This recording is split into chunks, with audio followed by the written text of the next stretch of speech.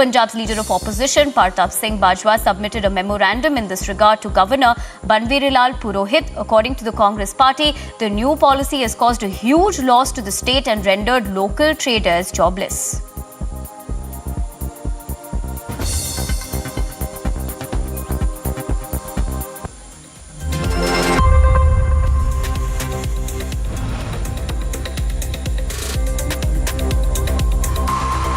On the other side, Home Minister to hold 30th South Zonal Council meeting today in Trivandrum in Kerala.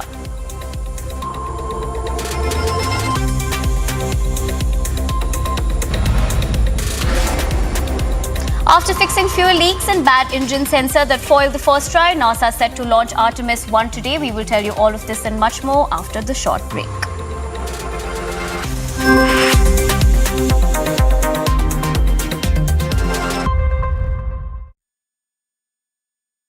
Amity University in London, accredited by Quality Assurance Agency UK and licensed by the Government of UK, offers MBA and BBA degrees at its central London campus. Embark on a global career with a globally recognized UK university degree. To apply, visit amity.edu/London. Good evening and welcome, dear viewers. The arrest of rape accused Shivamurthy late last night happened only and only because you put the pressure. You stood by us. And through you, the powerful people and the power brokers had to at least publicly try to show that they were not openly backing him. But viewers, the battle only starts now, because the entire political establishment is still fighting us. They are fighting our efforts. In this case, they are fighting you, they are fighting me, they are fighting all of us viewers who are fighting for justice. These power brokers tried to play a game and fool the people of this country today by putting him, this 64-year-old accused of rape and sexual abuse, in a hospital ICU to somehow avoid taking him to jail. He was taken to jail symbolically by 4 a.m. and by 9 o'clock he was quickly shifted to an ICU. He was never put in a jail cell. This has been a complete sham of an arrest. The entire political and the entire police establishment has been working desperately hard to ensure that he is not behind bars. So they are fighting us and you. As of now, viewers, he's in police custody, but that's a total sham. He's not been put in any cell at all. He's sitting comfortably with the deputy SP taking care of him. I'm told this is all happening in the name of an interrogation. I'm absolutely sure that left to the police, they will not put him up in a lockup or in a cell with other murder and rape and POSCO accused like he should be. How many other rape accused are treated this way? How much more will the system bend? The case of Shivamurthy is a case in point. Viewers, don't give up the fight. It's us and us alone on the one side, and powerful politicians, police officials, and some sections of the compromised media on the other. Viewers, our fight has begun. Stay with us in this fight, viewers. Let's keep up the scrutiny. Debate 1 tonight. विचारों का लहराता समंदर, Republic Bharat पर जल्द राष्ट्र सर्वोपरि सम्मेलन।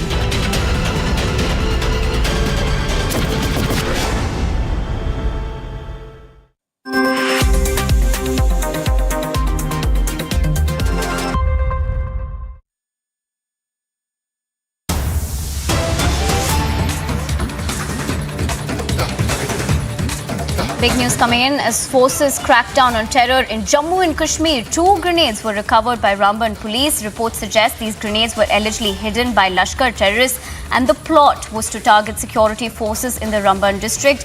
Recovery made on disclosure of arrested Lashkar terrorist Shaukat Ali. Grenades were hidden in Jabar forest of the Ghoul area with the intention of being used on security forces in near future. Now, furthermore, sources have also informed that the plot was of same group that carried out attack on the police in Ghoul area of Ramban on August 2nd, in which 3 cops got injured. Now, this is the big news that is coming in, is that the fact that after the forces cracked down in terror in Jammu and Kashmir, 2 grenades were recovered by Ramban police. Now, reports also suggest that these grenades were allegedly hidden by Lashkar terrorists, and the plot was to target security forces in the Ramban district. Now, recovery made on the disclosure of arrested Lashkar terrorist Shaukat Ali. Now, we're also understanding that the grenades were hidden in the Jabbar forest of Ghul area with the intention of being used on security forces. Moving on, a fresh cloud burst was reported from Himachal Pradesh Dharamshala, which triggered a flash flood in the region. As we speak, no reports on any casualties has been reported yet. Himachal Pradesh is underwater again. Fresh cloud burst triggered flash floods in Himachal's Dharamshala. According to sources, several buildings were damaged and vehicles were washed away. The cloudburst occurred at around 3 p.m. on September 2nd in the Indunak temple. Notably, the NDRF, Fire Brigade and local authorities rushed to the spot to provide relief. As per reports, several homes were washed away as water entered their homes. In the same time, the power transformer also collapsed due to the flash floods. Sources reveal that no reports of any casualties has been reported yet. This comes a week after 6 people were killed and 13 others were feared dead in separate incidents of flash floods and landslides triggered by heavy rains in Himachal Pradesh. Bureau Report, Republic TV. A woman died after she was thrown out of a moving train. According to sources, she was thrown out from the train because she resisted getting molested. According to sources in the know, the body was found after a search operation was launched and the accused was later arrested. A woman was thrown out of a moving train. Her crime? She just resisted herself from an attempt of getting molested by a convict. The horrific incident has been reported from Tohana, where the deceased was travelling with her 9-year-old son. The woman was en route to Tohana from Rohtak when the accused, identified as Sandeep Singh, now a convict, tried to molest the victim. When the woman resisted from the accused from getting molested, he throws her off the moving train. Meanwhile, the 9-year-old son watched the entire incident happen in front of his eyes, which he later narrated to his father when the train reached Tohana. The father, victim's husband, was eagerly waiting to receive his family at Tohana station. ये होया जी थोड़ा चिर मतलब कि time 2-3 minute बाद पहुंच गई Tohana train और मैं देखा बच्चा कल्ला ही आ रहा मैं पूछा बच्चा भी छलांग लगान लग गया सी ट्रेन तो मैं रोकया बेटा रुक जा मैं ट्रेन रोक लैंदी फिर छलांग लगाई उस तो बाद कि मैं बच्चे नूं उतर के भज के आया पापा जल्दी मम्मी ने छलांग लगा किसी ने धक्का देता भी धक्का देने से मम्मी नीचे गिर गई बस उसी टाइम मेरा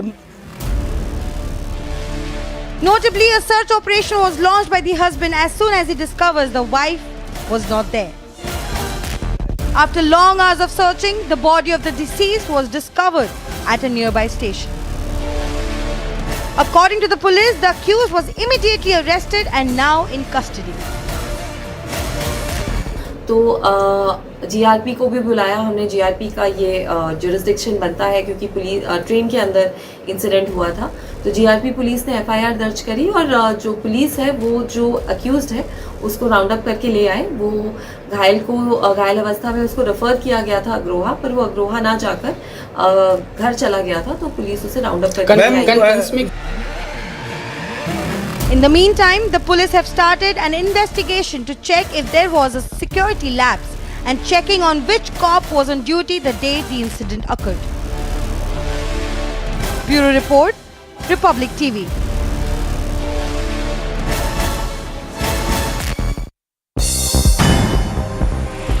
Here are the other stories that we're tracking. Chairperson of the National Commission for Protection of Child Rights will visit Jharkhand's Dumka to investigate the absence of due diligence in handling the Dumka incident where a minor girl named Ankita was set ablaze. The victim was earlier reported to be 19 years old but was later confirmed to be 15 years old, thereby making the case eligible to be pursued under the POCSO Act.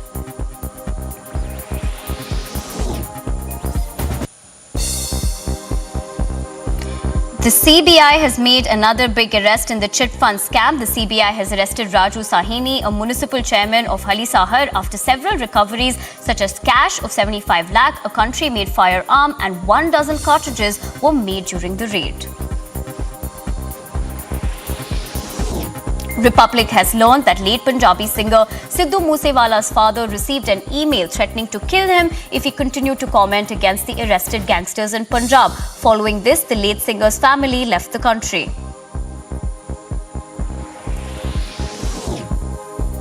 The Supreme Court granted an interim bail to activist Teesta Setlawad in the 2002 Gujarat riots probe. A bench headed by Chief Justice Lalit has asked Setlawad to submit her passport till her regular bail hearing is held by the Gujarat High Court. She was arrested on June 23rd for alleged fabrication of documents to file cases after the Gujarat riots. The leadership battle of the AIADMK appears to have effectively seen its end as the Madras High Court has set its earlier order of dual leadership aside, thereby upholding EPS as the only leader as was decided by the members of the AIADMK at the General Council meeting of the party held in Chennai on the 11th of July.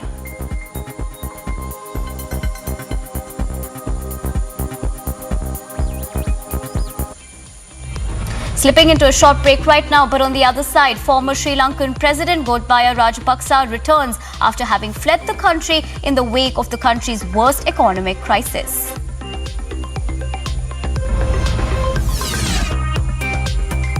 Russian and Chinese naval ships conduct drills on the Sea of Japan as a part of Vostok 22. All of this on World This Morning.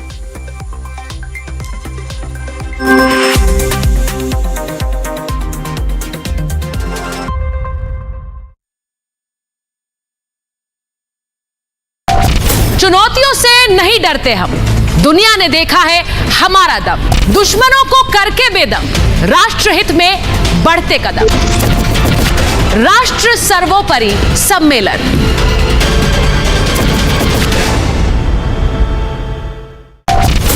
सच हमने दिखाया, सच आपने देखा, हमारी पहचान उम्मीदों की रेखा, आपके भरोसे से हमारे काम का लेखा, राष्ट्र सर्वोपरि सम्मेलन। आप पहचानते हैं, जानते हैं हमें, तभी तो अपना मानते हैं हमें। आर भारत के साथ भारत का समय, राष्ट्र सर्वोपरि सम्मेलन।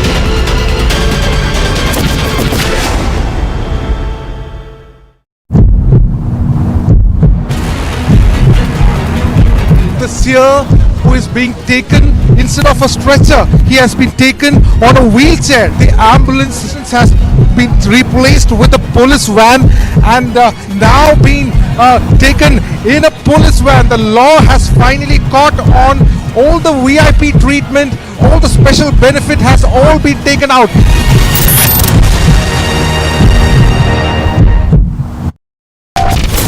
उन्नति का पथ, उम्मीदों का रथ, सत्य की शपथ, हम हैं रिपब्लिक भारत, राष्ट्र सर्वोपरि सम्मेलन।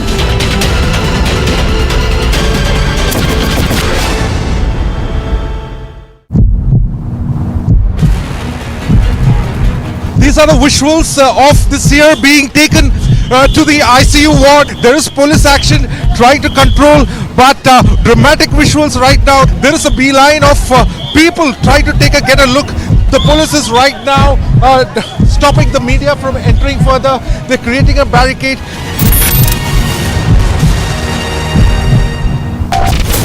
विचारों का लहराता समंदर, रिपब्लिक भारत पर जल्द राष्ट्र सर्वोपरि सम्मेलन।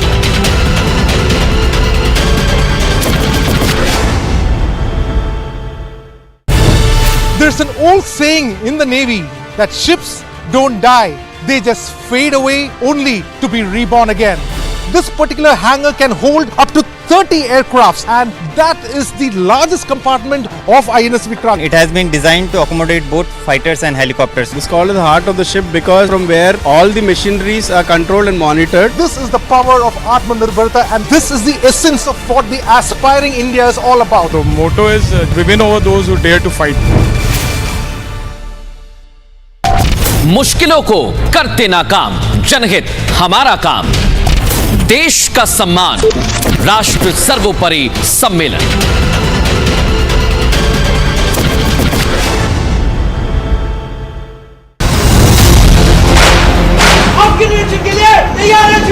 INS विक्रांत पर हो रहा है देश प्रेम का ज्वार, राष्ट्रवादी विचार, रिपब्लिक भारत तैयार, राष्ट्र सर्वोपरि सम्मेलन।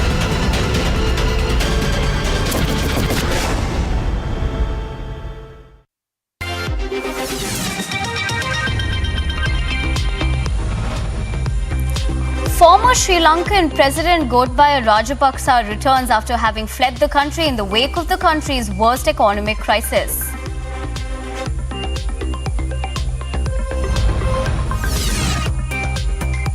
Russian and Chinese naval ships conduct drills in the Sea of Japan as a part of Warsaw 22.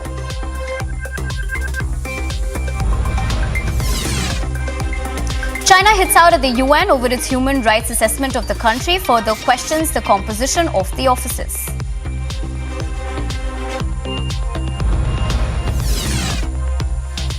"21 killed as a terror blast hits a mosque during afternoon prayers in Herat in Afghanistan."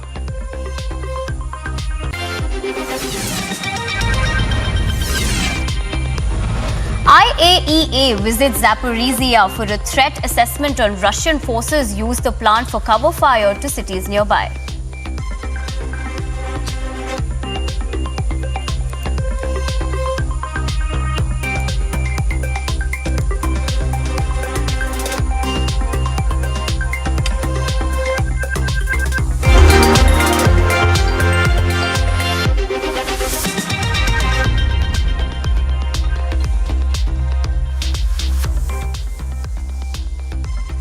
A very good morning. You are watching World This Morning with me, Nivedna Prabhu. Now we have breaking news coming in. Former Sri Lankan President Gotabaya Rajapaksa on Friday returned to the country from Thailand nearly 2 months after he fled the country following a massive uprising against his government over the island nation's worst ever economic crisis. Remember that Rajapaksa fled the country on July 13 after months-long mass public demonstration demanding his immediate resignation on July 9 gained momentum after protesters stormed the president's house in Colombo and several other state buildings in the capital. Now, on the other hand, Rajapaksa arrived at the Bandaranaike International Airport amidst a heavy security presence after being received at the airport by several ministers and parliamentarians of the ruling Sri Lankan Podujana Peramuna, which is the SLPP party. Rajapaksa left the airport, which we can also see in those visuals right now, in a heavily guarded motorcade as well. Now, this is the big news that is coming in. For more information on this, we're joined in by our reporter, Mohammed. Mohammed and ma'am, what can you tell us about this information? Now, this, of course, we know that he had fled the country. Now that he has returned back, we also remember him having gone to Thailand initially, and then, now that he's come back. What are the political developments in this? How can we see this move? What is the latest we're gathering? Yes, former Sri Lankan President Gotabaya Rajapaksa returned to the island. Rajapaksa fled the country after months-long path to a public demonstration demanding his immediately resignation gained movement in July after protesters stormed the president's house in Colombo and several other state buildings in the capital. He reached the Maldives late on July 12 with his wife Loma Rajapaksa and 2 security officers in military plane. Sri Lankan Air Force later confirmed that the providently military plans for Rajapaksa deferred up to a request made by the incumbent government, Rajapaksa subsequently traveled to Singapore on Saudi Arabia flight from the Maldives. He reached Changi International Airport in Singapore on July 14. His stay was later extended by the Singaporean authorities, issuing him another 14 days visit pass experience on August 11. The Singapore government clarified that Rajapaksa was on a private visit and not granted asylum. During his temporary stay in Singapore and Rajapaksa. So, now Sri Lanka President Ranil Wickremesinghe cleared all the security problems in Sri Lanka. Those days a lot of people protesting, lot of areas. Now all of clear it. Ranil Wickremesinghe. Ranil Wickremesinghe is his close friend of the Rajapaksa's families. And what's the government failure? Main reason is racism politician. Sri Lankan politician using racism, that's a tool. Those 3-4 days ago, Sri Lankan Muslim MP going to the Saudi Arabia getting any help. He supported 20th amendment of the Sri Lankan parliament. He voted that 20th amendment of parliament. They are giving support to Rajapaksa. Very big. All the parliament support giving the Rajapaksas after they are attacking to minority people. Muslim janazas burned in those days. A lot of world talking about this situation, but Rajapaksa not giving allowed to bury it. But now Sri Lankan Muslim MPs going to the Saudi Arabia to help. Saudi Arabia, we talked this time. Saudi Arabia don't help Sri Lankan culprit politicians. They are unlike now people not like to these politicians. Have a 225 members have parliament. People saying all of go home. That's the situation. Main reason this government failure. Main reason is racism. Don't use racism. That's the. Okay, Mohammed, stay with us. We will continue to get, further information about the latest development. But talking about the former Sri Lankan President Gotabaya Rajapaksa's return to the country from Thailand nearly 2 months after he fled from the country following a massive uprising against his government over the island nation's worst ever economic crisis. Here's what you need to know.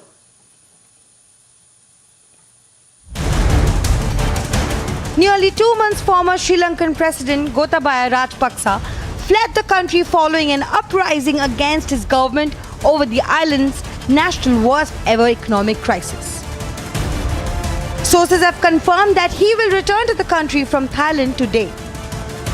Rajapaksa fled the country on July 13th after months-long mass public demonstration demanding his immediate resignation. Protesters stormed the president's house in Colombo and several other state buildings in the capital.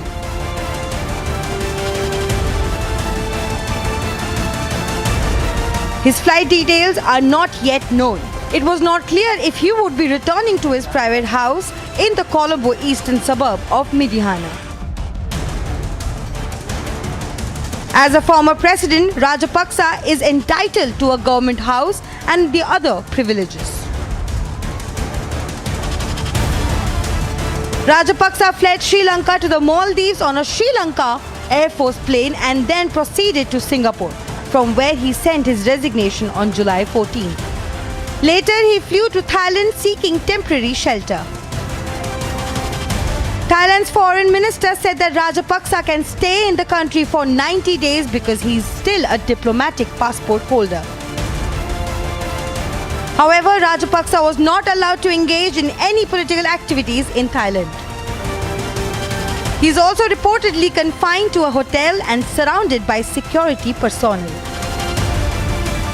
Media reports say President Vikram Singhe has made arrangements for his return after the SLPP led by the Rajapaksa requested him.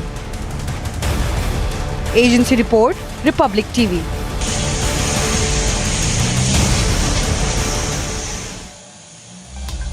Moving on, Russian and Chinese Navy exercise drills at the Sea of Japan. This comes after Russia recently launched week-long war games involving forces from China and other nations. Russia's defense ministry shared footage of Russian and Chinese ships sailing in the Sea of Japan participating in the Vostok 22 drills. This comes as the Russia recently launched week-long war games involving forces from China and other nations, which was aimed at showing the growing defense cooperation between Moscow and Beijing as they both face tensions with the United States. The maneuvers are also intended to demonstrate that Moscow has sufficient military might for massive drills, despite its troops being engaged in military actions in Ukraine. The Russian Defense Ministry said that Vostok 22 exercise will be held until September 7, involving more than 50,000 troops and over 5,000 weapon units, including 140 aircraft and 60 warships. Russian General Staff Chief will personally oversee the drills involving troops from several ex-Soviet nations: China, India, Laos, Mongolia and Syria. Agency report, Republic TV. China called upon the United Nations member states to hold the UN Human Rights Office accountable for its publication of an assessment accusing China of serious human rights violations. Here's a report. China called upon the United Nations member states to hold the UN Human Rights Office accountable for its publication of an assessment accusing China of serious human rights violations. The assessment released by the UN concluded that China has committed serious human rights violations under its anti-terrorism and anti-extremism policy. 基于境外一些反华势力的政治图谋和压力，根据虚假信息杜撰报告，这严重违背普遍、客观、非选择性、非政治化原则。 Further calling for urgent attention from the UN, the international community and China itself, Chinese Foreign Ministry slammed the office as being what he deemed as enforcer of West countries. 我也想请你们深入调查人权高专办的人员构成和经费来源。美西方几个国家在全世界人口不到10%，却占据了 人权高专办80%以上的职位。 The assessment from the UN largely corroborated reportings by researchers, advocacy groups, and news media earlier. Agency report, Republic TV. Moving on, a UN inspection team arrived at Ukraine's Zaporizhzhia nuclear power plant on a mission to safeguard it against the catastrophe. Reaching the site amid fighting between Russian and Ukrainian forces, nuclear watchdogs team promoted the shutdown on one reactor and underscored the urgency of the task.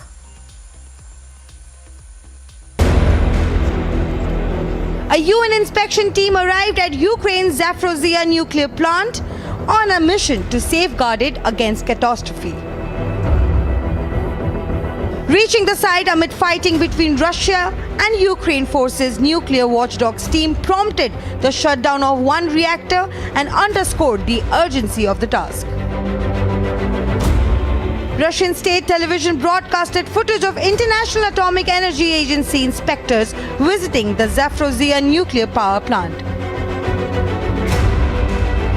IAEA Director Rafael Grossi was seen leading his team on a tour of the facilities and addressing the damage the plant sustained. He said that the team had completed a first tour of the nuclear facility and would establish a continued presence there. We are finishing our long-awaited visit to the Zaporizhzhia nuclear power plant. I have just completed a first tour of the key areas that we wanted to see in this first approach to the whole facility. Of course, there is a lot more to do. My team is staying on, and more importantly, and most importantly, we are establishing a continued presence from the IAEA here. Meanwhile, Ukraine's president said that the strong international reaction is needed to stop Russia from committing radiation blackmail. Під прикриттям атомної станції російська армія обстрілює сусідні міста і райони. В цьому стратегія була. Окупанти обстрілюють і саму станцію, щоб тиснути на Україну і на усіх в Європі і на світ. Весь світ. Вони хочуть, щоб ви проявили слабкість, щоб ви здалися і перестали підтримувати Україну. Zelensky called for more sanctions against Russia, more weapons and financial support for Ukraine. Якби не наші професійні люди, Росія вже спровокувала найгіршу катастрофу в історії Європи. Навіть гірше, ніж Чорнобильська. І логічно, що це вимагає жорсткої міжнародної реакції. Spokesperson for Russian President Vladimir Putin, Dmitry Peskov, said that a visit by experts from the UN's nuclear watchdog agency to Zaporizhzhia nuclear plant was a positive pact. He added that Moscow expects the mission to assess the plant's condition and security. The Zaporizhzhia plant has been occupied by Russian forces but run by Ukrainian engineers since the early days of the 6-month-old war. Ukraine alleges Russia is using it as a shield to launch attacks, while Moscow accuses Ukraine of recklessly firing on the area. Agency report, Republic TV. Moving on, NASA aimed for a Saturday launch of its new moon rocket after fixing fuel leaks and working around a bad engine sensor that foiled the first try. Here's the update. NASA aimed for a Saturday launch of its new moon rocket after fixing fuel leaks and working around a bad engine sensor that foiled the first try. The inaugural flight of 322-foot rocket, the most powerful ever built by NASA, was delayed late in the countdown Monday. The Kennedy Space Center clock started ticking again as managers expressed confidence in their plan and forecasters gave favorable weather odds. Atop the rocket is a crew capsule with 3 test dummies that will fly around the moon and back over the course of 6 weeks. The 4.1 billion test flight is NASA's first step in sending astronauts around the moon in 2024 and landing them on the surface in 2025. Astronauts last walked on the moon in 1972. NASA wants to ring out the spacecraft before strapping in astronauts on the next planned flight in 2 years. Agency report, Republic TV.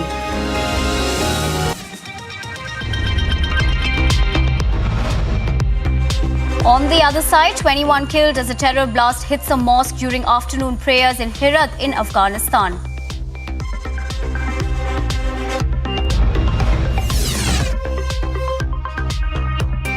IAEA visits Zaporizhzhia for a threat assessment as Russian forces use the plant for cover fire to cities nearby. We'll slip into a short break, but we will tell you this and much more on the other side.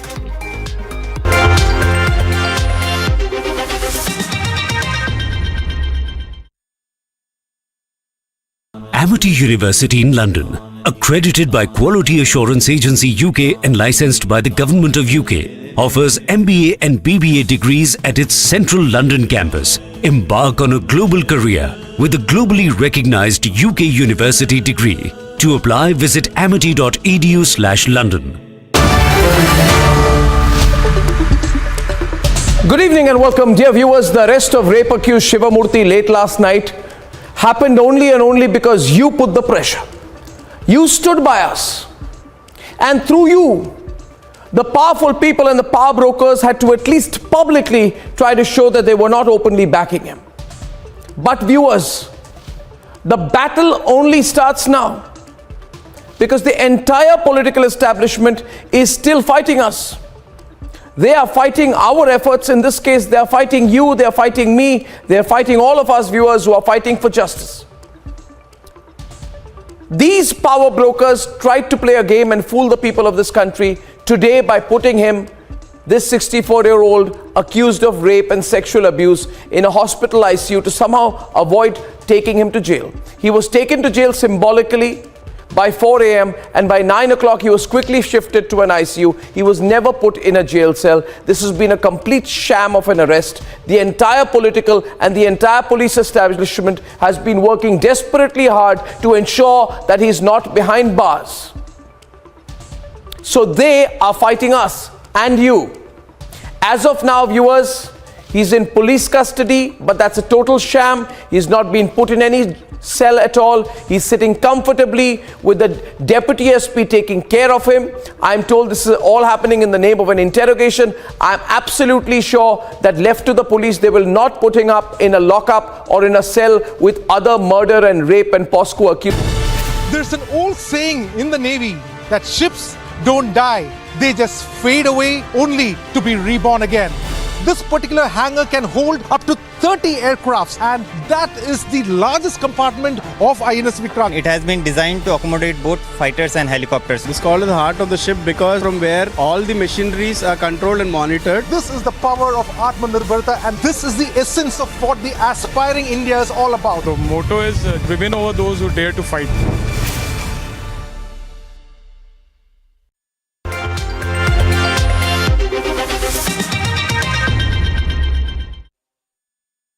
Welcome back. Clashes erupted in the West Bank village of Nebi Samuel against the visit by an extremist Israeli lawmaker to a holy site that the Jews consider to be a burial place of the biblical prophet Samuel. Dozens of Palestinians gathered in the West Bank village of Nebi Samuel to protest the visit by an extremist Israeli lawmaker to a holy site. The Jews consider the holy site to be the burial place of the biblical prophet Samuel. Right-wing Israeli lawmaker asked his supporters to confront Palestinians and assert Jewish power. אני באתי לכאן כדי להעביר מבעלי הבית על מדינת ישראל. ולצערי בשבועות, בחודשים, בשנה האחרונה יש איזה כל מיני גורמים שהתבלבלו לחשוב שהם מנהלים את המדינה. ראינו את מה שקרה כאן בשבוע שעבר, היום ונורא. היום ונורא. לינץ' ביהודים בגלל שהם נושאים את דגל ישראל. אז אנחנו באנו לכאן עם דגלי ישראל. He visited the holy site in the outskirts of Jerusalem. The two sides traded insults and several participants, both Palestinians and Israeli, were seen being led away by police for questioning. However, it was not immediately clear if any arrests were made. Agency report, Republic TV. An explosion tore through a crowded mosque in western Afghanistan on Friday, killing at least 20 people and 21 people were injured. At least 21 people were hurt. The bomb went off in Herat during Friday noon prayers when mosques are full of worshippers. Among the dead was Mujib-ul-Rahman Ansari, a prominent cleric who was also known across Afghanistan for his criticism of the country's Western-backed governments of the past 2 decades. Ansari was seen as close to the Taliban, who seized control over Afghanistan a year ago as the foreign forces withdrew. Ambulances transported 18 bodies and 21 people wounded from the scene to hospitals in Herat, said an official at the Herat Ambulance Center. There was no immediate claim of responsibilities for Friday's blast. Agency report, Republic TV. Moving on, members of the environmental protest group Extinction Rebellion held a protest outside Parliament in the United Kingdom. Activists glued themselves to one another in a chain around the Speaker's chair in Britain's House of Commons. Here's a look.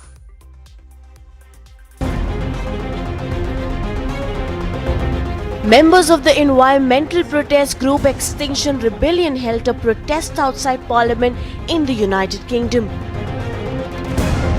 My understanding is that there's many more people inside the House of Parliament at the moment, but I'm locked on outside. It's to do with, of course, the climate emergency. Activists glued themselves to one another in a chain around the Speaker's chair in Britain's House of Commons. The prolonged process has often seemed remote from the UK's growing turmoil with soaring energy bills and rising inflation. We think of it as people are supposed to be led, but actually we should be involved in that leadership. We should be the people who help to make the decisions. We don't want to just give a kiss every 5 years to a politician on a piece of paper. No, we should be involved very much at a very early stage in the way that we think about how our lives are going to be involved. So in a way, it doesn't matter who's in charge at the moment. The main thing is that we should be involved in that process, and it will give a much better idea of where we should go with it. Outside the Houses of Parliament, some activists chained themselves to the compound's gates. The protest comes as the nation's Conservative Party wraps up a 7-week election campaign to choose a new leader and therefore Prime Minister. Agency Report, Republic TV. Supporters of Cristina Fernandez gathered in Buenos Aires to show their support for the Argentinian vice president after an apparent assassination attempt.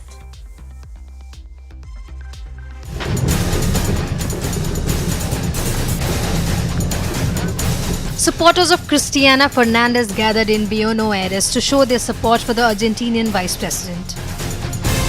This comes after an apparent assassination attempt. Judicial and law enforcement investigations are underway.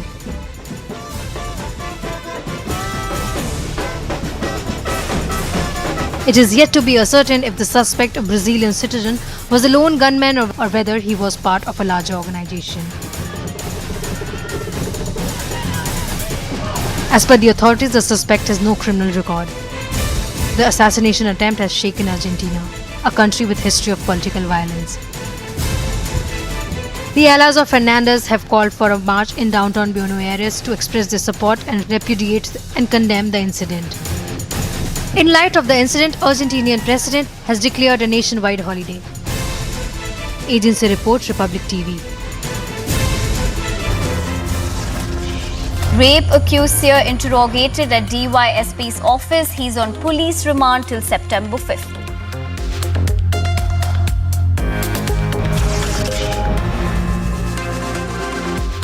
Home Minister to hold 30th South Zonal Council meeting today in Trivandrum in Kerala. All of this and much more only on the Morning Express.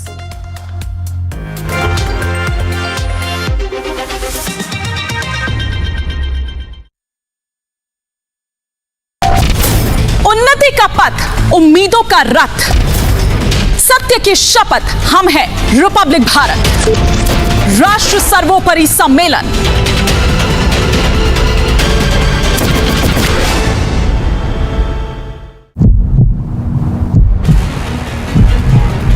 These are the visuals of this year being taken to the ICU ward. There is police action trying to control, but dramatic visuals right now. There is a beeline of people trying to get a look.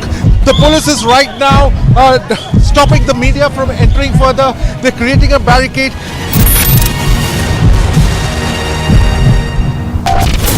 विचारों का लहराता समंदर, Republic Bharat पर जल्द राष्ट्र सर्वोपरि सम्मेलन।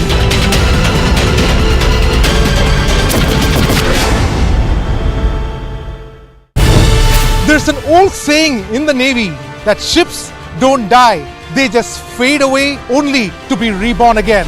This particular hangar can hold up to 30 aircrafts, and that is the largest compartment of INS Vikrant. It has been designed to accommodate both fighters and helicopters. It's called the heart of the ship because from where all the machineries are controlled and monitored. This is the power of Atmanirbharta, and this is the essence of what the aspiring India is all about. The motto is we win over those who dare to fight. मुश्किलों को करते नाकाम, जनहित हमारा काम, देश का सम्मान, राष्ट्र सर्वोपरि सम्मेलन।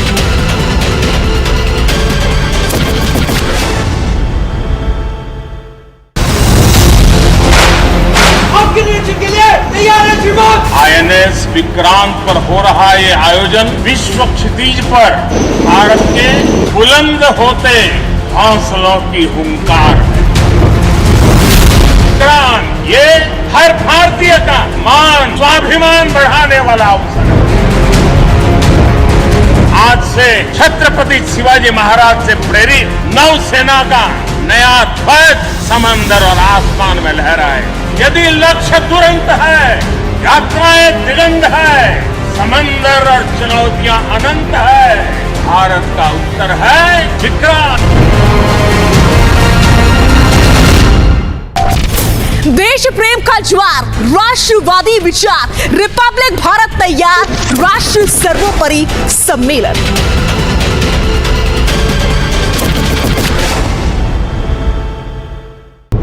The drone strike which happened inside Afghanistan, inside Kabul, in which Zawahiri was taken out, the drone used Pakistani airspace, which clearly puts Shehbaz Sharif in the dock. No, we don't know where that drone came from. We don't know which airspace it used.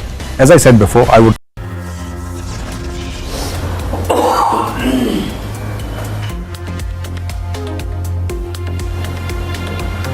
Top stories, viewers. On the Morning Express, health card fails. Rape accused seer Shivamurthy now grilled by the officials.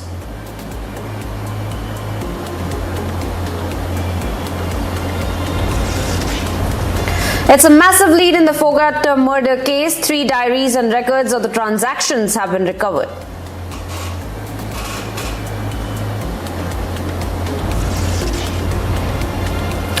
Unwell, Padma Shri recipient Kamla Pujari allegedly forced to dance at the hospital.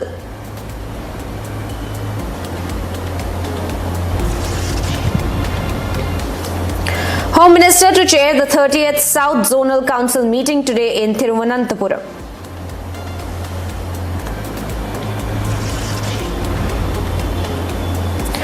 Former Sri Lankan President Rajapaksa returns back after fleeing the country amid political and economic turmoil.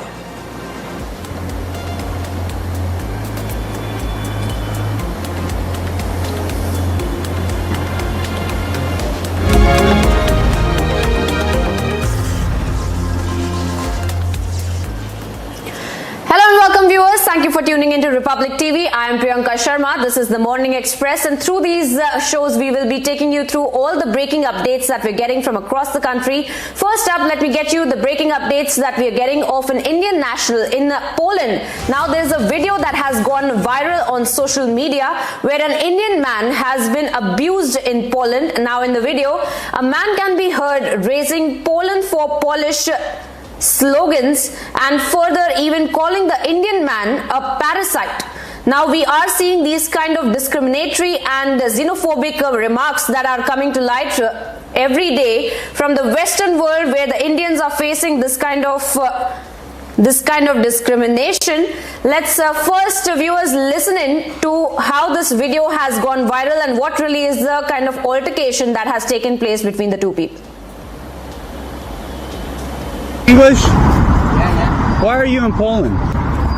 Why are you filming me? Because I'm from America, and in America, so in America, there's too many of you guys here. So why are you in Poland? Why are you here? Do you think that you just can invade Poland? You have your own country. How come you don't go back to your own country? Why don't you go back to your own country? Why are you here? Why are you here? Why don't you go back to India? Are you from India? Sir, just answer. I just want to know. I can film you. This is my country. I'm European, and Europeans want to know why you think you have the right to invade our country. Why are your people invading our homelands? You have India. Why are you coming to the white man's land to take off from our hard work? Why don't you build your own country? Why don't you build your own country? Why are you being a parasite? Do you think it's okay for you to invade Europe? You're genociding our race. You're an invader. You're an invader. You're an invader. Go home, invader. Go home. We don't want you in Europe. We don't want you in Europe. We don't want you here. Poland for Polish only. Poland for Polish only. You're not Polish. Okay. You're not Polish. No, you're not Polish. You're not Polish. Why are you here? Why are you here? Why are you invading our homelands? Why are you in Europe? Why are you in Europe? English? Well, viewers, we are seeing this video, in fact, that has gone viral, where this Indian man is being harassed. He's, in fact, getting slurred at racist slurs, in fact, that are being hurled at him by this person who's also shooting this video. For more details on this, let me go across to my colleague Abhishek, who's joining me from the Mumbai newsroom. Abhishek, tell us more about this video that has come to light. Has the authorities, in fact, taken cognizance of this video? Because now we are seeing more and more such attacks that Indians are facing in the Western world, isn't it? Yes, Priyanka. So this video, which has gone viral on social media, clearly shows an Indian man racially abused in Poland. Well, in the video, it can be clearly seen that a person who's shooting the video identifies himself as an American and raises the slogan that Poland is for Polish. He tells the Indian man to go back. He calls him a parasite. He goes to the extent of saying that why are you invading Europe? Why are you invading this country? To the credit, the person, the Indian man in the video, seems composed. He did not lose his cool. He even told the person to stop filming. However, the person shooting the video kept up with his tirade. He even kept following him. The Indian man tried to walk away from the video, and yet he kept passing indecent remarks, kept passing racially loaded remarks. And this incident is not an isolated one. It comes days after a video had emerged from Texas which showed an American woman, a Texas woman, assaulting a group of Indian women. The Indian woman had given her back in that video, and the woman who had racially abused the Indian woman was also taken into custody in Texas. However, in this case, this video has just emerged. It is not clear whether any action has been taken against the men. The identity of the Indian man has also not been established. However, the video is being shared more and more people are reacting to it on social media.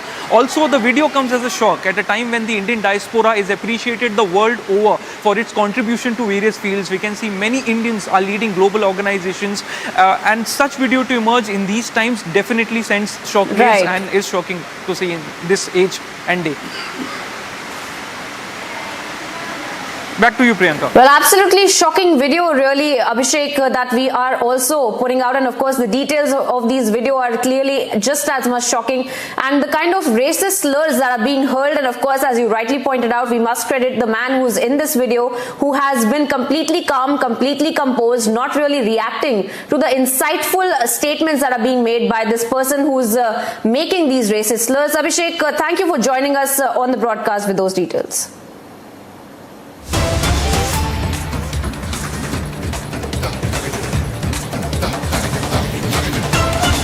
Moving on now, viewers, to some more breaking updates that we are getting. Now, speaking on the reports of Congress leaders likely to be inducted in the Maharashtra cabinet, Chief Minister Eknath Shinde has now said that they are monitoring the developments closely in the Grand Old Party, and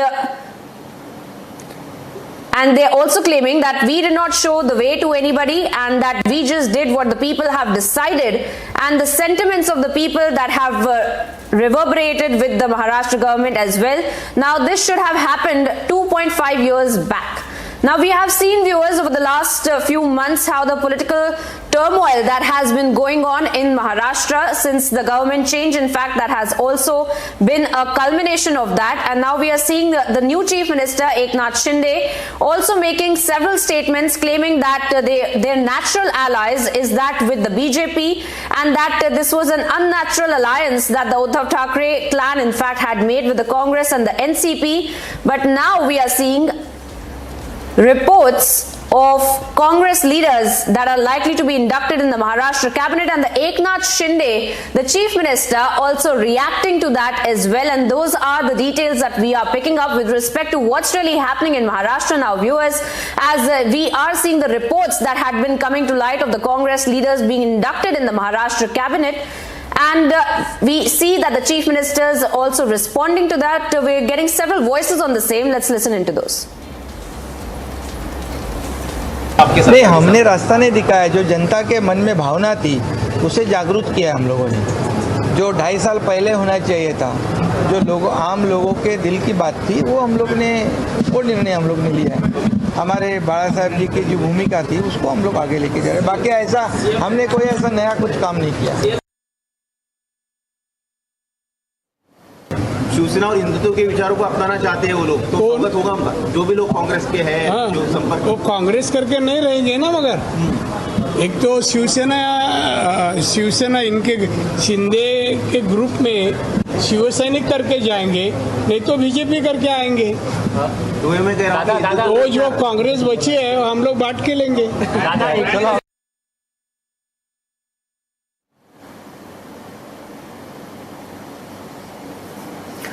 And my colleague Alisha is also joining me on the broadcast with more details. Alisha, if you can hear me, will this really even happen? Is this really even a question that you're hearing in the power corridors of Maharashtra? Chatter that you're hearing perhaps with respect to the Congress leaders that might be inducted in the Maharashtra cabinet, and now the chief minister reacting to it. At one point he had stated that Congress and NCP are unnatural allies of the Shiv Sena. What is he saying now?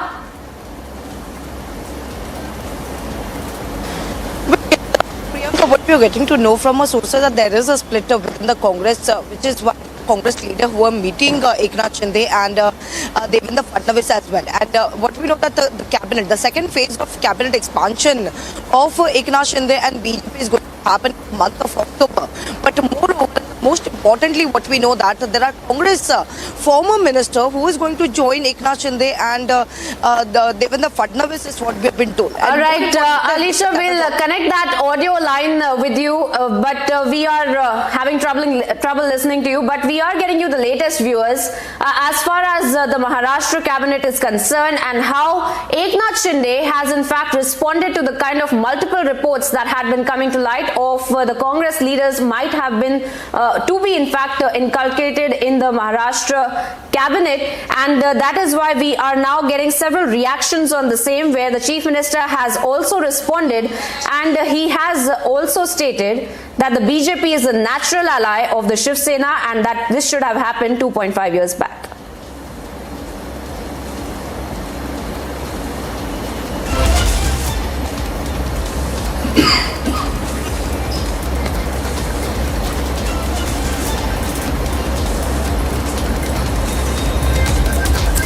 Well, viewers, shifting focus to what's really happening with the rape accused Shivamurthy, in fact, who had been arrested for alleged sexual abuse of 2 minor girls and now has been sent to the 4-day police custody. We have been tracking for you all the latest. Here's all you need to know on the same. Chief Pontiff of Muruga Mutt, Shivamurthy Muruga, who was arrested for alleged sexual abuse of 2 minor girls, has been sent to 4-day police custody till September 5th by Chitradurga District Sessions Court. Earlier in the day, the seer was previously sent to 14 days judicial custody, complained of chest pain in jail, following which he was taken to district hospital and kept in the intensive care unit. However, the court summoned him in person after seeing his medical reports. Initially, an ambulance was brought for POSCO accused seer Shivamurthy, who wields considerable influence in the community, to take him to the court. But it was replaced with a police van after Republic highlighted the VVIP treatment being meted out to him. While Rashmi was arrested today, 2 accused are still at large. Search operation has been launched by the police to nab them. The Sessions Court came very hard against not just the seer but also against the system which supported him. They admonished the support that was given to the seer as well, and the court also made strong observation and then also ordered that the seer may be put in police custody till September 5th. Rape accused seer Shivamurthy has been packed off in a police custody till September 5th. Will VVIP treatment end now? Bureau Report, Republic TV.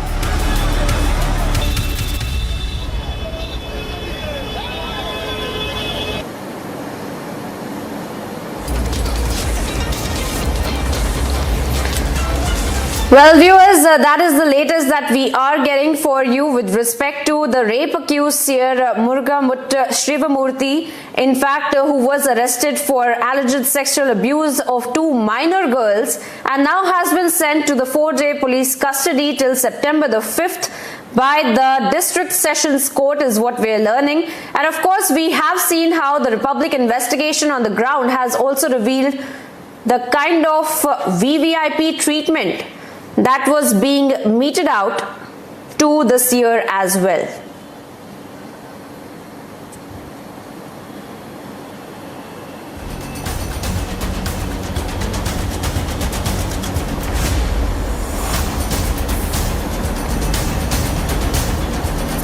Now viewers, shifting focus to the 30th South Zonal Council meeting that will be held today in Thiruvananthapuram, where in fact it will be attended by the officials of Tamil Nadu, Andhra Pradesh and Kerala, apart from that Telangana and Puducherry as well. And the main focus in fact will be the state bifurcation related issues in the same as well. Here's all you need to know about this meeting that is all set to take place today.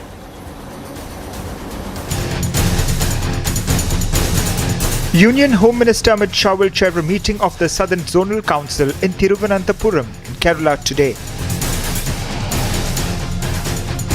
During the meeting, issues like sharing of river water, coastal security, connectivity and other issues of common interest are supposed to be discussed. The Southern Zonal Council comprises of Andhra Pradesh, Karnataka, Kerala, Tamil Nadu, Telangana and the Union Territory of Puducherry. The meeting will be attended by Chief Ministers, Ministers, Chief Secretaries, Principal Secretaries and senior officers of the member states and senior officers of the central government. Meanwhile, according to sources, Andhra Pradesh government will again raise the state bifurcation related issue at the 30th Southern Zonal Council. The Chief Minister, however, will not be attending the meeting due to his father's death anniversary ceremonies. The State Finance Minister, Bukana Rajendranath, would lead a delegation that comprises of Chief Secretary Samir Sharma and others. A total of 19 subjects related to Andhra Pradesh has been listed in the agenda. This comes after the centre, which is supposed to hold regular meetings with Andhra Pradesh and Telangana state governments to resolve bifurcation issues, did not conduct a meeting for nearly 2 years after August 2019. Last year, the centre held a meeting in April which ended abruptly with no consensus reached on any issue. Among other things, Andhra Pradesh will also raise the Pulavara multi-purpose project issue at the Southern Zonal Council meeting and seek release of sufficient funds for its completion.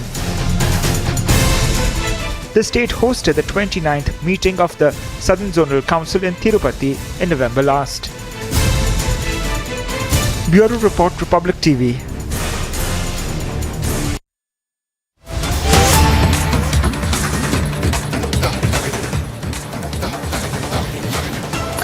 And cutting across to some more breaking updates that we're picking up, viewers, this time from Assam, where in Assam's Nagaon, a joint operation of the police and the CRPF has recovered and seized up to 400 kgs of narcotics and have detained several people in the connection of this as well. Now we are seeing that more and more drug busts that are being made with respect to the narco terror linked by the authorities, and now one such case has also coming to light from Nagaon in Assam, where in fact a joint operation had been carried out in coordination with the police and the CRPF, And in that operation, we have seen that the authorities have recovered 400 kgs of narcotics, and we'll be getting you all the details with respect to what these narcotics are that will really determine which countries in fact it was being smuggled in from, as there is a nexus of the drug cartel and the drug smugglers in fact who bring in the drugs, who push the narcotics on the Indian soil. And we see the kind of funding that is also done with respect to these narcotics via the Hawala transactions. So all of that perhaps will also be under the purview of the investigation by the authorities. And we are seeing that at least one person has been detained in this entire matter, where he had been involved directly in smuggling this 400 kg of narcotics and pushing that in the Indian soil. And we are waiting to get you all the details with respect to who really had been involved in this. But the latest is what we're picking up, that one person has been detained with 400 kgs of narcotics and further investigation is underway.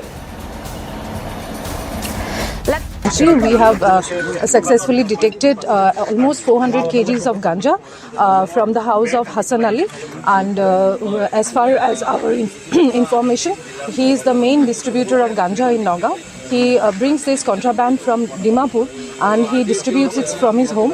And today we have recovered and seized this ganja, almost 400 kgs. And our continuing drive against drugs and all NDPS items are going on. We are recovering drugs almost on a daily basis.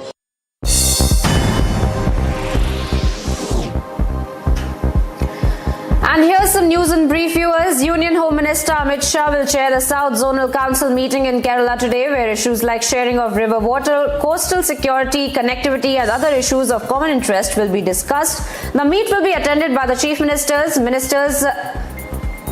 Cabinet Ministers, Chief Secretaries, Principal Secretaries and senior officials of the member states and the senior officers of the central government.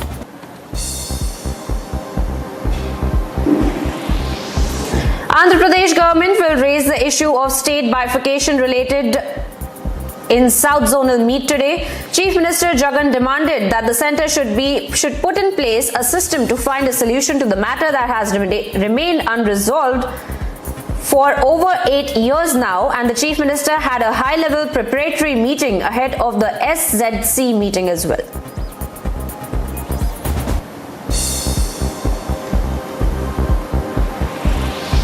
In an interesting development, 5 out of 7 MLAs from Manipur have jumped from Bihar Chief Minister Nitish Kumar's party JDU to Bharatiya Janata Party. Now the merger has been accepted by the Speaker. This comes after the JDU Speaker leadership was thinking about withdrawing support from the BJP-led coalition in Manipur.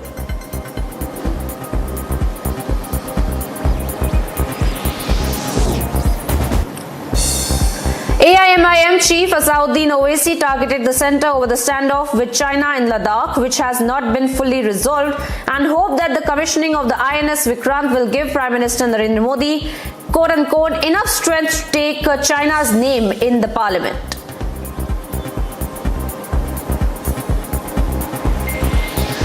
Telangana BJP spokesperson NV Subhash slammed the AIMIM leader Asauddin Owaisi for his comments attacking the centre over standoff with China following the commissioning of the INS Vikrant, and said that he should not make false and provocative statements.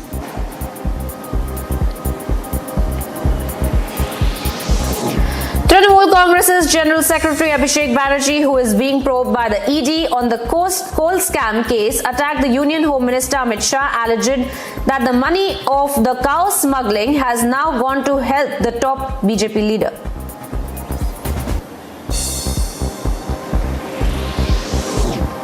For the third day in a row, Goa police visited late actor and the BJP leader Sonali Phogat's residence in Haryana's Hisar district and seized 3 diaries.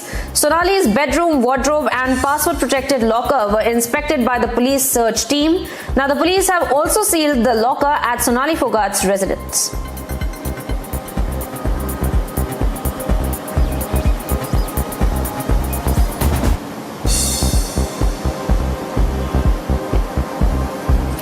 Now viewers, we have been tracking for you the entire gruesome assassination of Sidhu Moosewala. And now, in fact, it had come to a point where the family had also leveled allegations that there are death threats that are being issued to them as well. And we are tracking for you all the latest when it comes to the investigation that is being done in the same. Let's take a look. In a massive update in Sidhu Moosewala murder case, the singer's family has reportedly left the country. After receiving repeated death threats, the family continues to wait for justice for their son, who was brutally murdered. Sources informed Republic that Moosewala's father, Balkaur Singh, received an email threatening to kill him if he doesn't stop commenting on the gang rivalry in Punjab. This comes as Sachin Thapan and Anmol Bishnoi in the case were traced in Azerbaijan and Kenya respectively. Azerbaijan और Kenya में एक एक संदिग्ध आदमी कह सकते हैं वहां पे एक है को गिरफ्तार कर रखा है. वहां पे स्थानीय अधिकारियों ने हिरासत में ले रखा है. हम दोनों देशों के संबंधित जो अधिकारी हैं उनके संपर्क में हैं और आगे किस तरह से हो सकता है वो अभी मैं कह नहीं पाऊंगा. इसमें लीगल कार्रवाई किस तरह की होगी. The local police of Azerbaijan and Kenya have detained both the suspects, and the Ministry of External Affairs is in touch with them. Bureau Report, Republic TV. Now viewers, getting you some more news from the world of sports. Kalyan Chaubey in fact has been elected as the new president of the AIFF. Now in the elections that had been held, here's all that you need to know about the entire election that was carried out at the AIFF. The All India Football Federation announced the name of its president in its 85-year history, with Kalyan Chaubey defeating the legendary Baichung Bhutia in the election for the top post. Chaubey, an ex-goalkeeper with Mohun Bagan and East Bengal, prevailed 33-1. As former Indian footballer skipper, Bhutia lost the election and got only one vote. The elections were held after FIFA had banned AIFF due to third-party intervention. After FIFA fiasco, it will be essential for the future of Indian football that they maintain a good relationship with the world governing football body. With that in mind, newly elected AIFF President Kalyan Chaubey revealed that he received a call from the FIFA President Gianni Infantino. After becoming the newly elected President of the All India Football Federation, Kalyan Chaubey has promised to take the country's sports forward together with all stakeholders involved. With FIFA having lifted the ban, the duty at hand for Chaubey is more extreme than ever to restore normality at an organizational level, as India is set to host the Under-17 Women's World Cup in October. Bureau Report, Republic TV.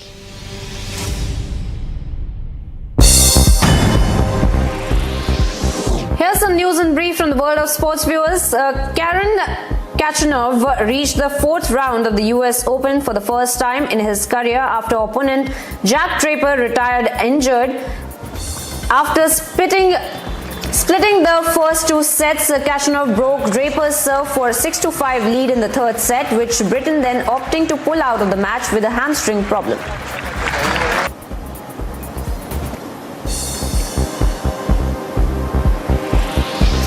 A single goal from Marco Reus is what allowed Dortmund to beat Hoffenheim 1-0 and move them to the top of the Bundesliga for 24 hours at the least.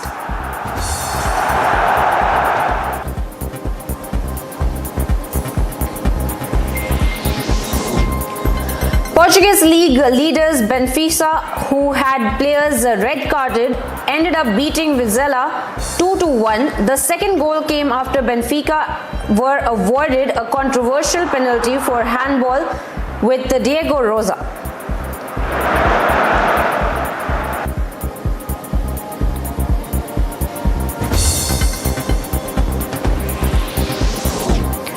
Hector Bellerin and Marcos Alonso took part in the first training session as the Barcelona players under coach Javi Hernandez, with the side preparing for their La Liga meeting with Sevilla.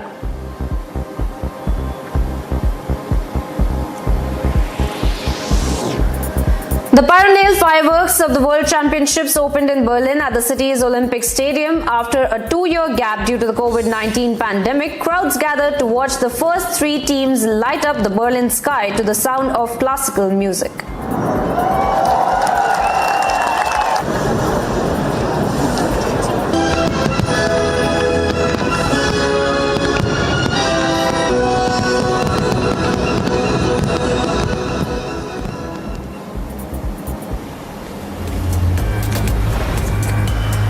Time now here for a short break, viewers. On the Morning Express, coming up on the other side, massive lead in the Fogart murder case. 3 diaries and records of transactions have been recovered.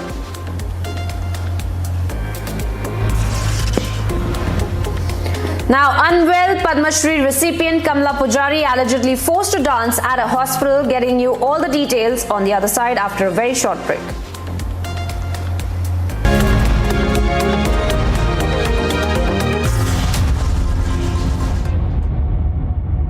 Amity University in London, accredited by Quality Assurance Agency UK and licensed by the Government of UK, offers MBA and BBA degrees at its central London campus. Embark on a global career with a globally recognized UK university degree. To apply, visit amity.edu/London.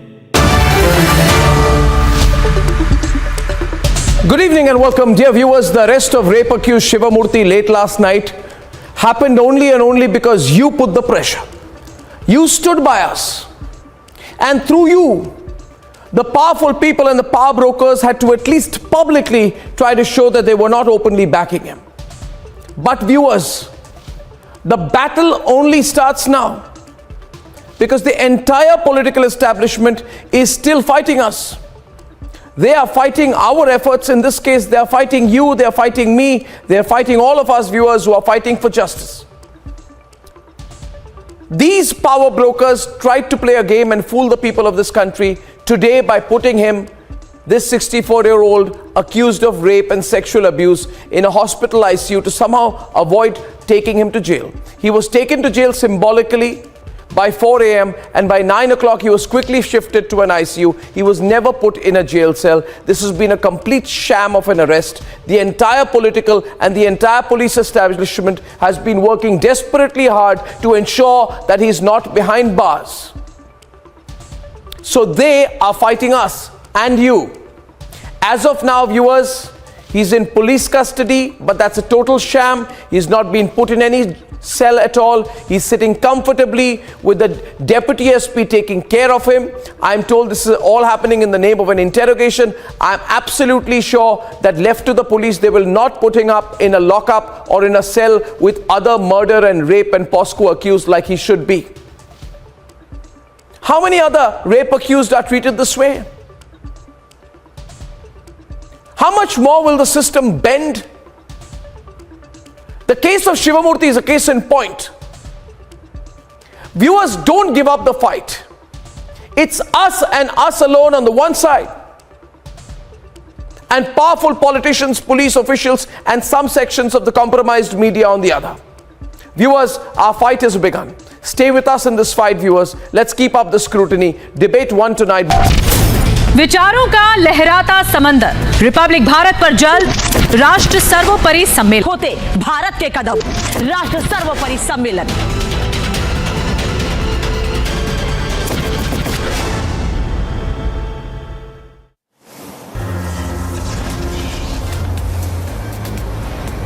Top stories at 8:30. Health card fails. Rape accused seer Shivamurthy now grilled by the officials.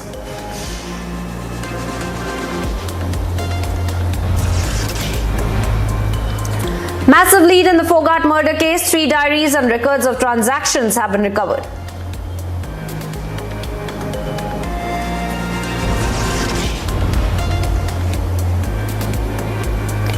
Now, unwell Padma Shri recipient Kamla Pujari allegedly forced to dance at the hospital.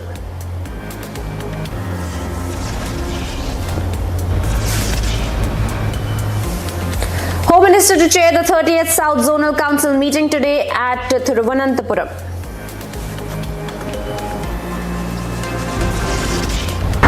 You have India. Why are you coming to the white man's land? to take off from our hard work. Why don't you build your own country? Why don't you build your own country? Why are you being a parasite? You think it's okay for you to invade Europe? You're genociding our race. You're an invader. You're an invader. Shocking tape of racial abuse on Indian man in Poland surfaces, sparks massive anger.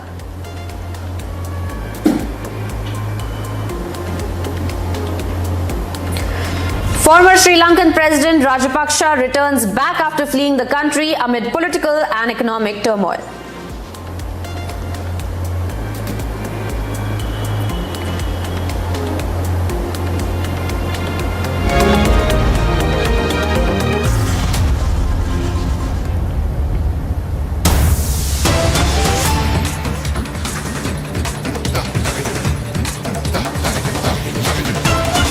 Welcome back, viewers, to the Morning Express. We're getting you straight away some breaking updates where several bikes were set ablaze by students and locals after an alleged complaint of corruption in the midday meal that was registered against school headmaster in Purba Madinapur's Nandkumar.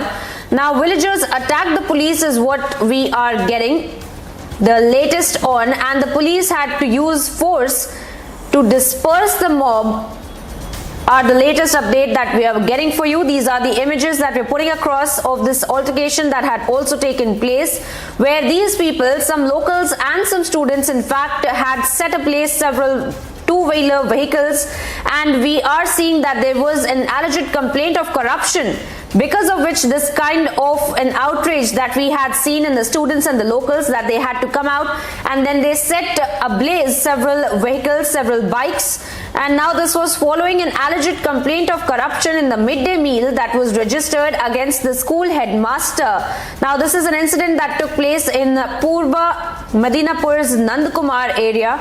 Now these are the villagers in fact that had attacked the police officials as well.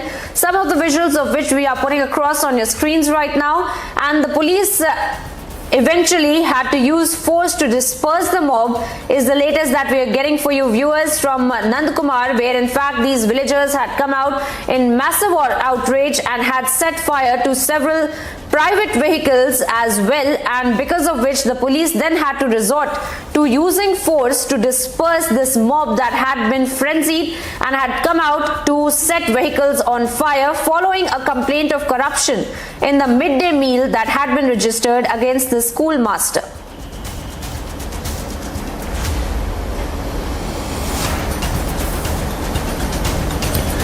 Now these are the images as well, viewers, that we are putting out for you. The physical altercation that is clearly visible between the people, the villagers that had come out to set fire to these vehicles, and the police officials as well. And we are getting you the latest as far as the kind of destruction that was also done by the villagers that had come out in anger following there was a complaint with respect to the midday meals against the schoolmaster, post which we are seeing the kind of violence that had broken out in Nandkumar, where the villagers had come out and set the vehicles on fire.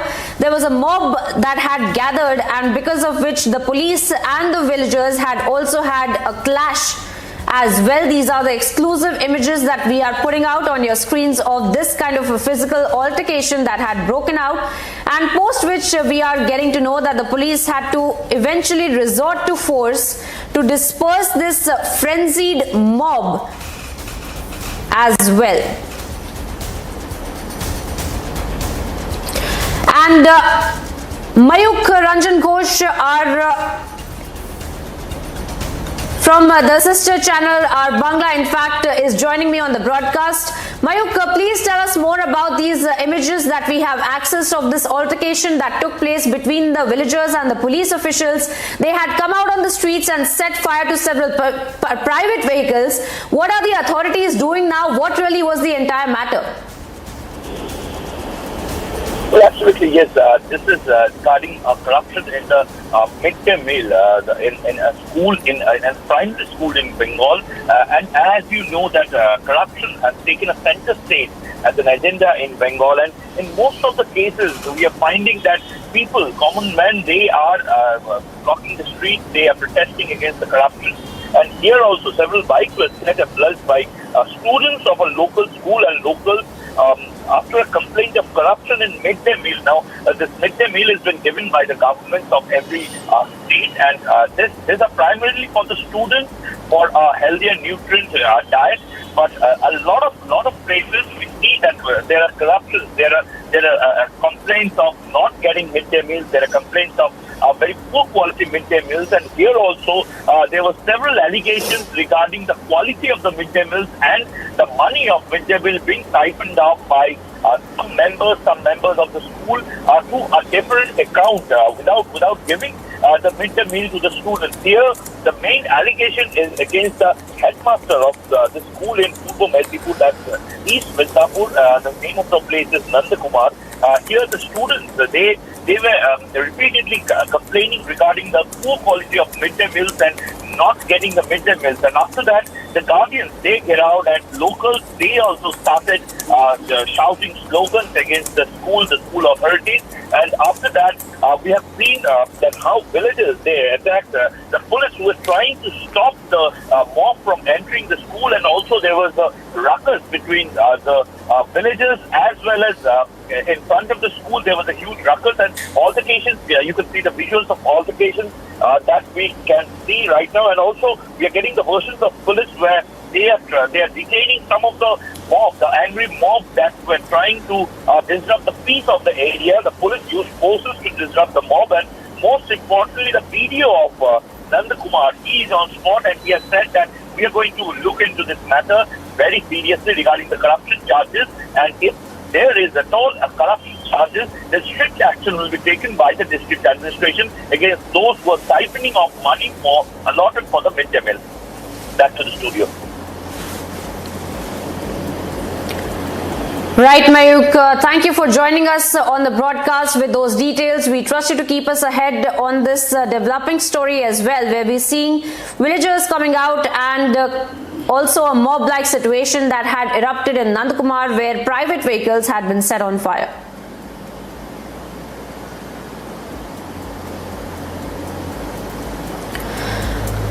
Now viewers, shifting focus to what's really happening with the RBI, where the RBI in fact has issued guidelines for digital lenders as it also gets the checks and balances in place for the digital lenders. Here's all you need to know about these newly issued guidelines of the RBI.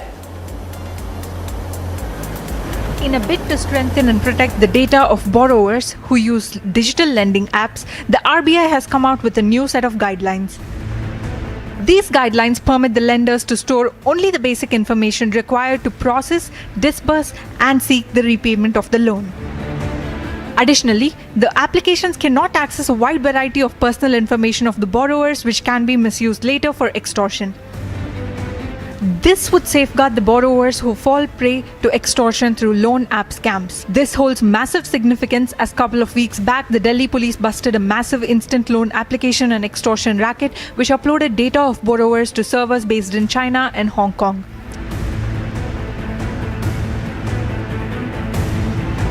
The steps are borrower-friendly and greatly help minimize the risks of digital loan borrowing. The RBI has also asked the apps to explicitly inform the borrowers of the storage of customer data. The guidelines also stipulate a complaint resolution mechanism where any complaint lodged by the borrower must be resolved within 30 days, failing which the borrower can escalate it to RBI's complaint management portal. The lending apps will be given time till 30th November to put in place adequate systems to ensure that the existing digital loans also comply with the guidelines. Bureau Report, Republic TV.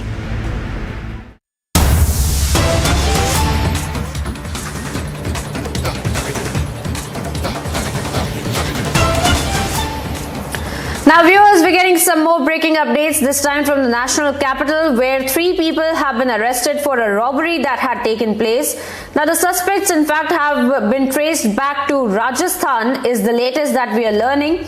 Jewelry worth 6 crore had also been recovered after the raids that had been carried out in 3 states is the latest that we're getting for you with respect to this robbery that is concerned. And of course, the visuals of this are on your screens of the CCTV footages as well that had been accessed by your channel.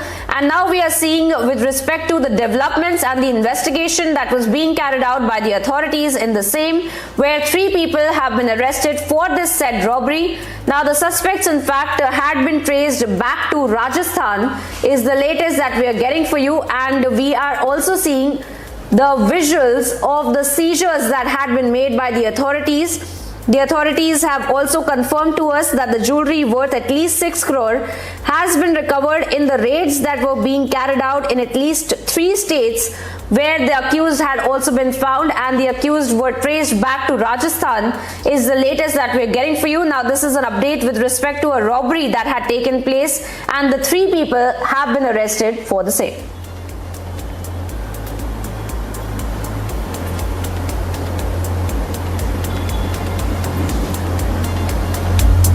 And moving on to some more news in brief, viewers. J&K government announced 25 lakh worth rupees ex gratia in favor of the next of kin of elected representatives of the Panchayati Raj institutions if they lost their lives in the terror-related incidents. The move is seen as an attempt by J&K government to ensure those who served the people did not suffer by losing their life due to terror incidents.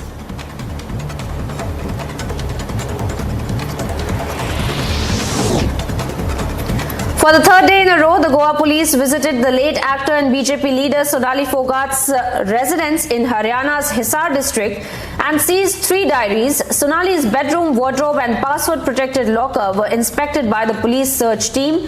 Now, the police has also sealed the locker at Sonali Phogat's residence.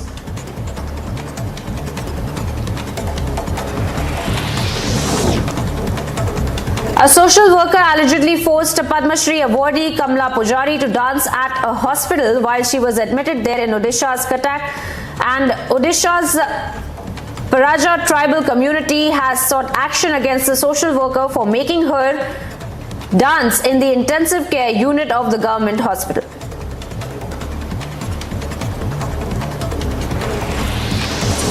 In an interesting development, 5 out of 7 MLAs from Manipur have jumped from Bihar Chief Minister Nitish Kumar's party JDU to the BJP. Now the merger has been accepted by the Speaker, and now this comes after the JDU's central leadership was thinking about withdrawing support from the BJP-led coalition in Manipur.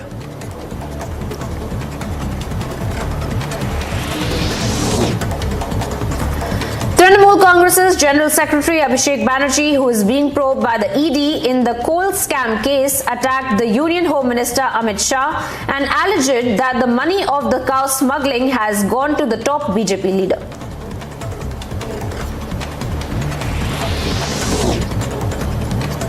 According to the IMF's figures calculated on the basis of the US dollar, India surpassed the UK to become the world's 5th largest economy. India has increased its lead in the first quarter.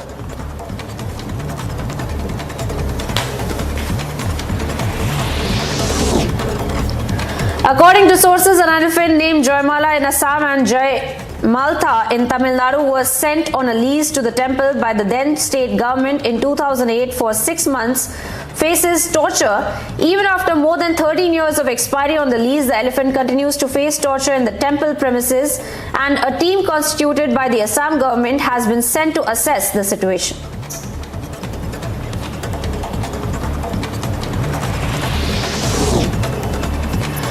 After speculation of the Congress joining the Shinde BJP government came out, the Maharashtra Chief Minister Eknath Shinde clarified the situation, and the Maharashtra Chief Minister said that he would not comment on the rumors. He added that the recent government formation in Maharashtra was a gesture of respecting the people's wishes.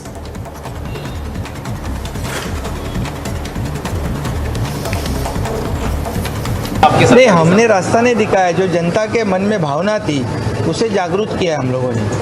जो 2.5 साल पहले होना चाहिए था, जो आम लोगों के दिल की बात थी, वो हम लोग ने वो निर्णय हम लोग ने लिया है।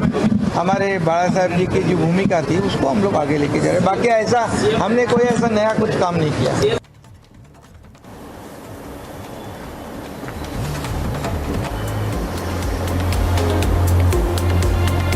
Time now here for a short break, viewers. Coming up on the other side, Home Minister to chair the 30th South Zonal Council meeting today in Thiruvananthapuram. You have India. Why are you coming to the white man's land to take off from our hard work? Why don't you build your own country? Why don't you build your own country? Why are you being a parasite?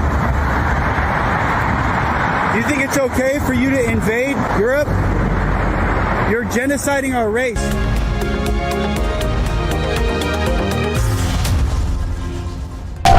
मुश्किलों को करते नाकाम, जनहित हमारा काम, देश का सम्मान, राष्ट्र सर्वोपरि सम्मेलन।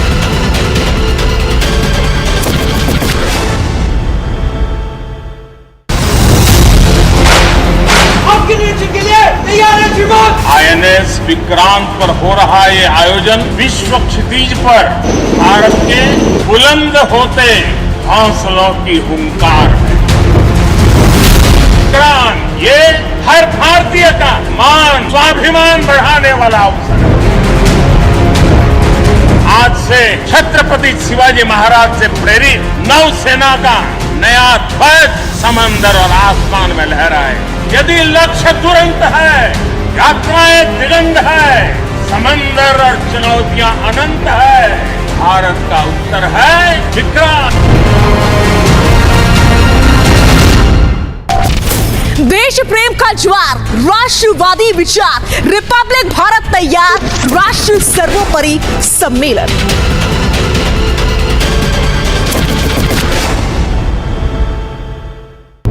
The drone strike which happened inside Afghanistan, inside Kabul, in which Zawahiri was taken out, the drone used Pakistani airspace, which clearly puts Shehbaz Sharif in the dock. Now, we don't know where that drone came from. We don't know which airspace it used. As I said before, I would rather believe the Afghan Taliban than believe the Pakistanis. But what if the Afghans were bluffing? What if they were playing a classic move of checkmate?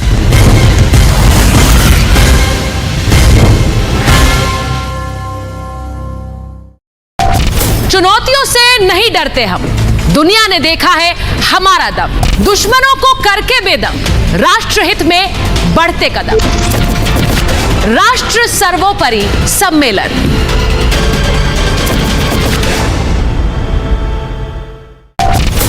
सच हमने दिखाया, सच आपने देखा, हमारी पहचान उम्मीदों की रेखा, आपके भरोसे से हमारे काम का लेखा, राष्ट्र सर्वोपरि सम्मेलन। आप पहचानते हैं, जानते हैं हमें, तभी तो अपना मानते हैं हमें। आर भारत के साथ भारत का समय, राष्ट्र सर्वोपरि सम्मेलन। The drone strike which happened inside Afghanistan, inside Kabul, in which Zawahiri was taken out, the drone used Pakistani airspace, which clearly puts Shehbaz Sharif in the dock. Now, we don't know where that drone came from. We don't know which airspace it used. As I said before, I would rather believe the Afghan Taliban than believe the Pakistanis. But what if the Afghans were bluffing? What if they were playing a classic move of checkmate?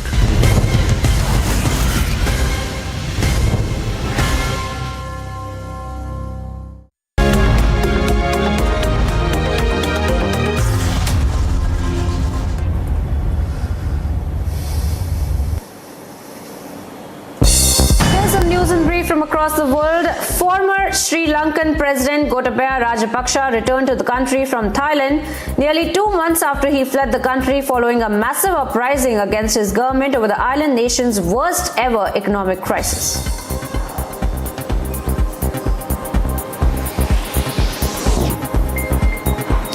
China brushed aside calls, including from the UN chief Antonio Guterres, to implement the UN report accusing Beijing of serious human rights violations against the Muslim in Xinjiang province, terming it a patchwork of disinformation that serves as a political tool for the US and some other Western forces.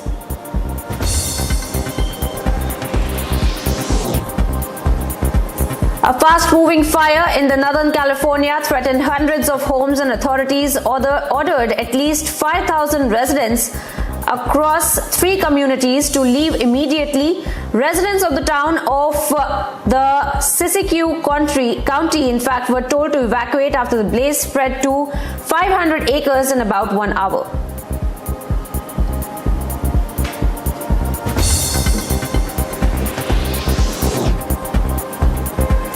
President Joe Biden and Commerce Secretary Gina Raimondo, in fact, are announcing a $1 billion in federal grants for manufacturing clean energy, farming, biotech, and more. The grants announced shall go to 21 regional partnerships across the nation.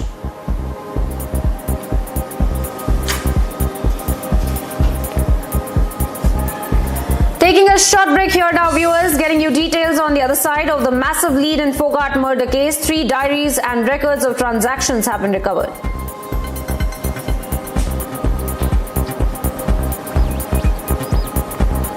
Unwell Padma Shri recipient Kamla Pujari allegedly forced to dance at a hospital. Getting you details on the other side.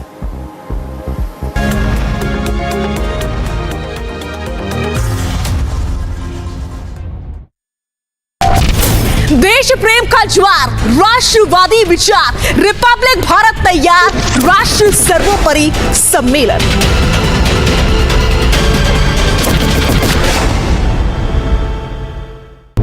The drone strike which happened inside Afghanistan, inside Kabul, in which Zawahiri was taken out, the drone used Pakistani airspace, which clearly puts Shehbaz Sharif in the dock. Now, we don't know where that drone came from. We don't know which airspace it used. As I said before, I would rather believe the Afghan Taliban than believe the Pakistanis. But what if the Afghans were bluffing? What if they were playing a classic move of checkmate?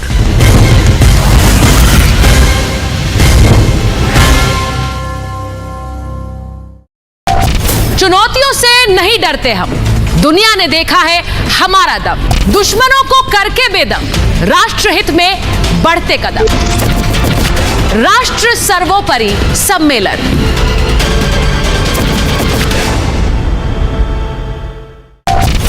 सच हमने दिखाया, सच आपने देखा, हमारी पहचान उम्मीदों की रेखा, आपके भरोसे से हमारे काम का लेखा, राष्ट्र सर्वोपरि सम्मेलन।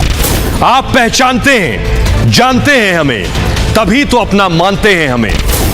आर भारत के साथ भारत का समय, राष्ट्र सर्वोपरि सम्मेलन।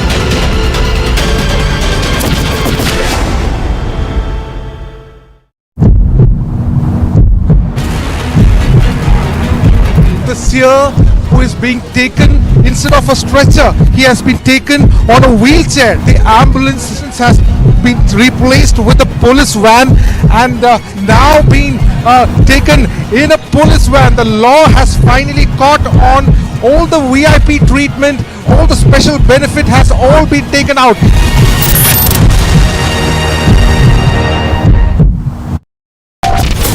उन्नति का पथ, उम्मीदों का रथ, सत्य की शपथ, हम हैं रिपब्लिक भारत, राष्ट्र सर्वोपरि सम्मेलन।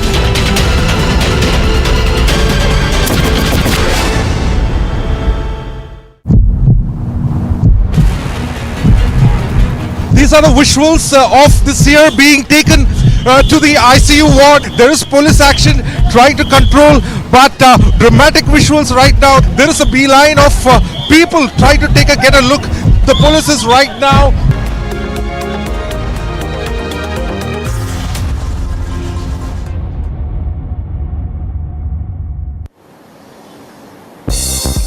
Here's some news in brief from the world of sports, viewers. Karen Khachanov reached the 4th round of the US Open for the first time in his career after opponent Jack Draper retired injured. After splitting the first 2 sets, Khachanov broke Draper's serve for a 6-5 lead in the 3rd set, with the Briton then opting to pull out of the match with a hamstring problem.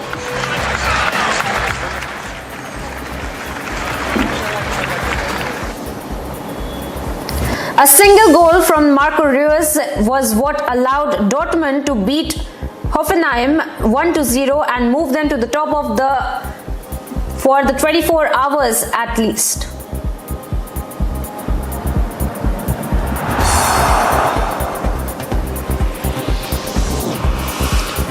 Portuguese league leaders Juventus Benfica, who had two players red carded, ended up beating the Vizela 2-1. The second goal came after Benfica was awarded a controversial penalty for a handball by Vizela's Diego Rosa.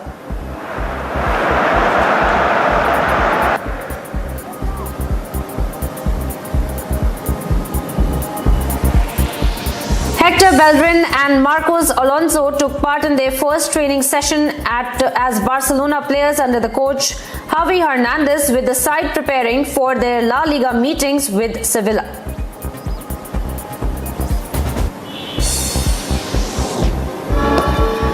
The Pyronail Fireworks World Championship opened in Berlin at the city's Olympic Stadium after a 2-year gap due to the COVID-19 pandemic. Crowds gathered to watch the first three teams light up the Berlin sky to the sound of classical music.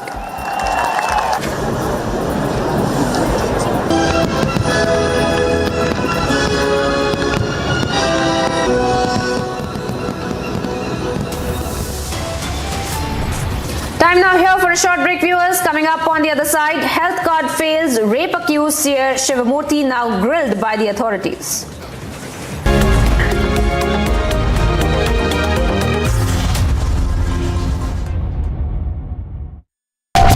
चुनौतियों से नहीं डरते हम, दुनिया ने देखा है हमारा दम, दुश्मनों को करके बेदम, राष्ट्रहित में बढ़ते कदम, राष्ट्र सर्वोपरि सम्मेलन।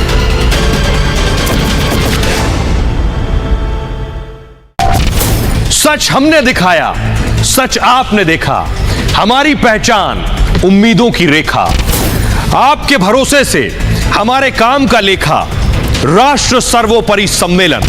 आप पहचानते हैं, जानते हैं हमें, तभी तो अपना मानते हैं हमें। आर भारत के साथ भारत का समय, राष्ट्र सर्वोपरि सम्मेलन।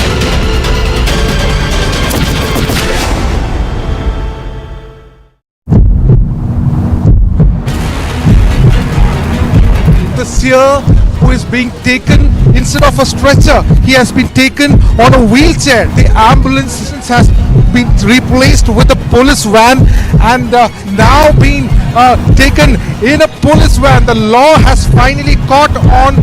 All the VIP treatment, all the special benefit has all been taken out.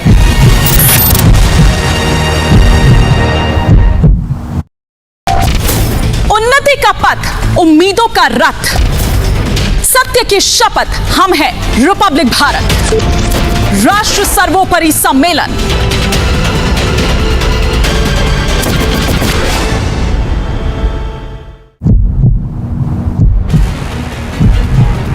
These are the visuals of this year being taken to the ICU ward. There is police action trying to control, but dramatic visuals right now. There is a beeline of people trying to get a look.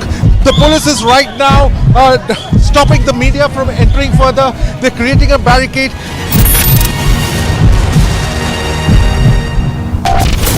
विचारों का लहराता समंदर, Republic Bharat पर जल्द राष्ट्र सर्वोपरि सम्मेलन।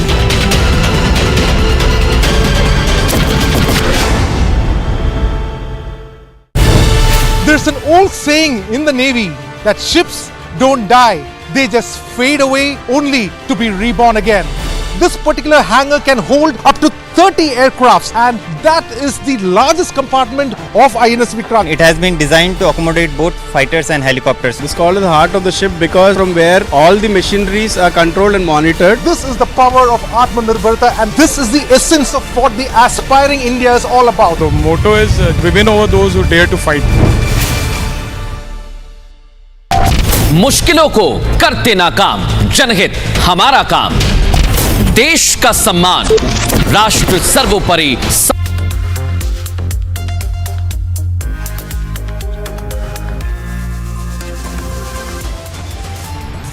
Health card fails, rape accused seer Shivamurthy now grilled by officials. Massive lead in forgot murder case, 3 diaries and records of transactions recovered. Unwell Padma Shri recipient Kamala Pujari allegedly forced to dance at hospital.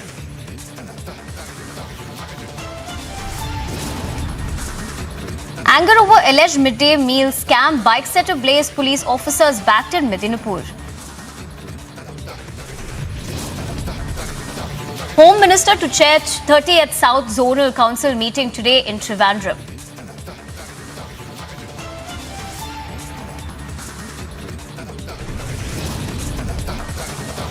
Shocking tape, racial abuse on Indian man in Poland surfaces, sparks massive anger.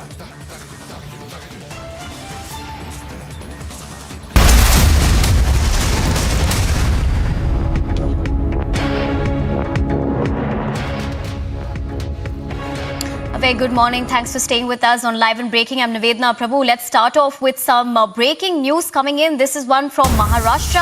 Maharashtra Chief Minister Eknath Shinde has written a letter to the Maharashtra governor asking him to cancel the 12 names for vacated MLC seats which was sent by the former Chief Minister Uddhav Thackeray. Now Eknath Shinde government to send 12 MLCs fresh names soon. Now this is the latest coming in from Maharashtra, where the Chief Minister Eknath Shinde has written a letter to the Maharashtra governor. For more on this, we're joined in by Alisha. Alisha, what we understand so far is that he has written a letter to the governor to cancel the 12 names for the vacated MLC seats, which was initially sent by former Chief Minister Uddhav Thackeray. But what else are we learning so far? Well, yes, Nivedita, we know that Uddhav Thackeray has already sent a 12 MLC name to a governor. But now the letter, fresh letter that has been given by Maharashtra Chief Minister Eknath Shinde, the letter that has been given to Maharashtra Governor Bhagat Singh Koshyari, asking him to cancel the 12 name for the vacated MLC seat, which was referred by Uddhav Thackeray, who was a former Chief Minister of Maharashtra.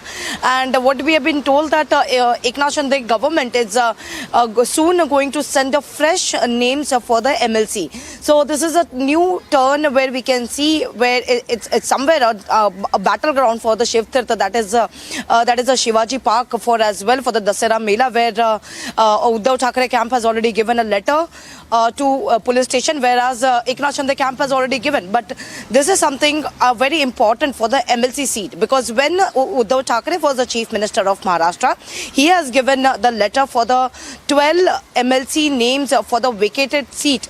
But now Eknath Shinde has given a letter to governor requesting him to cancel all the 12 names which was referred by Uddhav Thackeray, and soon Eknath Shinde government is going to send a fresh list of MLC the candidates for the vacated 12 seat of the MLC.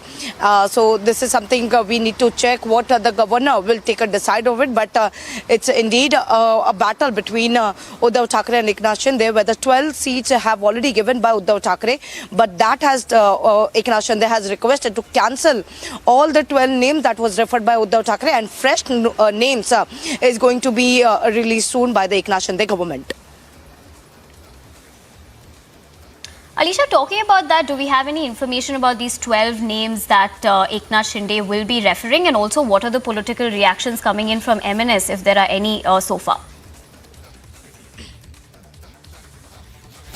Well, as of now, the list has not been released, and this is something everyone will be eyeing on, because 12 names that was given by Uddhav Thackeray, now the request letter has been given by Chief Minister Eknath Shinde to governor, asking him to cancel the 12 name that was given by Uddhav Thackeray, because fresh names from the Shinde camp is something will be given by Eknath Shinde government to the governor. So we have to see even what governor will decide about it, because already Uddhav Thackeray, who was the Chief Minister of Maharashtra, at that point of time he has given the list of MLC for the vacated seat. But now Eknath Shinde, who is now the Chief Minister of Maharashtra, has given a letter to governor asking him to cancel those, and the fresh names will be there. As of now, there is no reaction from the either party, but the information that has been confirmed by the governor as well, governor house as well, from the Raj Bhavan, and also from the Eknath Shinde camp, who we have spoken to, who clearly mentioned that Eknath Shinde, who has given a letter, he is asking to cancel the names that was referred by Uddhav Thackeray, and fresh names will be released soon. All right, thank you, Alicia, for joining us with all that information. That was the news coming in terms of Maharashtra Chief Minister Eknath Shinde writing to Maharashtra Governor regarding the 12 MLCs names that was earlier given by Uddhav Thackeray, and he has asked to cancel those names, and he will be giving the list of the 12 new names. But moving on to other breaking news, this one coming from Jharkhand is what we understand. Fierce encounter broke out in the heavily forested area of Baroda of Kuchai in Jharkhand, and 2 Maoist commanders were killed and the camp was destroyed. Now, state-of-the-art weapons, wireless set with bullets, have also been recovered. This is about the fierce encounter that has been broken out in the heavily forested area of Baroda of Kuchai in Jharkhand. We're also understanding that their camp was destroyed. State-of-the-art weapons, wireless sets with bullets have also been recovered from here, and 2 Maoist commanders were killed in this particular incident. For more on this, we also have a reaction from the Jharkhand police. Let's listen into more details. Jharkhand police और CRPF के लिए आज एक बहुत बड़ी सफलता का दिन रहा है। पुलिस को ये गुप्त सूचना प्राप्त हो रही थी कि 1 करोड़ का इनामी नक्सली सेंट्रल कमेटी मेंबर अनल दा अपनी पूरी टीम के साथ, जिसमें करीब 30 से 35 आदमी थे, उनके साथ में सरायकेला और चैबासा के सीमावर्ती क्षेत्र में कुचाई थाना क्षेत्र के अंतर्गत जंगल पहाड़ों में एकत्रित है, कैंप लगा के वहां रह रहा है और वो लोग कोई हिंसक घटना को अंजाम देने के लिए प्लान कर रहा है। इसी आसूचना के आधार पर झारखंड पुलिस, कोबरा बटालियन की फोर्सेस, झारखंड जगुआर की फोर्सेस, सरायकेला और चैबासा जिला की पुलिस और सीआरपीएफ के द्वारा संयुक्त रूप से ये अभियान चलाया गया। और इस अभियान के क्रम में आज प्रातः जो है, जैसे ही संयुक्त बल जो है वो बारूदा और लोटापुर के आसपास में अभियान क्षेत्र में निकली हुई थी, सर्च अभियान में निकली हुई थी, सुरक्षा बलों को लक्षित करके माओवादियों के द्वारा अंधाधुंध फायरिंग शुरू की गई और फायरिंग जानलेवा हमला किया गया। इसी का जवाब जो है सुरक्षा बलों के द्वारा दिया गया। आत्मरक्षा जो है सुरक्षा बलों ने भी फायरिंग की और ये जो मुठभेड़ है वो काफी भीषण रही और दोनों ओर से जो है कई चक्र गोली चली। करीब 1 घंटे तक रुक कर मुठभेड़ होती रही और मुठभेड़ खत्म होने के पश्चात सुरक्षा बलों ने पूरी प्रिकॉशंस लेते हुए जब एरिया को सर्च किया तो उस एरिया में माओवादियों का एक बड़ा कैंप पाया, जिसको पुलिस के द्वारा बलों के द्वारा ध्वस्त किया गया। वहां पे 2 मुख्य रूप से जो है नक्सलियों की डेड बॉडी पाई गई।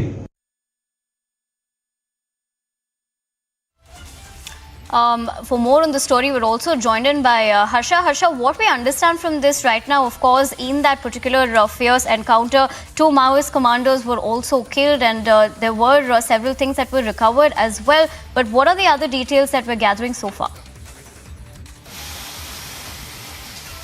See, we are getting to know that the Jharkhand State Police along with CRPS Cobra and Jharkhand Jaguar carried out this joint operation where they gunned down 2 Naxalites, including a woman, and these are those people who were associated with CPI Maoist camp Anal Day, which was a huge gang involved in several incidents. More than 16 cases were registered against them, and they were very active in the border areas of Jharkhand and Bihar. We are also getting to know, and this encounter has happened a day after a Naxalite carrying a reward of rupees 5 lakh ahead of TAPC rebel. He was arrested on Wednesday, and a day after this encounter was carried out. It is very big achievement for the state police as the joint operation was carried out, because on the verge of eliminating Naxalism from the state, they were also involved in 2021 where an incident happened in Bihar where a panchayat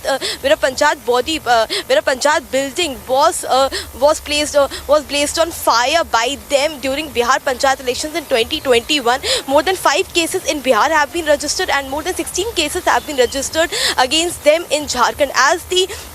state head was also quoting that this is a very big achievement for Jharkhand police, because in this in this joint operation they not only killed the 2 senior commanders who were the head of this Maoist gang, but also they gave a message also that any such Naxalite gang who are active in the border areas of Jharkhand, Lataru, Palamu and Chatru area, now they are on the target of joint operation of security forces, because their future is going to be like that only, because in this fierce encounter they were gunned down 2 Naxalites. Very big achievement for Jharkhand police. We are also going to know that more such operations will be carried out by security forces along with CRPF's Cobra and Jharkhand Jaguar, because they are quite active in those areas.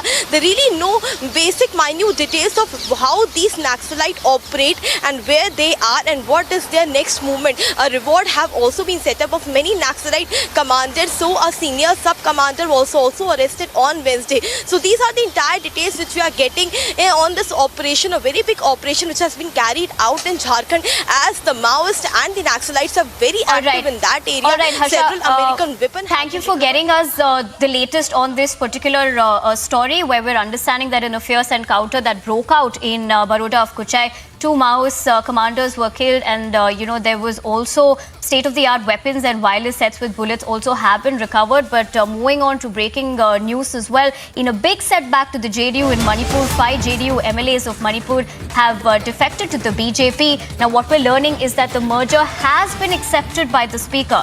This comes after the JDU central leadership was thinking about withdrawing support from the BJP-led coalition in Manipur. So this is a big setback to the JDU in Manipur, where 5 MLAs have joined BJP. And for more on the story, we're joined in by Anirudh. Anirudh, we understand right now about the fact that this has also been accepted in terms of the particular letter where the speaker has accepted it. But what are the other details that we're understanding from this, and what are the political reactions?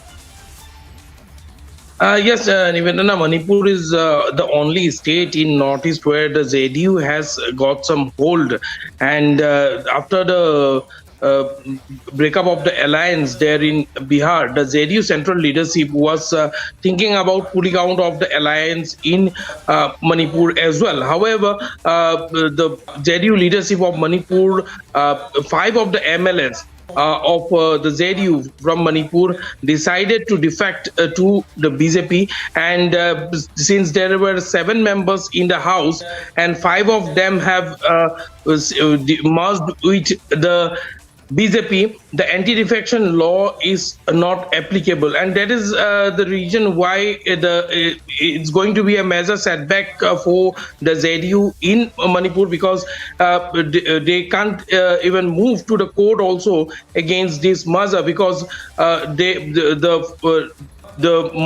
number of the merging MLS is more than what now stands with the JDU in Manipur. So this comes as a major development, not only for the fact that this has happened ahead of the elections, particularly in 3 northeastern states of Meghalaya, Nagaland and Tripura, but also that the leadership in Manipur has clearly revolted against the central leadership of JDU. Nivedana. This is of course a huge setback for Nitish Kumar as well. So on that front, how is that going to be panning out? Are there any reactions from JDU? What do we understand over there? And what next for them in Manipur? Yes, so far there is no reaction, but we are getting to know that the JDU leadership in Manipur might address a press conference today, and they are also likely to meet the governor to take up the matter with the governor of Manipur. This is what we are getting to know as of now, but so far no reaction has been coming in. Because the development happened only last evening, and we are still expecting some actions in Manipur today. All right, thank you, Anirudh, for joining us with all those details. This is, of course, a big setback for JDA. All right, this is a big setback to JDU in Manipur, where 5 JDU MLAs of Manipur have defected to the BJP. The merger now, what we're understanding, has been accepted by the speaker. Like Anirudh just told us that no reaction has come in as yet. But this is the political development in terms of what is coming out for JDU in terms of Manipur. Now, this also comes after JDU... the central leadership was thinking about withdrawing support from the BJP-led coalition in Manipur. Now, the speaker also went on to accept this, where 5 of the 7 MLAs of Bihar Chief Minister Nitish Kumar, JDU in Manipur, joined the ruling BJP on Friday.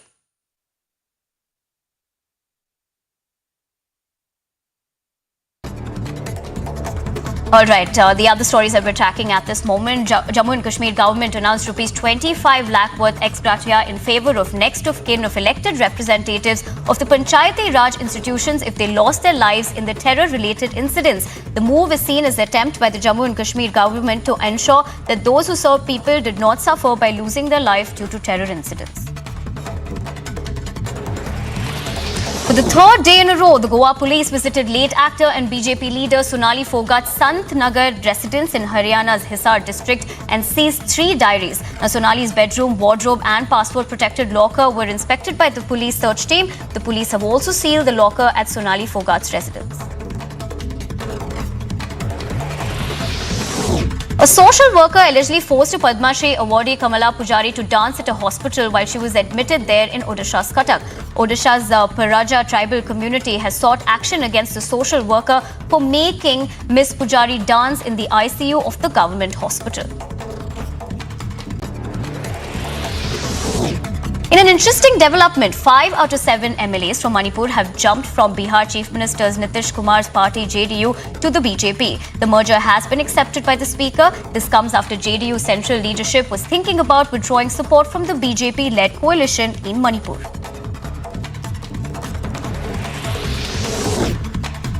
Trinamool Congress's General Secretary Abhishek Banerjee, who is being probed by the Enforcement Directorate in the coal scam case, attacked Union Minister Amit Shah and alleged that the money of cow smuggling has gone to the top BJP leader.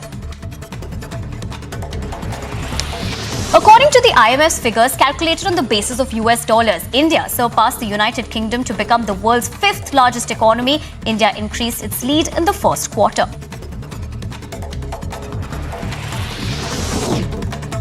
According to sources, an elephant named Joymala in Assam and Jaimalta in Tamil Nadu was sent on a lease to the temple by the then state government in 2008 for 6 months, faces torture. Even after more than 13 years of expiry of the lease, the elephant continues to face torture in the temple premises. A team constituted by the Assam government has sent to assess the situation. After speculation of Congress joining the Shinde BJP government came out, Maharashtra Chief Minister Eknath Shinde clarified the situation. Now, Maharashtra CM said that he would not comment on the rumours. He added that the recent government formation in Maharashtra was a gesture of respecting people's wishes.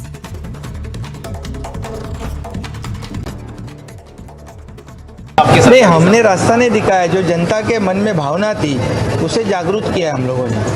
जो 2.5 साल पहले होना चाहिए था, जो आम लोगों के दिल की बात थी, वो हम लोग ने वो निर्णय हम लोग ने लिया है. हमारे बाला साहब जी की जो भूमिका थी उसको हम लोग आगे लेके जा रहे हैं. बाकी ऐसा हमने कोई ऐसा नया कुछ काम नहीं किया. Rape accused seer Muruga Mutt Shivamurthy Muruga Sharunaru, who was arrested for alleged sexual abuse of 2 minor girls, has been sent to 4-day police custody till September 5th by Chitradurga District Sessions Court. Here's more.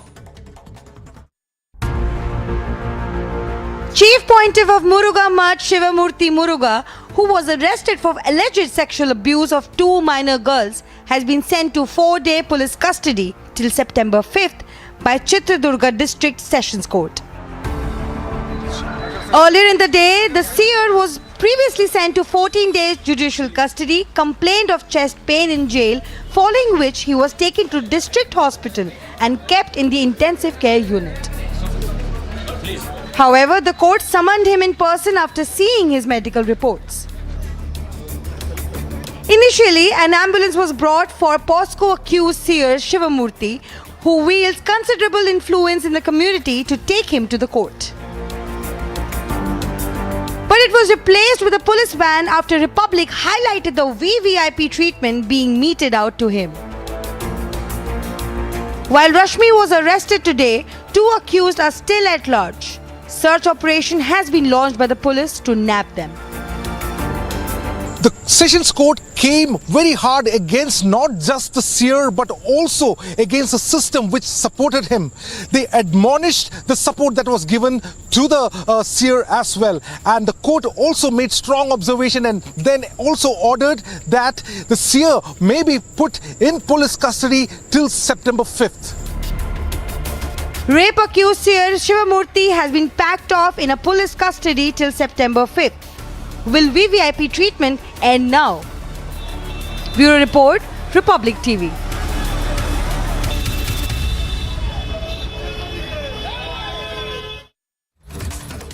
Health card fails, rape accused seer Shivamurthy now grilled by officials. Massive lead in Phogat murder case, 3 diaries and records of transactions recovered.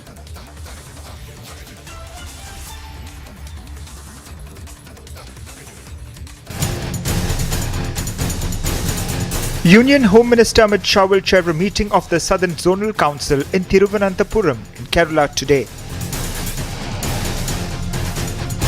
During the meeting, issues like sharing of river water, coastal security, connectivity and other issues of common interest are supposed to be discussed.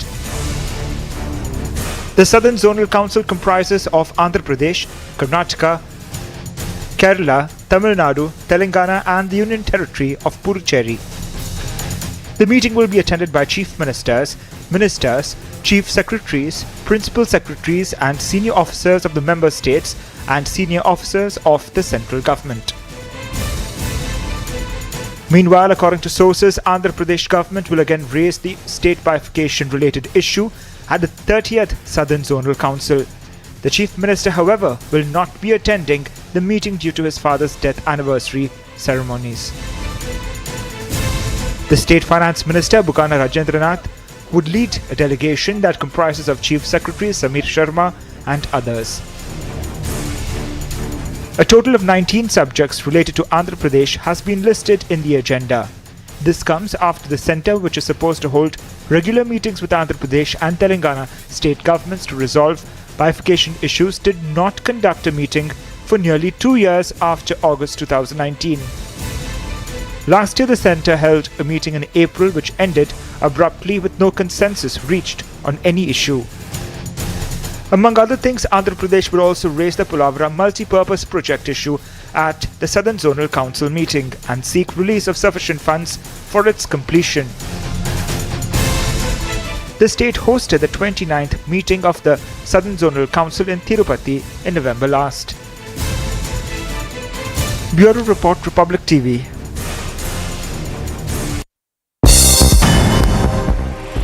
Here's what's making news in the world of sports. Karen Khachanov reached the 4th round of the US Open for the first time in his career after opponent Jack Draper retired injured. After splitting the first 2 sets, Khachanov broke Draper's serve for a 6-5 lead in the 3rd set, with the Briton then opting to pull out of the match with a hamstring problem.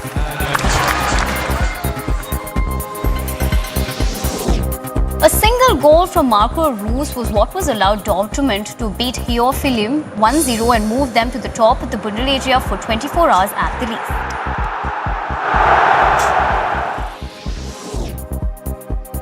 Portuguese league leaders Benfica, who had 2 players red carded, ended up beating Vizela 2-1. The second goal came after Benfica were awarded a controversial penalty for a handball by Vizela's Diego Rosa.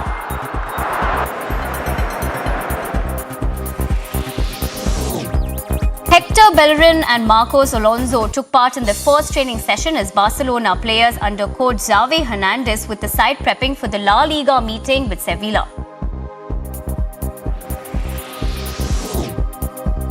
The Pyrenees Fireworks World Championship opened in Berlin at the city's Olympic Stadium after a 2-year gap due to the COVID-19 pandemic. Crowds gathered to watch the first 3 teams light up the Berlin sky to the sound of classical music.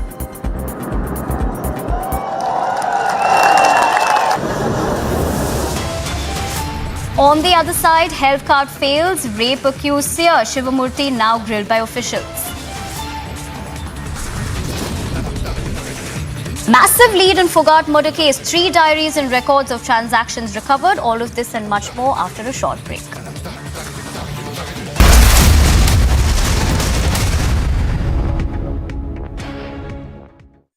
Amity University in London, accredited by Quality Assurance Agency UK and licensed by the Government of UK, offers MBA and BBA degrees at its central London campus. Embark on a global career with a globally recognized UK university degree. To apply, visit amity.edu/London.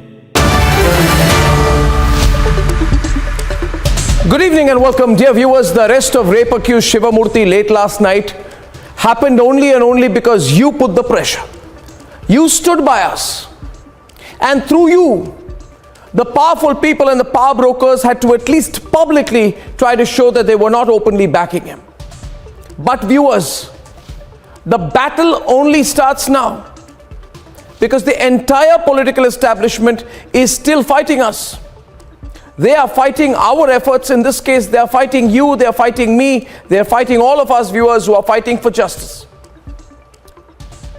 These power brokers tried to play a game and fool the people of this country today by putting him, this 64-year-old, accused of rape and sexual abuse, in a hospital ICU to somehow avoid taking him to jail. He was taken to jail symbolically by 4 a.m. and by 9 o'clock he was quickly shifted to an ICU. He was never put in a jail cell. This has been a complete sham of an arrest. The entire political and the entire police establishment has been working desperately hard to ensure that he is not behind bars.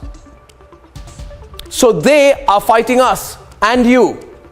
As of now, viewers, he's in police custody, but that's a total sham. He's not been put in any cell at all. He's sitting comfortably with the deputy SP taking care of him. I'm told this is all happening in the name of an interrogation. I'm absolutely sure that left to the police, they will not put him up in a lockup or in a cell with other murder and rape and POSCO accused like he should be.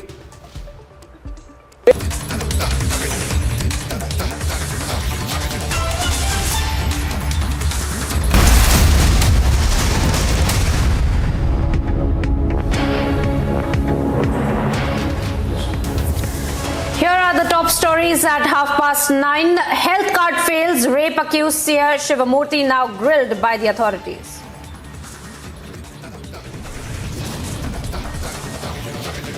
Massive lead in the Foghat murder case. 3 diaries and records of transactions have been recovered.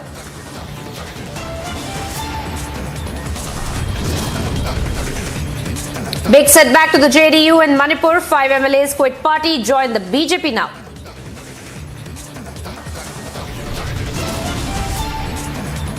Unwell Padma Shri recipient Kamla Pujari allegedly forced to dance at hospital.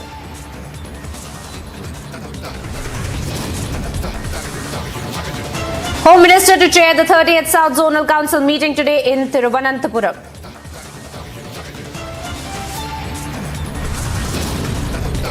Shocking tape of racial abuse on Indian man in Poland surfaces, sparks massive anger. Why don't you build your own country? Why are you being a parasite? Do you think it's okay for you to invade Europe? You're an invader. Hello and welcome viewers. Thank you for staying with Republic TV. I'm Priyanka Sharma. We are live in breaking and straight away now shifting focus to a story of a 17-year-old who has in fact made it possible with the innovative idea to help the governments by tapping straight into the pulse of the citizens with their phones as well. Here's all you need to know. In a country that's leading innovation globally, the youth of India are creating innovations that give us hope for a strong future. 17-year-old Mudit of Dhirubhai Ambani International School has created an app, Poll Point, which government bodies are now using to get views directly from citizens on relevant issues. This app has even been used by BMC or the Bombay Municipal Corporation. Mudit's Poll Point is inspired from the Switzerland government model. that uses pamphlets to directly understand the views of their citizens on essential matters. These views give the government an excellent, direct sense of what citizens want. Poll Point is a similar attempt in India using a superior form of communication, the internet. I was inspired by the Switzerland form of democracy, where citizens have an actual say in what the government's actions and policies should be. I believe that it provides the government with a direct sense of what the citizens truly want. It is a similar attempt I've created in India, using a superior form of communication, the internet. So far, the BMC in Mumbai has used it to get views of Mumbaikars on topics like sanitation, transport and sustainability. The BMC plan is to now implement it on a broader scale. Similarly, citizens can use Poll Point to express their views on existing questions or form fresh polls. The summary results of these polls and charts are generated automatically by the app. Poll Point has been used by the BMC to essentially get information from Mumbaikars on important issues such as sanitation, transport and healthcare.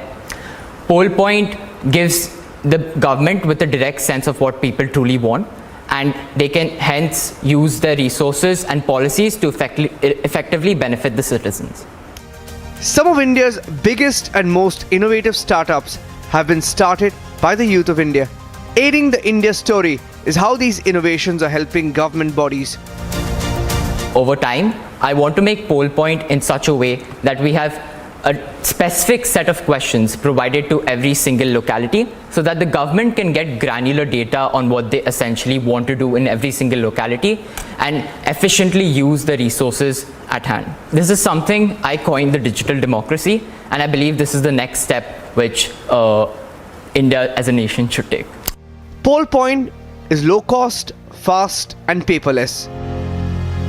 What helps young innovators is the fact that governments recognize and use these innovations to better understand the pulse of the people directly. A Republic TV report.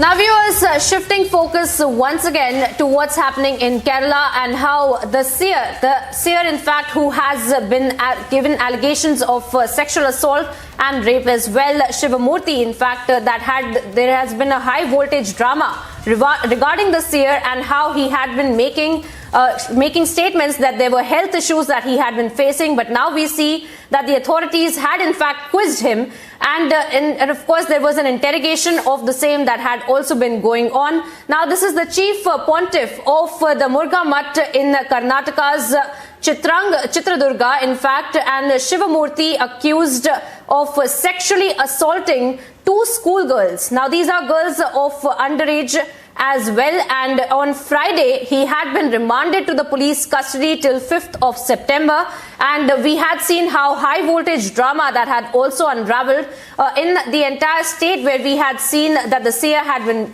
claiming that there are health complications that he is also developing, because of which he cannot be answering the questions of the authorities. But now we're seeing that he has been given custody. He has been in fact remanded to the police custody till 5th of September, where the authorities are asking him the questions, interrogating him about these allegations of these 2 girls, 2 school-going girls as well. My colleague Ashwin has been on the ground, viewers, getting you all the details. He's been investigating this story as well. Ashwin joins me on the broadcast right now. Ashwin, tell us more about the latest developments that you're picking up with respect to how the remand has been given till 5th of September. What are the kind of interrogation line of questioning that is being also carried out by the authorities? What's going on in the investigation now, Ashwin?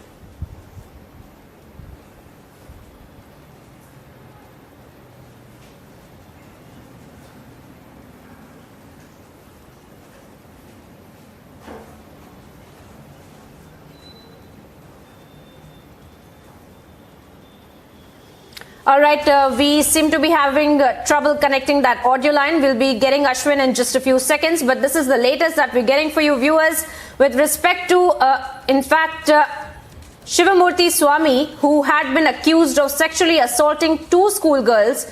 On Friday, he had in fact been remanded in the police custody till September 5th. Amid high drama that had been created, he was initially in fact sent for a 14-day judicial custody and lodged in the Chitradurga prison, where he allegedly developed health conditions, is what he had stated. And even after all these antics that had been put up by this seer who has been accused of sexually assaulting two schoolgirls, now all these antics had failed and the seer was later quizzed by the authorities, is the latest that we're getting you. And of course, we'll be getting you all the details as far as the line of questioning is concerned, the kind of investigation that is being carried out by the authorities is concerned. But of course, we are tracking for you what's really happening there in Karnataka. And Ashwin, my colleague, is back with us on the broadcast. Ashwin, as I'd asked you earlier, tell us more about the investigation so far, the kind of line of questioning that the seer in fact had been trying to avoid, but the authorities have been able to interrogate him. Tell us about that. Good morning. See, what has essentially happened is that after the police custody, which has been extended till September 5th, the main accused in this case, Shivamurthy Muruga Sharnaru, was housed at the DYSP office last night. Now, as per the normal protocol, the impotency test is the first thing that needs to be done for the accused as well. And after that, the interrogation procedure essentially has to be done with collecting of evidence. Now, already Section 164 statement has been given by these girls, and based on that, the seer has to be questioned on the information that has been given by the survivors in this ordeal. That will be put forward in front of the seer, and he has to answer those questions. Apart from that, the police also has a big task of even trying to get the clothes of the victim, of the survivor, and some other details such as that.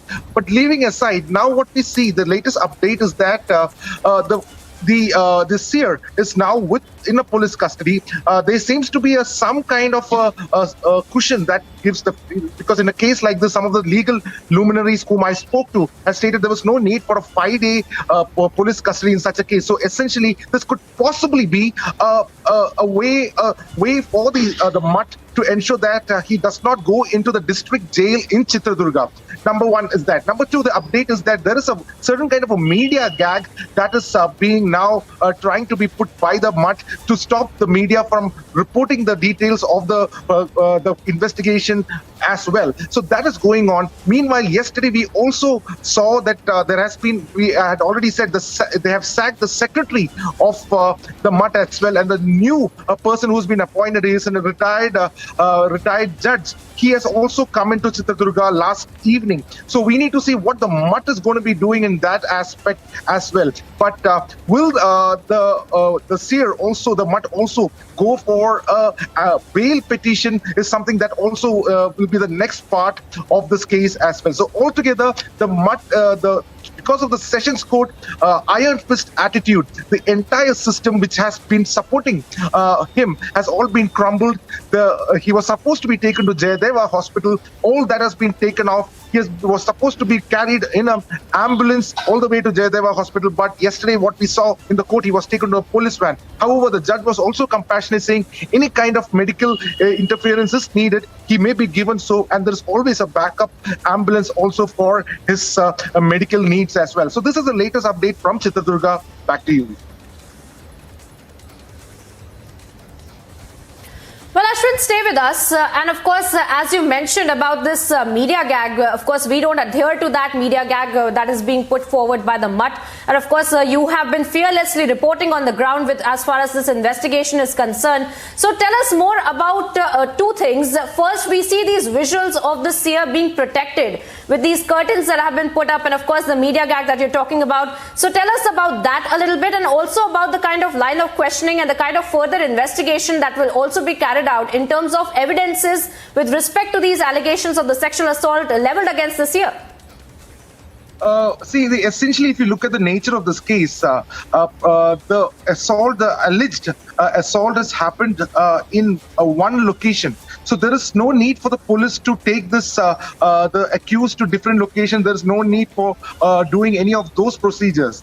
That is one side. And plus, the media gag, normally in a case like this, of course, because of the sensitivity involved in this issue, because if there is any information because it's a POCSO case, the sensitivities of the case also needs to be put into place. So the media media gag order is something which the MUT is seriously pursuing, because it has been only due to the acute media pressure that we have seen the entire system slowly withdrawing support, and then the judiciary coming into the picture and ensuring that the last shred of support and the cushion which was given to the saint was taken off, and he was treated just like any other citizen who has been accused, would have been accused of the same crime. The way they have been treated, he was also been treated. But yesterday, he was housed at the DYSP office. That is something we will also be looking out keenly. So that will probably be the story for the day. We will be looking at whether the MUT will be going to apply for a bail petition again.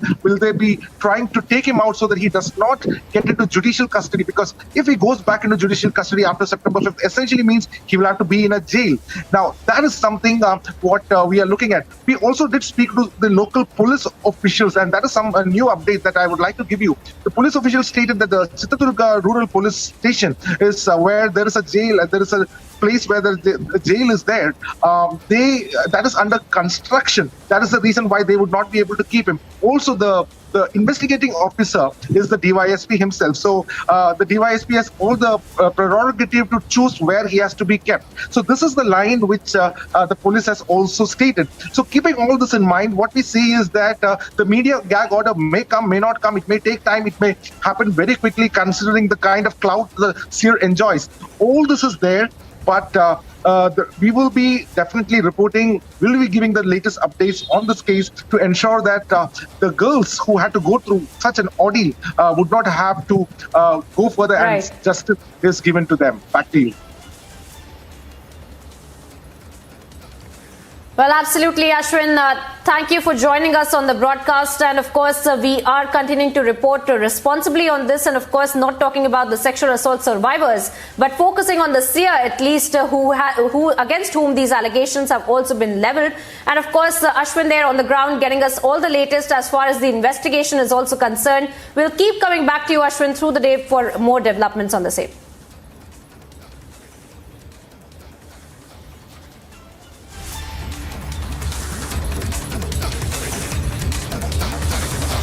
And here's some news in brief. Union Home Minister Amit Shah will chair the South Zonal Council meet in Kerala today, where issues like sharing of the river water, coastal security, connectivity and other issues of common interest will be discussed. The meet will be attended by the Chief Ministers, Ministers of State, Chief Secretaries, Principal Secretaries and senior officers of the member states and senior officers of the central government.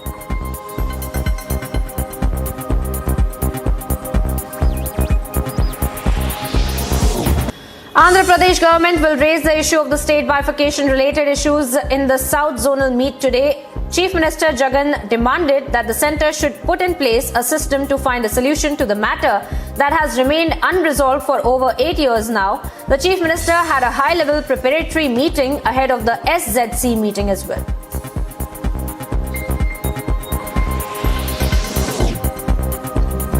In an interesting development, 5 out of 7 MLAs from Manipur have jumped from Bihar Chief Minister Nitish Kumar's party JDU to the BJP. The merger has been accepted by the Speaker. Now this comes after the JDU central leadership was thinking about withdrawing support from the BJP-led coalition in Manipur.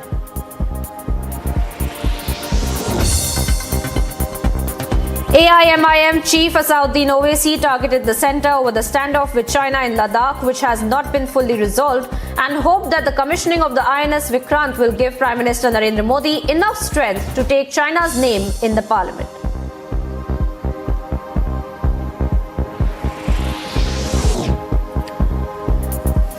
Telangana BJP spokesperson NV Subhash slammed the AIMIM leader Asauddin Owaisi for his comments attacking the centre over the standoff with China following the commissioning of the INS Vikrant, and said that he should not make false and provocative statements.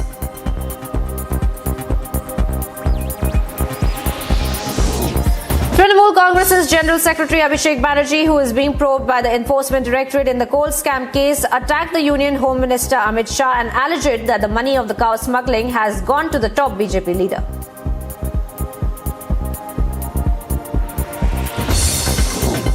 For the third day in a row, the Goa police visited the late actor and the BJP leader Sonali Phogat's residence in Haryana's Hisar district and seized 3 diaries. Sonali's bedroom, wardrobe and password-protected locker were inspected by the police search team, and the police has also sealed the locker at Sonali Fogat's residence.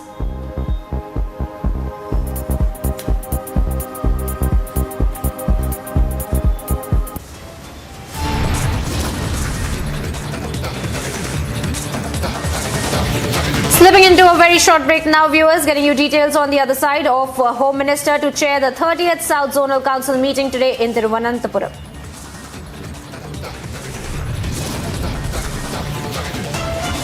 And also getting you all the updates of the shocking tape of racial abuse on Indian man in Poland that has surfaced and has sparked a massive outrage on the same.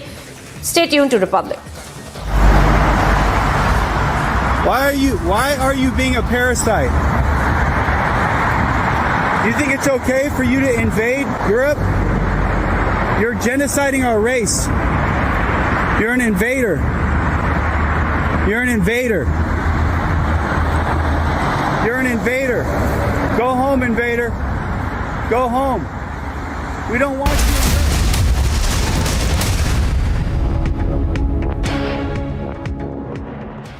Amity University in London, accredited by Quality Assurance Agency UK and licensed by the Government of UK, offers MBA and BBA degrees at its central London campus. Embark on a global career with a globally recognized UK university degree. To apply, visit amity.edu/London. उन्नति का पथ, उम्मीदों का रथ, सत्य की शपथ, हम हैं रिपब्लिक भारत, राष्ट्र सर्वोपरि सम्मेलन।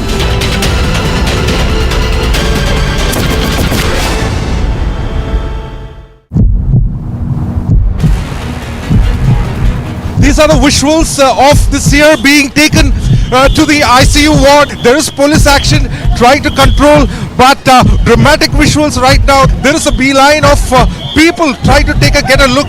The police is right now stopping the media from entering further. They're creating a barricade.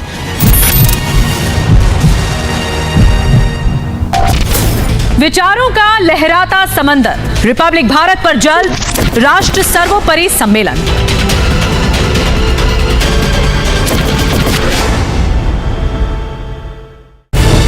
There's an old saying in the Navy that ships don't die, they just fade away only to be reborn again. This particular hangar can hold up to 30 aircrafts, and that is the largest compartment of INS Vikrant. It has been designed to accommodate both fighters and helicopters. It's called the heart of the ship because from where all the machineries are controlled and monitored. This is the power of Atmanirbharta, and this is the essence of what the aspiring India is all about. The motto is we win over those who dare to fight. मुश्किलों को करते नाकाम, जनहित हमारा काम, देश का सम्मान, राष्ट्र सर्वोपरि सम्मेलन।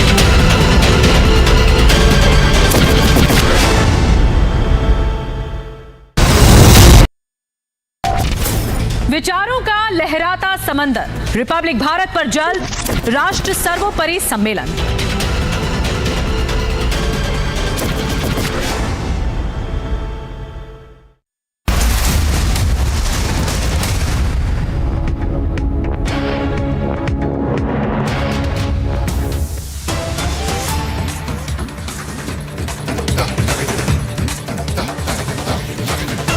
Welcome back, viewers. Straight away cutting across to some breaking updates that we are getting of a heart-wrenching incident of apathy that has come to light from Madhya Pradesh's Sihor, where the family took the dead body of the young man on the bike upon not receiving any medical assistance.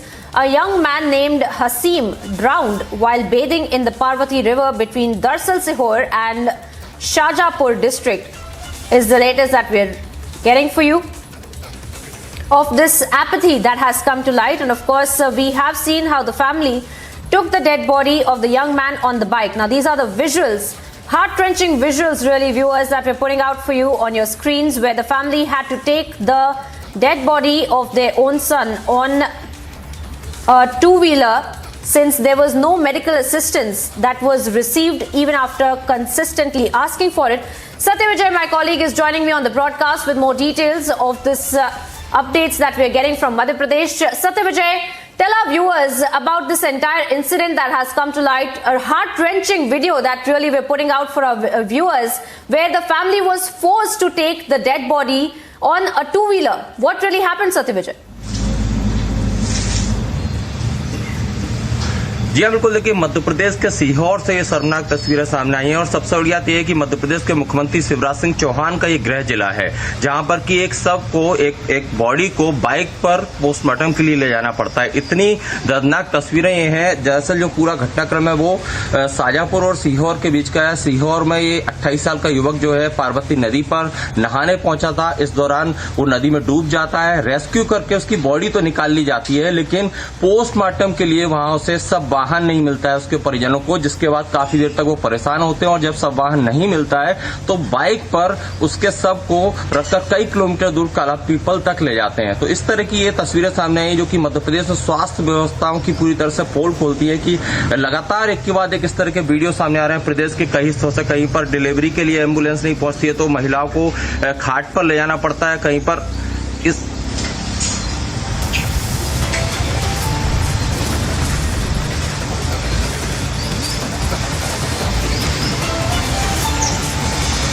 जी हाँ, तो देखिए ये जो तस्वीरें हम दिखा रहे हैं मध्य प्रदेश के सीहोर की हैं। सीहोर में ये पूरा घटनाक्रम हुआ था जहां पर कि 28 साल का ये युवक है, उसकी नदी में डूबने के दौरान मौत हुई। एसडीआरएफ और बाकी जिला प्रशासन की टीम रेस्क्यू करने पहुंची। रेस्क्यू करके जब उसको पोस्टमार्टम के लिए ले जाना था, इस दौरान परिजन करीब 1 से 1.5 घंटे परेशान हुए और जब सब वाहन नहीं मिला उसके बाद परिजनों ने मजबूरी में ये कदम उठाया और बाइक पर उसकी बॉडी को काला पीपल तक ले गए। तो आप समझ सकते हैं कि मध्य प्रदेश में स्वास्थ्य व्यवस्थाओं का क्या आलम होगा। और ये पहली तस्वीर नहीं, इस तरह की कई तस्वीरें सामने आती है। अभी हाल ही में जबलपुर के बरगी का एक घटनाक्रम हुआ था जहां पर कि हॉस्पिटल के बाहर 5 साल का बच्चा मां की गोद में मर गया था, डॉक्टर वहां नहीं पहुंचा था इलाज के लिए। और अब ये जो दर्दनाक तस्वीरें हैं मध्य प्रदेश के मुख्यमंत्री के गृह जिले सीहोर की हैं, जहां पर कि सब वाहन नहीं मिलता है। हालांकि ये पूरा वीडियो वायरल बताया जा रहा है। ऐसा बताया जा रहा है कि स्थानीय लोगों ने वीडियो बनाकर इसे लोगों तक पहुंचाया है। प्रशासन की तरफ से इस पर अभी तक कोई रिएक्शन नहीं आया है, लेकिन लोगों का ये दावा है कि उनके घर में जहां पर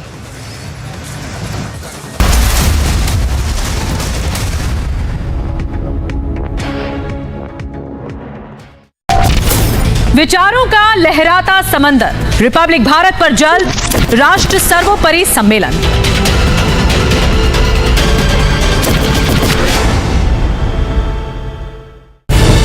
There's an old saying in the Navy that ships don't die, they just fade away only to be reborn again.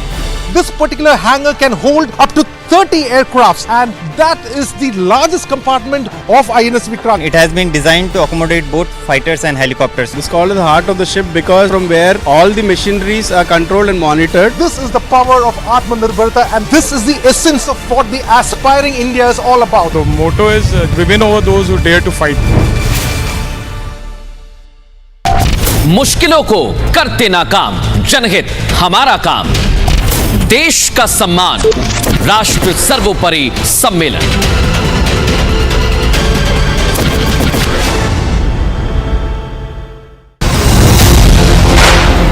आपके निरीक्षण के लिए तैयार है श्रीमान। INS विक्रांत पर हो रहा ये आयोजन विश्व क्षितिज पर भारत के बुलंद होते हौसलों की हुंकार है। विक्रांत ये हर भारतीय का मान, स्वाभिमान बढ़ाने वाला अवसर है। आज से छत्रपति शिवाजी महाराज से प्रेरित नौसेना का नया ध्वज समंदर और आसमान में लहराए। यदि लक्ष्य तुरंत है, यात्राएं दिगंत है, समंदर और चुनौतियां अनंत है, भारत का उत्तर है विक्रांत। देश प्रेम का ज्वार, राष्ट्रवादी विचार, रिपब्लिक भारत तैयार, राष्ट्र सर्वोपरि सम्मेलन।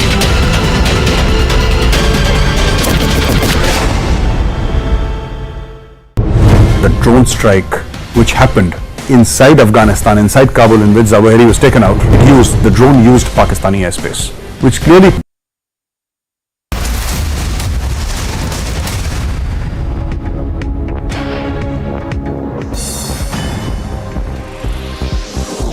Welcome back, viewers. Here's some news in brief from across the world. Former Sri Lankan President Gotabaya Rajapaksa returned to the country from Thailand nearly 2 months after he fled the country following a massive uprising against his government over the island nation's worst ever economic crisis.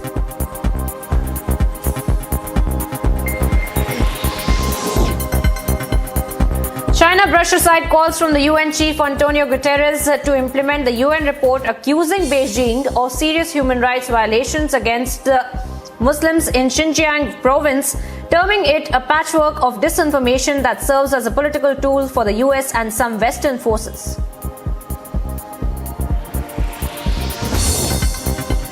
A fast-moving fire in Northern California threatened hundreds of homes, and authorities ordered at least 5,000 residents across 3 communities to leave immediately. Residents of the towns of Siskiyou County were told to evacuate after the blaze spread to 500 acres in about 1 hour.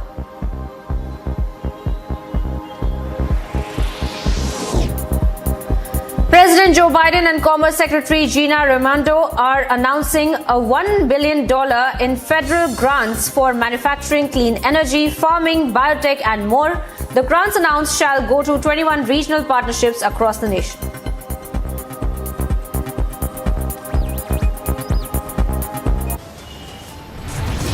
And slipping into a very short break now here, viewers, getting you details on the other side of a massive lead in the Fogart murder case. 3 diaries and records of transactions have been recovered.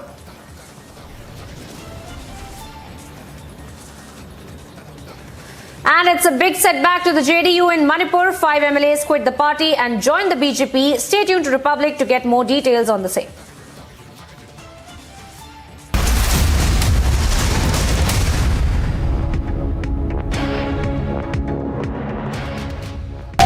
मुश्किलों को करते नाकाम, जनहित हमारा काम, देश का सम्मान, राष्ट्र सर्वोपरि सम्मेलन।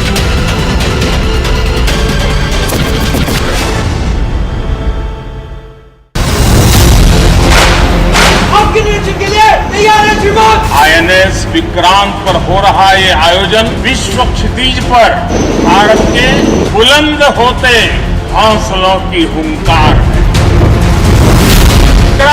ये हर भारतीय का मान, स्वाभिमान बढ़ाने वाला अवसर है।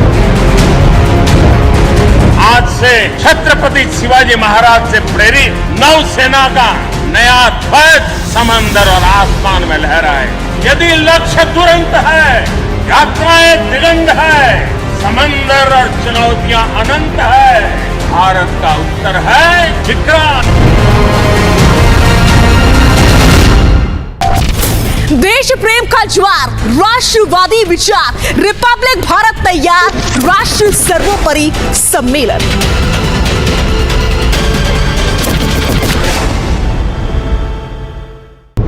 The drone strike which happened inside Afghanistan, inside Kabul, in which Zawahiri was taken out, the drone used Pakistani airspace, which clearly puts Shehbaz Sharif in the dock. Now, we don't know where that drone came from. We don't know which airspace it used. As I said before, I would rather believe the Afghan Taliban than believe the Pakistanis. But what if the Afghans were bluffing? What if they were playing a classic move of checkmate?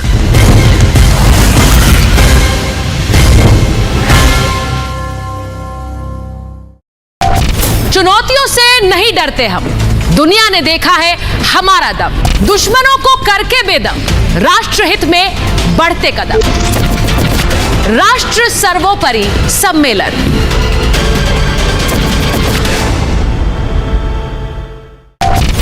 सच हमने दिखाया, सच आपने देखा, हमारी पहचान उम्मीदों की रेखा, आपके भरोसे से हमारे काम का लेखा, राष्ट्र सर्वोपरि सम्मेलन। आप पहचानते हैं, जानते हैं हमें, तभी तो अपना मानते हैं हमें। आर भारत के साथ भारत का समय, राष्ट्र सर्वोपरि सम्मेलन।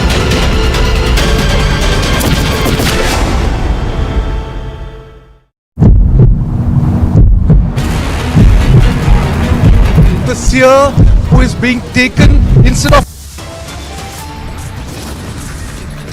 Top headlines at this hour, viewers. Health card fails. Rape accused Sia Shivamurthy now grilled by officials. Massive lead in the Foghat murder case. 3 diaries and records of transactions recovered.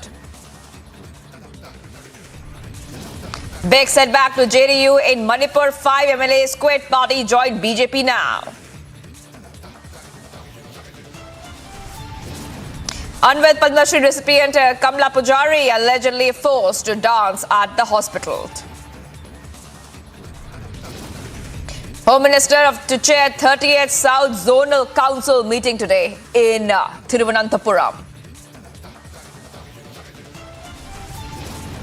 Of India, why are you coming to the white man's land to take off from our hard work? Why don't you build your own country? Why don't you build your own country? Shocking tape, racial abuse on Indian man in Poland surfaces, sparks massive anger.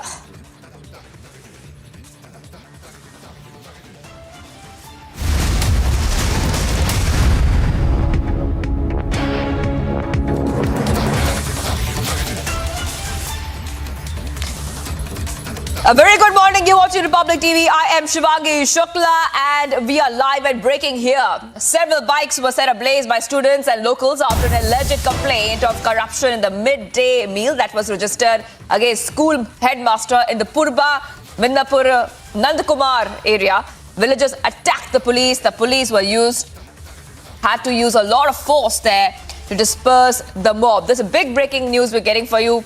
A big anger on the alleged midday meal scam. That's a big news coming in. Where you can see the visuals there on the screen as well. A lot of violence. Bikes set ablaze, completely on fire. You can see that completely on fire by students and locals after an alleged complaint of corruption in the midday meal that was registered against the school headmaster in Purba, Midnapur, Nandkumar. The villagers attacked the police and the police used force to disperse the mob. Big news coming in. Corruption charges against the principal. That is what we are learning at this point of time. As you can clearly see, it's a big face-off happening there between the cops and also the locals after the locals and the students had set ablaze many bikes there. Visuals coming in there from the area of Purba, Mindapur, Nandakumar. All right, Ishan from Republic Bangladesh joining us live. Ishan, this is a big news coming in, and this is not the first time that there has been complaint of midday meals and allegations of corruption in the midday meal system there in West Bengal. Take us through this particular incident and why was there vandalism and arson during the protest there? Well, this is not only a single incident here in West Bengal because these allegations of corruption regarding the midday meal in schools are coming widespread from several parts of West Bengal, and the situation here has erupted in Nandkumar area of Midnapur district. And you can see that how the people were agitating there, and several bikes were set ablaze by the students and locals after an alleged complaint of corruption in the midday meal that was registered against the school headmaster in the Nandakumar area of East Midnapur district. And villagers attacked the police also allegedly because as they were agitating, police tried to take control of the situation, and there was a scuffle between the locals and the police. And police had to use force to disperse the mob there, but the agitation was not a little one because you can see that how bikes were set ablaze by the students and locals there. So people are fuming out at the area. People are outrageous against the alleged corruption by the headmaster regarding midday meals. And this is very significant because this East Midnapur district is a district from which the opposition leader of West Bengal, Shubhendu Adhikari, comes. The Shubhendu Adhikari, who is the opposition leader and BJP MLA in West Bengal, he is one of the topmost BJP leaders in West Bengal. He comes from this district, East Midnapur, and this is his home district. And in that district, the agitation by the locals against the current dispensation regarding this alleged scam of midday meal. This is very significant politically also. That the movement of Nandi Gram, which unsettled the lakefront governments in West Bengal in 2011, which started from that movement also started from 2007, and that also started from this Midnapur district. And now against this current dispensation, a movement is starting from West Bengal. We can see that from that same East Midnapur district, such a huge agitation is starting. And in the Nandakumar area, in the school where the school headmaster is accused of doing corruption regarding midday meals, people are fuming out. People are outrageous against the headmaster, and they even got into a scuffle with the police. The police had to use force to disperse them all. Back to the studio. Well, Ishant, can you just go through the allegations, exactly what they are? Because the students and locals there are saying that their alleged complaint of corruption in the midday meal, and this case was registered against the school headmaster in the Purba Midnapur Nandkumar. So you were also saying at one point that there's some support to the principal. Is that what you also said? Then who's supporting the principal at this point of time? It's not an allegation which is a unique one from this area only. As I was saying earlier also, that this kind of allegations are coming from almost every part of West Bengal. People from many parts in West Bengal, in many districts, are saying that there are widespread corruption going on in the midday meal scheme in the school, because the school authorities and in some cases the school managing committees or the headmaster or the other staffers of the school, they are associated with this kind of corruption. These are the allegations from several parts of West Bengal. And the same kind of allegation is coming from there in Nandakumar area, East Midnapur, where people are saying that the midday meal, the fund which are being allocated for the midday meal is not being used properly. Rather, very bad quality materials are being supplied and the funds are being siphoned off. These are the allegations. All right, yes. And these allegations. Yes, Ishant Dev, thank you for joining us there. Ishant Dev of Republic Bangla getting us up to speed what's happening in West Bengal. Vehicles set ablaze during protests there.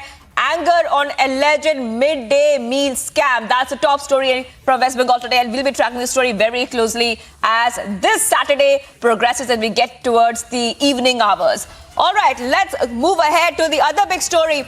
The big story that we're tracking from Karnataka. The Karnataka story is, of course, the Karnataka Seer story. Now, what we can tell you, viewers, is that finally action was taken after Republic TV's campaign. He was arrested. He was also produced in court in person. But now, the big development right now is that the bail plea has been moved by the MUT on medical grounds and submission at 11. That's a big news coming in, viewers, that the Muruga MUT is filing a bail plea on medical grounds. Ashwin is joining me from Chitradurga. He has been tracking the story very closely, getting us the biggest leads from Karnataka on this big story. Ashwin, very clearly, the medical reports were submitted to court yesterday, and even after they saw the reports, they said that he can come in person. He was brought in person to court. But why, after all that, is the MUT trying to file a bail plea application on medical grounds right now?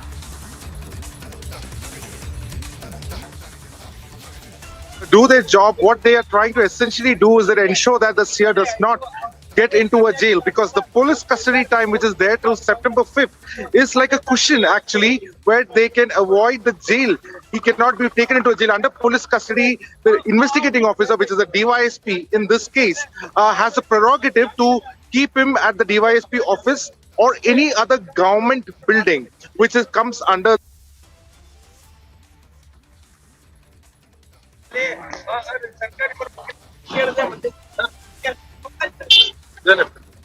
So essentially, when that has happened, now the bail plea, which will be moved today on the medical grounds, is an important update, because the seer has been wanted, that MUT had wanted to move the seer to Jayadeva Hospital in Bengaluru.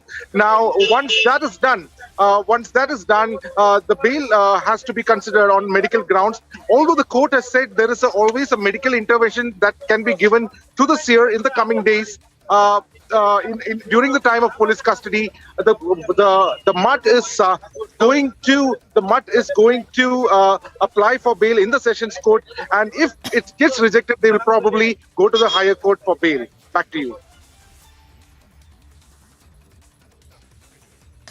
Right. So when can we expect this to happen? You're saying this will happen at 11 a.m.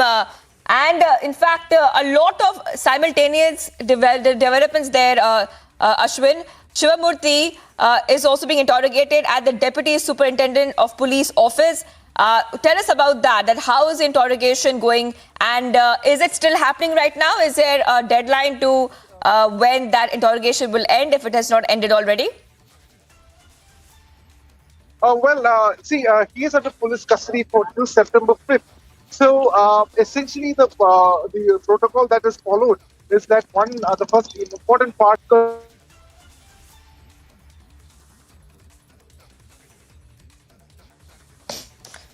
All right, Ashwin is getting us all the details, and Ashwin has been tracking the biggest leads on the Karnataka Seer scandal story. So this is big news we're tracking right now. What we have learned so far is that, and what we can expect today, the developments today, viewers, is that bail plea has been moved by the MUT on medical grounds, and the submission is at 11 a.m. So that is the big news. Remember that the Chief Pontiff of Muruga MUT has been remanded in police custody till September 5th, amid high drama which we saw yesterday. He was initially sent to 14-day judicial custody and lodged in Chitradurga prison, where he allegedly developed health complications. However, all his antics failed. The seer was later quizzed by the officers. So this is the big news we're tracking right now.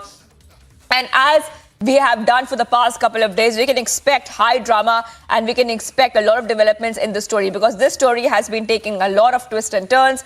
Earlier, the police were dragging their feet to question him after Republic TV's campaign. He was finally questioned, and now he is in police custody. And what is happening next is that the bail plea has been moved by MUT on medical grounds, and the submission is at 11 a.m. Chief Pontiff is being interrogated at the Deputy Superintendent of Police office as well. He's on police remand till September 5th. And the seer has been accused of sexually assaulting 2 minor girls. So this is the big news we're tracking right now. And many reactions have been also coming on this story. In fact, the Chief Pontiff has been arrested for alleged sexual abuse of 2 minor girls, and he has been sent to police custody. And yesterday we saw high drama when he was brought to the Chitradurga District Sessions Court. Clearly the court said that he has to come in person, and in fact we were tracking all the developments from the hospital when he was taken out of the hospital and he was sent directly to the court. So the big news coming in at this point of time, and he was arrested, like we said, and for the sexual abuse of 2 minor girls, sent to judicial custody, and he was taken to the district hospital after a period of health ailments. But later on, all the antics when it comes to health failure or heart problem, we had clearly said, and we all those were vanquished, because the court had clearly said that the medical reports we were received, there was no issue as such, and he was healthy enough to come to court. He did go to court, and now he has been sent to police custody. And today, the bail plea has been moved by MUT on medical grounds, and submission is at 11 a.m.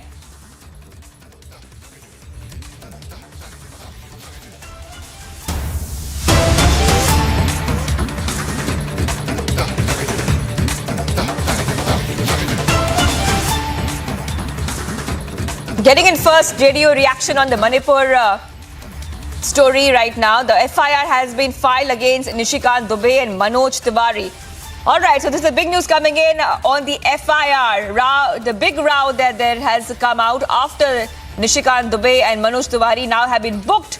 This comes after the duo claimed that Deputy Commissioner wrote to Principal Secretary Cabinet Coordination regarding a report about BJP MP Nishikant Dubey along with others entering ATC at the Devgarh airport without permission and creating a pressure over officials for takeoff clearance on 31st August.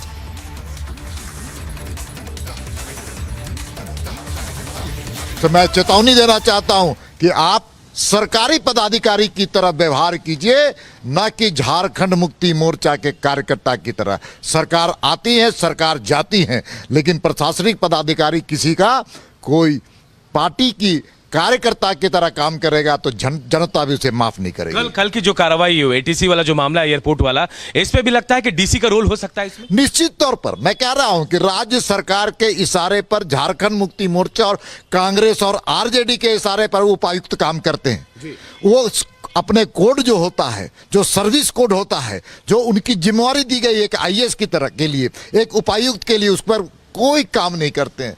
आज पूरा देवघर परेशान है विकास के सवाल पर, सड़कों के निर्माण के सवाल पर, शिक्षा के सवाल पर, कानून व्यवस्था के सवाल पर, चिकित्सा के सवाल पर। उस पर डीसी महोदय को ध्यान नहीं जाता है। डीसी महोदय को भारतीय जनता पार्टी के कार्यकर्ताओं को कुचलने के लिए स्पेशली इनको रखा गया है और भारतीय जनता पार्टी कार्यकर्ता ऐसे तानाशाह को समय समय पर हम लगातार उसके खिलाफ संघर्ष करते हैं। और मैं सांसद महोदय जी को बधाई देना चाहता हूं कि लगातार वो संघर्ष कर रहे हैं और भारतीय जनता पार्टी उनके पीछे खड़ी है, उनके साथ खड़ी है और उनके संघर्ष में हम उनके साथ मिलकर के इस अत्याचारी सरकार के खिलाफ भारतीय जनता पार्टी। एफआईआर अब तो निशिकांत के निशान के अलावा देखिए मनोज तिवारी, कपिल सिब्बल भी और निशिकांत के 2 बेटे भी निशाने पर हैं, जैसा आप आरोप लगाया है एटीसी की तरह। तो क्या इसके खिलाफ आप लोग कार्रवाई करेंगे, सड़कों पर उतरेंगे, क्या करेंगे? निश्चित तौर पर आज भारतीय जनता पार्टी बहुत आहत है उस उपायुक्त के जो तुगलकी फरमान के कारण, फर्जी मुकदमे के कारण। और आज तो इस बात की बड़ी संतोष हो रही है कि चुनाव आयोग ने उनके खिलाफ निर्णय दिया है। ये निर्णय उनके खिलाफ नहीं, राज्य सरकार के खिलाफ है। राज्य सरकार ने एक ऐसा उपायुक्त भेजा है जो जनहित के खिलाफ काम करने वाला, लोकतंत्र के खिलाफ करने वाला, लोकहित के खिलाफ काम करने वाला। और भारतीय जनता पार्टी का कार्यकर्ता हमेशा अत्याचार अनाचार के खिलाफ संघर्ष करता है, आगे भी हम करते रहेंगे। जी।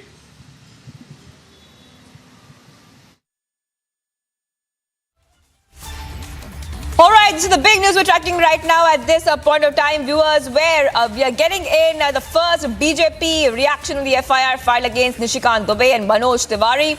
And this comes after the duo claimed that the Deputy Commissioner wrote to Principal Secretary Cabinet Coordination regarding report about BJP MP Nishikant Dubey along with others entering the ATC at Deoghar Airport without permission and creating pressure over officials for takeoff clearance on 31st August. So those are the big visuals, also the big reactions that we are getting for you on this story about the FIR which has been filed against Dubey and Manoj Tiwari. And the first reactions coming in on this big story. We will be tracking the story very closely as it develops.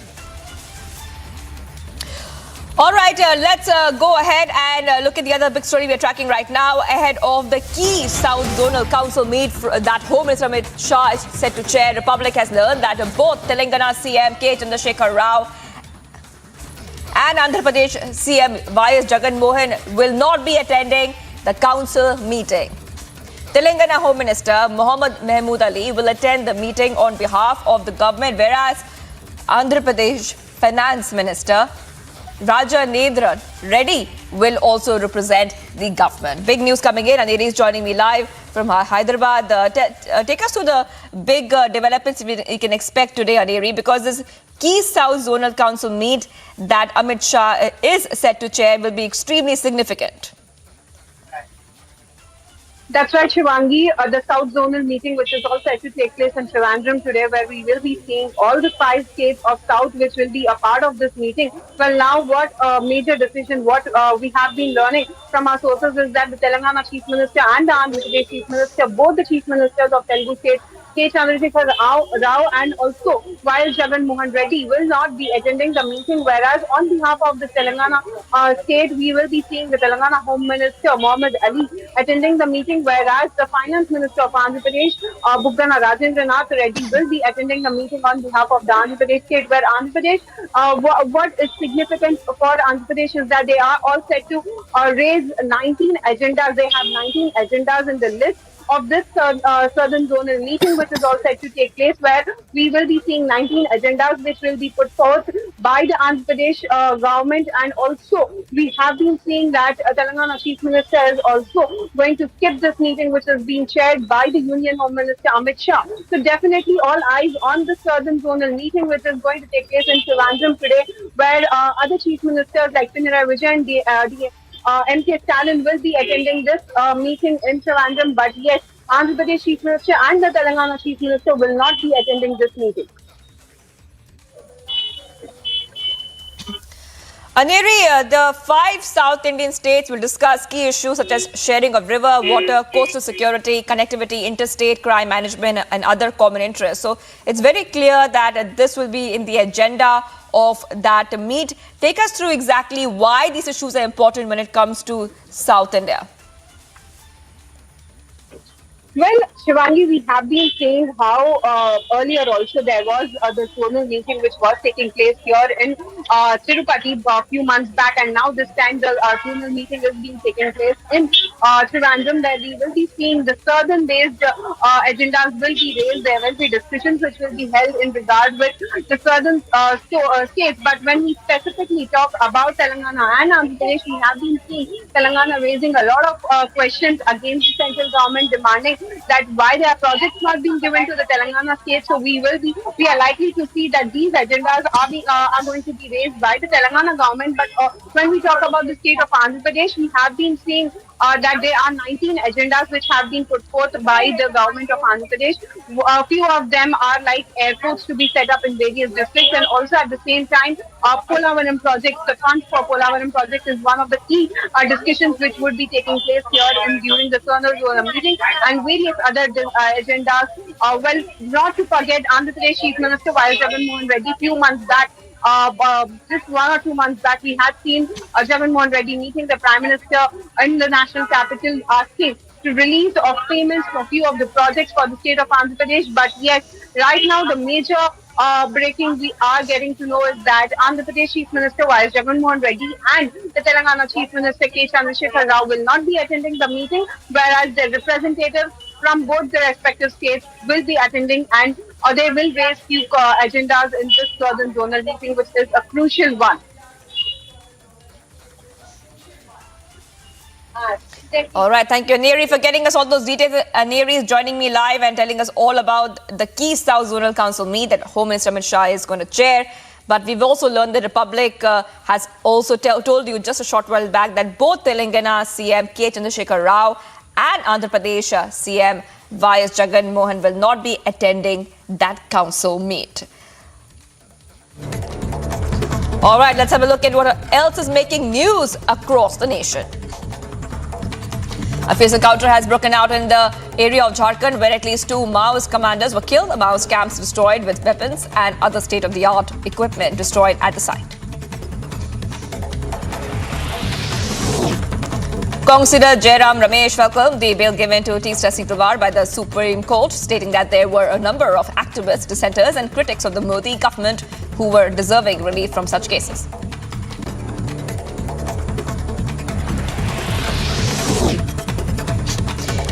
People in West Bengal's Mandapur engaged in a protest and asked to know over the complaints of corruption in the midday meal system in the region. Protesters were eventually dispersed by the police with the use of force.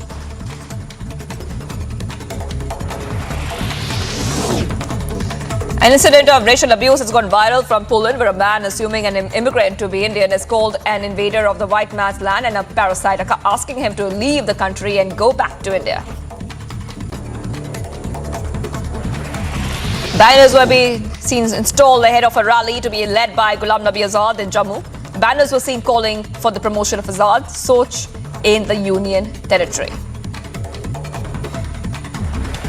A joint operation of the police and the CRPF has led to the recovery and seizure of at least 400 kilograms of ganja in Assam's Naigaon. One individual has been detained following the operation.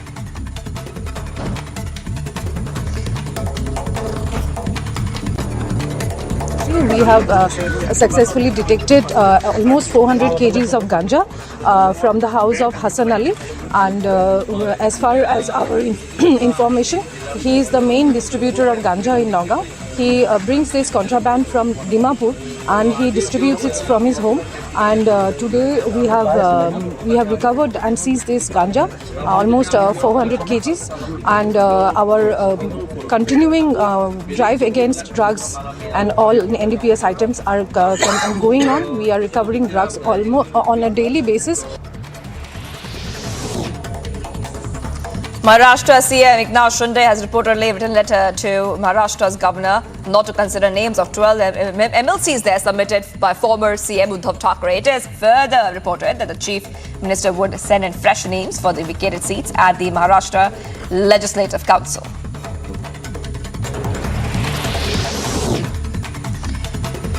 Shiv Sena MLA Santosh Bangar has earlier seen slapping a government canteen manager has been complained against again by the Pune District Health Officers Organization. The letter of complaint written to Maharashtra's Chief Minister Eknath Shinde accuses him of using derogatory words and threatening the district health officers. PM Modi is expected to host Bangladesh's Prime Minister Sheikh Hasina in New Delhi as she visits India for a 4-day tour focused toward multifaceted bilateral ties. Objections against an integrated checkpost at South Tripura's area is expected to be taken up at the meet. 3 people have been arrested for a robbery report in Paharganj in New Delhi. The group was traced to an area in Rajasthan where jewellery worth 6 crore rupees was recovered after raids in 3 states.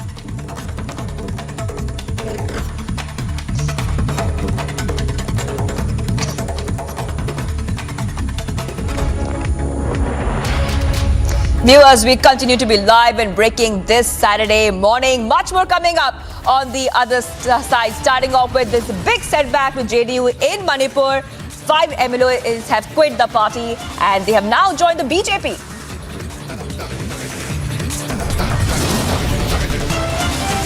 Unwell Padma Shri recipient Kamla Pujari allegedly forced to dance at the hospital. Stay tuned.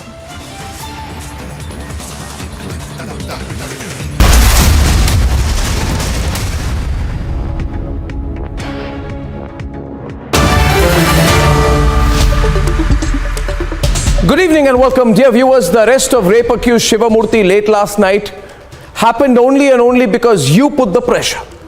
You stood by us. And through you, the powerful people and the power brokers had to at least publicly try to show that they were not openly backing him. But viewers, the battle only starts now because the entire political establishment is still fighting us. They are fighting our efforts. In this case, they are fighting you, they are fighting me, they are fighting all of us viewers who are fighting for justice. These power brokers tried to play a game and fool the people of this country today by putting him, this 64-year-old accused of rape and sexual abuse, in a hospital ICU to somehow avoid taking him to jail. He was taken to jail symbolically by 4 a.m. and by 9 o'clock he was quickly shifted to an ICU. He was never put in a jail cell. This has been a complete sham of an arrest. The entire political and the entire police establishment has been working desperately hard to ensure that he is not behind bars. So they are fighting us and you. As of now, viewers, he's in police custody, but that's a total sham. He's not been put in any cell at all. He's sitting comfortably with the deputy SP taking care of him. I'm told this is all happening in the name of an interrogation. I'm absolutely sure that left to the police, they will not put him up in a lockup or in a cell with other murder and rape and POSCO accused like he should be. How many other rape accused are treated this way? How much more will the system bend? The case of Shivamurthy is a case in point. Viewers, don't give up the fight. It's us and us alone on the one side, and powerful politicians, police officials, and some sections of the compromised media on the other. Viewers, our fight has begun. Stay with us in this fight, viewers. Let's keep up the scrutiny. Debate 1 tonight. देश प्रेम का ज्वार, राष्ट्रवादी विचार, Republic Bharat तैयार, राष्ट्र सर्वोपरि सम्मेलन।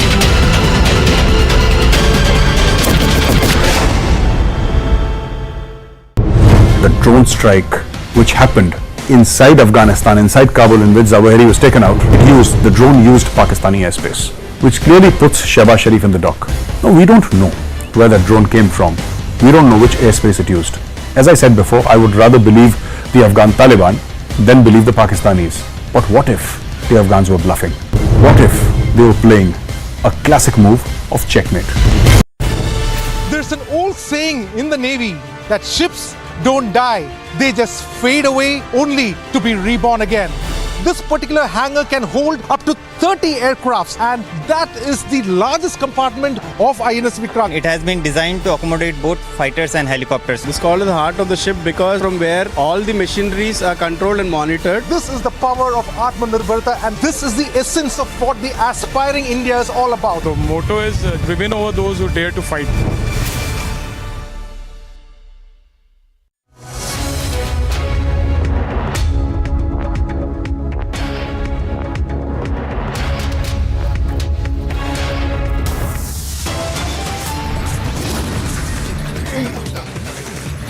Top stories at 10:30 viewers. The health card fails. Rape accused Seer Shivamurthy now grilled by the authorities.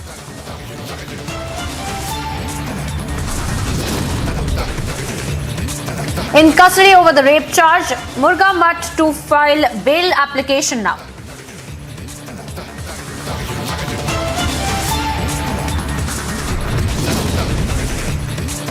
Big setback to JDU in Manipur. 5 MLAs quit the party and joined the BJP.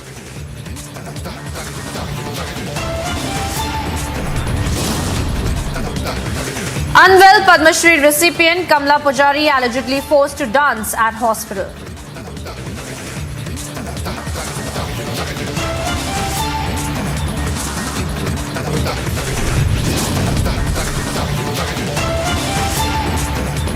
Home Minister to chair the 30th South Zonal Council meeting today in Thiruvananthapuram.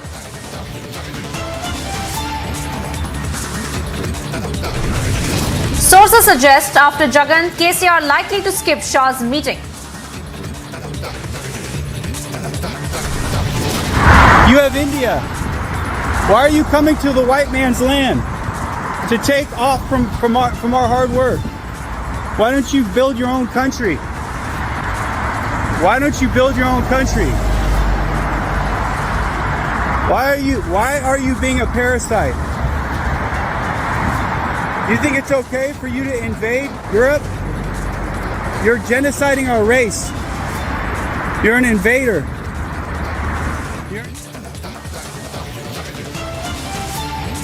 And viewers, a shocking tape of racial abuse on Indian man in Poland surfaces, sparks massive outrage.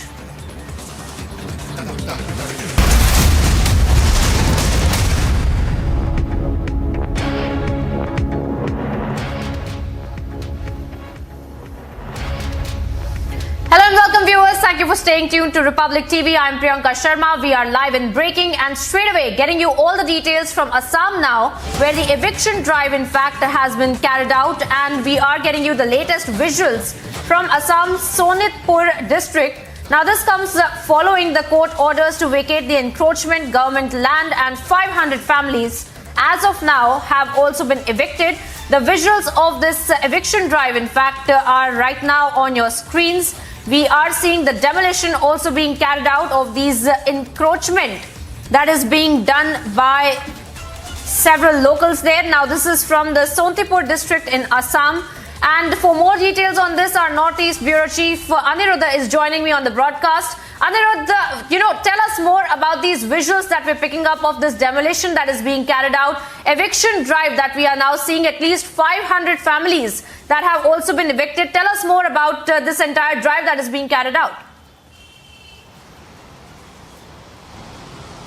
Yes, Priyanka, let's put it straight that this eviction drive is being carried out as per the orders of the court, and the court has ruled that since more than thousands and thousands of acres of government land has been encroached by illegal settlers, all these encroached lands should be made free so that can be used for other purposes, and that is the reason why the district administration of Sonitpur served notice recently to the residents of this area in Sonitpur district's Borsola constituency, and after receiving the orders of the court, the notice that was served to the residents there, we are getting to know that more than 75% of the people living in those areas have already vacated their land. They already shifted to other parts designated by the district administration where they can go and settle down. And now today the settlements have been demolished. All the settlements that were constructed in that particular locality in a riverine area in Sonitpur district being demolished. Priyanka. Well, Anirudh, also speak to our viewers about what this really land is all about. Are there any plans that the government has shared about what this land will be used for? Because as you're pointing out, this is government land. And where will these 500 families also be shifted? Could you take our viewers through that? Yes, the government have a very clear policy in regards to eviction of encroached land, and after verification of these settlers, mostly they go through all the details like whether they have all the genuine documents or not, and also if they had been victims of encroachment, if they had been victim of erosion of the riverine area, then if they are eligible for getting government land as per the allocations there, then they will be getting it as per the recommendations. And as far as this eviction drive is concerned, this is one of the major eviction drive which is being carried out after the Garukuti incident, and that is the reason why all necessary measures, precautions are being taken by the district administration. Huge deployment of police forces can also be seen there along with paramilitary forces. And Priyanka, let me also tell you that likewise the Garukuti project, where the state government have taken up the encroached land after the eviction drive, they have brought up a agriculture project there. So we are getting to know that similar project might be taken up by the government in the near future. But as of now, all those lands which have been encroached, all those government lands which have been encroached are being made encroachment free through eviction drives which are being carried out as per the orders of the court. Priyanka. Right, Anirudh there getting us all the ground details of what's really going on in Assam, and a massive eviction drive that is being carried out on encroached land that was government land, and 500 families that are also going to be evicted from there. Thank you, Anirudh, for joining us on the broadcast with those details.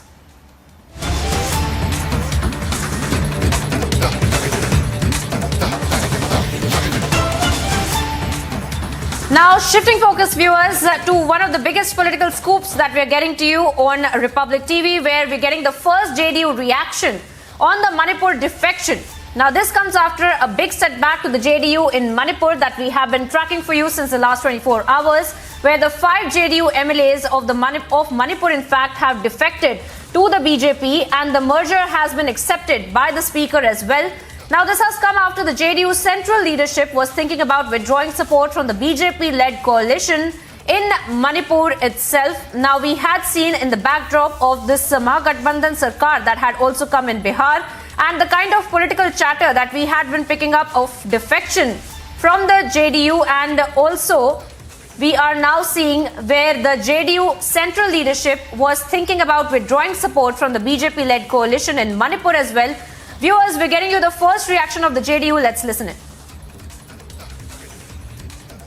ये लोकतंत्र का अपहरण है और Bharatiya Janata party को इस तरह के कार्यों में महारत हासिल है। जनता दल यूनाइटेड के पिछले अरुणाचल चुनाव को याद कर लीजिए।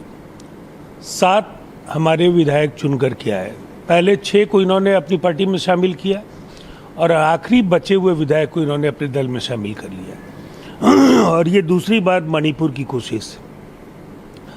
मुझे ऐसा लगता है ऐसी पार्टी का भारत के लोकतंत्र और लोकतांत्रिक मूल्यों की दृष्टि से केंद्र की सत्ता में बने रहना अत्यंत दुर्भाग्यपूर्ण है।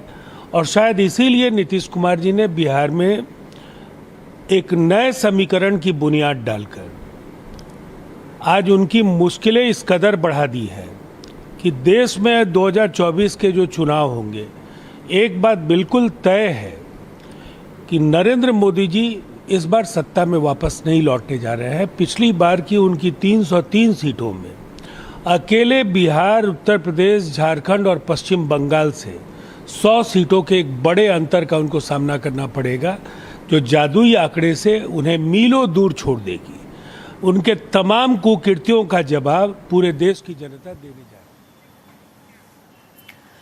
So there you have it, viewers, the first reaction of the JDU on this massive political scoop that we are getting for you, where in fact the defection that is taking place in Manipur, and of course we will be tracking that story very, very closely for you, where with respect to how the speaker has also agreed to this kind of a defection that has been done. And now we are picking up the first reaction of the JDU on the same.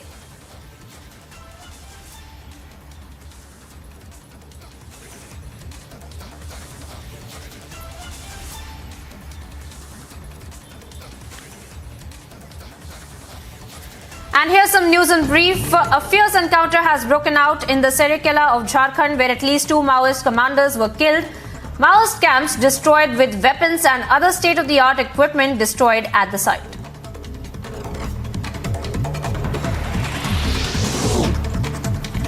Congress leader Jairam Ramesh welcomed the bail given to Teesta Setalvad by the Supreme Court, stating that there were a number of activists, dissenters and critics of the Modi government who were deserving relief from such cases.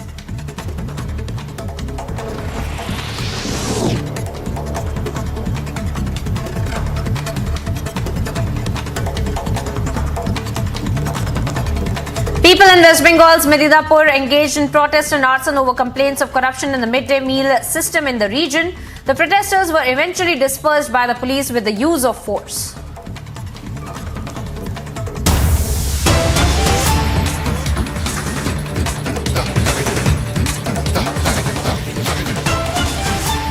Well, viewers, cutting across to some more breaking updates that we are picking up in the massive case of Sonali Phogat, where the Goa top sources have revealed that Sudhir Sangwan, in a custodial interrogation, has confessed to the conspiracy to get Sonali Phogat from Gurgaon to Goa.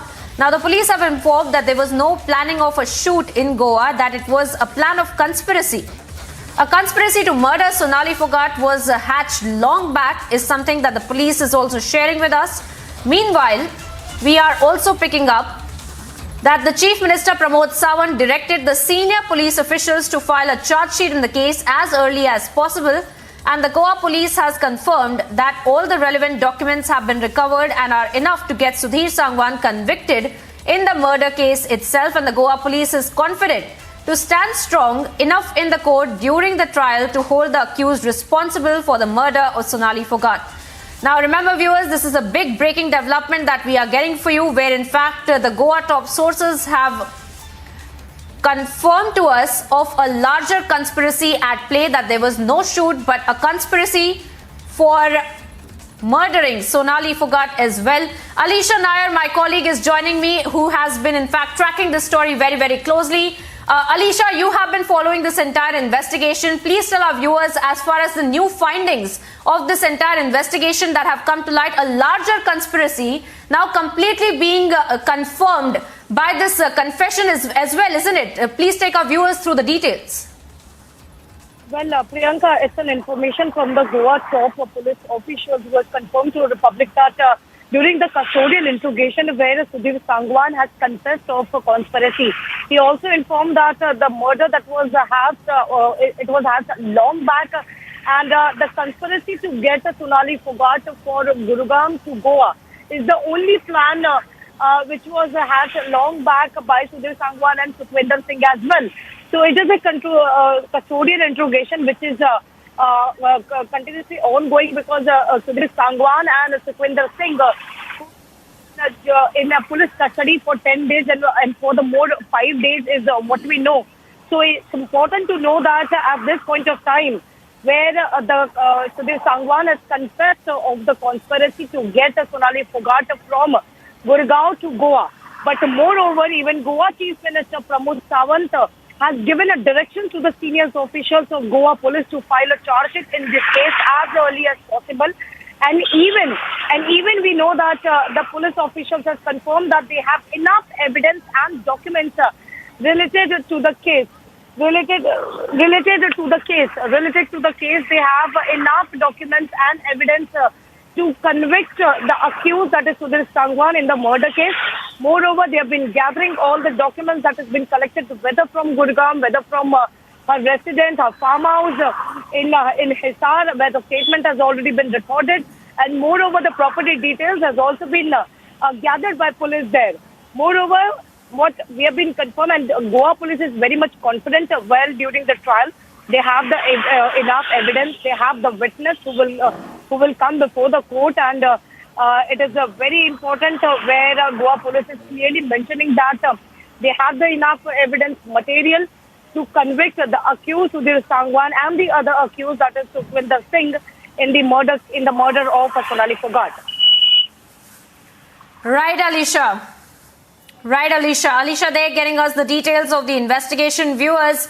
And of course, top sources revealing that Sudhir Sangwan, in a custodial interrogation, has confessed to the conspiracy of, in fact, getting Sonali Fogart from Gurgaon to Goa. And of course, that there was no shoot, but there was a larger conspiracy at play to get her to Goa. And of course, subsequently, we have seen what has really transpired with her as well. And of course, the police is on the ground carrying out this investigation on the same.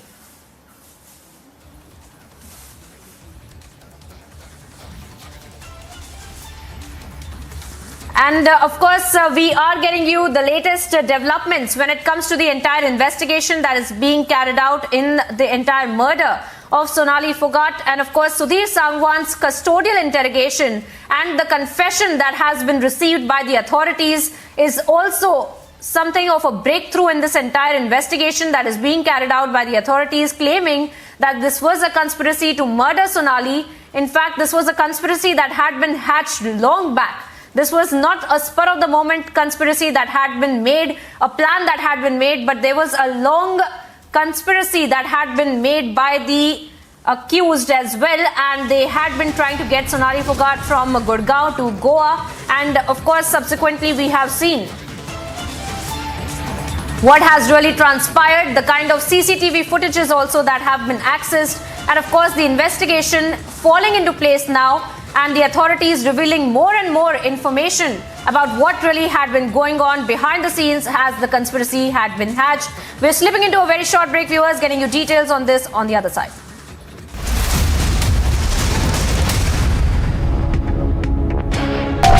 चुनौतियों से नहीं डरते हम, दुनिया ने देखा है हमारा दम, दुश्मनों को करके बेदम, राष्ट्रहित में बढ़ते कदम, राष्ट्र सर्वोपरि सम्मेलन।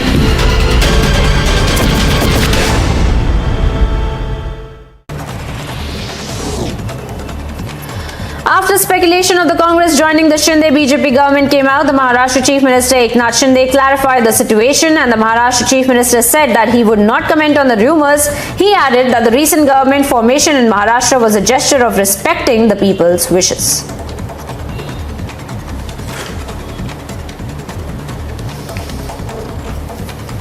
नहीं, हमने रास्ता नहीं दिखाया। जो जनता के मन में भावना थी उसे जागरूक किया हम लोगों ने। जो 2.5 साल पहले होना चाहिए था, जो आम लोगों के दिल की बात थी, वो हम लोग ने वो निर्णय हम लोग ने लिया है।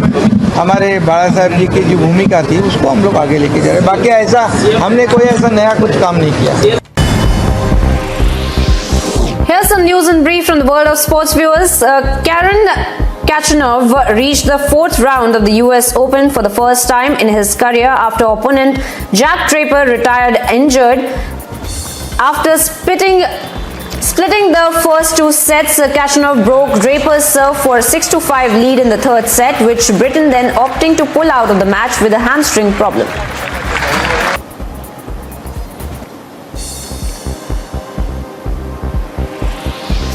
A single goal from Marco Reus is what allowed Dortmund to beat Hoffenheim 1-0 and move them to the top of the Bundesliga for 24 hours at least.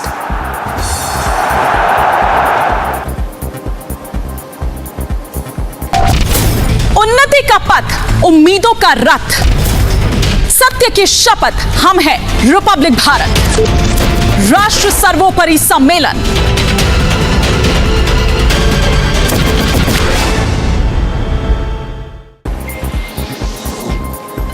Portuguese league leaders Benfica, who had players red carded, ended up beating Vizela 2-1. The second goal came after Benfica were awarded a controversial penalty for राष्ट्रवादी कलम, राष्ट्रवादी हम, मजबूत होते भारत के कदम, राष्ट्र सर्वोपरि सम्मेलन।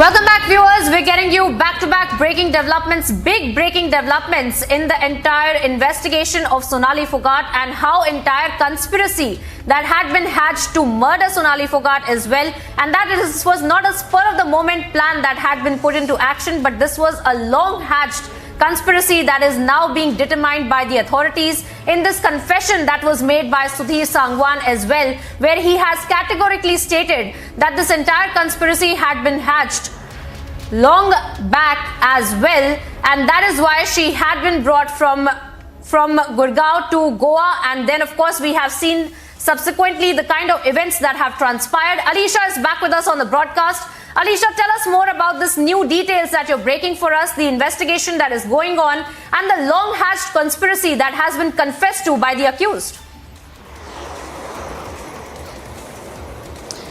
Well, Priyanka, it's a huge development in Sonali Phogat murder case. So while during the custodial interrogation, where the top Goa police officials has informed us that during the interrogation where Sudhir Sangwan, who is the main accused in the entire case, who has confessed to the conspiracy to get Sonali Phogat from Gurgaon to Goa, and this is a conspiracy to murder her. This is hatched long back, is what we have been told by Goa police. So even the Chief Minister and the Home Minister of Goa, Pramod Sawant, has given a directions to the police official, the senior police official, to file charge sheet in the case as early as possible. But even Goa police is very much confident enough to stand in the trial. They have the evidence and the material which will convict the Sudhir Sangwan and Sukhwinder Singh in the murder case. We'll be back after a short break, continuously rolling on this coverage. We'll be back after a short break. Stay tuned.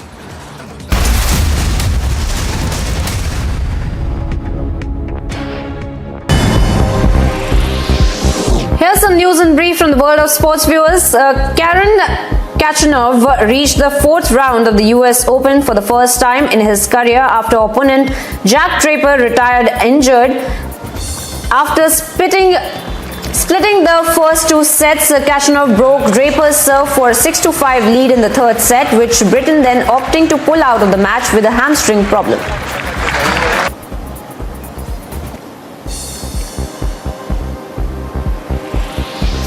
A single goal from Marco Reus is what allowed Dortmund to beat Hoffenheim 1-0 and move them to the top of the Bundesliga for 24 hours at least.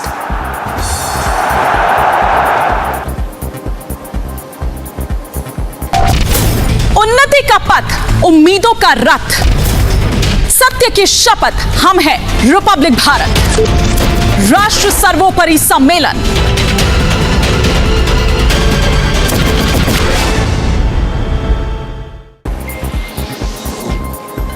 Portuguese league leaders Benfica, who had players red carded, ended up beating Vizela 2-1. The second goal came after Benfica were awarded a controversial penalty for handball with Diego Rosa.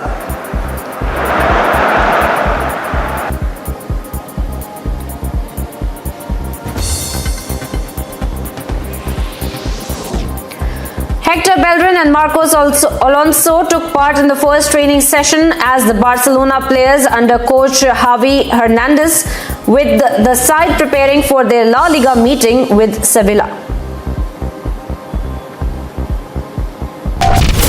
विचारों का लहराता समंदर, Republic Bharat पर जल्द राष्ट्र सर्वोपरि सम्मेलन।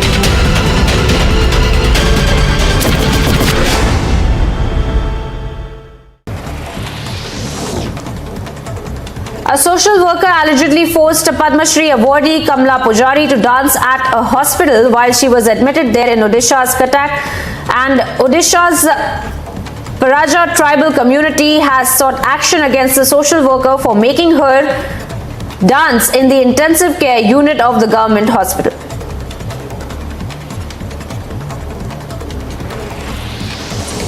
In an interesting development, 5 out of 7 MLAs from Manipur have jumped from Bihar Chief Minister Nitish Kumar's party JDU to the BJP. Now the merger has been accepted by the Speaker, and now this comes after the JDU central leadership was thinking about withdrawing support from the BJP.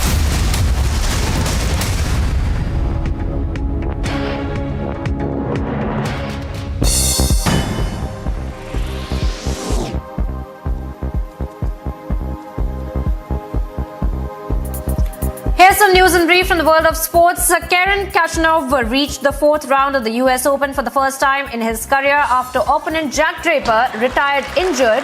After splitting the first 2 sets, Khachanov broke Draper's serve for a 6-5 lead in the 3rd set, with Britain then opting to pull out the match with a hamstring problem.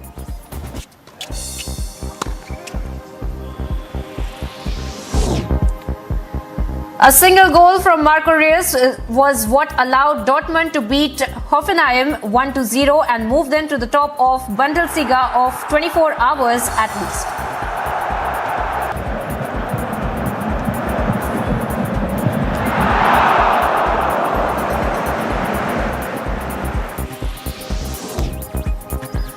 Portuguese league leaders Benfica, who had 2 players red-carded, ended up beating Vizela 2-1. The second goal came after Benfica was awarded a controversial penalty for a handball by Diego Rosa.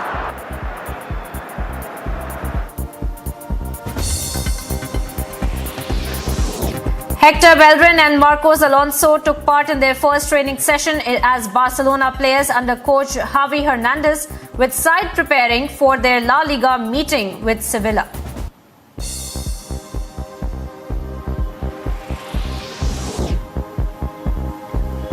The Pyronail Fireworks World Championship opened in Berlin at the city's Olympic Stadium after a 2-year gap due to the COVID-19 pandemic. Crowds gathered to watch the first 3 teams light up the Berlin sky to the sound of classical music.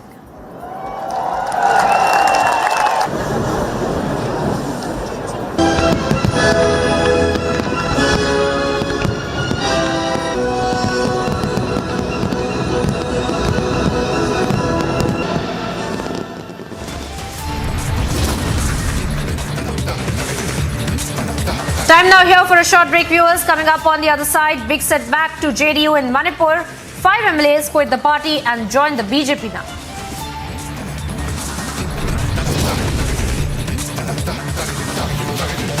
And getting you details of how unwell Padma Shri recipient Kamla Pujari allegedly forced to dance at the hospital. Getting you all the updates on the other side. Stay tuned.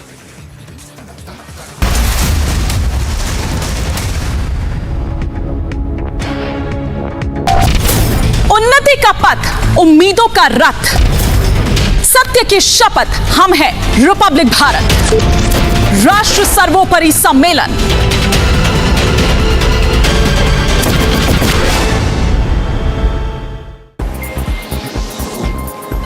Portuguese league leaders Benfica, who had players red-carded, ended up beating Vizela 2-1. The second goal came after Benfica were awarded a controversial penalty for handball with Diego Rosa.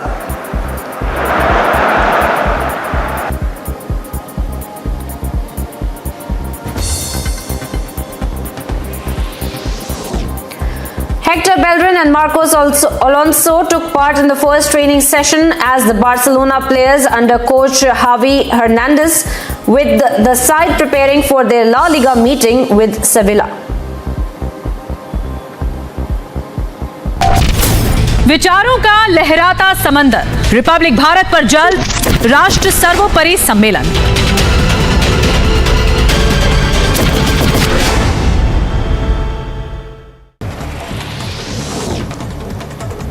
A social worker allegedly forced Padma Shri awardee Kamla Pujari to dance at a hospital while she was admitted there in Odisha's Cuttack, and Odisha's Paraja tribal community has sought action against the social worker for making her dance in the intensive care unit of the government hospital.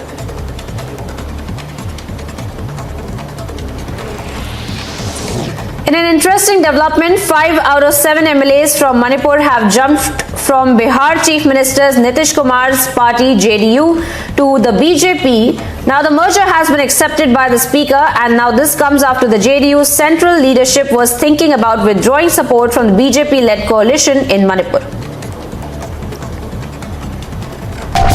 मुश्किलों को करते नाकाम, जनहित हमारा काम, देश का सम्मान, राष्ट्र सर्वोपरि सम्मेलन। विचारों का लहराता समंदर, रिपब्लिक भारत पर जल्द राष्ट्र सर्वोपरि सम्मेलन।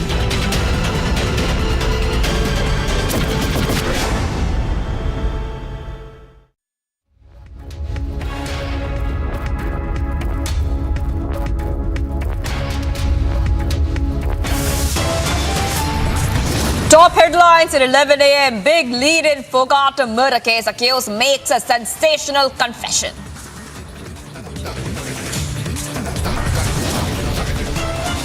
Startling revelation in Foghat murder case. Accused confesses Goa visit was a plan of conspiracy.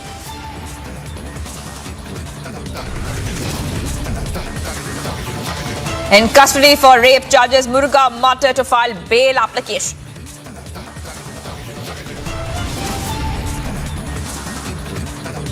Accused Sia Shivamurthy grilled as health farce falls flat.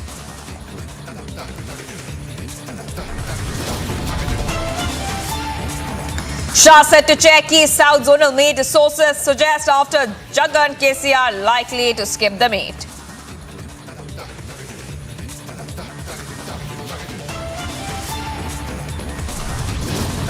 Massive row over forced ATC entry. FIR against BJP leaders. BJP alleges foul play.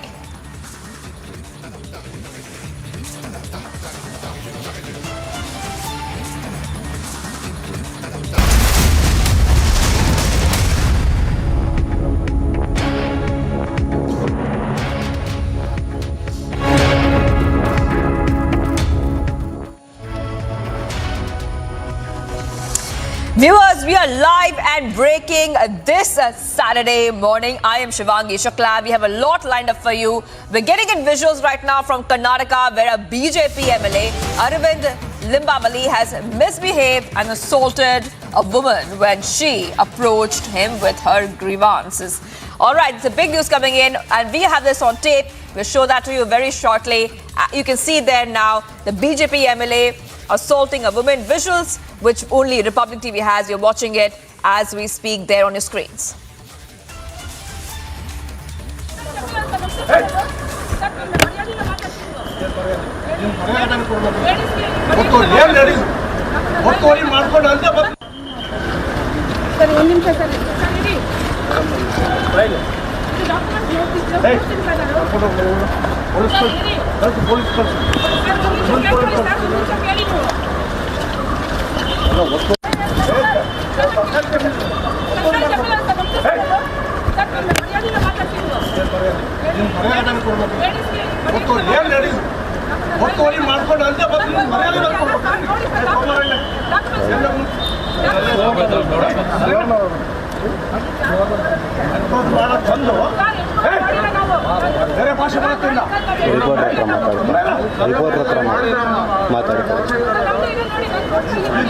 ನಾನು ಏನು ಮಾಡೋಕ್ಕಾಗಲ್ಲ ಆಫೀಸಿಂದ ಬಂದಿರೋದು ಇಲ್ಲ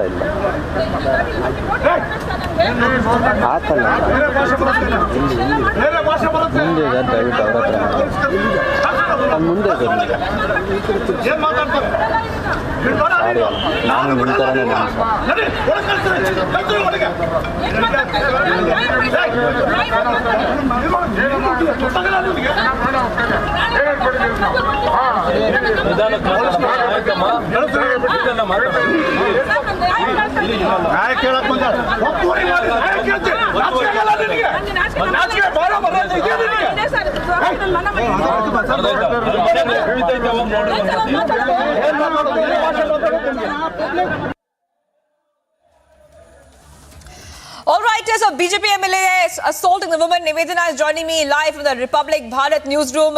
Nivedana, we can clearly see the BJP MLA talking very rudely with the woman while she's sharing her grievance, and many people are even watching as it all happens. Nivedana, what details do we have on this development?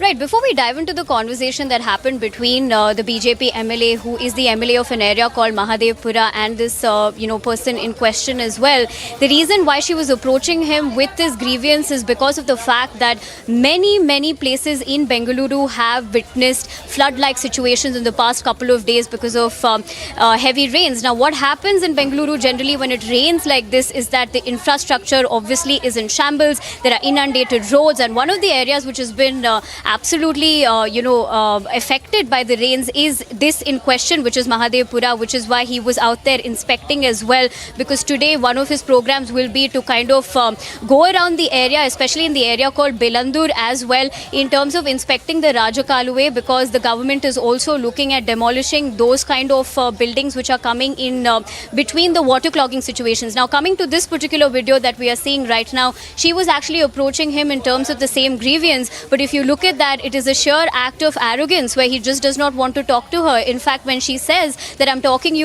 to you with respect, he basically cordons her off, saying that I do not want anything to do with you or talk to you. You have absolutely no respect to come here and seek justice. In fact, he even in Kannada signals to the cops, asking the cops to take her away, and says that if you do not keep quiet, then the police will take action. So this is a clear case where, of course, a citizen is upset with the fact that whatever is happening in the area because of the situation in Bengaluru, but clearly this BJP MLA really does not care about the fact that he has to kind of address those grievances, because ultimately these are the same citizens who have voted him or rather elected him into power. Shivangi. Right, Nivedana, stay on with us. I want our viewers to have another look at the entire sequence where they can clearly see it's a very long video, 1 minute 32 seconds. It's gone viral on social media, and watch how the BJP MLA is in fact assaulting the woman and even threatening the woman with police action. Take a look.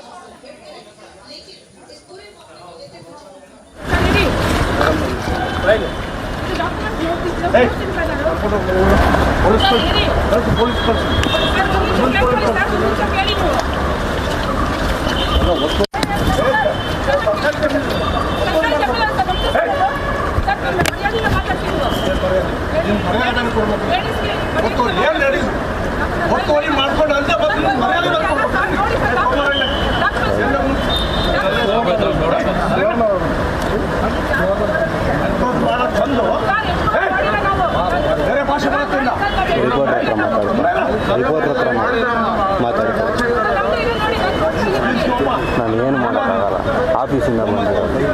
ಇಲ್ಲ ಆತಲ್ಲ ಮುಂದೆ ದಯವಿಟ್ಟು ಅವ್ರ ಹತ್ರ ಮುಂದೆ ನಾನು ನಿಮ್ಮ ಥರನೇ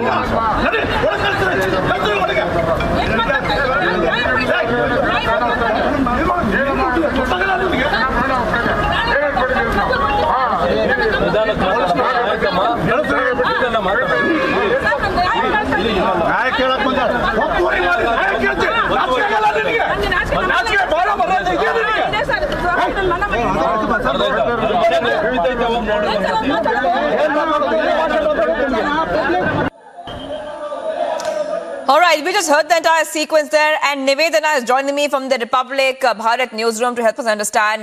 Nivedana, just tell us once more what the woman was saying. She was saying something in the beginning. Just translate that for us. And did that really require reaction so harsh from the BJP MLA? That is what's shocking right now, Nivedana.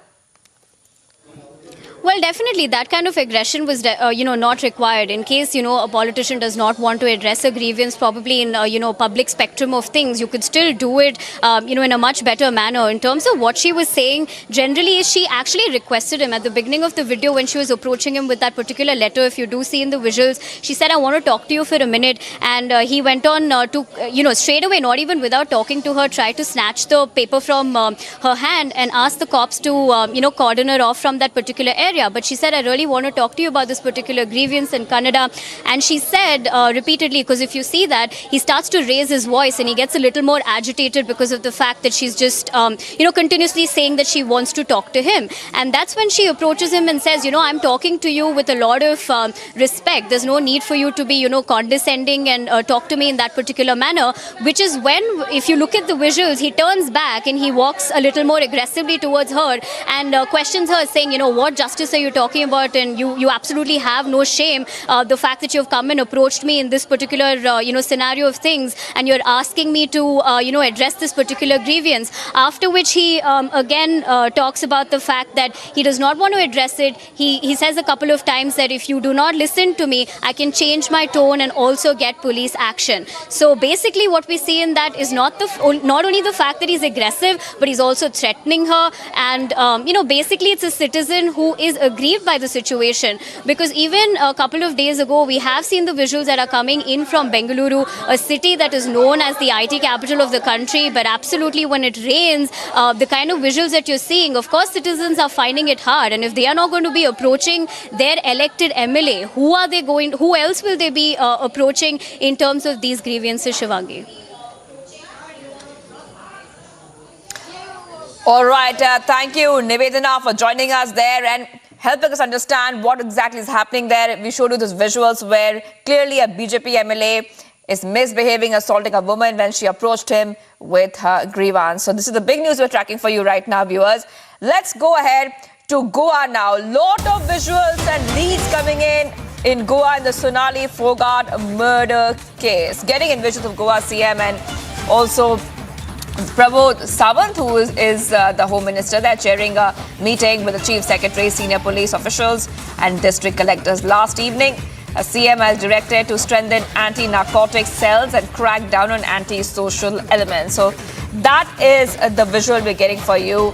First on Republic, the Goa CM is also chairing the high-level meet, and this is coming in at the back of the investigation into the Sonali Fogart death case. Just a short word back, our sources also told us that Sudhir Sangwan, who is in custodial interrogation, has confessed conspiracy to get Sonali Fogart from Gurgaon to Goa.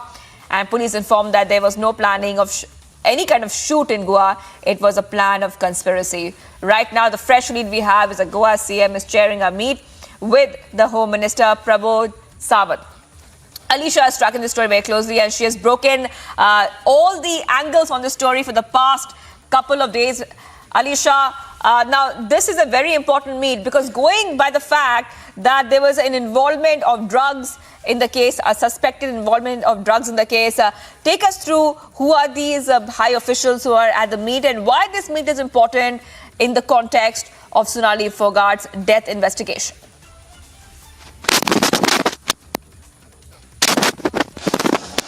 The drug angle which has come into the light in the murder of Sonali Fogart.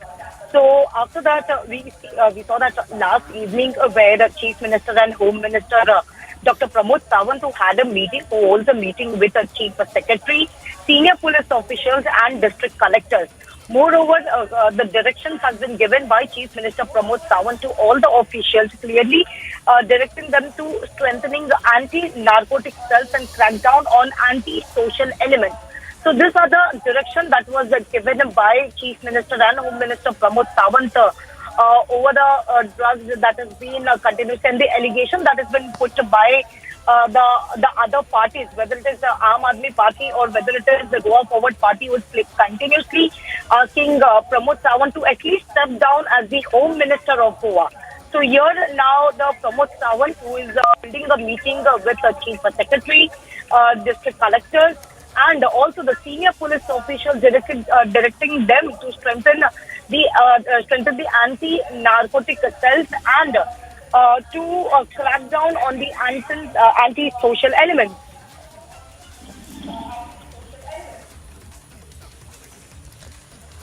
Right, Alisha is getting us all the details. So we're getting in visuals of the Goa CM there and the high officials chairing a meeting with the Chief Secretary, senior police officials and district collectors last evening. And the CM is directed to strengthen anti-narcotic cells and crack down on anti-social elements. This is the big news we're getting for you. Remember that Sonali Phogat was given noxious chemical through her drinks by her two aides, Sudhir Sangwan and Sukhvinder Singh, during a party at a restaurant in Goa, which apparently caused her death. That's what the police are saying.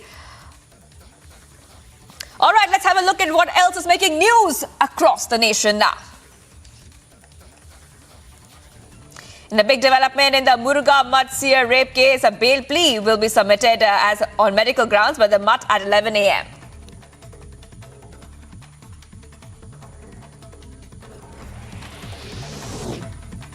Ahead of Union Home Minister Amit Shah's South Zonal Council meet, both Telangana CM K. Chandrasekhar Rao and Andhra Pradesh CM Y.S. Jagan Mohan Reddy step back from attending the meeting today.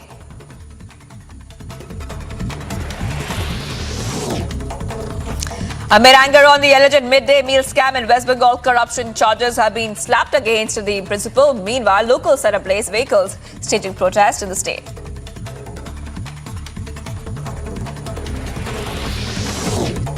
Amid row over forced entry into ATC, a complaint has been registered against BJP MPs Manoj Tiwari and Nishikant Dubey, among several others, in case of violation of security standards at the Deoghar airport.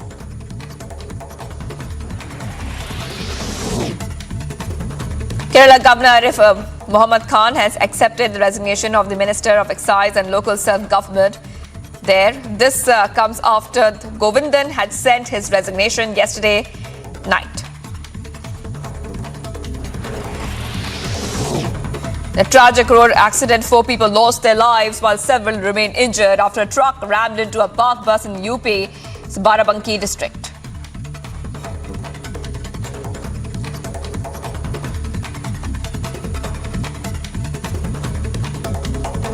एक सड़क दुर्घटना हो गई जिसमें नेपाल से गोवा जा रही double decker bus जिसका पहिया खराब था, ड्राइवर पंचर पहिया बदलने के लिए सड़क किनारे गाड़ी खड़ा था, पीछे से आकर एक टकरा गई। इस दुर्घटना में लगभग 14 लोग घायल हो गए, जिनको इलाज के लिए तत्काल स्थानीय पुलिस द्वारा जिला अस्पताल भेजा गया। इलाज के दौरान 4 व्यक्तियों की मृत्यु हो गई, 2 को ट्रॉमा सेंटर रेफर किया गया है और 8 का इलाज जारी है। बस में कुल लगभग 60 सवारियां थीं। सभी लोगों को सुरक्षित एक ढाबे पर रखा गया है, जहां उनको जलपान दिया गया और उनको नेपाल भेजने की व्यवस्था की जा रही है। कानून व्यवस्था और यातायात की व्यवस्था सामान्य है। अन्य विधिक कार्रवाई शीघ्र ही पूर्ण की जाएगी। Pune District Health Officers Organization, in a letter to Maharashtra CM Eknath Shinde, complained about MLA Santosh Bangar's alleged misbehavior.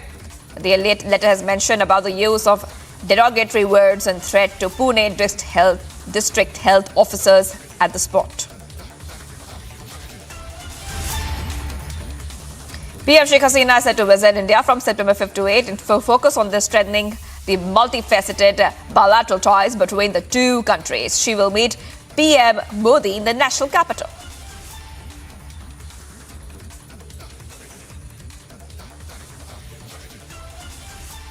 After the Assam government demolished illegal madrasas, AIUDF MLA there has condemned the move, alleging dictatorship in the state. He further said that the Assam government, instead of demolishing the illegal madrasas, could have issued the SOPs. Last एक महीने में 3 मदरसा demolish किया है असम में, और तीनों मदरसा का cause अलग अलग है। कहीं इलेक्ट्रिसिटी का प्रॉब्लम दिखाया, कहीं गवर्नमेंट लैंड दिखाया, कहीं डिजास्टर मैनेजमेंट रूल्स दिखाया। तो ये सब जो दिखा रहा है ये पूरा का पूरा अलग अलग कारण दिखा रहा है डिस्ट्रिक्ट से, लेकिन बाहर में दिखा रहा है कि वो जिहादी के लिए, कोई एक्सट्रीमिस्ट ग्रुप के लिए, कहीं किसी के घर में कोई एक्सट्रीमिस्ट मिल गया तो गाँव को डेमोलिश करोगे क्या? ये जो आर्गूमेंट है ये सरासर एक गलत आर्गूमेंट है, एक रॉन्ग आइडिया है। यहाँ रूल ऑफ लॉ नहीं चल रहा है, हमारा स्टेट में रूल ऑफ लॉ बंद हो गया। अभी dictatorship. A shocking apathy in Sihor shows family members carrying dead body on bike after denial to medical facilities. However, NDRF team rushed to the spot later as the video went viral.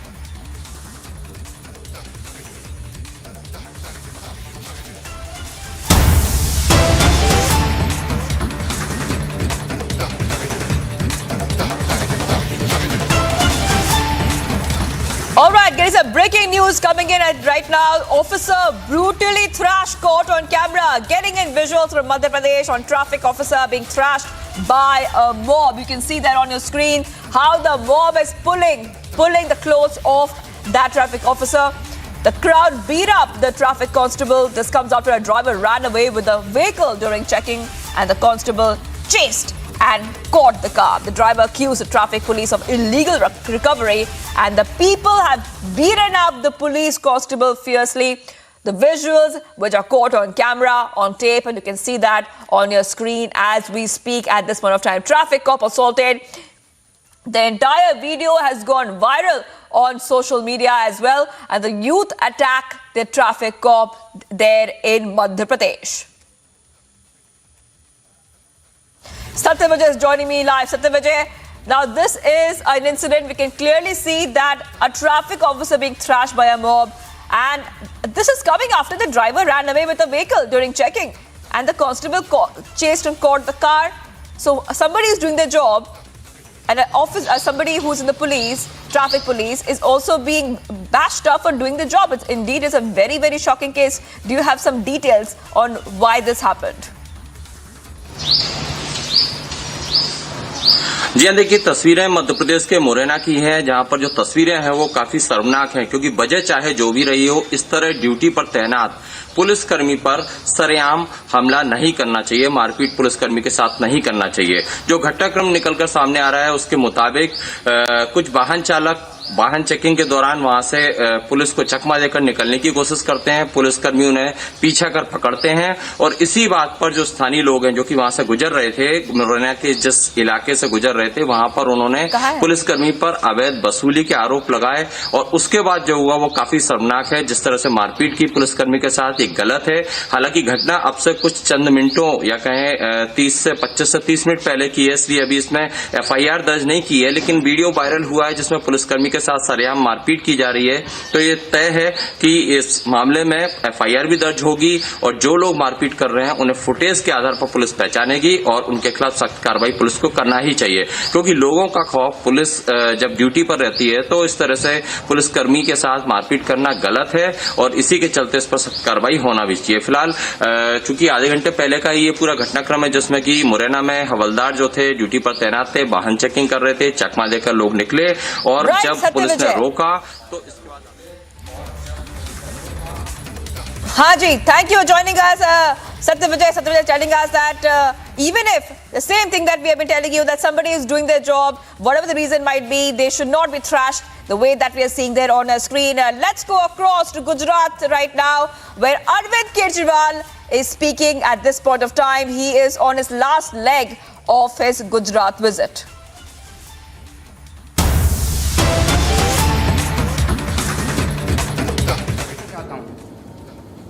आप लोगों ने इतने साल BJP की सेवा करी, क्या मिला आपको? आपके बच्चों को स्कूल दिए इन्होंने, आपके लिए अस्पताल बनाए। अगर आपके घर में कोई बीमार हो जाए, सच सच बताना, आपको अपने घर की जमीन और ज्वेलरी बेचनी पड़ती है, नहीं बेचनी पड़ती? आपको भी इतने भारी भरकम बिजली के बिल देने पड़ते हैं, नहीं देने पड़ते बीजेपी वालों को? मैं आपको वादा कर रहा हूं, अगर आप सारे जने छोड़ के, बीजेपी छोड़ने की जरूरत नहीं है, रहो वहीं, काम हमारे लिए करो, बीजेपी में रहो, काम आम आदमी पार्टी के लिए करो। कई लोगों को पेमेंट करते हैं, ये पेमेंट वहीं से लो, हमारे पास तो पैसे नहीं है। पेमेंट वहीं से लो, काम हमारे लिए करो। जब हमारी सरकार आएगी हम बिजली मुफ्त करेंगे, बिजली मुफ्त आपके घर की भी होगी। मैं आपको मुफ्त बिजली दूंगा, मैं आपको 24 घंटे बिजली दूंगा, मैं आपके बच्चों के लिए अच्छे स्कूल बनाऊंगा, मैं आपको फ्री शिक्षा दूंगा, मैं आपके परिवार का मुफ्त और अच्छा इलाज कराऊंगा, मैं आपकी महिलाओं को 1000-1000 रुपए दूंगा। क्या फायदा है बीजेपी में रह के, क्या फायदा है बीजेपी को दोबारा जिता के? तो मैं सारे बीजेपी के कार्यकर्ताओं से कहना चाहता हूं कि वहीं रहो, काम हमारे लिए करो। प्रचार आम आदमी पार्टी का, अंदर खाने आप बड़े स्मार्ट हो, अंदर खाने काम आम आदमी पार्टी का करो। और चौथा मुद्दा मैं उठाना चाहता हूं, पंचायत पसंदगी बोर्ड है एक, उसमें लगभग 6000 कर्मचारियों की सिलेक्शन हो चुकी है, उनको अपॉइंटमेंट लेटर नहीं दे रहे हैं। हमारी सरकार से विनती है कि उनको तुरंत अपॉइंटमेंट लेटर दिए जाएं ताकि वो अपना काम ज्वाइन कर सकें, उनके घर के खर्चे नहीं चल रहे, नौकरी मिल जाएगी, काम शुरू हो जाएगा तो तनख्वाह आनी शुरू हो जाएगी। अगर आपके कोई प्रश्न है।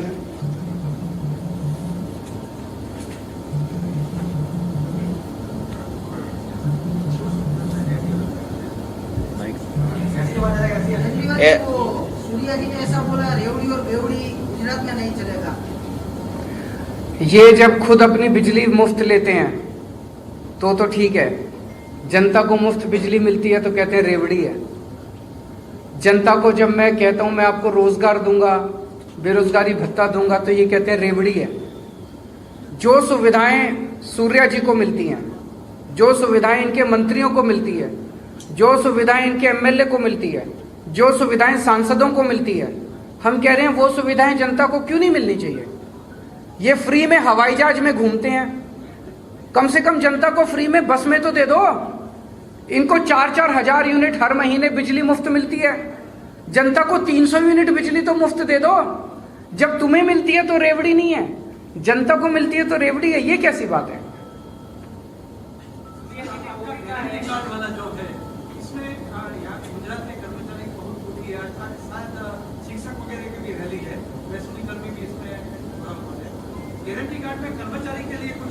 कर्मचारियों के लिए हर एक किसे अलग अलग मैं मिलता जा रहा हूं, और जो उनके मुद्दे हैं, लगभग हर वर्ग के अलग अलग मुद्दे हैं। पुलिस वालों के अलग हैं, ड्राइवर कंडक्टर का मुद्दा था, तनख्वाह उनकी कम है। पुलिस वालों का भी मुद्दा, उनकी तनख्वाह कम है, उनको तनख्वाह देंगे। कुछ लोग हैं जो कच्चे हैं, उनको पक्का करने की जरूरत है। मेरा सब लोगों से यही कहना है कि 27 साल के राज करने के बाद इनमें इतना घमंड आ गया है, इनमें इतना घमंड आ गया है, ये किसी की नहीं सुनते, जनता की नहीं सुनते। जनता को तो ये इंसान ही नहीं समझते। तो अब ये बदलाव का समय है, परिवर्तन का समय है। कुछ ना कुछ, हमारी पार्टी इतनी छोटी सी पार्टी है, हम इतने छोटे छोटे लोग हैं, कुछ ना कुछ तो दैवी शक्ति हो रही है, कुछ ना कुछ तो भगवान करा रहा है कि पिछले कुछ दिनों के अंदर इतना माहौल बन गया आम आदमी पार्टी का गुजरात के अंदर। पूरा गुजरात इस टाइम बदलाव चाह रहा है।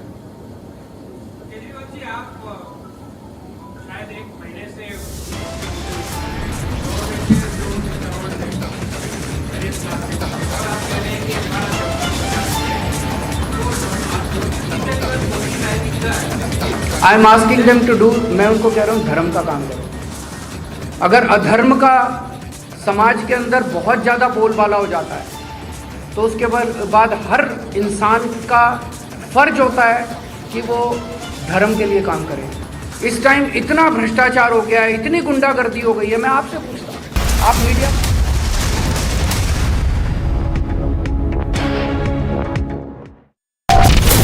विचारों का लहराता समंदर, रिपब्लिक भारत पर जल्द राष्ट्र सर्वोपरि सम्मेलन।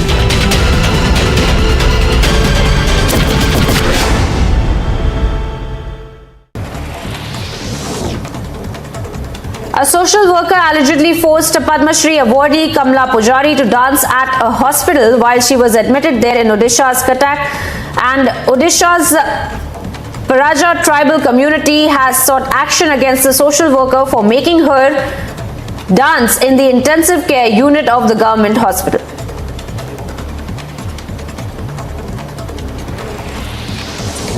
In an interesting development, 5 out of 7 MLAs from Manipur have jumped from Bihar Chief Minister's Nitish Kumar's party JDU to the BJP. Now the merger has been accepted by the speaker, and now this comes after the JDU's central leadership was thinking about withdrawing support from the BJP-led coalition in Manipur.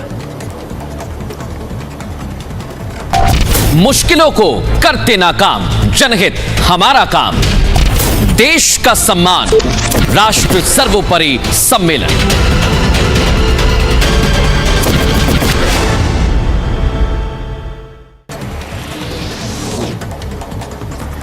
Trinamool Congress's General Secretary Abhishek Banerjee, who is being probed by the ED in the coal scam case, attacked the Union Home Minister Amit Shah and alleged that the money of the cow smuggling has gone to the top BJP leader.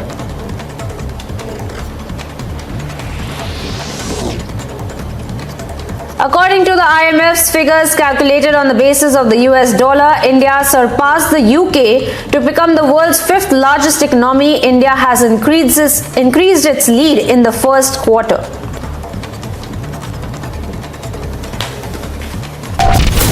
देश प्रेम का ज्वार, राष्ट्रवादी विचार, Republic Bharat तैयार, राष्ट्र सर्वोपरि सम्मेलन।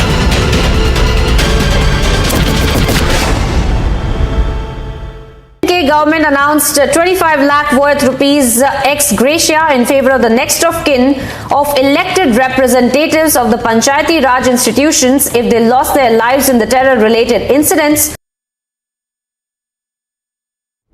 The drone strike which happened inside Afghanistan, inside Kabul, in which Zawahiri was taken out, the drone used Pakistani airspace, which clearly puts Shehbaz Sharif in the dock. No, we don't know where that drone came from. We don't know which airspace it used. As I said before, I would rather believe the Afghan Taliban than believe the Pakistanis. But what if the Afghans were bluffing? What if they were playing a classic move of checkmate?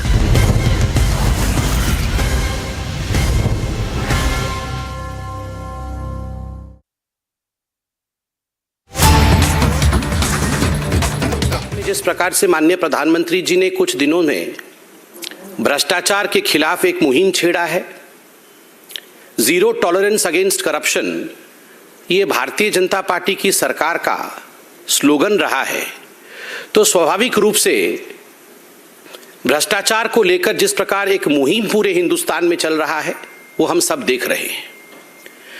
सही मायने में भ्रष्टाचार और घोटाला versus विकास और स्वाभिमान की लड़ाई आज पूरे भारतवर्ष में चल रही है। आज एक प्रमुख खबर सामने आया है और ये खबर नेशनल हेराल्ड को लेकर है। आप सभी जानते हैं कि जहां तक नेशनल हेराल्ड का विषय 2013 से नेशनल हेराल्ड पर केस चल रहा है और सोनिया जी और राहुल जी अक्यूज नंबर 1 और अक्यूज्ड नंबर 2 दोनों ही बेल पर बाहर हैं। और अभी कुछ दिनों पहले जब जांच एजेंसियों ने दोनों मां बेटे को बुला करके पूछताछ किया था तो पूरे देश में किस प्रकार का एक माहौल बनाने की कोशिश कांग्रेस ने की थी वो भी हमने देखा था। The Congress tried to be disruptive, the Congress tried in fact to pressurise the investigative agencies and the Congress spread mayhem. पूरे हिंदुस्तान में एक दंगा और बलवा करवाने की कोशिश कांग्रेस की रही थी। कहीं टायर जल रहे थे तो कहीं उनके कार्यकर्ता दंगा कर रहे थे। पार्लियामेंट में भी पार्लियामेंट को पूरी तरह से ठप करने का प्रयास कांग्रेस पार्टी कर रही थी। दुख और आश्चर्य का विषय है कि जिस कांग्रेस पार्टी ने एक परिवार को बचाने के लिए नेशनल हेराल्ड का पूरे विषय में जांच एजेंसी के खिलाफ काम कर रही थी, आज एक बहुत बड़ा खुलासा उसी नेशनल हेराल्ड केस में हुआ है। 2013 का यह केस है, किंतु 1960 में कांग्रेस के अंदर ही 4 बार के उनके उत्तर प्रदेश के मुख्यमंत्री आदरणीय चंद्रभानु गुप्ता, जो उत्तर प्रदेश के 50 से 60 के दशक के बीच में एक बहुत बड़े लीडर हुए, नेता हुए, जो 4 बार के उत्तर प्रदेश के मुख्यमंत्री कांग्रेस की तरफ से रहे, अब उनकी एक किताब छपी है विगत वर्ष। गुप्ता जी को स्वर्ग सिधारे 4 दशक हो चुका है, मगर उन्होंने अपनी जीवनी लिखी थी। जीवनी का नाम है सफर कहीं रुका नहीं झुका नहीं।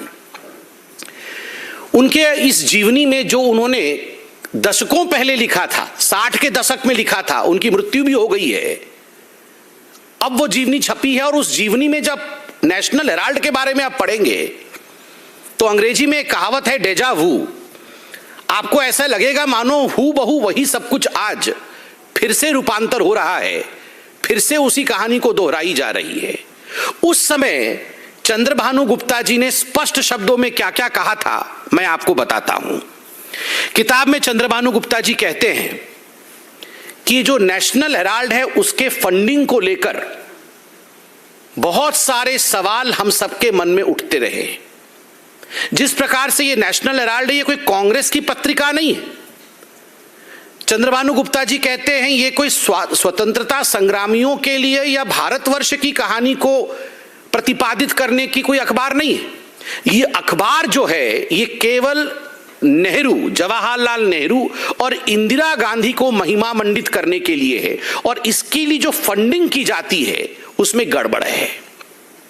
यहां तक चंद्रभानु गुप्ता कहते हैं कांग्रेस के 60 की दशक में कि यदि कोई इन्वेस्टिगेटिव एजेंसी, कोई जांच एजेंसी नेशनल हेराल्ड पे जांच खोल ले और उसके पैसे के विषय को अगर देखना शुरू कर दे तो बहुत बड़ा खुलासा, a big exposé will happen, बहुत बड़ा खुलासा हो जाएगा।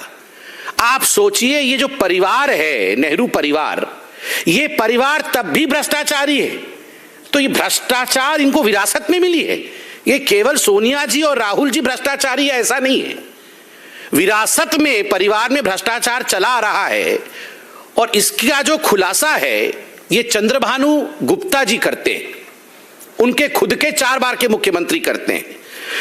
वो आगे कहते हैं the policy of the National Herald was to promote the Nehru family only. एक ही पॉलिसी थी कि नेहरू फैमिली को प्रमोट किया जाए, और फ्रीडम ऑफ प्रेस के नाम पर जो भी नेहरू गांधी परिवार के खिलाफ कहता था, किस प्रकार से उनके खिलाफ मुहिम छेड़ा जाए, यह नेशनल हेराल्ड का मुख्य उद्देश्य था।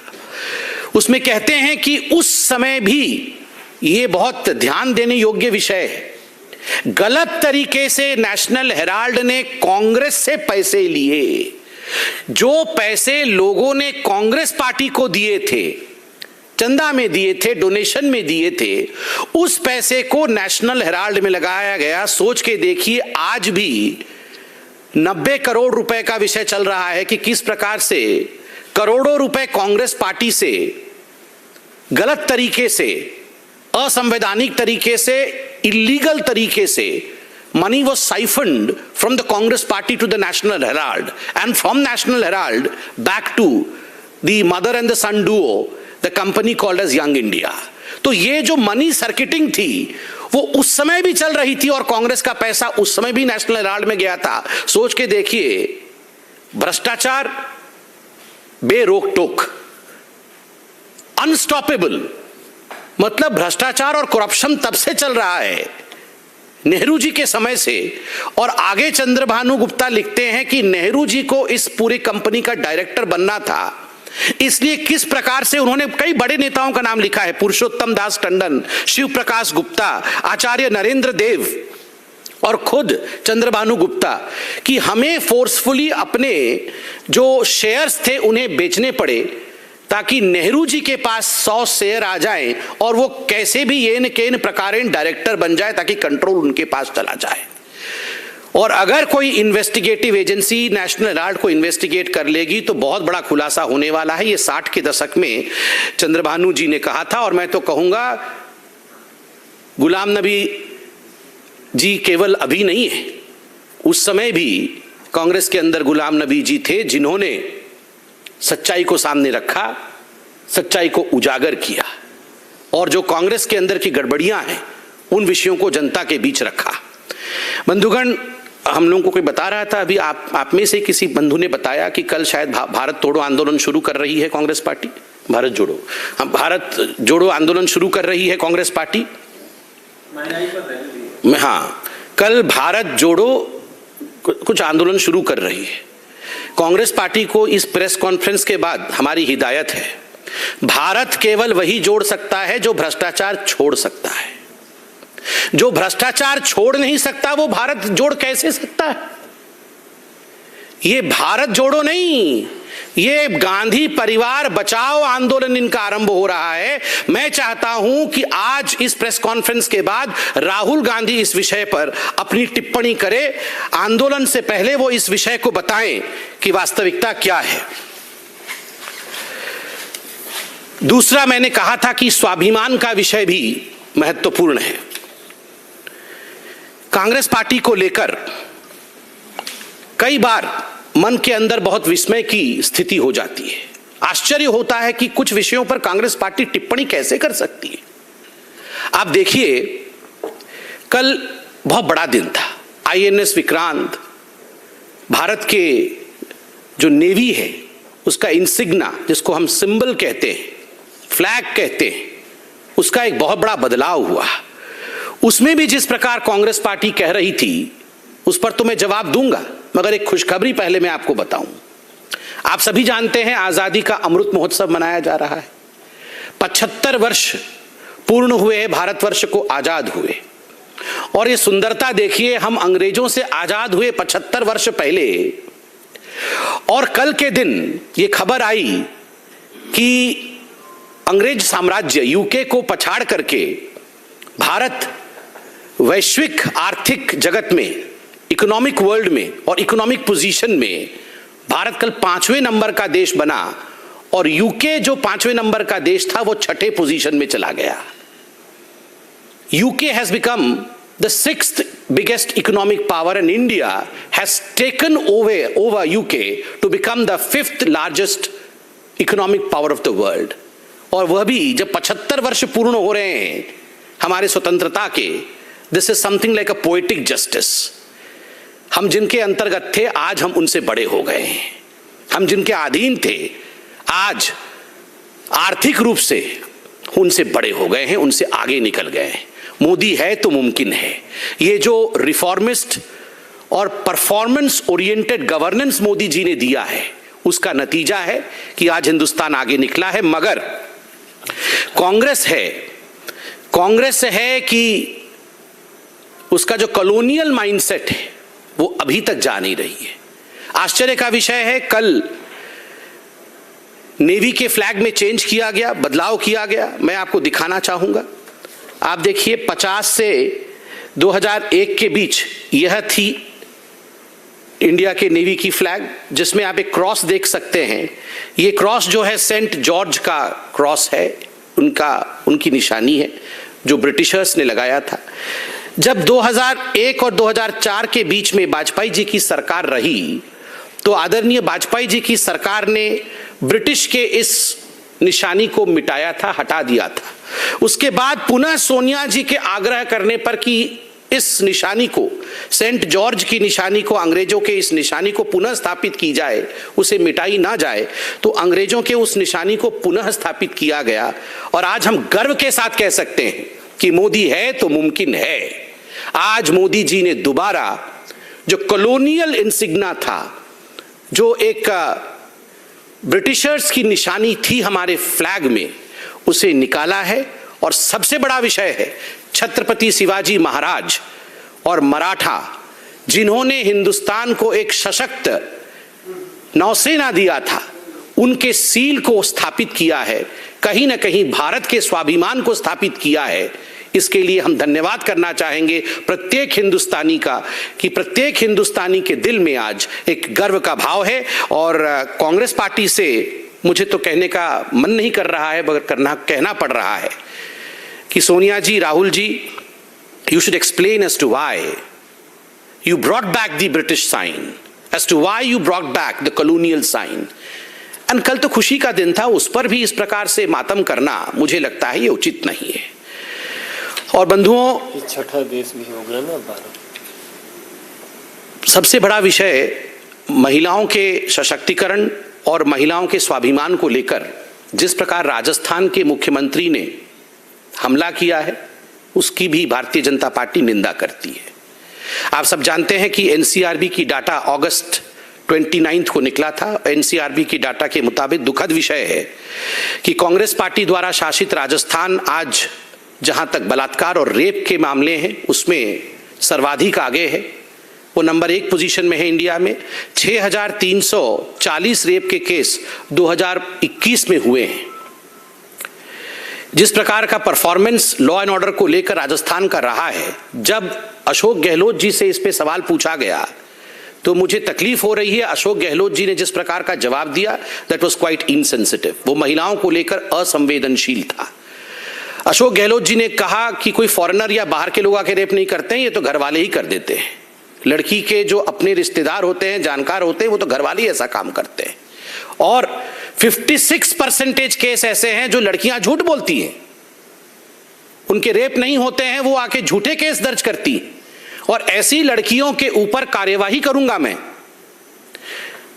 विक्टिम्स जो हैं, जिनके साथ अन्याय हुआ, उनके साथ खड़े होने के बदले, उनके मनोबल को बढ़ाने के बदले अगर एक मुख्यमंत्री इस प्रकार का बयान देगा कि 56% लड़कियां झूठी है और उनको मैं दंडित करूंगा, तो क्या महिलाएं जाकर पुलिस स्टेशन में रिपोर्ट दर्ज करा पाएंगी? क्या महिलाएं सशक्त महसूस करेगी राजस्थान में? क्या महिलाएं निडर होकर, निर्भीक होकर अपने विषय को कानून के सामने प्रतिपादित कर पाएंगी? कदाचित नहीं।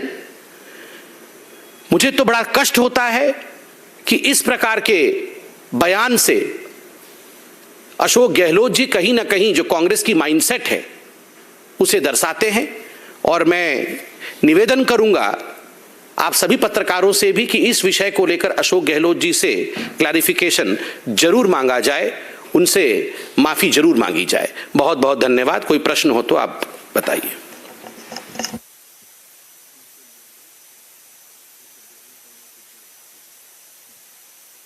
हाँ, अलीगढ़ में एक महिला ने अपने घर में गणेश मूर्ति स्थापित की थी गणेश पूजा के दौरान, और अब देवबंद से उनके खिलाफ फतवा जारी हुआ है। और ये कहा गया कि इस्लाम में मूर्ति पूजा अलाउड नहीं है, जो लोग मूर्ति पूजा कर रहे हैं इस्लाम का हिस्सा नहीं। ये विषय मुझे भी पता नहीं है, देखना पड़ेगा। जो अभी आपने मामला उठाया है पुस्तक का, हाँ, ये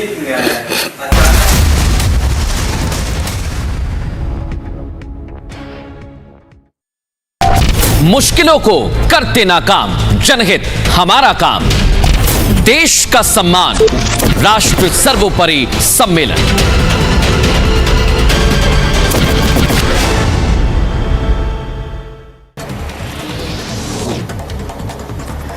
Trinamool Congress's General Secretary Abhishek Banerjee, who is being probed by the ED in the coal scam case, attacked the Union Home Minister Amit Shah and alleged that the money of the cow smuggling has gone to the top BJP leader.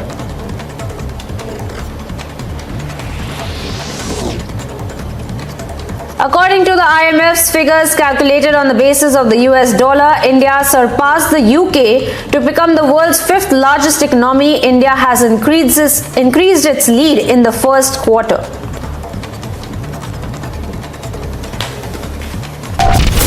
देश प्रेम का ज्वार, राष्ट्रवादी विचार, Republic Bharat तैयार, राष्ट्र सर्वोपरि सम्मेलन।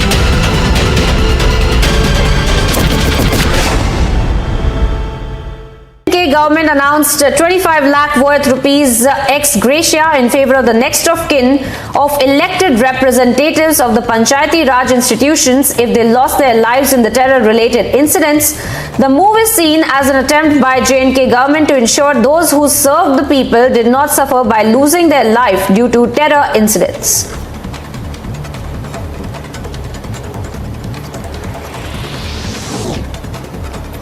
For the third day in a row, the Goa police visited the late actor and BJP leader Sonali Phogat's residence in Haryana's Hisar district and seized 3 diaries. Sonali's bedroom, wardrobe and password-protected locker were inspected by the police search team. Now, the police has also sealed the locker at Sonali Phogat's residence. चुनौतियों से नहीं डरते हम, दुनिया ने देखा है हमारा दम, दुश्मनों को करके बेदम, राष्ट्रहित में बढ़ते कदम, राष्ट्र सर्वोपरि सम्मेलन।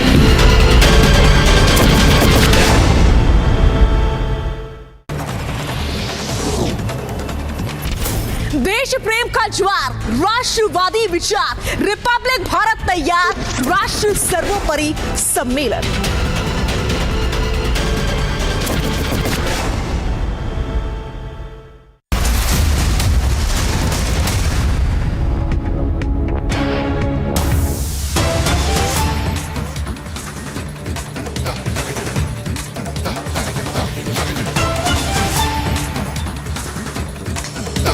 Viewers, we are live and breaking on Republic TV, and we continue tracking all the top stories here this Saturday morning. Now, what we can tell you is Andhra Pradesh, in fact, will be addressing 19 topics during the Southern Zonal Council meet. Some of the topics are as follows: agriculture, irrigation, interstate issues, implementation of DBT, resources gap, creation of new capital cities, among others. So this is the big news we're getting for you. Inside details of the South Zonal Council meet, which will be chaired by the Home Minister Amit Shah. And we've also learned that both Telangana CM K. Chandrasekhar Rao and Andhra Pradesh CM Y. Jagan Mohan Reddy will not be attending the council meeting. That is the big news at this point of time.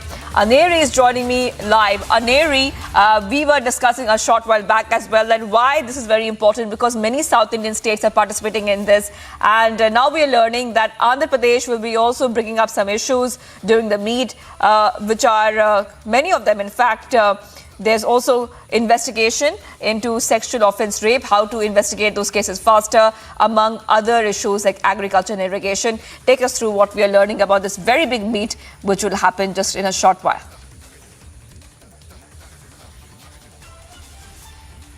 Well, Shivangi, we have been seeing how this Southern Zonal meeting, which is going to take place in Thiruvananthapuram, where we will be seeing this meeting will be chaired by the Union Home Minister Amit Shah, where all the 5 states and the Union Territory Pondicherry will also be taking part in this meeting. But also at the same time, now we are seeing that Andhra Pradesh will be raising near about 19 issues. They have 19 agendas on the list, which will be brought up in the zonal meeting, and these 19 issues are one of them is sanction of income tax, and also tax incentives, and Polavaram project also is one of the major things. And also at the same time, not to forget, the state bifurcation also is one of the important things which will be discussed during the Southern Zonal meeting. Well, Andhra Pradesh has been asking for a special status, so we could see that that also might come up. But also at the same time, not to forget that there is a controversy over the 3 capital in the state of Andhra Pradesh, which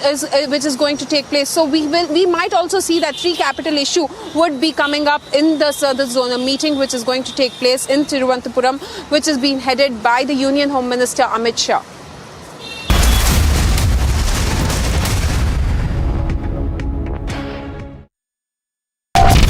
देश प्रेम का ज्वार, राष्ट्रवादी विचार, Republic Bharat तैयार, राष्ट्र सर्वोपरि सम्मेलन।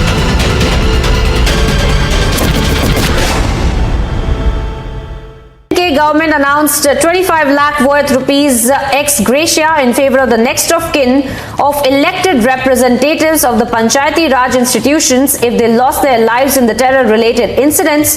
The move is seen as an attempt by J&K government to ensure those who served the people did not suffer by losing their life due to terror incidents.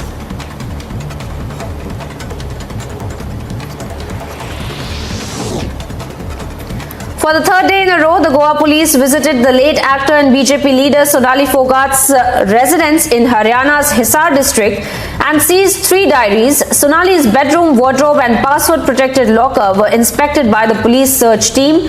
Now, the police has also sealed the locker at Sonali Phogat's residence. चुनौतियों से नहीं डरते हम, दुनिया ने देखा है हमारा दम, दुश्मनों को करके बेदम, राष्ट्रहित में बढ़ते कदम, राष्ट्र सर्वोपरि सम्मेलन।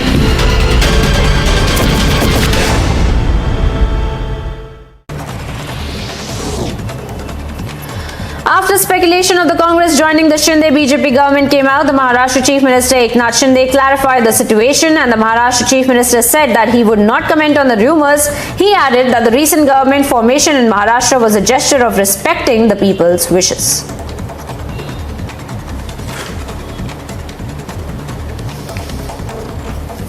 नहीं, हमने रास्ता नहीं दिखाया, जो जनता के मन में भावना थी उसे जागरूक किया हम लोगों ने। जो 2.5 साल पहले होना चाहिए था, जो आम लोगों के दिल की बात थी, वो निर्णय हम लोग ने लिया है। हमारे बाला साहब जी की जो भूमिका थी उसको हम लोग आगे लेके जा रहे हैं। बाकी ऐसा हमने कोई ऐसा नया कुछ काम नहीं किया। Here's some news in brief from the world of sports, viewers. Karen Khachanov reached the 4th round of the US Open for the first time in his career after opponent Jack Draper retired injured after split.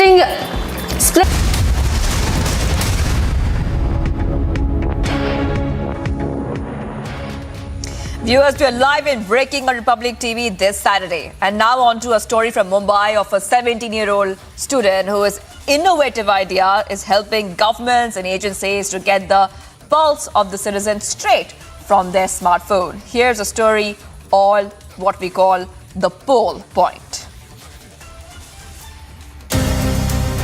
In a country that's leading innovation globally, the youth of India are creating innovations that give us hope for a strong future. 17-year-old Mudit of Dhirubhai Ambani International School has created an app, Pole Point, which government bodies are now using to get views directly from citizens on relevant issues. This app has even been used by BMC or the Bombay Municipal Corporation. I was inspired by the Switzerland form of democracy, where citizens have an actual say in what the government's actions and policies should be. I believe that it provides the government with a direct sense of what the citizens truly want. It is a similar attempt I've created in India, using a superior form of communication, the internet. Mudit's Pole Point is inspired from the Switzerland government model that uses pamphlets to directly understand the views of their citizens on essential matters. These views give the government an excellent direct sense of what citizens want. Pole Point is a similar attempt in India using a superior form of communication, the internet. Pole Point has been used by the BMC to essentially get information from Mumbaikars on important issues such as sanitation, transport and healthcare. Pole Point gives the government with a direct sense of what people truly want, and they can hence use their resources and policies to effectively benefit the citizens. Some of India's biggest and most innovative startups have been started by the youth of India. Aiding the India story is how these innovations are helping government bodies.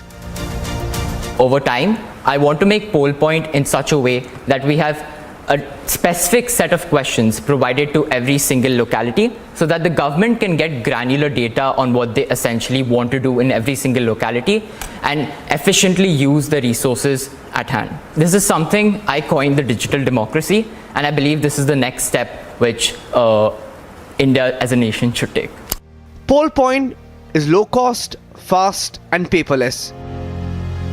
What helps young innovators is the fact that governments recognize and use these innovations to better understand the pulse of the people directly.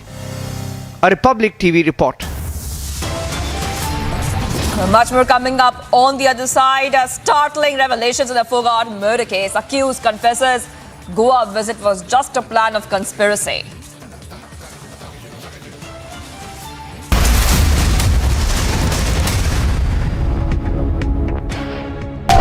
चुनौतियों से नहीं डरते हम। दुनिया ने देखा है हमारा दम, दुश्मनों को करके बेदम, राष्ट्रहित में बढ़ते कदम। राष्ट्र सर्वोपरि सम्मेलन।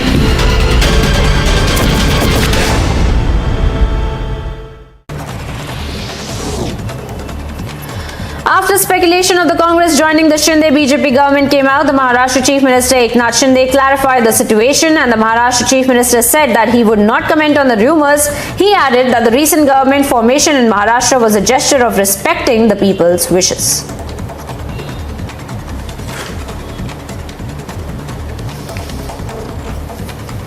नहीं, हमने रास्ता नहीं दिखाया, जो जनता के मन में भावना थी उसे जागरूक किया हम लोगों ने। जो 2.5 साल पहले होना चाहिए था, जो लोगों आम लोगों के दिल की बात थी, वो निर्णय हम लोग ने लिया है। हमारे बाला साहब जी की जो भूमिका थी उसको हम लोग आगे लेके जा रहे हैं। बाकी ऐसा हमने कोई ऐसा नया कुछ काम नहीं किया। Here's some news in brief from the world of sports, viewers. Karen Khachanov reached the 4th round of the US Open for the first time in his career after opponent Jack Draper retired injured. After splitting the first 2 sets, Khachanov broke Draper's serve for a 6-5 lead in the 3rd set, with Britain then opting to pull out of the match with a hamstring problem.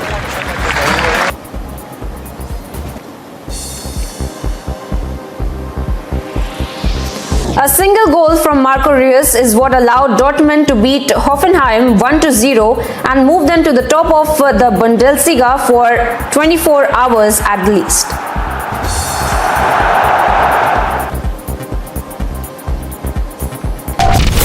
उन्नति का पथ, उम्मीदों का रथ, सत्य की शपथ, हम हैं रिपब्लिक भारत। राष्ट्र सर्वोपरि सम्मेलन।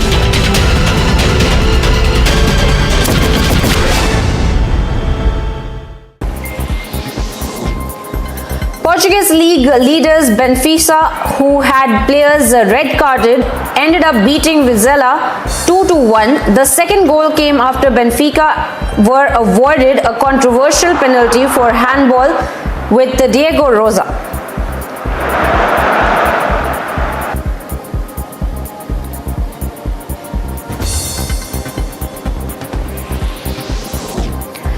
Hector Bellerin and Marcos Alonso took part in the first training session.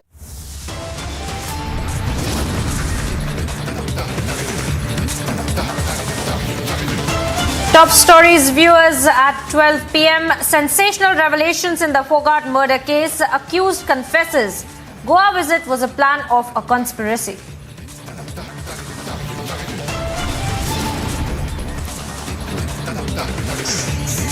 BJP tears into Vadra Congress over freedom struggle for profit scam, fires fresh questions.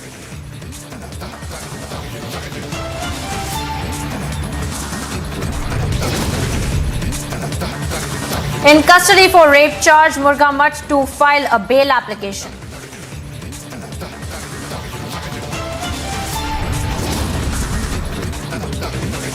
Accused seer Shivamurthy grilled as health farce falls flat.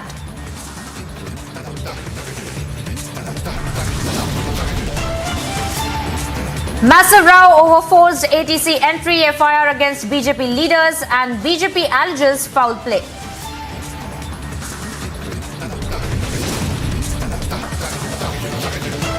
Shocking and VVIP racism caught on camera. BJP MLA Limbavli assaults women for raising concerns.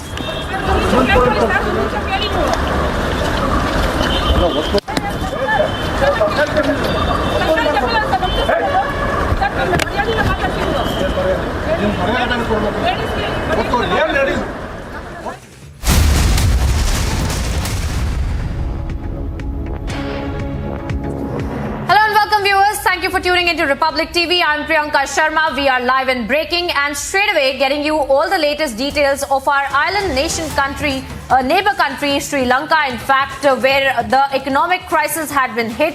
And now we are seeing the exclusive visuals of the former Sri Lankan President Gotabaya Rajapaksa, who has returned to the country from Thailand nearly 2 months after he fled the country following a massive uprising against his government over the island nation's worst ever economic crisis. Now, Rajapaksa fled the country on July 13th after a month-long mass public demonstration demanding his immediate resignation on July the 9th gained momentum after protesters stormed the president's house in Colombo and several other state buildings in the capital. Now, Rajapaksa arrived at the airport amidst heavy security presence. Now, after being received at the airport by several ministers and parliamentarians of the ruling Sri Lankan party, Rajapaksa left the airport in a heavily guarded motorcade. Now, viewers, these are the exclusive visuals, in fact, that we are also putting out on your screens right now. We had seen, remember, over the past few months how the economic turmoil had been going on in our neighbor country of Sri Lanka and how the name of Gotabaya Rajapaksa was being called out for resignation, and we had seen how he had also fled the country. Our correspondent Mohammed is on the ground tracking all the details for us. Mohammed, if you can hear me, take us to the latest details of Gotabaya Rajapaksa's return back to Sri Lanka. In fact, we had seen how he had fled the country, how he had been in Thailand, and of course now he has come back in heavily guarded security that he is now being given. What is the reaction of the common man in Sri Lanka?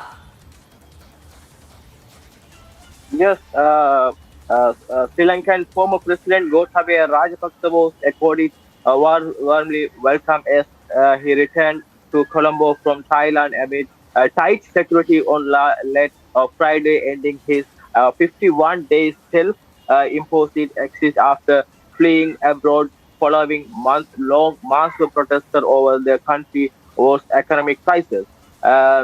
Rajapaksa's welcoming party of ministers and politicians as he distracted at the Colombo Bandaranaike International Airport from Bangkok via Singapore. The deputy manager of the airport said that the former president arrived in the country at around 11:30 p.m. on Friday aboard a Singapore Airlines flight after being welcomed by then Sri Lankan people, lot of people now we are looking at social media. Sri Lankan people, lot of very angry with the politicians, very angry with Gotabaya Rajapaksa. Singapore Airlines flight carrying former President Gotabaya Rajapaksa landed at the Bandaranaike International Airport at the last Friday night, 11:30 p.m. That's the situation. And Colombo area, right. Former President Gotabaya Rajapaksa returned to his land amid tight security forces now.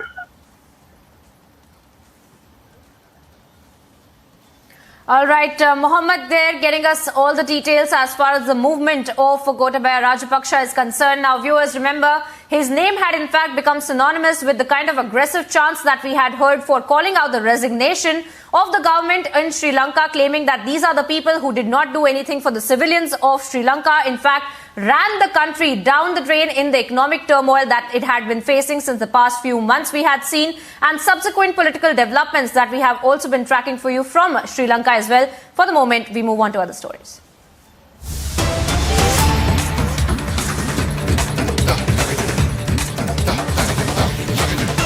And cutting across to what's really going on in Delhi Police's economic offences wing that has now questioned the Bollywood actor Nora Fatehi in connection with the extortion case linked to the conman Sukesh Chandrasekhar.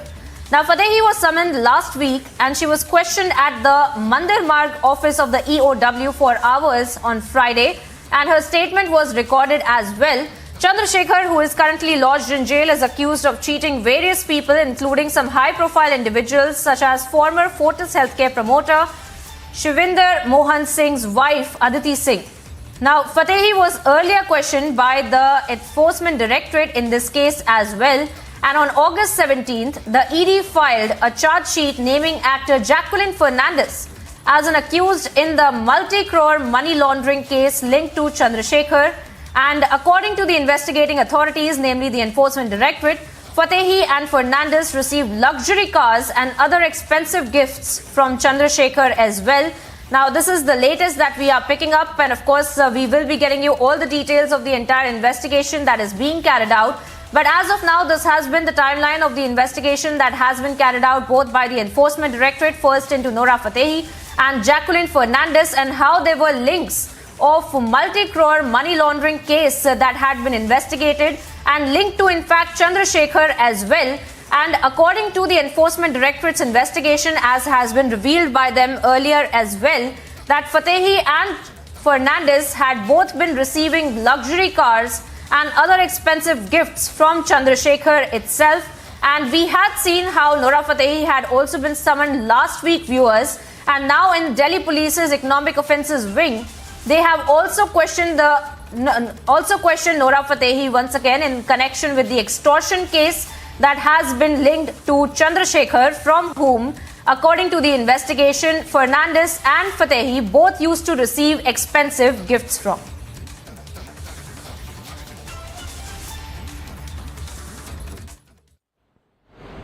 हाँ, कल उनको बुलाया था हमने और basically ये जो crime syndicate जो बस्ट हुआ था, सुकेश चंद्रशेखर जो जेल से चला रहा था, उससे जुड़े हुए जितने भी कैरेक्टर हैं उनको बुला के और केस को पुख्ता करने के लिए ये पूछताछ हुई है।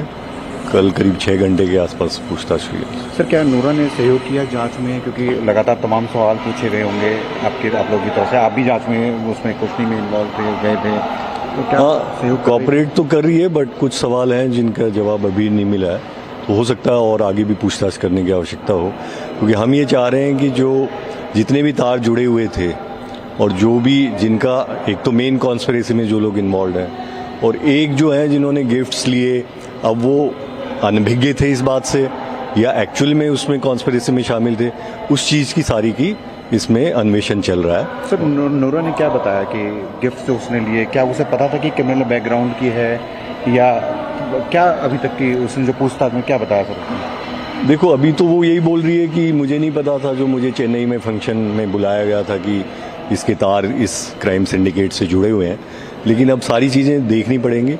जो गाड़ी या गिफ्ट वगैरह जो मिली हैं उनका क्या उपयोग हुआ, किस प्रकार से उनको लिया गया, किस एवज में लिया गया, तो सब चीज़ों का गहन अन्वेषण करके हम किसी नतीजे पे पहुंचेंगे। सर, क्या क्रिमिनल बैकग्राउंड के बारे में उसे पता था कि सुकेश का जो है क्रिमिनल बैकग्राउंड है, या क्या उसने बारे में कैसे संपर्क में आई?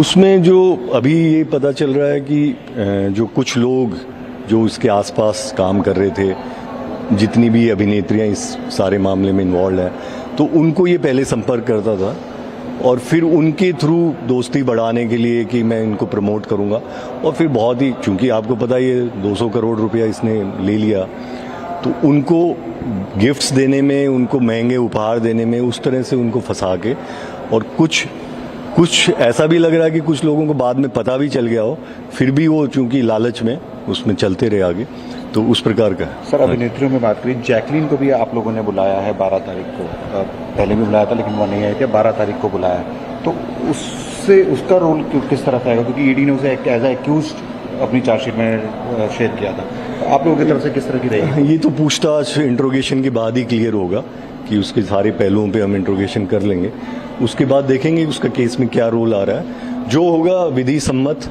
जो भी कानून में सही उचित होगा वही करेंगे। सर, अभी तक जैकलीन का क्या रोल है ईओडब्ल्यू? क्योंकि जब ईओडब्ल्यू ने इस पूरे मामले की शुरुआत की थी तब ये सारे नाम सामने थे, उसके बाद ईडी ने टेक ओवर किया था, तो जैकलीन का क्या मेन? देखिए, ये अभी हमारे पास जो अभी जानकारी है, वो जो पीछे जिन लोगों का पूछताछ हुई है और जो हमारी बाकी एजेंसियों से जो जानकारी हमें मिली है, अब उससे पूछताछ करने पे उन चीज़ों को कोरोबोरेट करके आगे बढ़ेंगे। सर, क्योंकि ईओडब्ल्यू ने इस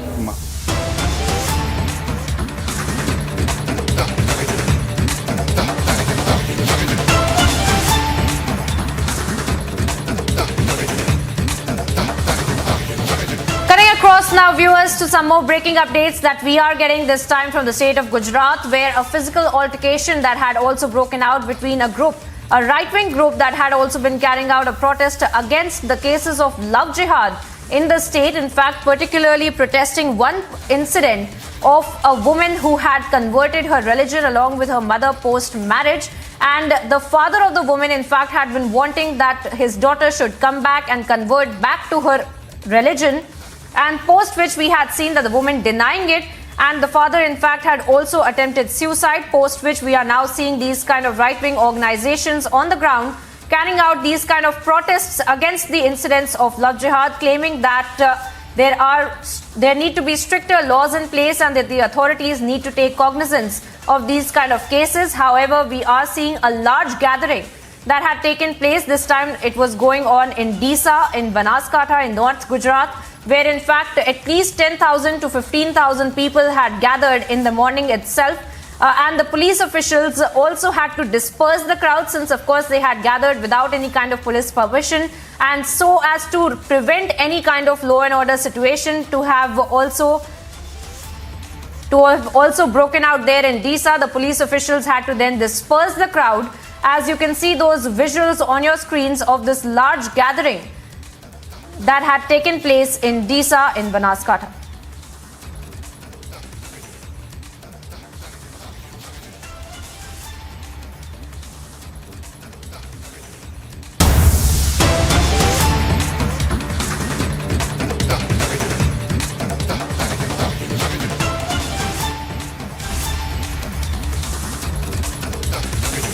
Back-to-back breaking developments that we're getting for you viewers on Live and Breaking. Now, a complaint has also been filed against the woman who was threatened by the BJP MLA in Bengaluru. Now, this comes after the BJP MLA, Arvind Limbavali, misbehaved and assaulted a woman when she approached him with her grievances.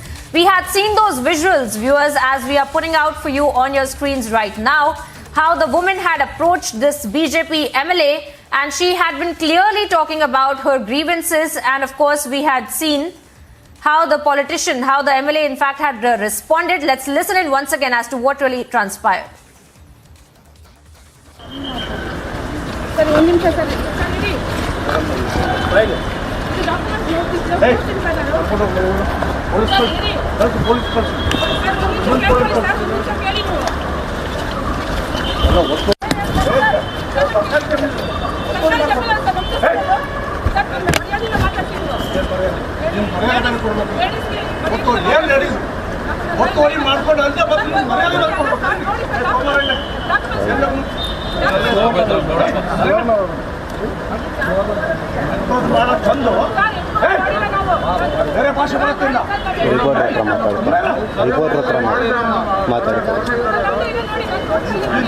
ನಾನು ಏನು ಮಾಡೋಕ್ಕಾಗಲ್ಲ ಆಫೀಸಿಂದ ಬಂದಿರೋದು ಇಲ್ಲ ಆತಲ್ಲ ಮುಂದೆ ದಯವಿಟ್ಟು ಅವ್ರ ಹತ್ರ ಮುಂದೆ ನಾನು ನಿಮ್ಮ ಥರನೇ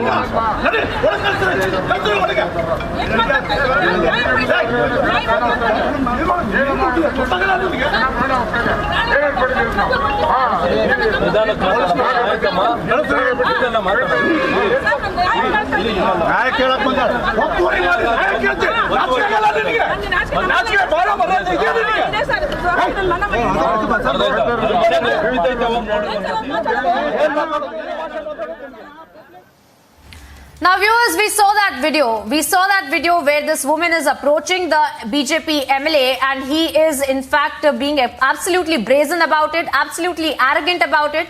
And we have also seen, we've listened in as to what the woman had been speaking about. She had been coming to the MLA with her grievances. And let me also bring in Nivedana, who's joining me from the Delhi newsroom. Nivedana, if you can hear me, is this right what we are hearing, that a complaint has also been registered against this woman who had been approaching the BJP MLA?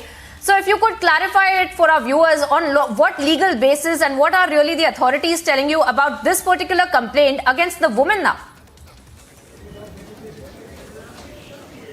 Yeah, I mean, looking at just how this incident has panned out, initially, of course, when she was trying to approach him, if you do see in that visuals in Kannada, she's asking him to, talk about a particular grievance, because what we've been seeing, the context of this entire conversation is the fact that Bengaluru has been facing, a lot of flood-like situation, water clogging situations, especially in the area of Whitefield. So he happens to be the MLA of Mahadevpura, which is in the Whitefield area. Now, coming to the fact that this has taken a new turn because a case has been filed against her on the basis of disturbing a public servant, because this conversation, of course, did happen in full public view. In fact, if you look at those visuals again, she is only saying that, I want to talk to you respectfully. I just, want to address this grievance. But obviously, he seems far more agitated and aggressive at one point, not only telling her, not only saying that you're shameless and you've come here to seek justice, but he's also cordoning off her by telling the police officials to take her away.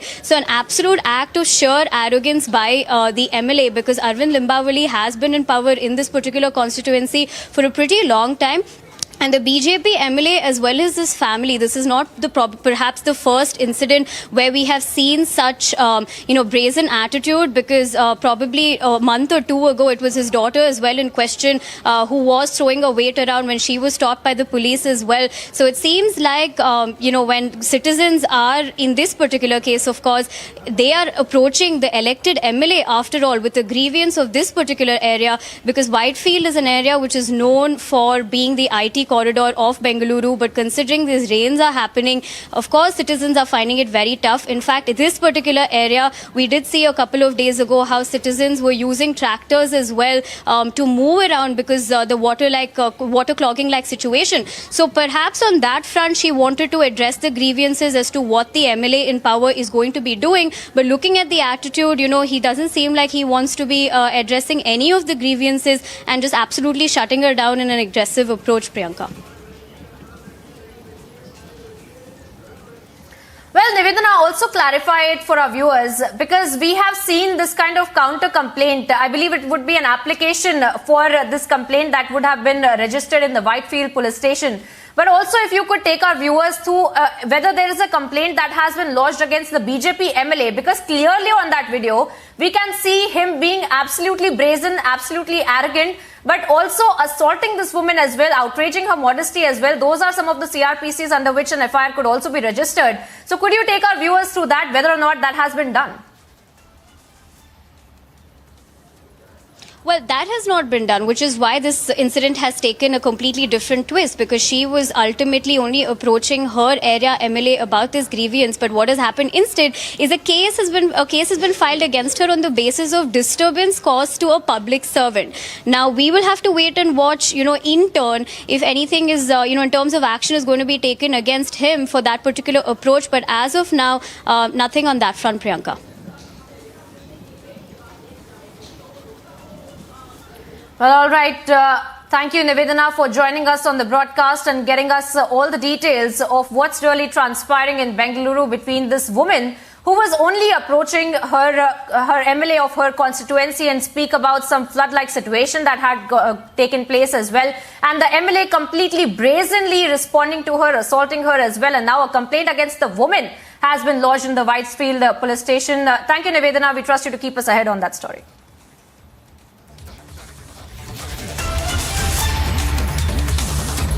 In fact, before we move on, viewers, we are getting several reactions to this story. And we have, in fact, Ashok Mrityunjay. We have Ashok Mrityunjay, AAP District President, as well, joining us on the broadcast. Mr. Mrityunjay, if I could come to you, sir.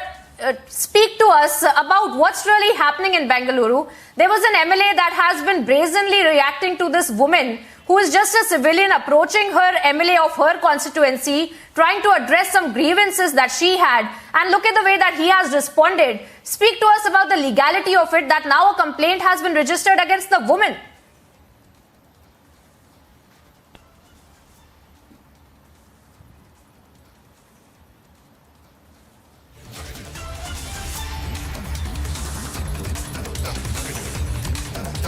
All right, I believe we have some trouble connecting with Mr. Mrityunjay, but we'll do that in just a few seconds. But Nivedana, if you can hear me, if I could come back to you, what's really happened? If you could just also tell our viewers once again what has really gone on in this video, because I believe we have been able to hear that as well, where the woman is approaching this MLA and she's talking about some particular grievances, and the MLA, speak to our viewers as to how the MLA has responded. What exactly has he said? Right, so the conversation in Kannada starts off with her just trying to approach Arvind Limbavali by saying that, I would like to talk to you for a minute. And he just, dismisses it entirely and signals the police to actually cordon her off from that particular area where she's standing. Then if you see, he is a little bit aggressive, approaches towards her and tries to snatch the paper that is in her hand, which probably is a written complaint of the issue that she's trying to address to him. And right after which the conversation in Kannada goes where she says, because he starts to raise his voice, so she says, I'm talking to you with a lot of respect, so you can probably do the same thing and not really yell. And then he says, what respect are you talking about? You're absolutely Nivedana, shameless. stay on with us. Nivedana, stay on with us. You're obviously breaking down some very important details for us. Stay on with us. But I also have Brinda Adge on the phone line, right now on the phone line. Brinda, if I could come to you, speak to us about this once again, where the BJP MLA very brazenly responding to this one of his constituent who is only just approaching him for addressing some grievances, and look at the way that he is responding. But the clincher here is that there's a complaint against the woman now.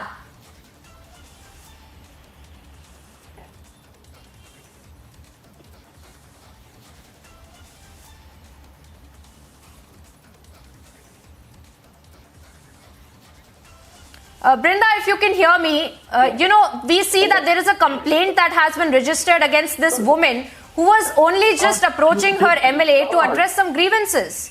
Absolutely right. Addressing grievance is the job of the elected representative. That is why he is there. Citizen can only come to the elected.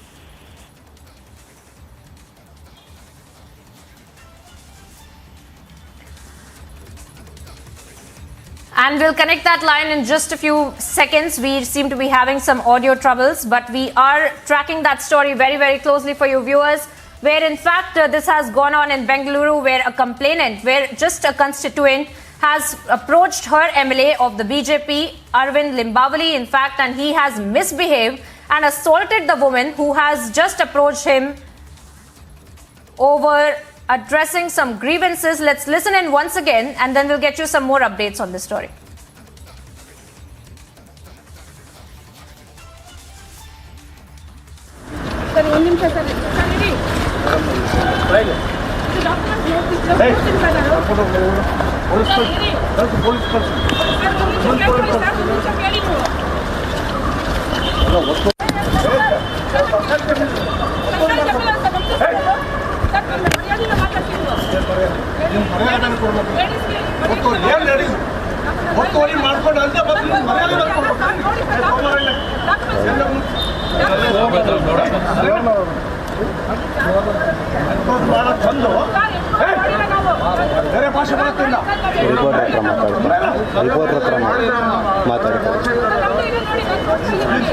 ನಾನು ಏನು ಮಾಡೋಕ್ಕಾಗಲ್ಲ ಆಫೀಸಿಂದ ಬಂದಿರೋದು ಇಲ್ಲ ಇಲ್ಲ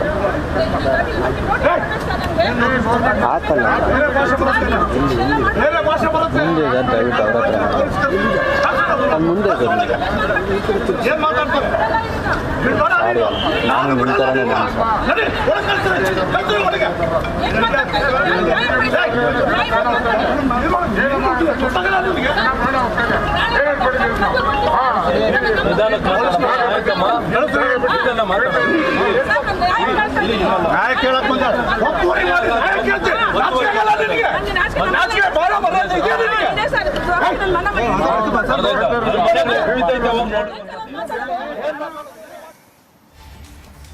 Now viewers, we have several voices that we are also picking up. Tanveer Ahmed and Brinda Adige are joining me on the broadcast. Brinda Adige, to you first, if you can hear me. We just saw that video, Brinda, and we saw how the BJP MLA had been approached by this woman. And in spite of the kind of behavior that we have seen on video of this BJP MLA, there is now a complaint against the woman. An absolutely atrocious act by the elected president.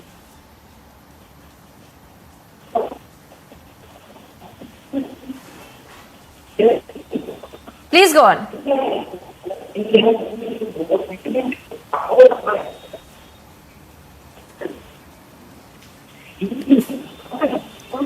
All right, we'll connect that audio line in just a bit. Tanveer Ahmed is also joining us of the JDS.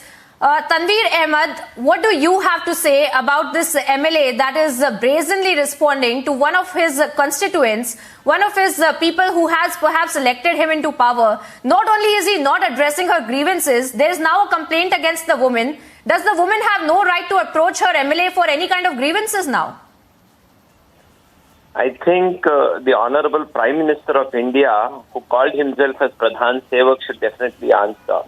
Because everything is percolated from the top leadership and to the below leadership. I really feel very happy when the Prime Minister of India really bows down when he's meeting the normal common man and he addresses them as Mitro and Bhaiyo. And suddenly here is an MLA who's not only behaving in a very erratic manner, rude manner, arrogant and very high on power. And that women's grievances is whatever it is the grievances. If you can't really address the grievances, you can really pacify, talk to them. I mean, that is not the kind of language. Who's an MLA and an MP? He's nothing but a slave and a servant of people. Because in the legislation, people who elect are far more important and superior. They are the one who elect people like Mr. Arvind Libawali, and that's the reason they become an MLA. And this is really totally uncalled for, very high on power, and trying to show their muscle power and energy and their administrative power on a poor woman.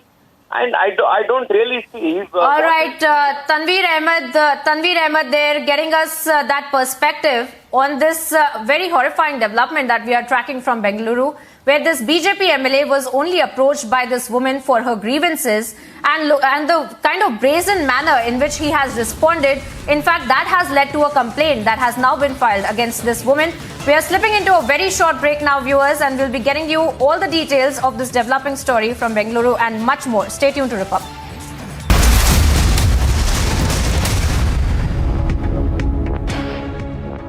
Amity University in London, accredited by Quality Assurance Agency UK and licensed by the Government of UK, offers MBA and BBA degrees at its central London campus. Embark on a global career with a globally recognized UK university degree. To apply, visit amity.edu/London. Here's some news in brief from the world of sports, viewers.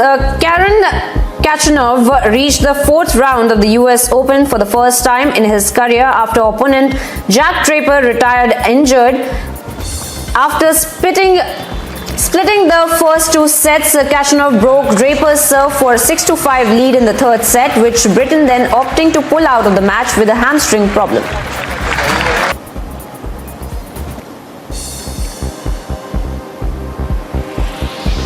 A single goal from Marco Reus is what allowed Dortmund to beat Hoffenheim 1-0 and move them to the top of the Bundesliga for 24 hours at least.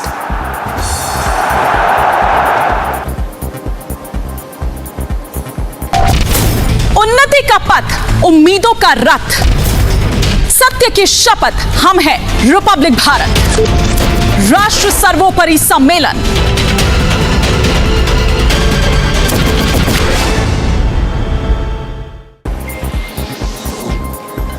Portuguese league leaders Benfica, who had players red carded, ended up beating Vizela 2-1. The second goal came after Benfica were awarded a controversial penalty for handball with Diego Rosa.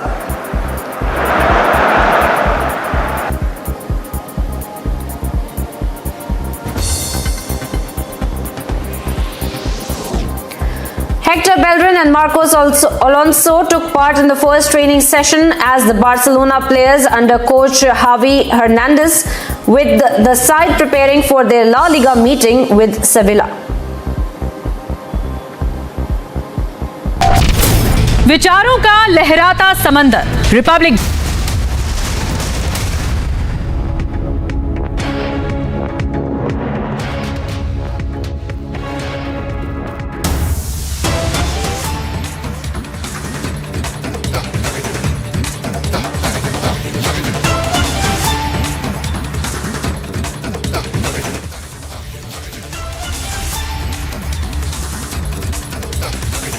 Welcome back, viewers. Thank you for tuning into Republic TV. We are once again staying with this top developing story that we are tracking for you. Now, a complaint that has been filed against the woman who was threatened by the BJP MLA in Bengaluru.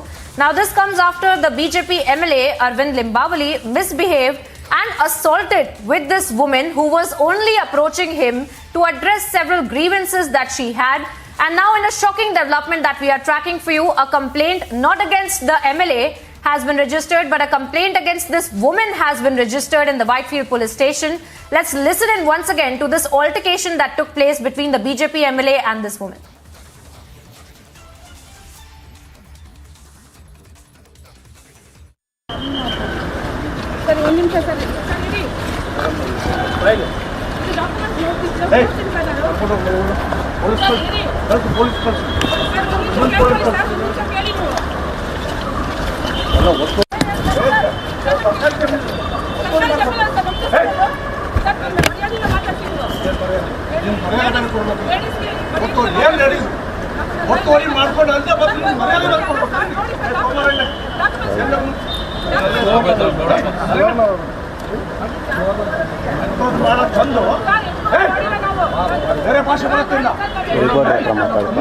Reporter ಹತ್ರ ಮಾತಾಡ್ತಾರೆ. ನಾನು ಏನು ಮಾಡೋಕ್ಕಾಗಲ್ಲ, ಆಫೀಸಿಂದ ಬಂದಿರೋದು. ಇಲ್ಲ ಆತಲ್ಲ ಮುಂದೆ ಇದೆ, ದಯವಿಟ್ಟು ಅವ್ರ ಹತ್ರ ನಾನು ಮುಂದೆ ಇದ್ದೀನಿ. ಸಾರಿ, ನಾನು ನಿಮ್ಮ ಥರನೇ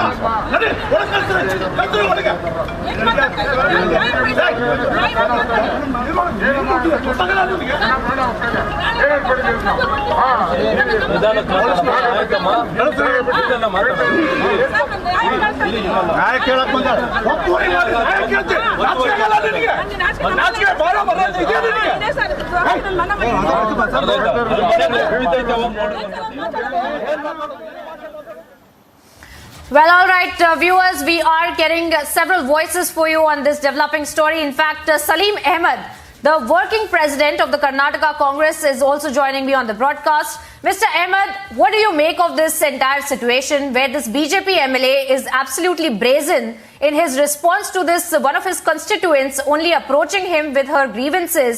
He in fact shoos her away like one does to an animal, and now there's a complaint against her, against the woman in the Whitefield police station.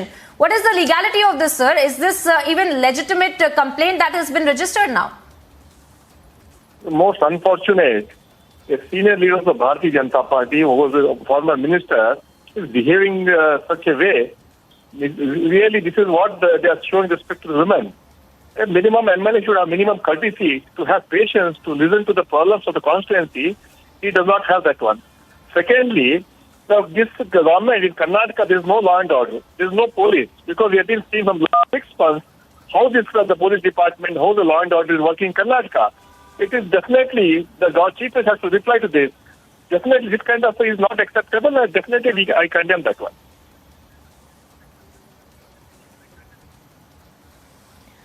But also, sir, is merely condemnation also enough is something that we will have to see, because now there is a complete complaint that is also against this woman. And of course, we will have to wait and watch as to how that pans out. Thank you, sir, for joining us on the broadcast for the meantime. But we are tracking for you, viewers, as far as the latest development are concerned when it comes to this video that has come to light of this BJP MLA being absolutely brazen. And let me once again bring in my colleague Nivedana from the Delhi newsroom, who's been tracking this story very closely. Nivedana, take our viewers through the details of this complaint that has now been registered in the Whitefield police station. What are the sections under which this complaint will even be legitimate, legally speaking? And what are the authorities really talking about this? Have they taken cognizance of this entire incident? Well, in terms of under what sections is some development, we're still waiting to find out. In fact, I was trying to reach out the Whitefield police station as well. So I'm waiting for further details on that. But in terms of the grievance that she was trying to approach him with, the information that we have is that what she wanted to talk to him about was about the commercial building adjacent to the Raju Kalwe by the JCB, you know, showed in the documents that you see that the paper also that she's trying to kind of, show him the written complaint about this. Now, this entire thing has started with the fact because Karnataka government is looking to find out a solution about these encroachment of areas in Bengaluru, which is why these lakes have also been overflowing and causing inundated roads and flood-like situation, which has been a huge problem for the city, especially when it rains like how we've been seeing in the past 1 week. So number one is the fact that this is what she wanted to address him with. And second of all, if you look at that conversation that she's having in Kannada with him, and when all she right, says that Nivedana, thank you for joining us. You're obviously breaking down some very important details of this very important story that we are tracking from Bengaluru. Thank you for joining us on the broadcast with those details. And moving on now, viewers, to some news in brief from across the country. In a big development in the Murga Matsya rape case, a bail plea will be submitted on medical grounds by the Mutt at 11 a.m.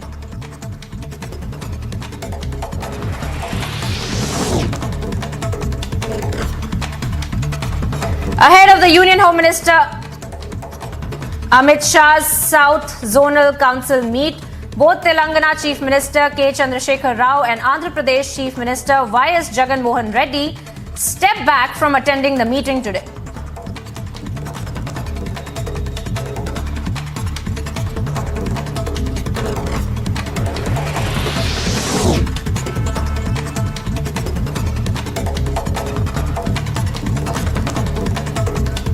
Amid the anger on the alleged midday meal scam in West Bengal, corruption charges have been slapped against the principal. Meanwhile, locals set ablaze vehicles staging protest in the state.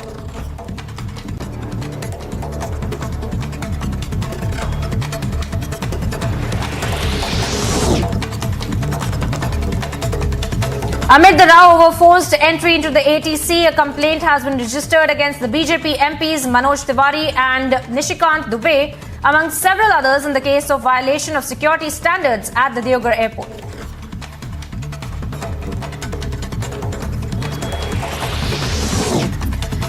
Kerala Governor accepted the resignation of the Minister for Excise and Local Self-Government M.N. Govindan today. This comes after Govindan sent his resignation yesterday night.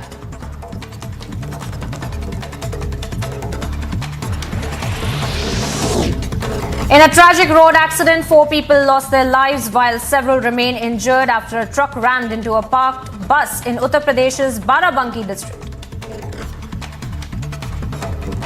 Barabanki के रामनगर थाना क्षेत्र में सुबह लगभग 3:30 बजे एक सड़क दुर्घटना हो गई, जिसमें नेपाल से गोवा जा रही एक डबल डेकर बस जिसका पहिया खराब था, ड्राइवर पंचर पहिया बदलने के लिए सड़क किनारे गाड़ी खड़ा था, पीछे से आकर एक टकरा गई। इस दुर्घटना में लगभग 14 लोग घायल हो गए, जिनको इलाज के लिए तत्काल स्थानीय पुलिस द्वारा जिला अस्पताल भेजा गया।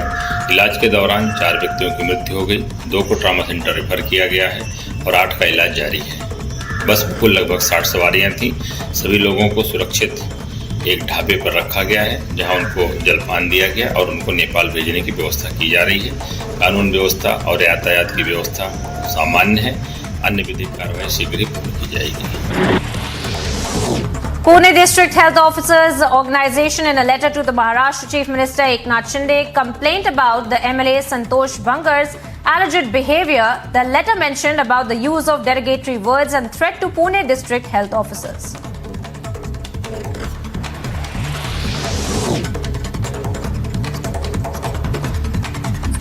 Prime Minister Sheikh Hasina is set to visit India from September 5th to 8th to focus on strengthening the multifaceted bilateral ties between the two countries. She will meet the Prime Minister Narendra Modi in the national capital.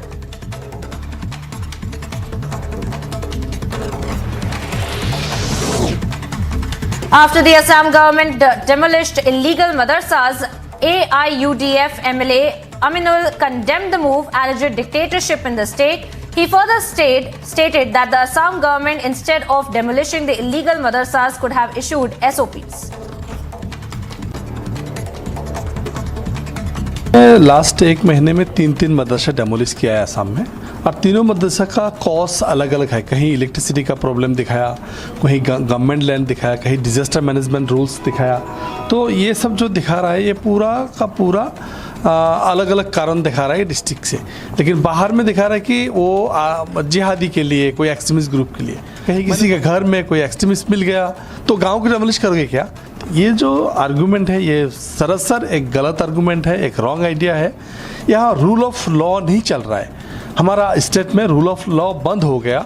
अभी dictatorship, Hitler जैसा कारोबार यहाँ चल रहा है। UP में government इतना, वो योगी आदित्यनाथ इतना एंटी मुस्लिम है, तब भी मदरसा को वहाँ का सेपरेट फंड दे रहा है। कोई मदरसा तोड़ नहीं रहा है, फंड दे रहा है। लेकिन हमारा चीफ मिनिस्टर साहब न जाने क्या ख्वाब देख रहे हैं। शायद वो प्राइम मिनिस्टर या होम मिनिस्टर बनना चाहता है। A shocking apathy in Sihor shows family members carrying dead body on a bike after denial of medical facilities. However, the NDRF team rushed to the spot later as the video went viral.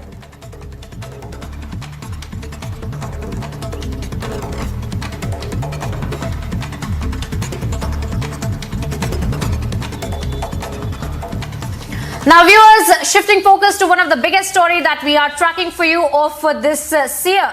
that where in fact sexual assault allegations that have been leveled against the seer, and the seer in fact who has been given the VVIP treatment in the custody as well, the proof of which Republic TV has brought to the forefront. And now we are seeing that the mutt in fact is all set to file for a bail application, a bail petition that will be filed in the court of law for regarding this seer as well. And we have in fact seen the kind of high drama that has also unraveled before this entire authorities in fact had been given access to question the seer as well. And now we are seeing that the remand has been given till 5th of September where interrogation is being carried out. For more details on this entire investigation by the authorities, I'm being joined by my colleague Ashwin, who's on the ground tracking this entire story very, very closely.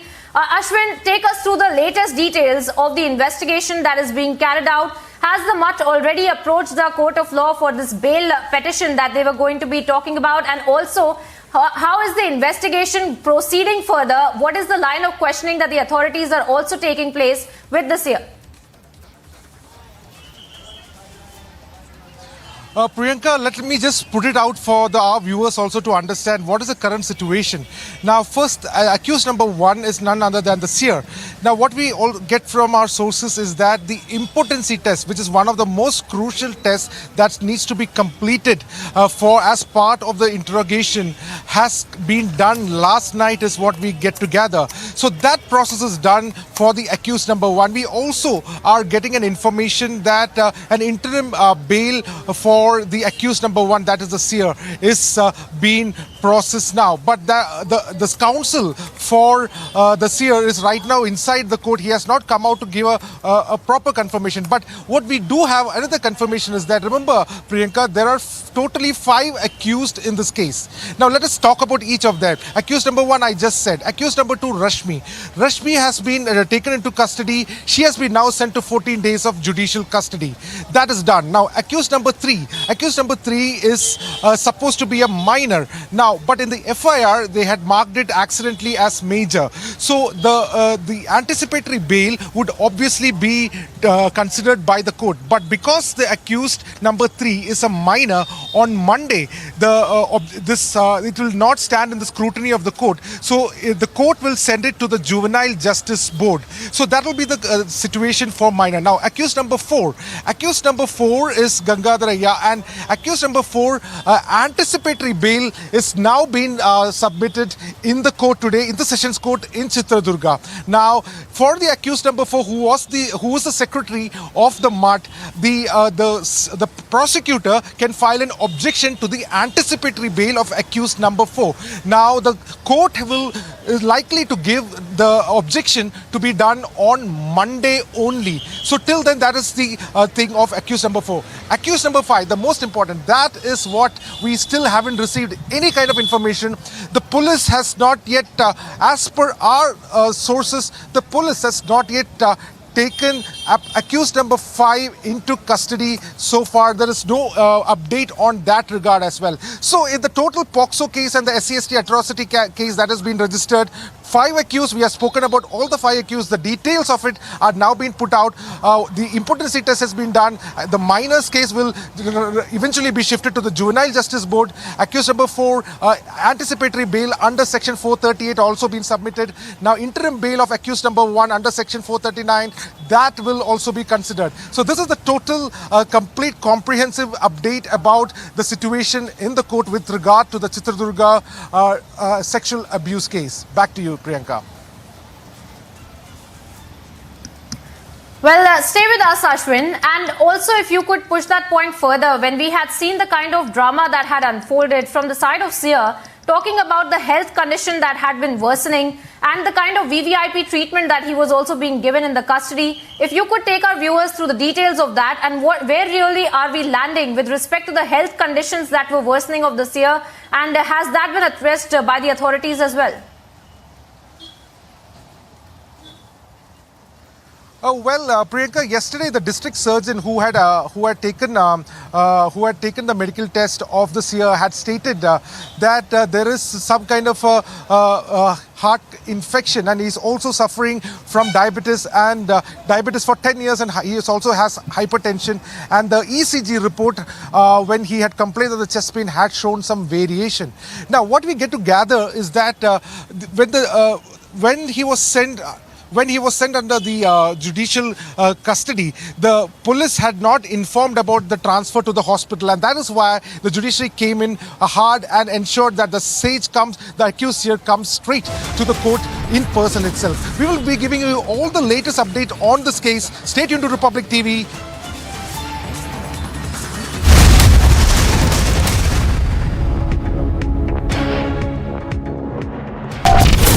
उन्नति का पथ, उम्मीदों का रथ, सत्य की शपथ, हम हैं Republic Bharat.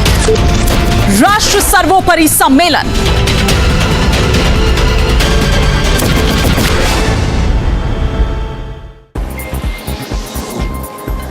Portuguese league leaders Benfica, who had players red carded, ended up beating Vizela 2-1. The second goal came after Benfica were awarded a controversial penalty for handball with Diego Rosa.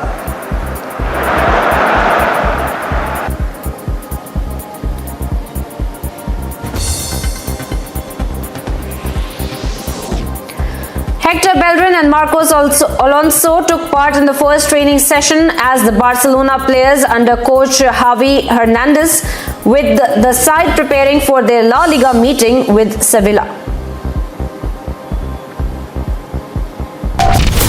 विचारों का लहराता समंदर, रिपब्लिक भारत पर जल्द राष्ट्र सर्वोपरि सम्मेलन।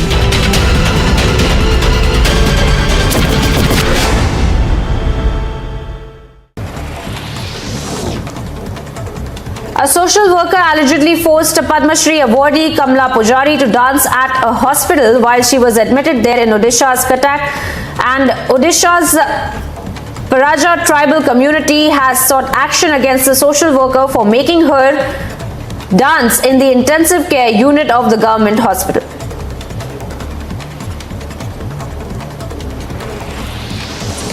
In an interesting development, 5 out of 7 MLAs from Manipur have jumped from Bihar Chief Minister Nitish Kumar's party JDU to the BJP. Now the merger has been accepted by the Speaker, and now this comes after the JDU's central leadership was thinking about withdrawing support from the BJP-led coalition in Manipur.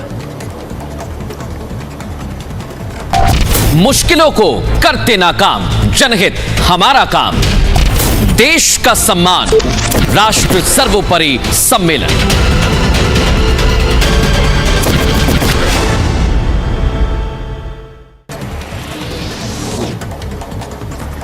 Trinamool Congress's General Secretary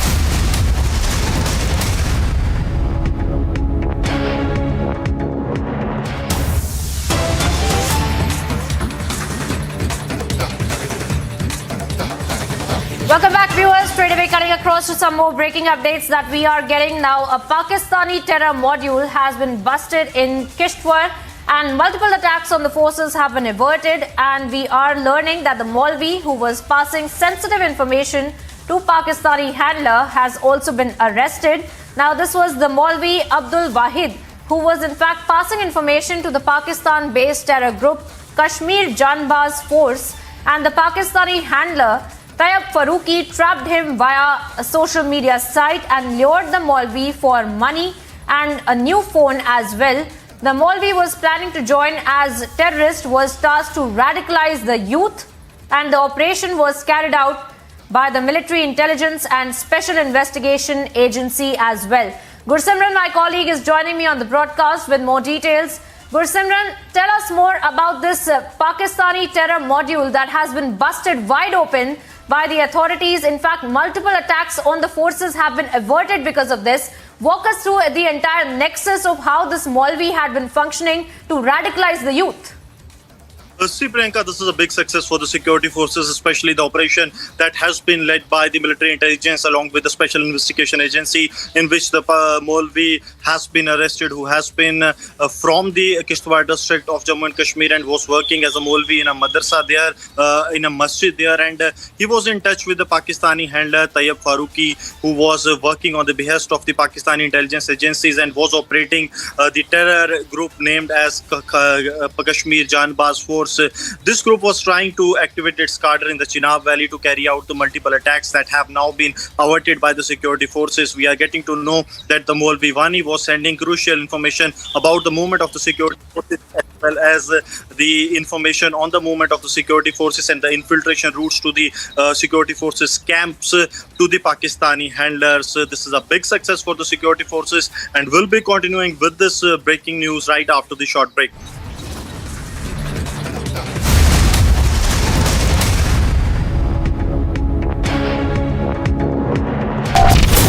विचारों का लहराता समंदर, Republic Bharat पर जल्द राष्ट्र सर्वोपरि सम्मेलन।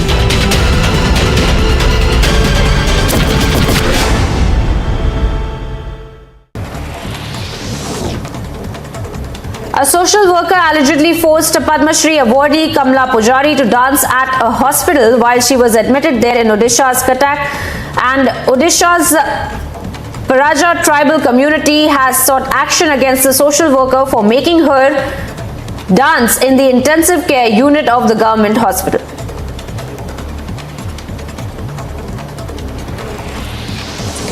In an interesting development, 5 out of 7 MLAs from Manipur have jumped from Bihar Chief Minister Nitish Kumar's party JDU to the BJP. Now the merger has been accepted by the speaker, and now this comes after the JDU's central leadership was thinking about withdrawing support from the BJP-led coalition in Manipur. मुश्किलों को करते नाकाम, जनहित हमारा काम, देश का सम्मान, राष्ट्र सर्वोपरि सम्मेलन।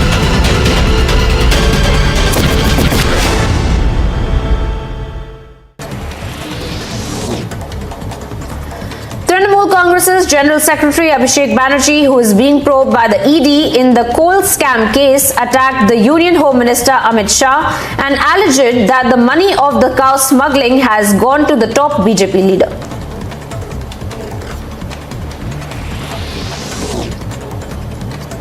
According to the IMF's figures calculated on the basis of the US dollar, India surpassed the UK to become the world's 5th largest economy. India has increased its lead in the first quarter.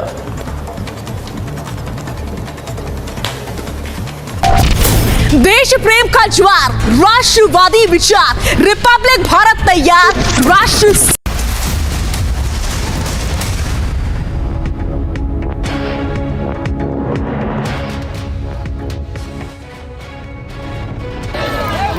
Several people, including students, engaged in violent protests following reports of corruption in the midday meals in West Bengal. The incident was reported from the district of Medinipur in the state, where the protesters engaged in arson, primarily burning bikes. The protests were reported to have been carried out by the students in support of the principal who was accused of the corruption. आज जो school में हुआ वो हम लोग को expected नहीं था, क्योंकि स्कूल जैसा एक एजुकेशन इंस्टीट्यूशन ऐसा हो सकता है, हम लोग को बियॉन्ड एक्सपेक्टेशन है ये हम लोग का। The police were seen engaging in lathi charge against the protesters, with the protesters engaging in attacking the police as well. The district happens to be BJP leader Suvendu Adhikari's constituency, a prominent leader of the opposition in the state. Bureau Report, Republic TV.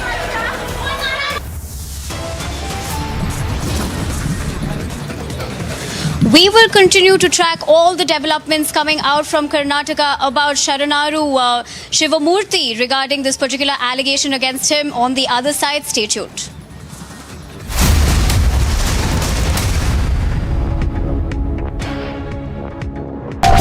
मुश्किलों को करते नाकाम, जनहित हमारा काम, देश का सम्मान, राष्ट्र सर्वोपरि सम्मेलन।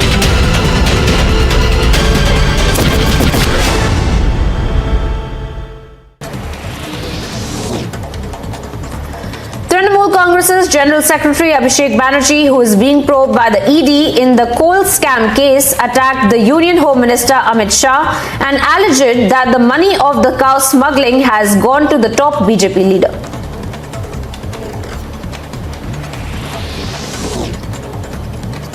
According to the IMF's figures calculated on the basis of the US dollar, India surpassed the UK to become the world's 5th largest economy. India has increased its lead in the first quarter.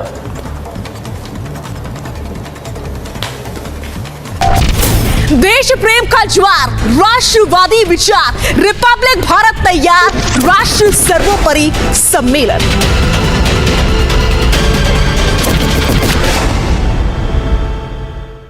Government announced 25 lakh worth rupees ex gratia in favor of the next of kin of elected representatives of the Panchayati Raj institutions if they lost their lives in the terror-related incidents. The move is seen as an attempt by J&K government to ensure those who served the people did not suffer by losing their life due to terror incidents.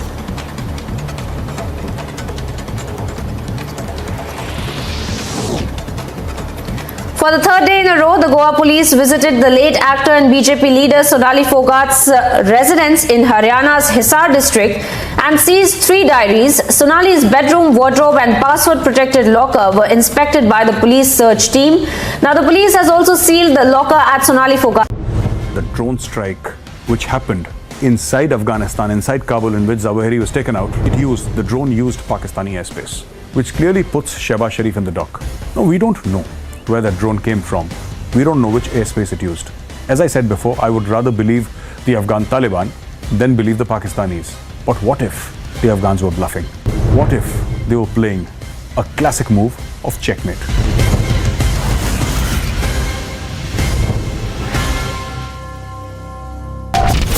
देश प्रेम का ज्वार, राष्ट्रवादी विचार, Republic Bharat तैयार, राष्ट्र सर्वोपरि सम्मेलन।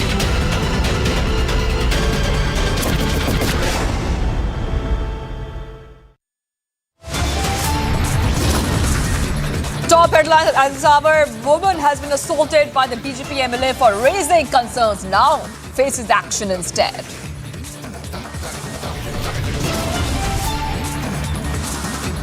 Daughter abuses police officer. Now father assaults woman. Uproar over brazen VVIP racism.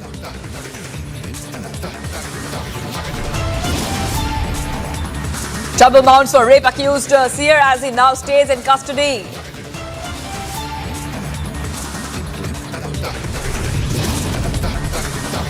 Karnataka court to hear seer case on September 5th.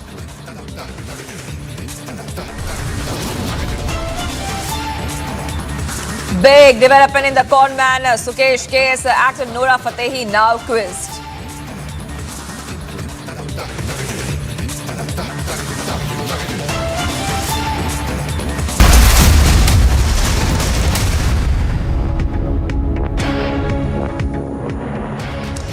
Viewers, we continue to be live in breaking this Saturday afternoon. I am Shivangi Shokla. We're getting in visuals of eviction drive in Assam's Sonitpur district. This comes following court orders to vacate encroached government land, and 500 families have been evicted. Big news coming in.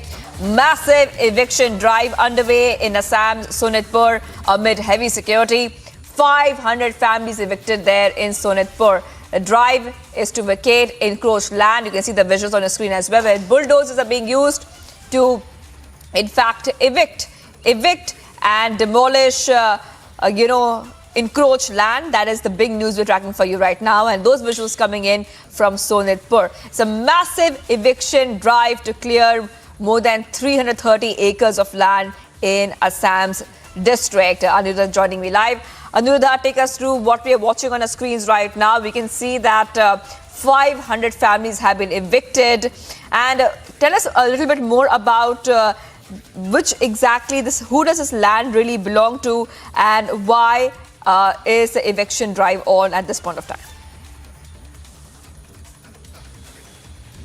Yes, Shivangi, this eviction drive was ordered by the court, and it was on an encroached government land.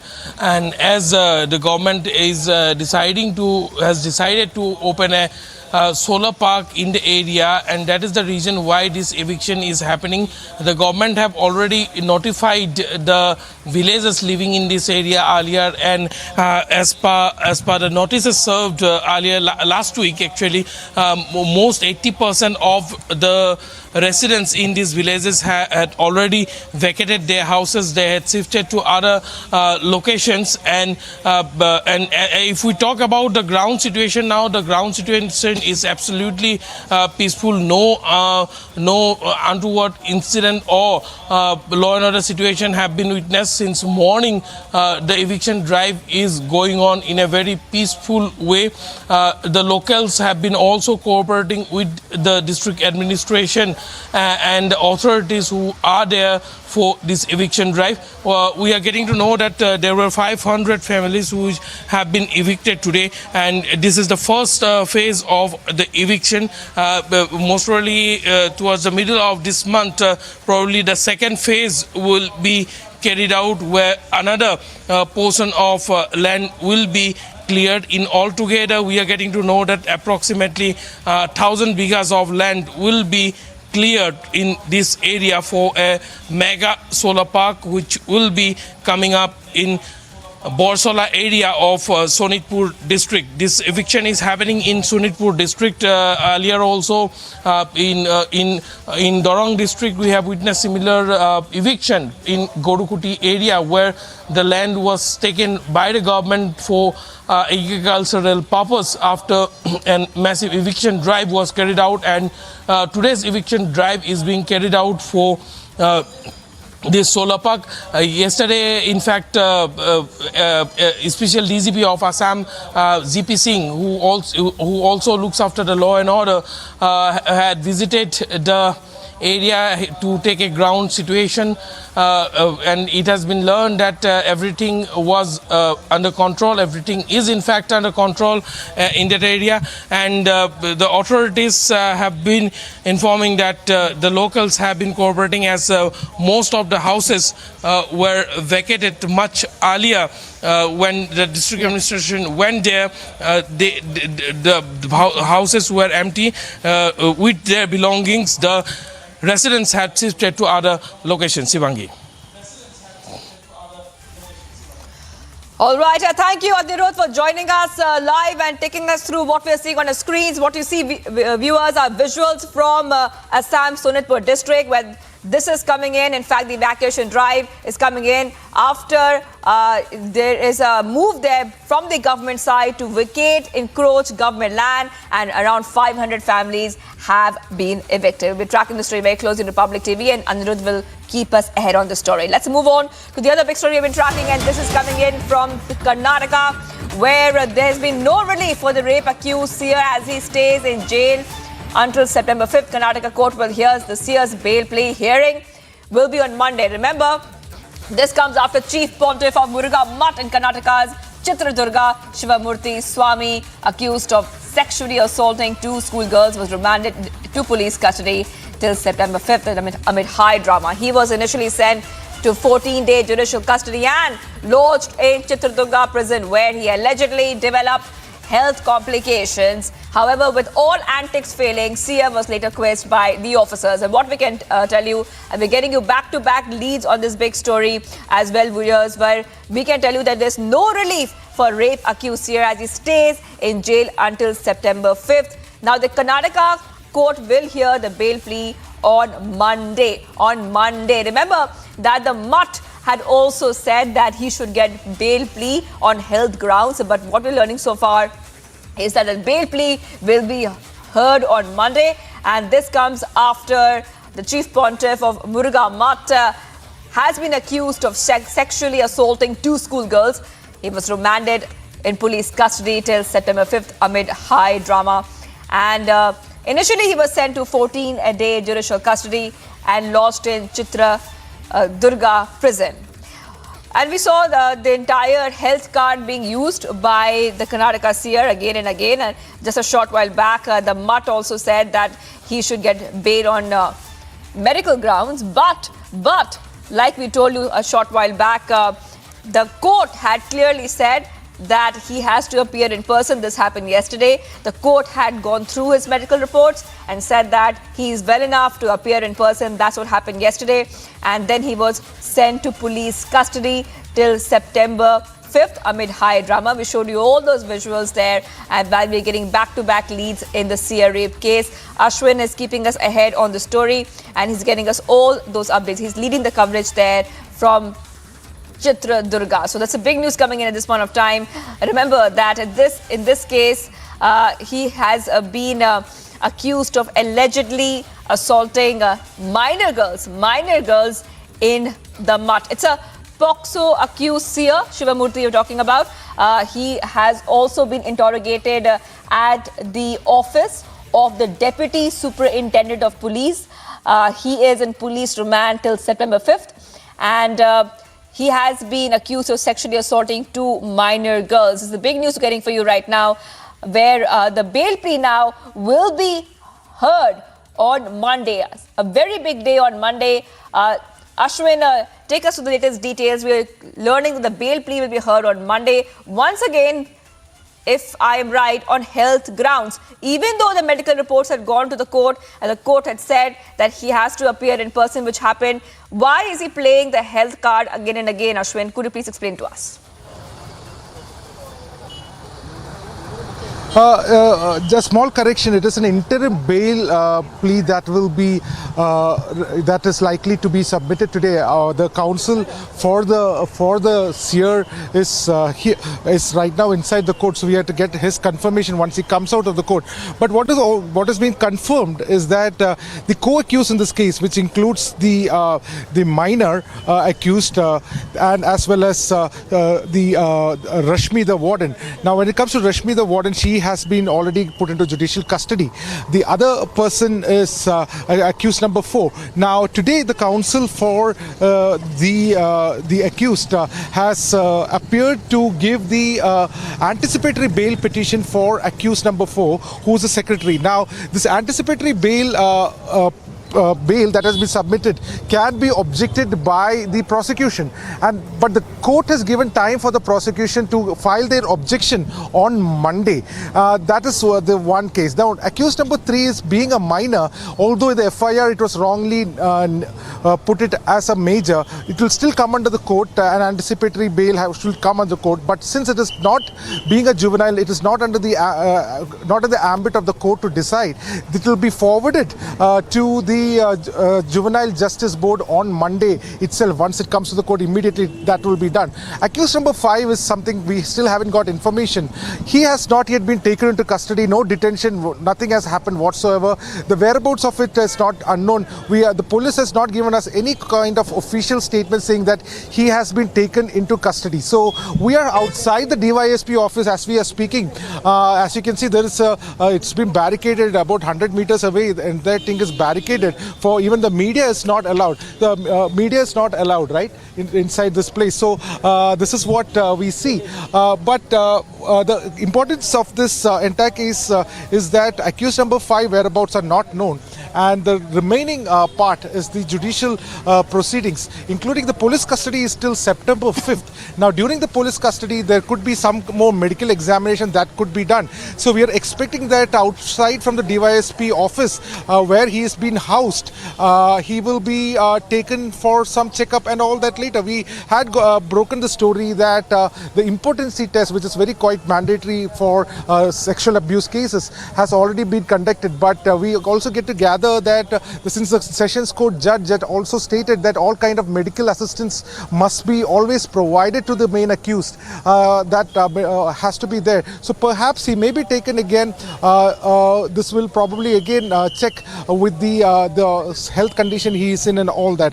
But at the moment, all we can say is that in the judicial process is ongoing. The major part of it will be on Monday. Rest of the movement is right now outside the DYSP hospital. We are expecting, but so far the seer is still inside. He has not been taken out anywhere else. Back to you. Right. So, Ashwin, so if you could help us explain a little bit what's happening there. So, you're saying that he's still inside the Deputy Superintendent of Police office right now being interrogated. And next will be the interim bail plea, which will be heard. And that has been raised by the MUT itself on health grounds. Is that correct? Well, yes, the investigating officer is the DYSP, so it is in the prerogative of the DYSP to keep the accused in any government building which comes under the police department. So that is the reason why he is here in the DYSP office, and plus the court has the entire investigation is headed by DYSP. And also we did try to ask the police why he is not been kept in the cell which is in the Chitradurga Rural Police. So what one of the police sources told us was that it's been 2-3 weeks ago there has been a construction going on. So over there it is not possible to keep him. Otherwise he's housed in the DYSP office. We get to gather that there is no kind of a room or anything whatsoever. He has to stay in the office itself, had to make its own temporary arrangement for lying down and all that. That is what we get to gather. But that is only till September 5th. And after that, he has to be moved he has to be transferred again to judicial custody, where then he has to be housed in the district jail over here. But before that, will there be a bail that would be moved to the higher courts? That needs to be seen. We are seeing some kind of a movement right now as we speak. We are seeing that the police van is right now going inside the DYSP office again. Is the Swamiji there? Yes, I think the Swamiji is there, because we can see that curtain. That curtain is there. I think we can probably guess there's a curtain that is still being put up. So is there a movement? We are yet to see. Yes, it certainly looks like there is some kind of a movement. The curtains are there. That gives us more doubt whether he is being taken to some place. We are getting to gather perhaps for a medical examination or perhaps for something else, but we are still waiting. All we can see right now is that a kind of a curtain has been put on one side, and an orange color curtain is there, and that particular vehicle is right now moving inside. It is taking a reverse and moving inside. So it certainly looks like there is some kind of a movement right now. Perhaps it could be for medical reasons. Also, it could also be because that the site of crime, the Mahasar spot reporting, may be again done with the accused presence in light of the new evidences they may have collected. So it could be all that, but we are yet to see any other action that is happening other than this. But saying that, all we know is that the seer may have been, the accused seer may be taken out somewhere, because the curtain is something that we have often also criticized. Is there a need for something like this? Is there a need for a shroud of protection of covering something like this? But at the moment, these are the latest visuals that we are picking up from outside the DYSP office in Chitradurga. Back to you.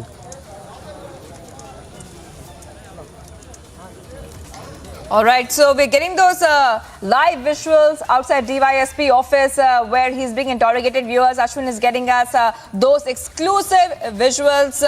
Ashwin, also, while we keep showing our viewers these exclusive visuals and we wait for the seer to come out and track those developments, could you also help us understand the cases which are against the Karnataka seer right now?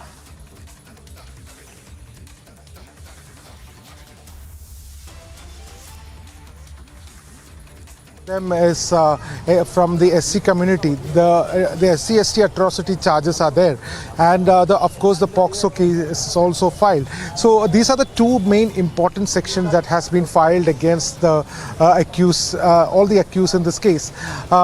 Saying that that is the reason why it needs to, the sensitivity of this case is also important, because at no point of time can we reveal some of the even if we get off-record details, some of the details on which may give out the identity of the victims has to be taken into consideration.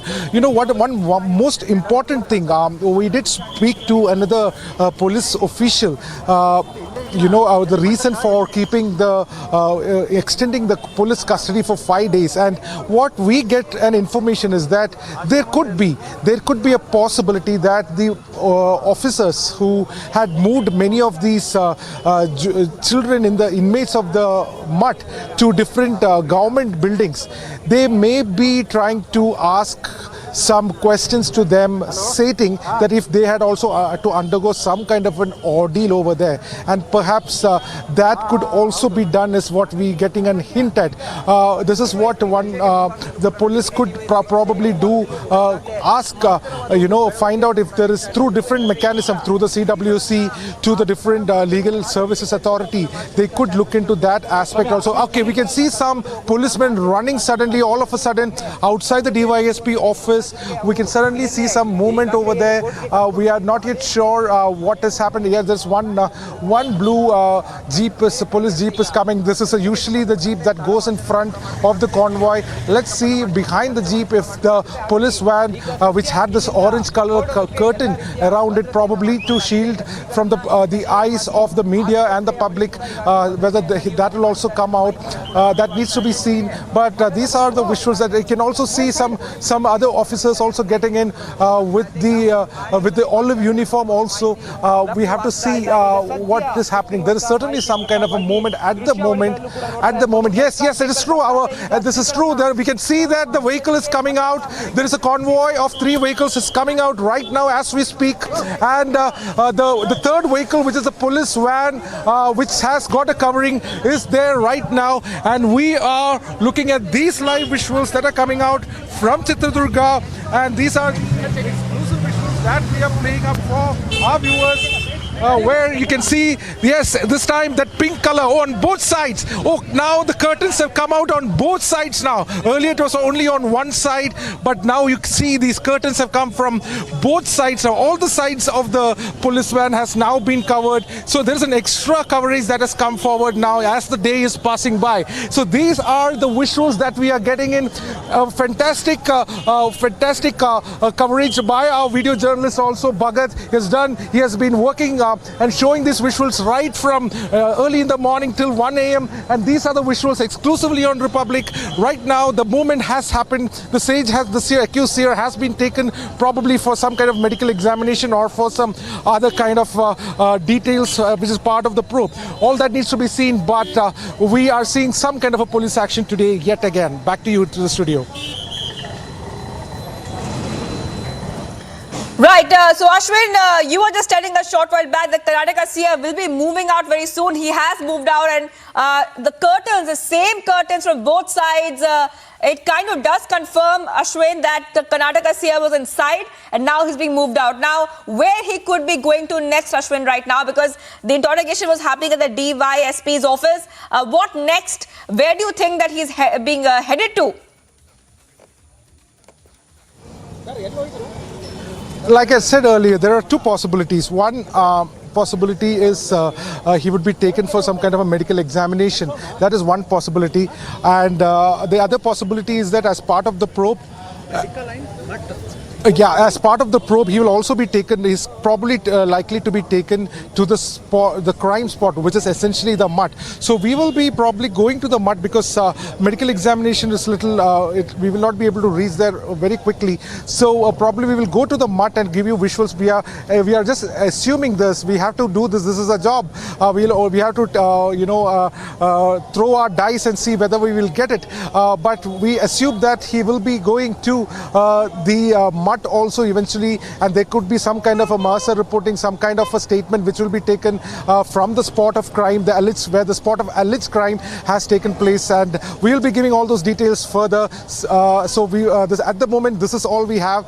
The latest update: the movement has happened one night at the DYSP office, now been taken out. The CI has been taken out. Accused number 1, Shivamurthy Sharnaru, has been taken out, and these are the visuals that we have brought to our viewers. Back to you.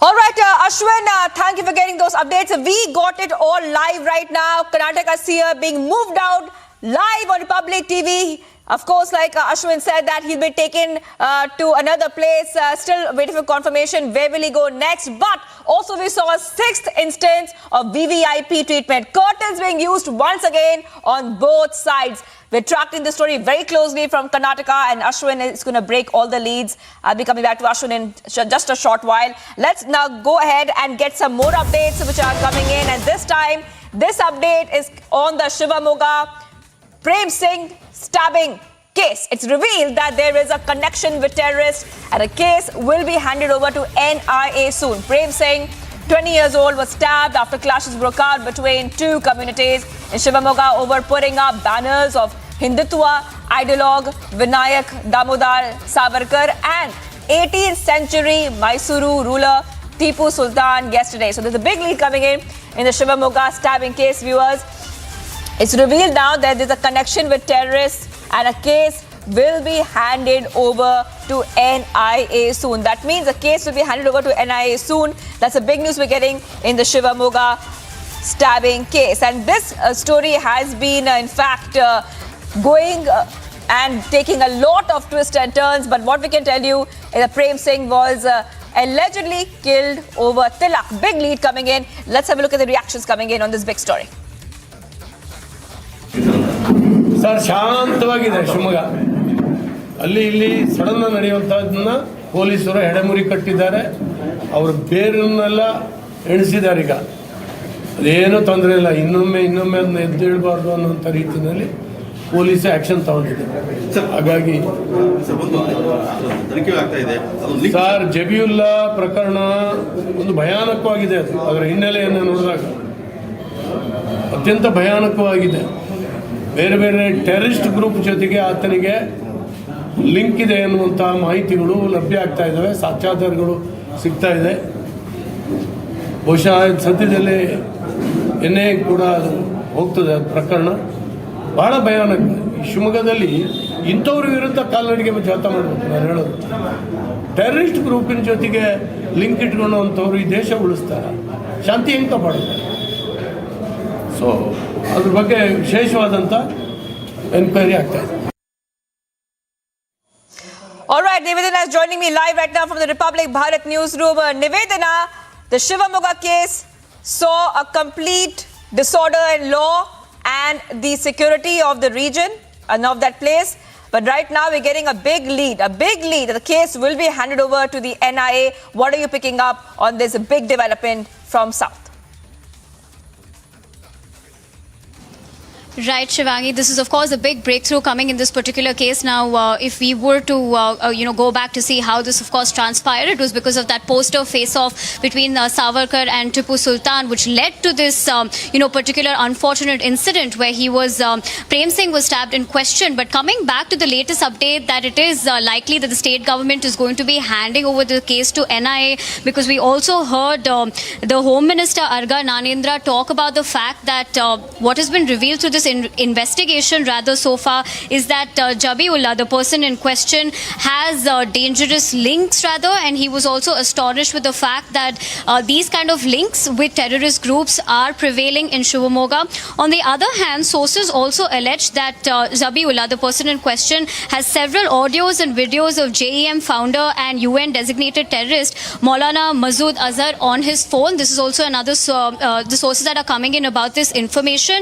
And on the other hand, we have to also remember that along with him, the others who were arrested were Tanveer Ahmad, 22 years old, Nadeem Faisal, 25, and Abdul Rahman in connection with the case. So in terms of the latest development, of course, the big breakthrough being that this case was likely to be handed over to the NIA for more information and, of course, investigation, Shivagi. Right. Also, let's talk a little bit about how this all started. Now, we know that this case, in fact, had happened after clashes took place in Shivamoga between two communities who were putting up banners of Hindutva ideologue Savarkar and the 18th century Mysuru ruler Tipu Sultan Nivedana. So let's take us a little bit through the day, what happened that day, and how this development is important in cracking the case.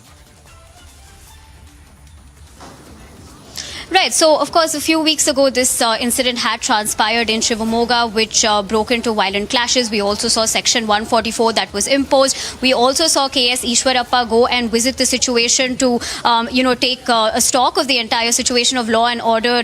Rather, we also saw a lot of political reactions, if you remember, where Siddaramaiah had also questioned why was a Savarkar poster put up in a Muslim community. Of course, the political parties between BJP and Karnataka were definitely divided on the particular issue, but this is a big breakthrough coming in. We're going to continue tracking this story and all the other stories only on Republic TV after a short break.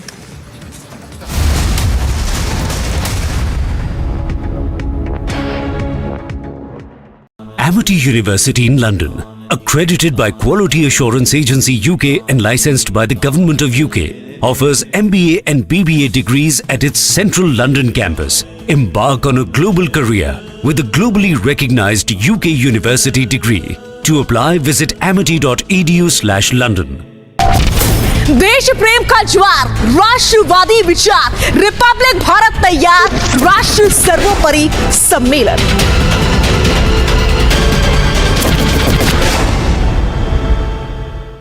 Government announced 25 lakh worth rupees ex gratia in favor of the next of kin of elected representatives of the Panchayati Raj institutions if they lost their lives in the terror-related incidents.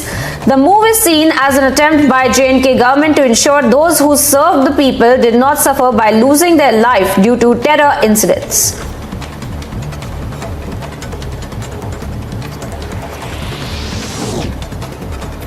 For the third day in a row, the Goa police visited the late actor and BJP leader Sonali Phogat's residence in Haryana's Hisar district and seized 3 diaries. Sonali's bedroom, wardrobe and password-protected locker were inspected by the police search team. Now, the police has also sealed the locker at Sonali Phogat's residence. चुनौतियों से नहीं डरते हम, दुनिया ने देखा है हमारा दम, दुश्मनों को करके बेदम, राष्ट्रहित में बढ़ते कदम, राष्ट्र सर्वोपरि सम्मेलन।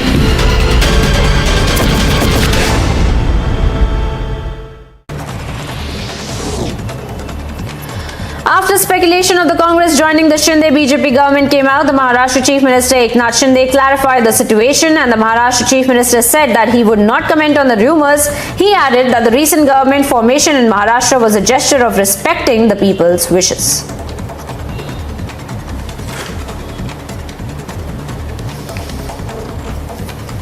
नहीं, हमने रास्ता नहीं दिखाया। जो जनता के मन में भावना थी उसे जागरूक किया हम लोगों ने। जो 2.5 साल पहले होना चाहिए था, जो आम लोगों के दिल की बात थी, वो हम लोग ने वो निर्णय हम लोग ने लिया है। हमारे बाला साहब जी की जो भूमिका थी उसको हम लोग आगे लेके जा रहे हैं। बाकी ऐसा हमने कोई ऐसा नया कुछ काम नहीं किया। Here's some news in brief from the world of sports viewers. Karen Kachanov देश प्रेम का ज्वार, राष्ट्रवादी विचार, रिपब्लिक भारत तैयार, राष्ट्र सर्वोपरि सम्मेलन।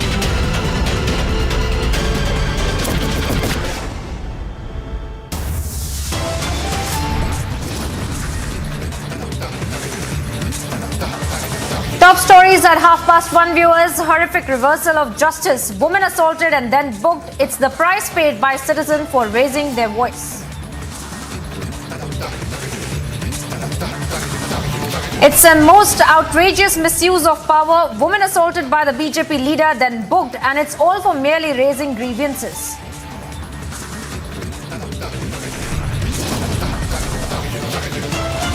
Trouble mounts for the rape accused seer as he now stays in the custody of the authorities.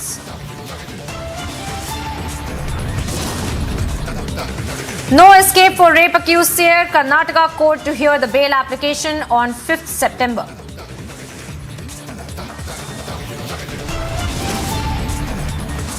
Big development in the Convene Sukesh case. Actor Nora Fatehri and Jacqueline also quizzed by the Delhi police.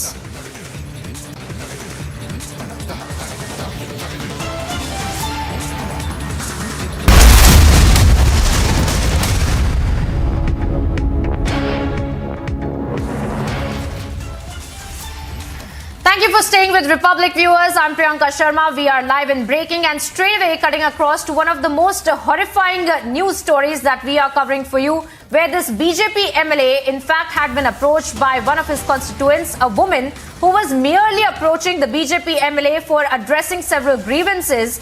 And we have seen in that video how the BJP MLA in fact has responded to the woman. In fact, he has been brazen about it, arrogant about it, in fact has also assaulted the woman as well during the time that she was merely approaching him for addressing several grievances about a flood-like situation that had been created in the Whitefields area. And now we are seeing a complete horrifying reversal of justice where the woman, not the BJP MLA, but the woman in fact has been, a complaint in fact that has been registered against the woman in the Whitefield police station itself for disrupting the public servant from carrying out his duties. And this is the latest that we are picking up from the authorities as well. Let's listen in once again to what the kind of incident that had transpired, the kind of verbal altercation and the physical altercation that had transpired between the BJP MLA and his constituent.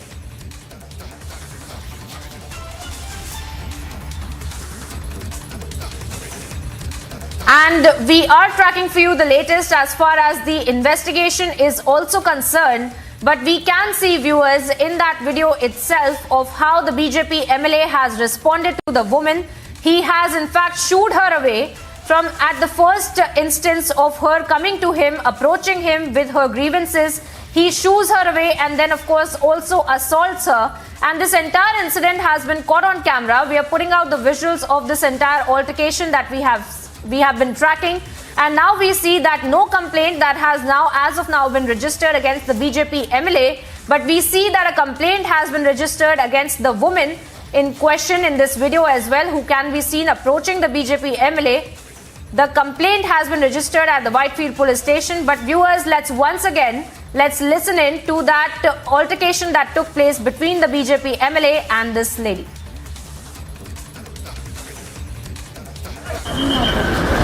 Sir ಒಂದು ನಿಮಿಷ sir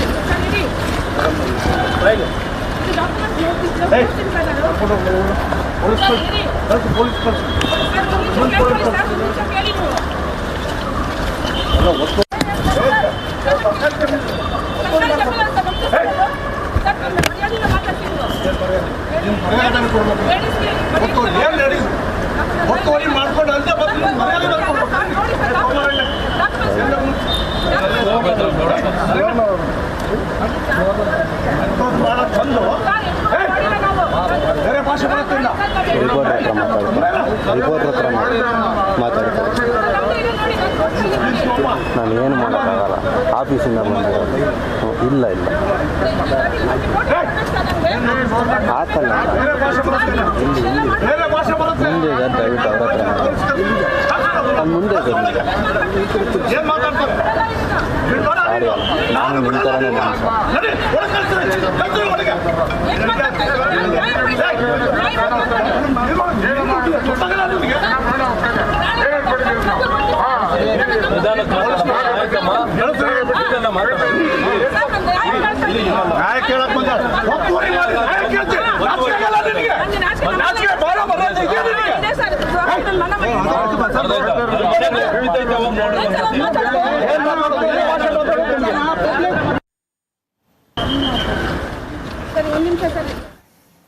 Now viewers, we just saw that video of this kind of altercation that took place between the BJP MLA and this lady, his constituent, in fact, who was approaching the MLA just to address several grievances that she had.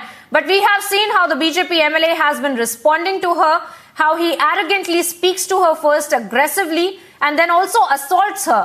And now we see that a complaint has been registered against the lady herself in the Whitefield police station. In fact, let me bring in my colleague Nivedana, who's joining me from the Delhi newsroom. Nivedana, has there been any update? Because under the directive principles of state policy, is he not an MLA who is accountable for any kind of grievances that any of his constituents really come to him for?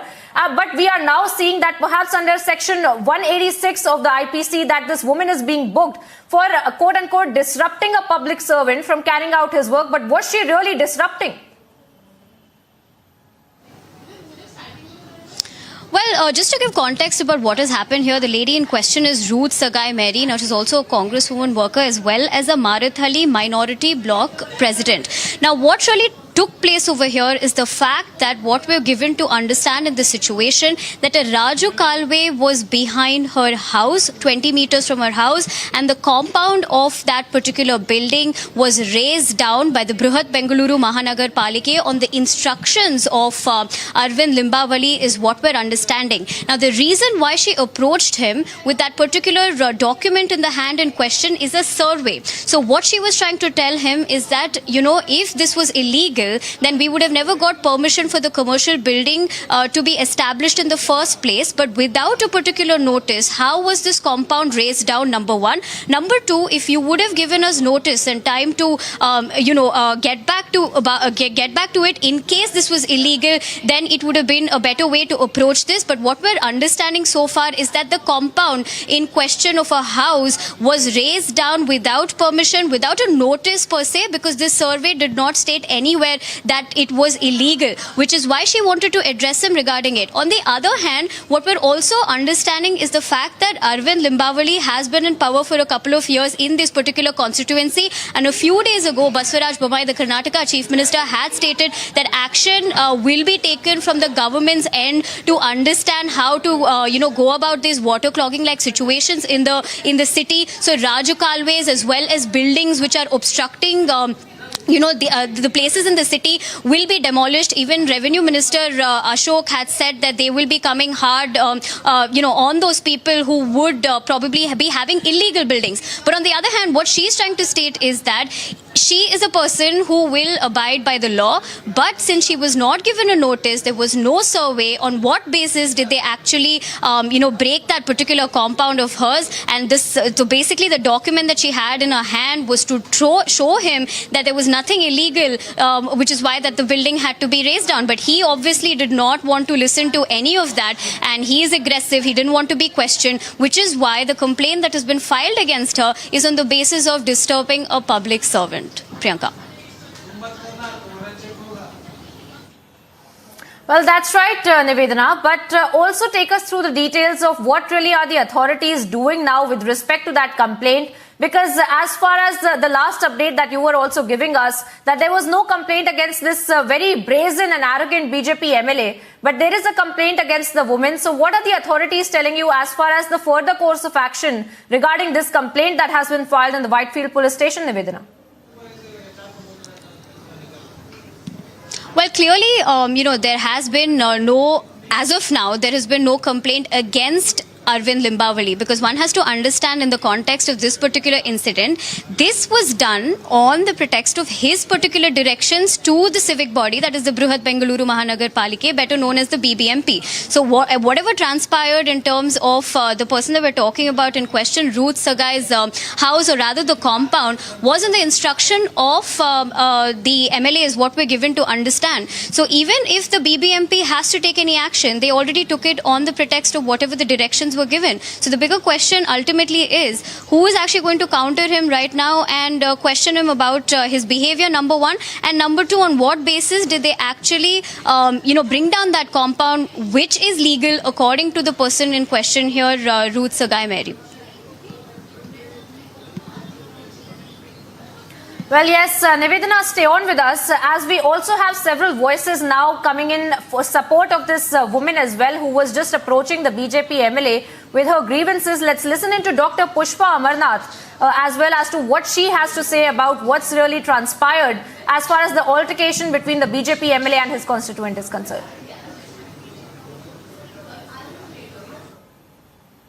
Uncultured behavior and abuse against women and other people so far. There is no surprising that Limbavali has spoken so rudely to the women of his constituency who went to ask justice. This is the culture of Limbavali. We have seen the example of his daughter who had abused police officials and had taken her father's name and had misused her father's position. This is the culture of Limbavali and BJP leaders. That's the latest viewers, that we are picking up for you with respect to this kind of brazen attitude of this BJP MLA who had been approached by the lady in question, and now we are seeing that a complaint that has also been registered against the lady for disrupting the public servant from carrying out his duty under the section 186 of the Indian Penal Code.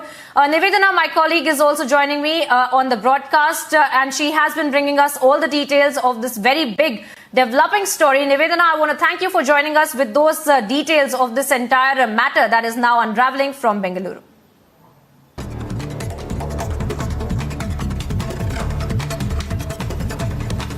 Now moving on to some more news in brief. A fierce encounter has broken out in the Saraikela of Jharkhand, where at least 2 Maoist commanders were killed, Maoist camps destroyed with the weapons and other state-of-the-art equipment destroyed at the site.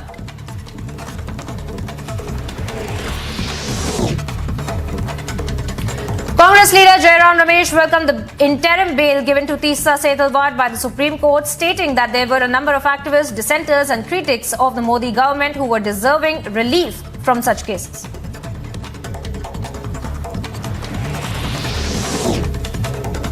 People in West Bengal's Medinapur engaged in protest and arson over the complaints of corruption in the midday meal system in the region. The protesters were eventually dispersed by the police with the use of force.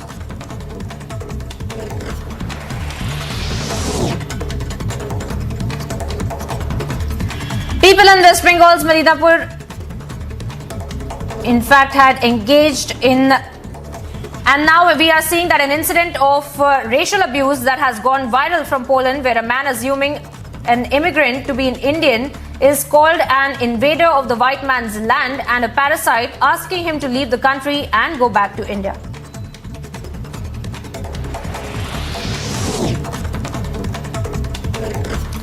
Banners were seen installed ahead of a rally to be led by Ghulam Nabi Azad in Jammu. The banners were seen calling for the promotion of Azad Soch in the Union Territory.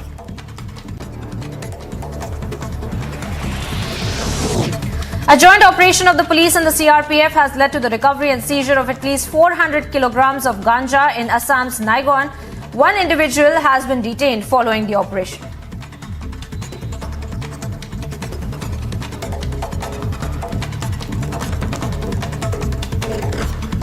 House of Hassan Ali, and as far as our information, he is the main distributor of ganja in Nagaon. He brings this contraband from Dimapur and he distributes it from his home. And today we have recovered and seized this ganja, almost 400 kgs. And our continuing drive against drugs and all NDPS items are going on. We are recovering drugs almost on a daily basis. Chief Minister Eknath Shinde has reportedly written a letter to Maharashtra's governor not to consider names of 12 MLCs submitted by the former Chief Minister Uddhav Thackeray. It is further reported that the Chief Minister would send in fresh names of the vacated seats at the Maharashtra Legislative Council.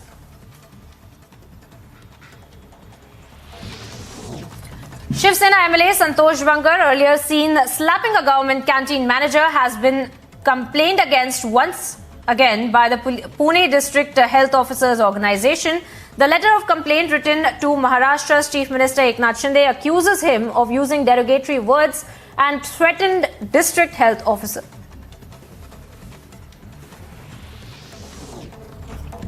Prime Minister Narendra Modi is expected to host Bangladesh's Prime Minister Sheikh Hasina in New Delhi as she visits India for the 4-day tour focused towards multifaceted bilateral ties. Objections against an integrated checkpost at South Tripura's, in fact, is expected to be taken up at the meet.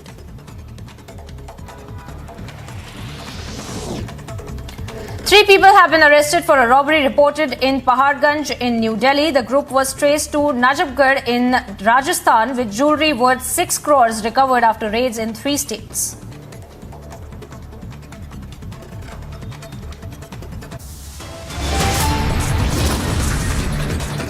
Slipping into a very short break now here, viewers, getting you details on the other side of how there is no escape for the rape accused seer. Karnataka court to hear the bail application on 5th September. And there's a big development in the conman Sukesh case. Actor Nora Fatehi now quizzed by the Delhi police, getting you all the updates on the other side.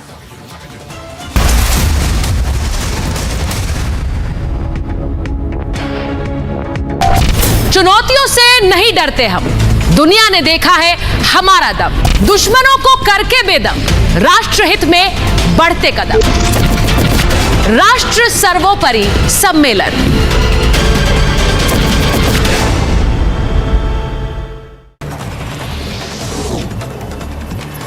After speculation of the Congress joining the Shinde BJP government came out, the Maharashtra Chief Minister Eknath Shinde clarified the situation, and the Maharashtra Chief Minister said that he would not comment on the rumors. He added that the recent government formation in Maharashtra was a gesture of respecting the people's wishes.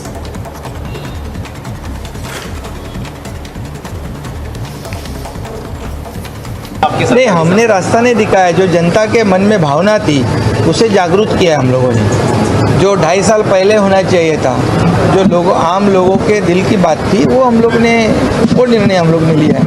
हमारे बाला साहब जी की जो भूमिका थी उसको हम लोग आगे लेके जा रहे हैं। बाकी ऐसा हमने कोई ऐसा नया कुछ काम नहीं किया। Here's some news in brief from the world of sports, viewers. Karen Khachanov reached the 4th round of the US Open for the first time in his career after opponent Jack Draper retired injured.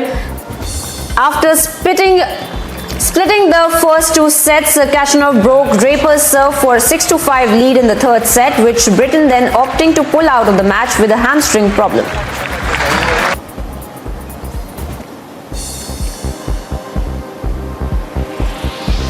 A single goal from Marco Reus is what allowed Dortmund to beat Hoffenheim 1-0 and move them to the top of the Bundesliga for 24 hours at the least.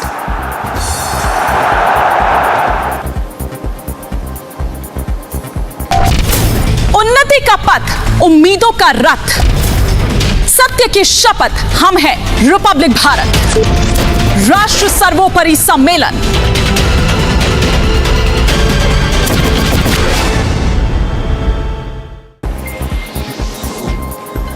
Portuguese league leaders Benfica, who had players red carded, ended up beating Vizela 2-1. The second goal came after Benfica were awarded a controversial penalty for handball with Diego Rosa.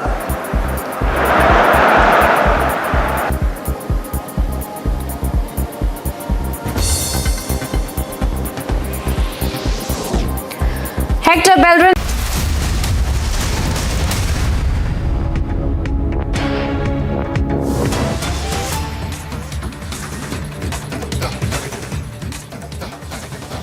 Welcome back, viewers. Straight away cutting across to some more breaking updates that we are picking up for you, where we are in fact getting you visuals of the police now arresting the protesters that had been out protesting against the district administration over the midday meal and stone pelting on the BDO and police personnel during the protest. Now, this comes after several bikes were set ablaze by students and locals after an alleged complaint of corruption in the midday meal that was registered against the head school master in Purba Medinapur's Nand Kumar. Now, villagers attacked the police is the visuals of what we had been getting you earlier as well, and the police had to resort to using force to disperse the mob. Now, we had seen following the entire complaint that has come to light with respect to the midday meals against the school headmaster, we had seen the villagers had also come out in protest. In fact, they had also set ablaze several of the private vehicles of civilians, and post which we had seen that the police had to come there and use force of, in fact, we are getting you those visuals on one side of these vehicles that had been set ablaze by the protesters, and on the other of how the police had to come out and resort to lathi charge to disperse this mob that had gathered for protesting against the midday meal schemes and the complaint against the school headmaster in Purba Medinapur's Nand Kumar area as well. And now we are seeing the latest visuals of the police arresting these protesters. The protesters, in fact, who had been out on the streets against the district administration over the midday meal, and they had also been carrying out stone pelting on the BDO and the police personnel as well. This was during the time of the protest that was being carried out by the villagers as well. Ishandev, my colleague, is also joining me from the R Bangla newsroom. Ishandev, tell us more about the investigation that is being carried out. Now we are seeing the latest visuals, in fact, of the police officials coming out and also arresting these protesters who had been out on the streets, setting fire to private vehicles and also stone pelting on the police personnel. Exactly. Actually, police has taken very stern action in this case, and as per we got information from the district which are coming from East Midnapur district, we have come to know that police has already arrested 7 persons in this connection, and that the situation was very outrageous there at Nandakumar in East Midnapur district, and in connection with the alleged corruption regarding midday meal in a school, the people were outrageous. They were fuming out against the headmaster of that school, and they are alleging that the students and the locals of that area, they are alleging that this headmaster is associated with the corruption, with the scam, and that's why the situation was outrageous there yesterday, and today police has taken strong action. They have arrested 7 persons in this connection. Back to the studio.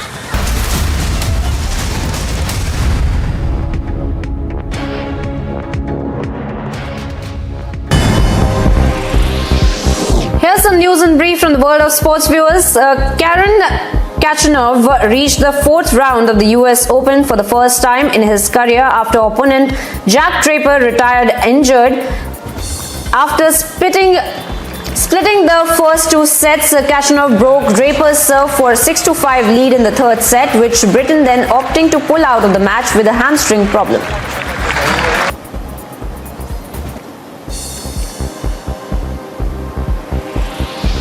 A single goal from Marco Reus is what allowed Dortmund to beat Hoffenheim 1-0 and move them to the top of the Bundesliga for 24 hours at the least.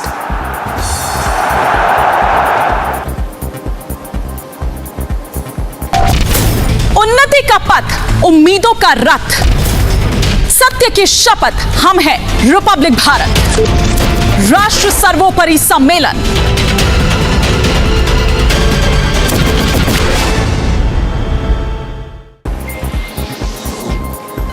Portuguese league leaders Benfica, who had players red-carded, ended up beating Vizela 2-1. The second goal came after Benfica were awarded a controversial penalty for handball with Diego Rosa.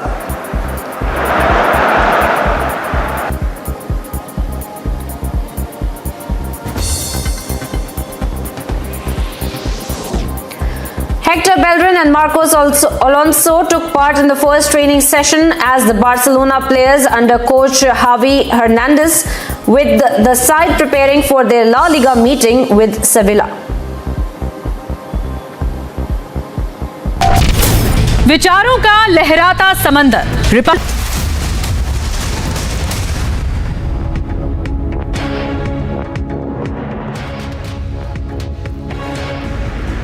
Ousted Sri Lankan President Gotabaya Rajapaksa returned to the country after leaving in July this year. He had earlier fled the country following demands for his resignation amid the country's severe economic crisis. Rajapaksa resigned as Sri Lanka's president after he arrived at Singapore, where he was issued a 14-day visit pass. Demonstrators in Colombo had stormed his residence as well as his office as a part of the wide-scale protests which erupted in the month of July. Rajapaksa was reported to be in Thailand for the past few weeks after a stay at Maldives following his 14-day stay at Singapore. Sri Lanka's current president Ranil Wickremesinghe made all the arrangements of Rajapaksa's arrival back to Sri Lanka, with several ministers present at the airport to welcome him. Bureau Report, Republic TV.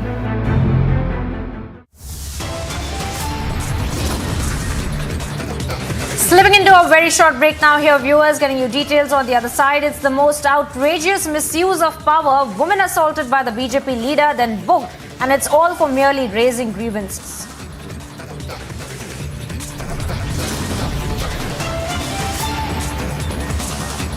And also trouble mounts for the rape accused seer as he now stays in the custody of the authorities, getting you all the updates on the other side of this very short break.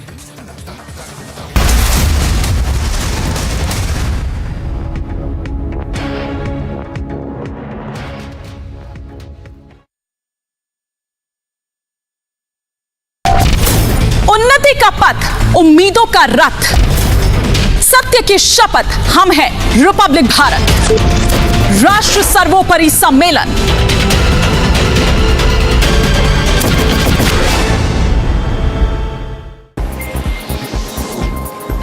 Portuguese league leaders Benfica, who had players red carded, ended up beating Vizela 2-1. The second goal came after Benfica were awarded a controversial penalty for handball with Diego Rosa.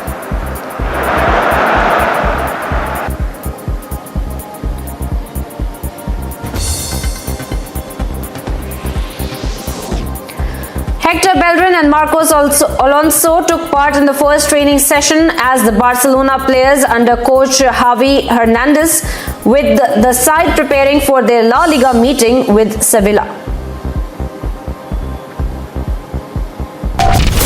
विचारों का लहराता समंदर, Republic Bharat पर जल्द राष्ट्र सर्वोपरि सम्मेलन।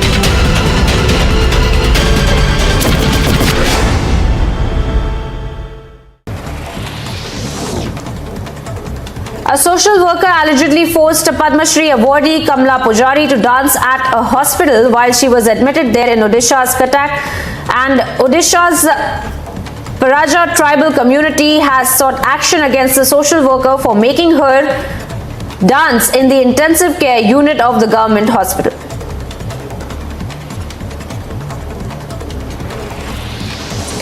In an interesting development, 5 out of 7 MLAs from Manipur have jumped from Bihar Chief Minister's Nitish Kumar's party JDU to the BJP. Now the merger has been accepted by the Speaker, and the drone strike which happened inside Afghanistan, inside Kabul, in which Zawahiri was taken out, the drone used Pakistani airspace, which clearly puts Shehbaz Sharif in the dock. No, we don't know where that drone came from. We don't know which airspace it used. As I said before, I would rather believe the Afghan Taliban than believe the Pakistanis. But what if the Afghans were bluffing? What if they were playing a classic move of checkmate?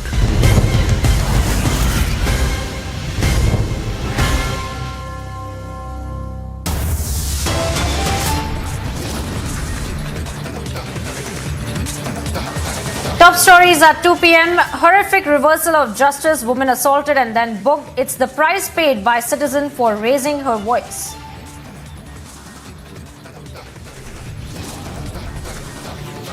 It's the most outrageous misuse of power. Woman assaulted by the BJP leader, then booked, and it's all for merely raising her grievances.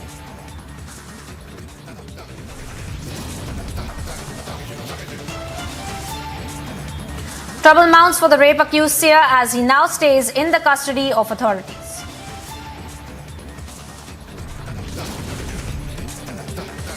No escape for the rape accused seer. Karnataka court to hear the bail application on 5th September.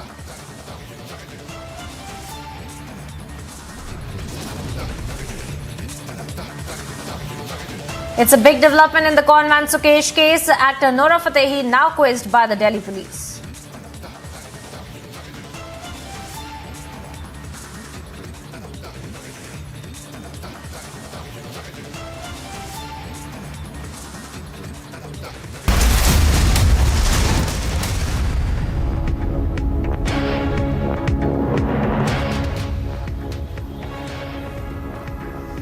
Welcome back, viewers. Thank you for staying with Republic TV. I'm Priyanka Sharma, and we are continuing to live and breaking, and we are getting you all the updates of the investigation by the Enforcement Directorate now. Straight away, getting you all the updates of the locations in premises of Bengaluru, where these raids by the Enforcement Directorate have also been carried out, and the investigation that is relating to the Chinese loan app case as well, that is being carried out as well. Now, this is a case based on the 18 number of FIRs registered by the Cybercrime Police Station in Bengaluru City against the numerous persons in connection with their involvement in extortion and harassment of the public who had availed small amount of loans through the mobile apps being run by those entities and persons. Now, of course, during the inquiries, it has emerged that these entities are controlled and operated by the Chinese persons, and the modus operandi of these entities is by using forged documents of Indians and making them as dummy directors of those entities. Shravan Sen, our senior editor, is also joining us on the broadcast with more details. Shravan, it's over to you. We are seeing the investigation also coming unraveling by the Enforcement Directorate in this Chinese loan app case as well. Take us through the details of the latest as far as what the authorities have found out in this. Well, in fact, Priyanka, this is a continuing crackdown by the Enforcement Directorate on the Chinese loan app case. In fact, this case was registered about a couple of months ago, following 18 FIRs that were registered by the Bengaluru police. Now, what we're being told is that searches were carried out at 6 premises, which also included certain payment gateway banks. Also, their premises were also searched. We are being told that about 17 crore rupees, that's the amount that has already been seized by the Enforcement Directorate in merchant IDs and bank accounts of these Chinese persons-controlled entities. Because what turns out is that there are certain Chinese entities which have come under this scanner, because it is they who are running these mobile apps.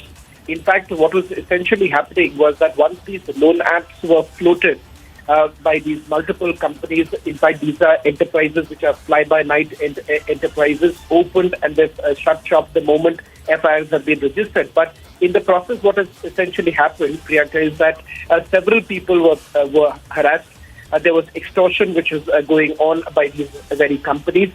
In fact, the Enforcement Directorate is essentially saying that these are controlled, operated by Chinese persons, and the modus operandi essentially being that these entities were using forged documents of Indians, making them dummy directors of those entities, and they were essentially generating the proceeds of crime. In fact, remember, there is also a link from the Chinese loan app with the crypto exchanges. However, they are separate cases altogether. But having said that, seeds of crime being taken out of India through these crypto exchanges, and that is the reason why just about a few weeks ago, crypto exchanges were also raided by the Enforcement Directorate. Some of the big crypto exchanges operating in India have also come under the scanner, because remember, what has happened is these very companies, when they were shutting shop here in India, they were routing this money through the crypto exchanges and it was going abroad.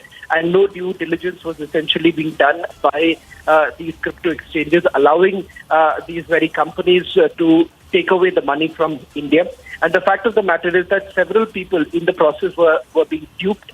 They were being harassed because the moment they were taking loans at very high interest rates, and thereafter for recovery, they had taken away data from people, and then they started calling those very people, harassing them. All that essentially happening soon after anyone who was taking loan from these very apps that were floated. Especially this had gained momentum during the pandemic, because a lot of these loan apps became extremely successful, because initially you were getting loan amounts, small amounts within a small period of time, but thereafter it turns out that the loan amount was only increasing with the principal amount, the interest amount only increasing. So that is the reason why the Enforcement Directorate had stepped in following multiple cases that were registered, not just by the Bengaluru police, but multiple states have also registered these very cases.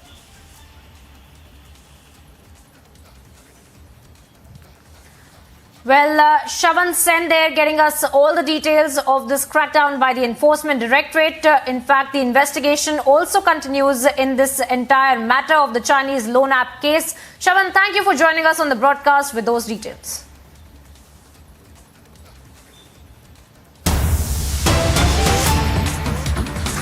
Shifting our focus back now, viewers, to the rape accused seer, and that there is absolutely no relief for the rape accused seer, where in fact we are seeing that he had been remanded to the police custody till 5th of September, and we are seeing that there was high voltage drama that was attempted to be created with respect to the health issues that he had also raised. But now we are seeing that he was remanded in the custody, and in fact he was quizzed, interrogated by the authorities as well. And now we are seeing the latest developments with respect to how he was put in the custody and the kind of VVIP treatment that he had also been given with respect to how he was also creating this drama of his health. And now we are seeing that a 14-day judicial custody that he had initially been sent to, lodged in the Chitradurga prison, and now post which we had seen that he allegedly developed health complications and the antics of which had been failing, and the seer was later quizzed by the officers as well. Ashwin, my colleague, is joining me on the broadcast with more details. Ashwin, it's over to you. What are the new developments that we have picked up with respect to the investigation against this alleged, assault cases that are now piling up against this seer? Well, Priyanka, the course of investigation is due is what we can pick up from the movement that we have seen on the ground. Definitely there is some kind of a pressure that after the result of intense media reporting that we have, Republic has been leading, because of which we do see that the movement on the ground, we do see that the police custodial interrogation is going on, and then we also see this main accused, the seer, is also being taken to different spots. So we are trying to get this the pulse on the ground. But what is essentially happening, there is activities happening on both fronts. So now under the police custody, the DYSP, who is the IO, the investigating officer, has all the it's under his prerogative that where he can keep the main accused who is under arrest. The second important thing is whether there will be a joint interrogation. Now other accused are also there. Rashmi, the second accused in this case, has also been marked arrested, and she is also in judicial custody. Now whether there will be a joint interrogation, all that is something that we are expecting to happen in the coming days. So those are the kind of actions that we expect, and certainly all that will happen in the next week, that is from Monday onwards. On the judicial front, on the legal front, what we can expect is that the interim bail order, interim bail petition has also been tried by the counsel for the MUT, and also the anticipatory bail petition for accused number 4 in this case, as well as the transfer of the case to the judicial, of the Juvenile Justice Board of accused number 3. All this is going to happen in the coming days, is what we can tell our viewers who have been very closely monitoring the minute-to-minute updates by Republic. Now, important part, what is right now, what needs to be said is accused number 5. His whereabouts, his detention, his arrest has not yet happened. So could there be an arrest? Could the accused number 5 be also taken into custody? Will that happen soon? Will it happen next week? Is all what we need to see. But on Monday, the objection for the anticipatory bail for accused number 4 will be taken up by the court. That also we'll see. And the interim order, if in case the Sessions Court denies the interim bail or any kind of that situation arises, then there's a big possibility that the counsel for the MUT will move to the higher courts to look at the same possibility as well. So all that is what we can expect, the actions that we can expect in the coming days. Of course, being a weekend, there can be the legal front, there won't be nothing but from Monday that will start. But in the investigating front, since the seer is in police custody, all we can expect is that the spot mahasar and the joint interrogation possible, all these are possible in the coming days. Back to you. Well, Ashwin, stay on with us because as you had also been earlier breaking down these details, that one of the accused, in fact, has also been charged as an adult and not as a juvenile delinquent. And if you could also take our viewers through some of the timeline of these events that have taken place as far as the kind of treatment that he was given in the custody as well. We saw those visuals. In fact, you have been on the ground and exposing this kind of VVIP treatment that he was being given by the authorities as well. Speak to us a little bit about that, and also about the timeline of the entire legalities that are expected in the coming week, since the police custody will end by 5th of September.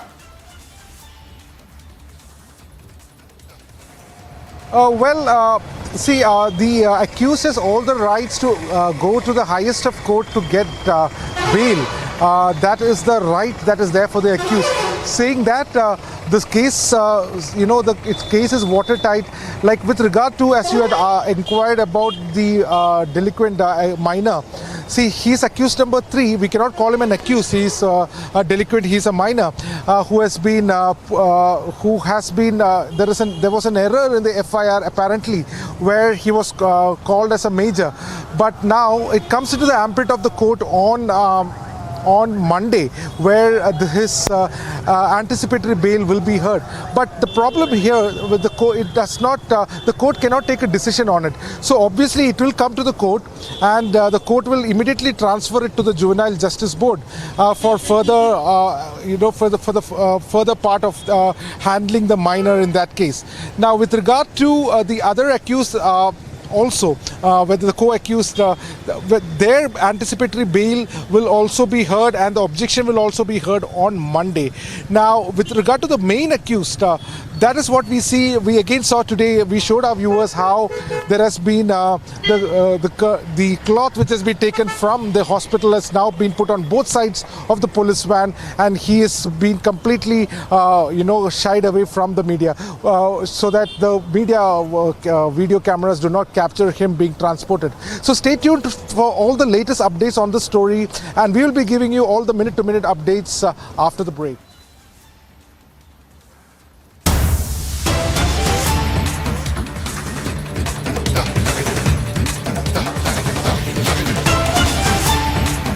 Updates that we are getting now, viewers. In fact, we're getting in the first reaction of Meenakshi Lekhi on India's GDP growth. Now, this comes after the Britain dropped behind India to become the world's 6th largest economy, delivering a further blow to the government in London as it grapples with the brutal cost of living shock. And the former British colony leaped past in the UK in the final 3 months of 2021 to become the 5th biggest economy as well. And the calculation, in fact, viewers, is based on the US dollars, and India extended its lead in the first quarter itself. We are, in fact, picking up several voices on this. It's a big win for our country. It's a big win for India in terms of the economic development as well, which is based on the US dollars. And India, in fact, has extended its lead in the first quarter itself. Let's listen in first to the first reactions that we're picking in on this big win for our country.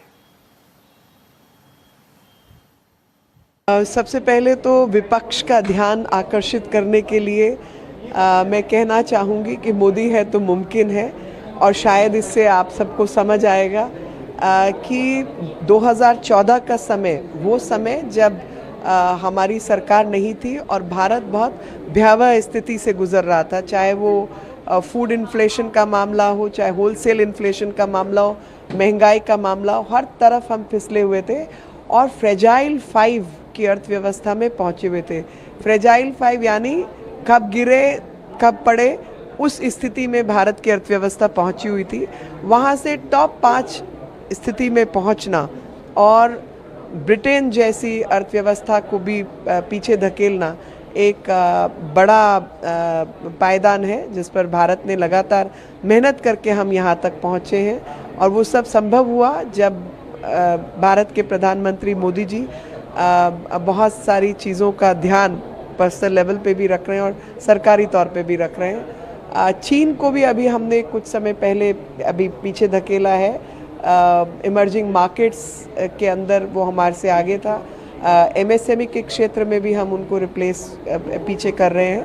तो मैं तमाम भारतवासियों को इस लक्ष्य को प्राप्त करने के लिए बधाई देना चाहती हूँ कि भारत बेहतरी की ओर बढ़ रहा है और आप सबकी मेहनत का जो फल है हम सबके सामने है।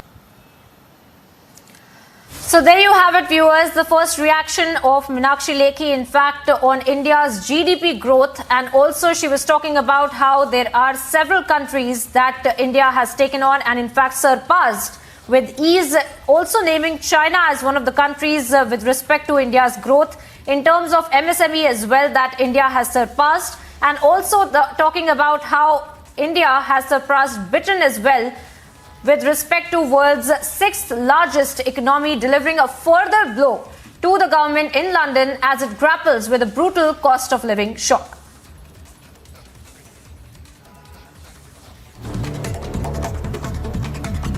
And moving on now, viewers, to some news in brief from across the country. Top sources of the Goa police have revealed that Sudhir Sangwan, accused of Sonali Phogat's murder, has confessed to a conspiracy to have her brought from Gurgaon to Goa. The police further informed that there was no plan of any shoot in Goa and that the conspiracy had been planned long ago. Goa police further revealed that the documents recovered in connection with Sudhir Sangwan were enough to convict him of the crime, with Goa's Chief Minister further directing the police to file a charge sheet in connection with the case as early as possible.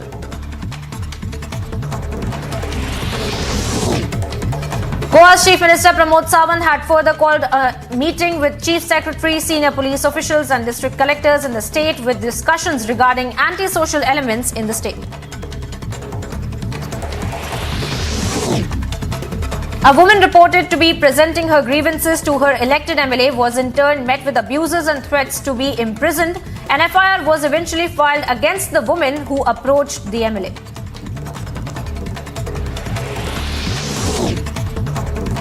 Economic Offences Wing of the Delhi Police has questioned Bollywood actor Nora Fatehi in connection with the extortion case linked to the conman Sukesh, and she was also earlier questioned by the Enforcement Directorate in connection to the case.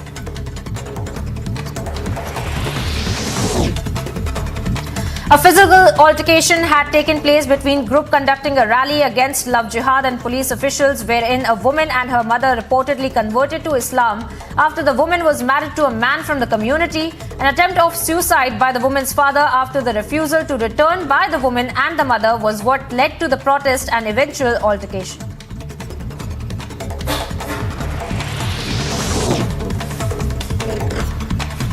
BJP spokesperson Sambit Patra at a press conference in connection to the Congress hit out at the Bharat Chodo Yatra, stating that it was in reality the Gandhi family Bachao Andolan. Congress party को इस press conference के बाद हमारी हिदायत है, भारत केवल वही जोड़ सकता है जो भ्रष्टाचार छोड़ सकता है। जो भ्रष्टाचार छोड़ नहीं सकता वो भारत जोड़ कैसे सकता है? ये भारत जोड़ो नहीं, ये गांधी परिवार बचाओ आंदोलन इनका आरंभ हो रहा है। मैं चाहता हूं कि आज इस प्रेस कॉन्फ्रेंस के बाद राहुल गांधी इस विषय पर अपनी टिप्पणी करें। आंदोलन से पहले वो इस विषय को बताएं कि वास्तविकता क्या है। Sambit Patra further made targeted comments against Rajasthan Chief Minister, comments on the law and order situation in the state, particularly in connection with the sexual offences in the state. मुझे तो बड़ा कष्ट होता है कि इस प्रकार के बयान से अशोक गहलोत जी कहीं ना कहीं जो कांग्रेस की माइंडसेट है उसे दर्शाते हैं, और मैं निवेदन करूंगा आप सभी पत्रकारों से भी कि इस विषय को लेकर अशोक गहलोत जी से क्लैरिफिकेशन जरूर मांगा जाए, उनसे माफी जरूर मांगी जाए। The police in Jharkhand have registered an FIR against BJP MPs Nishikant Dubey, his two sons, MP Manoj Tiwari and the airport director in Deoghar Airport, among 9 others, for allegedly entering the air traffic control room at the Deoghar Airport without permission and creating pressure over officials for the takeoff of a flight despite there not being any night takeoff facility in the airport.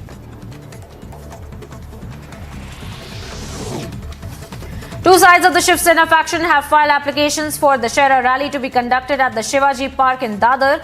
Former Chief Minister Uddhav Thackeray has reportedly declared that the Dussehra rally will be conducted on the 5th of October, even if his camp would not get permission.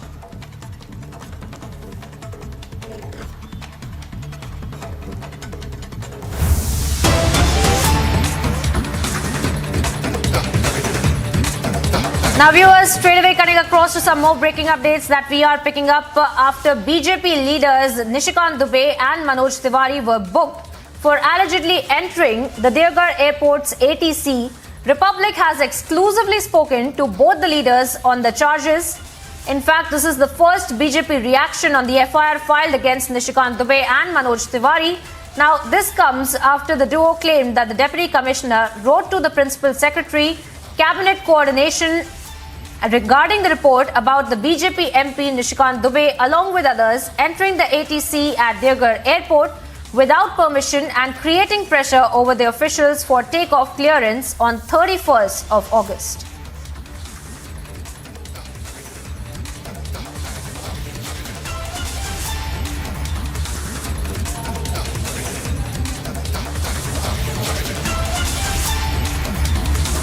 And we will be playing out that conversation for you very shortly, viewers. This is an exclusive conversation that we have been able to have with Nishikant Dubey and Manoj Tiwari themselves on the charges that have been leveled against him, the FIR that has been registered against them for allegedly forcefully entering into the airport's ATC at Deoghar Airport and trying to force the officials for a night takeoff where there were no facilities at the airport for the same.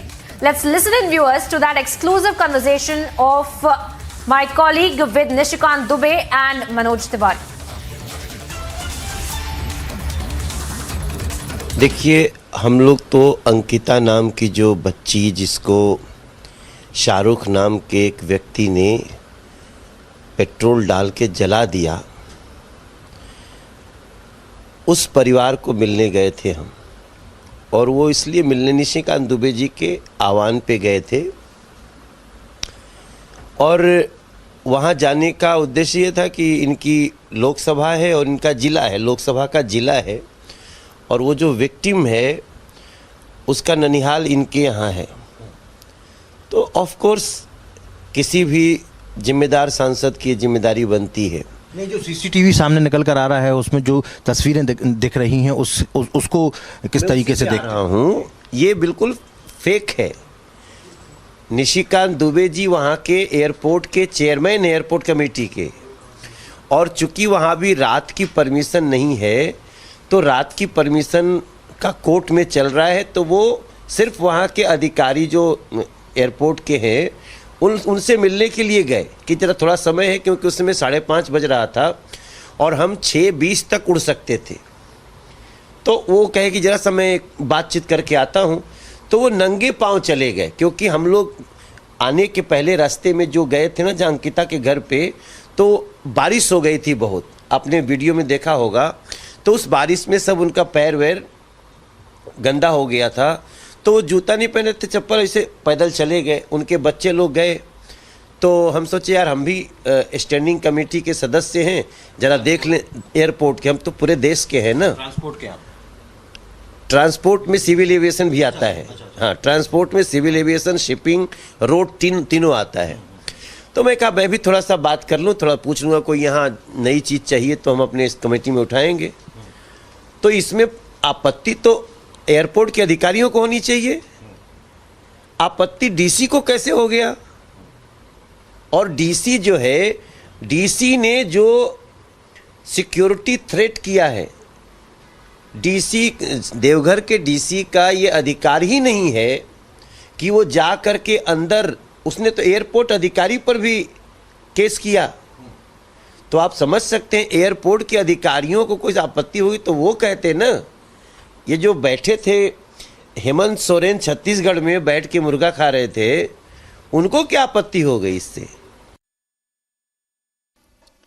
यदि किसी CCTV footage में, किसी video में, आज तो सबके पास ही mobile है ना,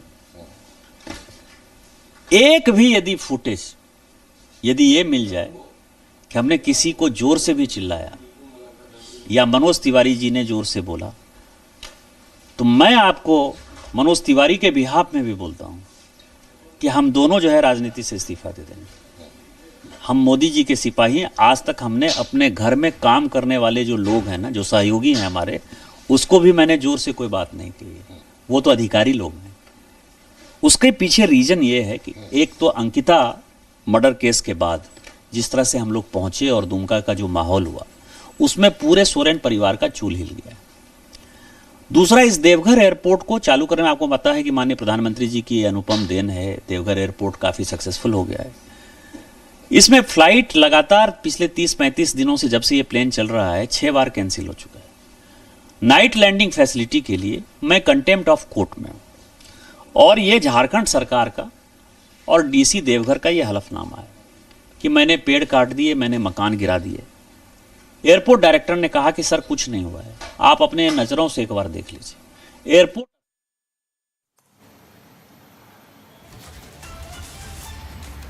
Well, there you have it, viewers. The first reactions of Manoj Tiwari and Nishikant Dubey themselves completely stating that these allegations have no basis and that they had an explanation for the kind of movement that they had. In fact, how they had gone to the ATC office as well. And of course, we are seeing that they have been booked for forcefully barging into the ATC office and of course forcing the officials. But that is what is being refuted by both the BJP leaders, claiming that that was not the case. In fact, viewers, we will be slipping into a very short break here now and we'll be getting you all the updates of this exclusive conversation that we have been able to have with Manoj Tiwari and Nishikant Dubey and the allegations that have been leveled against the duo.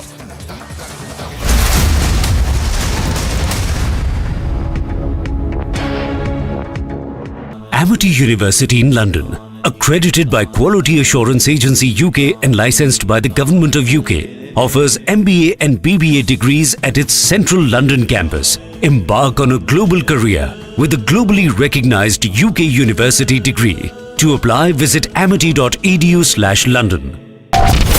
विचारों का लहराता समंदर, Republic Bharat पर जल्द राष्ट्र सर्वोपरि सम्मेलन।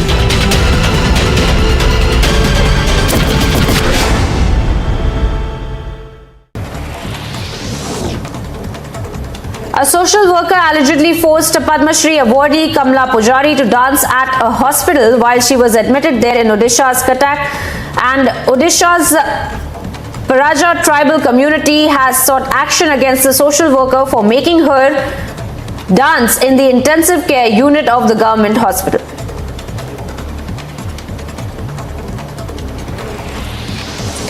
In an interesting development, 5 out of 7 MLAs from Manipur have jumped from Bihar Chief Minister Nitish Kumar's party JDU to the BJP. Now the merger has been accepted by the Speaker, and now this comes after the JDU's central leadership was thinking about withdrawing support from the BJP-led coalition in Manipur.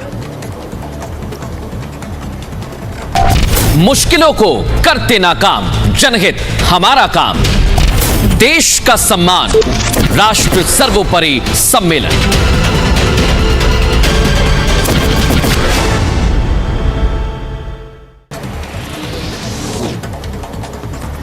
Trinamool Congress's General Secretary Abhishek Banerjee, who is being probed by the ED in the coal scam case, attacked the Union Home Minister Amit Shah and alleged that the money of the cow smuggling has gone to the top BJP leader.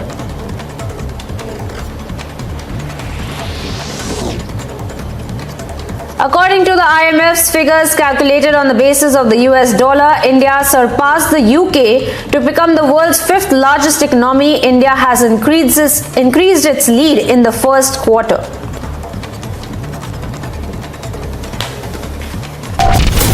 देश प्रेम का ज्वार, राष्ट्रवादी विचार, Republic Bharat तैयार, राष्ट्र सर्वोपरि सम्मेलन।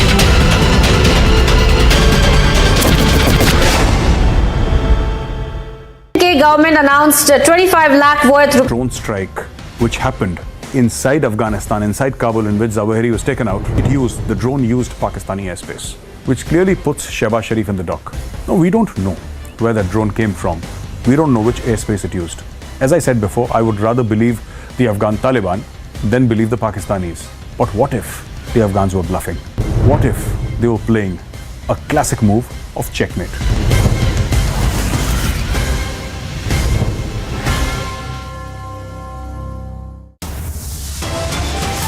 Horrific reversal of justice, a woman assaulted and then booked. Is this the price paid by a citizen for raising their voice?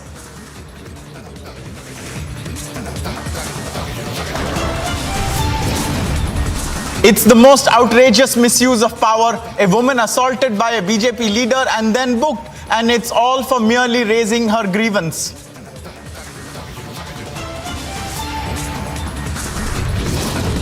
Trouble mounts for rape accused seer Shivamurthy. He is now in custody.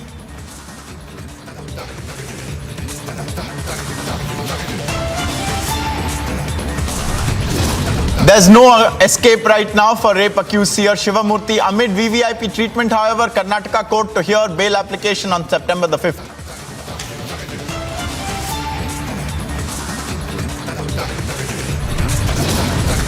A big development in the conman Sukesh Chandrasekhar case. Actor Nora Fatehi now quizzed by the Delhi police.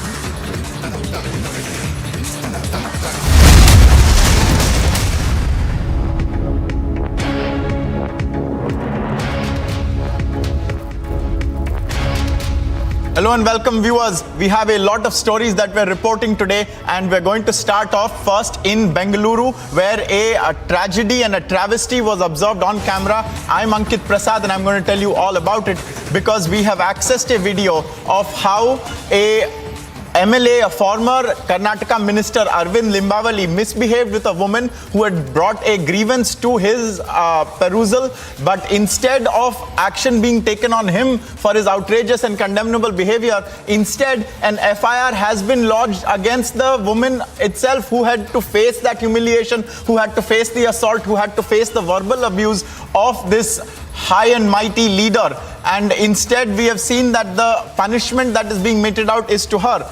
At this moment we can tell you that we have accessed the FIR that has been filed, and we are going to tell you all about the details in that FIR. And there it is, viewers, on your screens right now. You can see the two contrasting visuals of what has happened here. On one hand, there was a woman who had brought along with her a complaint of some sort, a letter which she wanted to bring to the notice of this tall Karnataka leader, and instead of hearing her out, he first made to grab the chit from her hand, and then he verbally accosted her. He had a blazing confrontation with her where he tried to show his power. And on top of that, rather than action being taken against him, amid all the condemnation, we have the FIR now being filed against the lady herself. We have Nivedana now joining us, who will be able to tell us more about what is in this FIR. Nivedana, I think the whole country wants to know what are the various provisions under which this FIR has been lodged, what is the complaint, and how can anyone justify this? Right, Ankit. So basically the FIR states that, the woman, in question was obstructing duty, and on the basis of that, this FIR has been lodged. Now, this FIR was lodged after a complaint by Revenue Officer Parthasarthi. Now, they were inspecting this particular area after Chief Minister Baswaraj Bommai was expected to, go around Bengaluru in terms of figuring out the Raju Kalve issue as well as the encroachment of lakes, which is why it is leading to water clogging like situation in the city. Now, coming back to this particular FIR that has been filed against her, it is a rather bizarre twist of events, because in those particular visuals you can clearly see that it's the MLA who's actually threatening her, being aggressive, in fact walking towards her and trying to snatch that survey details as well, because this involves the fact that she was trying to talk about the particular situation of her compound, her building compound not being illegal, and she was questioning as to how the civic body, that is the Bruhat Bengaluru Mahanagar Palike, as well as the MLA in question, Arvind Limbavali, took the decision to be doing this, number one. On the other hand, she's also an activist and a Congress worker, is what we understand. She also went on to state that she had written a complaint a couple of days ago, but that was rejected by the particular MLA as well as their party workers. She had actually written to them saying that, these are the details of the particular compound that in question, and there was nothing illegal about it. So rather, bizarre twist of events where she has been the victim clearly in this particular visuals, but the FIR has been filed against her, Ankit. Most definitely. In fact, Nivedana, I have the transcript of what was going on, and so the woman comes with respect to him and she says, I need to talk to you for a moment. But the MLA replies, take her away, call the cops and send her off. Then she says, I am talking to you with respect. You don't know how to speak with women. Please learn something. He says, what respect? So what if you're a woman? Call the cops and go away. Keep quiet. Don't talk too much. I know how to talk in another tone. She then says, I came to seek justice. To that he replies, what justice? You are shameless. Do you have any self-respect? She says, I do have self-respect. Look at the way you are talking and behaving. And so it's very clear in the conversation who is the aggressor here and who is the person who has come to speak with respect. Regardless, this FIR has been filed. like you're telling us, for obstructing a public official from doing their duty. I don't know how it transpires that lady who has come with a grievance trying to speak to a person is an obstruction of duty. What else does the FIR say, Nivedana, and has there been any reply from the Limbavali camp or from the party that he represents, the BJP, which runs the affairs in Karnataka?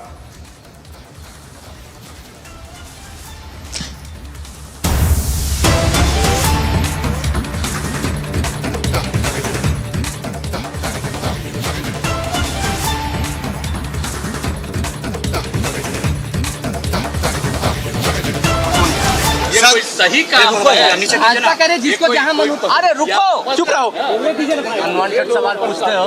Mobile नीचे सोच लीजिए कि किस तरह का चल रहा है। इसलिए सभी तो 2024 के चुनाव में जो देश नीचे जनता का है वो निर्णय बहुत अच्छा आ जाएगा। अब दिल्ली जा रहे हैं सर, दिल्ली जा रहे हैं।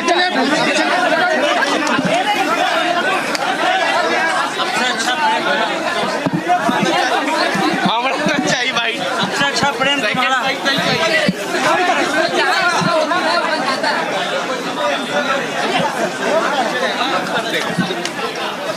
आज ये क्या हो रहा है?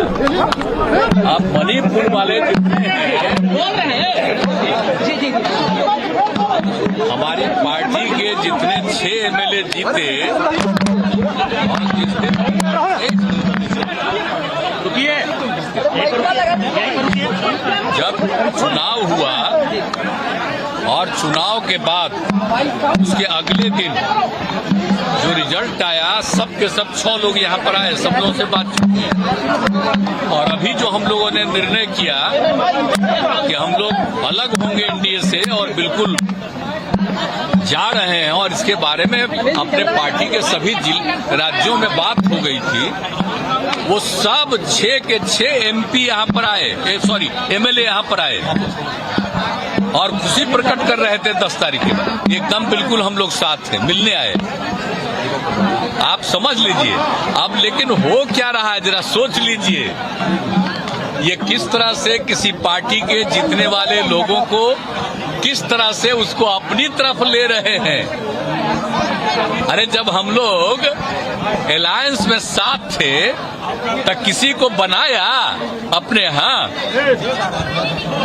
आप जरा सोच लीजिए, कभी नहीं। और बाद में उसको सबको लेकर के अपने पास जाना, ये कौन सा स्वभाव है? किस प्रकार का काम है? इस तरह का कोई चीज पहले से चलता रहा है? एक नए ढंग का सब तरह का इस तरह का काम किया जा रहा है, तो अब उसमें क्या है? अब उस सब तो अभी कुछ ही दिन पहले आया था। अब परसों यहाँ खबर किया है आज के बारे में कि हम लोग आ रहे हैं, अब उसको पकड़ करके सबको अपने पास करना, तक जाने दीजिए, जो करता है करता, उससे क्या फर्क पड़ता है? और एक बात तो बहुत साबित हो रहा है ना कि ये किस तरह का काम लोग कर रहे हैं। अन्य पार्टियों से लोगों को अपनी तरफ लाना और खींचना, ये सब काम करके जो कर रहे हैं, तो ये कोई है संवैधानिक चीज है? ये कोई सही काम है? ये कोई ये आप समझ रहे हैं ना, जो दूसरे लोगों पर कहते हैं। आप सोच लीजिए कि किस तरह का चल रहा है। इसलिए सभी दो विपक्ष के लोग एकजुट होंगे तो 2024 के चुनाव में जो देश की जनता का है वो निर्णय बहुत अच्छा आ जाएगा। तब इन लोगों को पता चलेगा।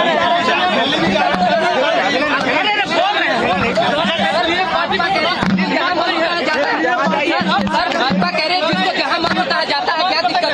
भाजपा कह रही है जिसको जहाँ इच्छा होती है वहाँ जाता है। कैसे कोई समाप्त कर देगा? किस चीज को खत्म कर देगा? आज जो पार्टी का अन्य राज्यों में लोग जीतते हैं उसको अपने तरफ कब्जा करना, यही सोचते हैं, यही काम है। दो राज्य में जो किया,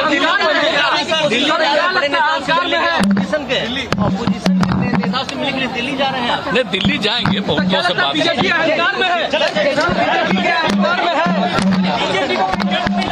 चले।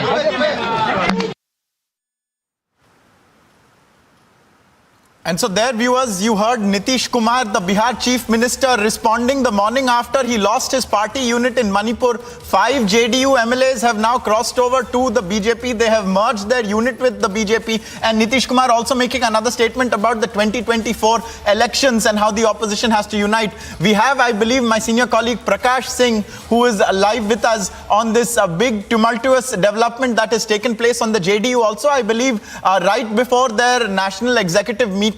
I'd like to go over to Prakash now, if we can, for an understanding of what exactly is happening within the JDU's ranks. But for the moment, we can tell you that this is Nitish Kumar's first major response to the fact that 5 JDU MLAs have now crossed over to the BJP in Manipur. This is after the Nitish Kumar-led party had broken its alliance with the BJP. We can now go over to Prakash. Prakash, over to you on both points, the Manipur exodus of the JDU as well as Nitish Kumar going to Delhi and calling for opposition unity.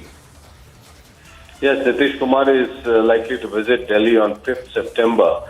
And he will be meeting the opposition leaders. Already the process of opposition unity has begun in Bihar after KCR's visit in Patna. And thereafter, Nitish Kumar will be meeting all the opposition leaders as well as Sonia Gandhi. And Nitish Kumar hitting out at the BJP for defecting their party MLAs in Manipur. 5 of the Manipur MLAs of the JDU joined the BJP yesterday evening, and earlier in Arunachal Pradesh as well, 7 JDU MLAs had joined, while JDU was in alliance with the BJP, and JDU did not like it at all. So Nitish Kumar reacting, let them do whatever they want to do. One cannot stop anybody, but this kind of politics they have been doing for quite long, and this is not good for democratic setup, and appealing to the opposition party to unite and fight against the BJP as their national executive of the JDU is underway. So that is the details of what we've seen. I thank Prakash Singh for sharing those with us on 2 fronts. One is the exodus of the JDU unit in Manipur to merge with the BJP, and now Nitish Kumar making yet another call for 2024. The 2024 speculation will not go away. In fact, Nitish Kumar is more or less confirming it now on a daily basis. And we have big developments that are taking place with regards to the Bihar Chief Minister. He's lost his party in Manipur on one hand. He's making noises about Delhi on the other. And we have a series of meetings that are set to take place. The JDU's national executive meeting, post which, like Prakash Singh tells us, he will go to Delhi to meet the various opposition leaders. We'll be tracking this, viewers. We're moving on right now to a big story.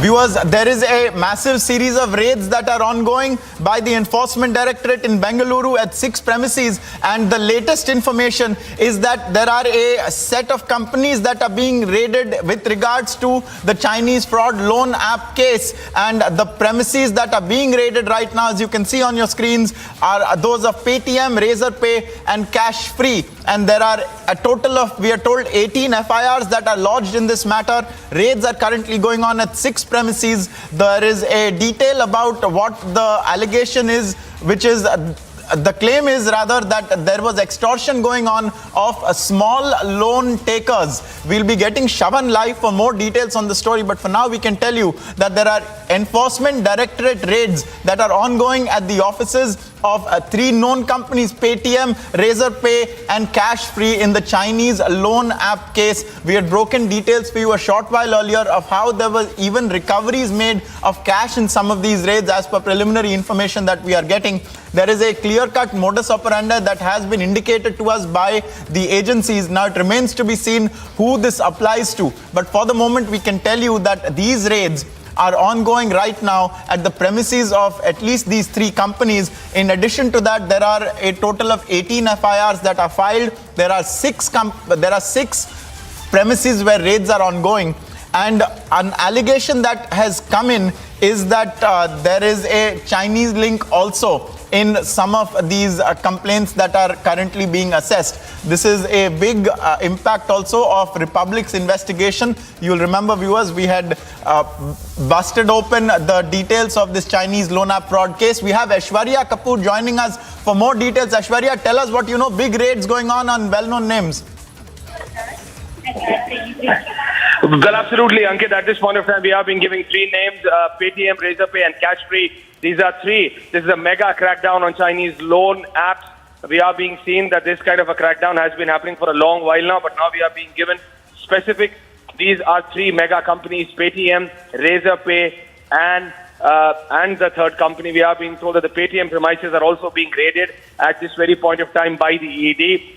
There is a pretext to it, keeping in mind that the government of India has done a major crackdown on these Chinese loan apps because at the end of the day, there were certain very specific rules which were being flouted by all these three major companies, whether it is Cashfree, whether it is Paytm, whether it is Razorpay, and in this regard, the Enforcement Directorate had given them a notice prior as well. But because they had not changed their way of functioning, we are being told by our sources that it has led to raids at the locations of all these three major companies, Razorpay, Paytm, and the third company as well.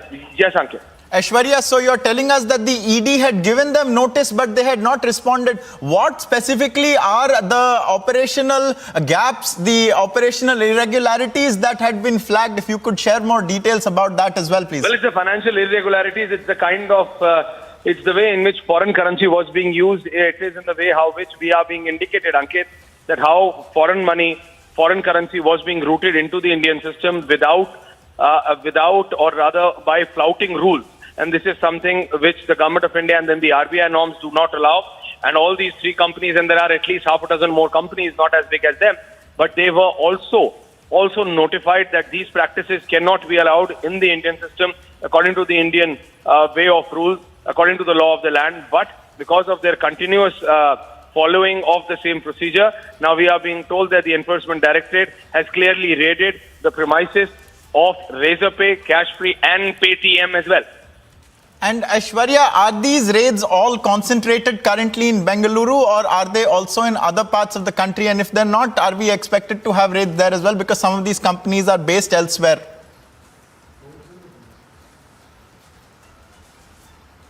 Well, we'll try to get Aishwarya back on the phone line with us to share more details. But for now, this is very big information that there are three named companies right now whom we can tell you are being raided by the Enforcement Directorate. They are Paytm, Razorpay and Cashfree, and this is a big development that is taking place. From what Aishwarya tells us, there has been a notice that was sent, but the response was not satisfactory, and hence these raids are ongoing currently. We'll get you more details and visuals, viewers. We'll be back after a short break on this big story.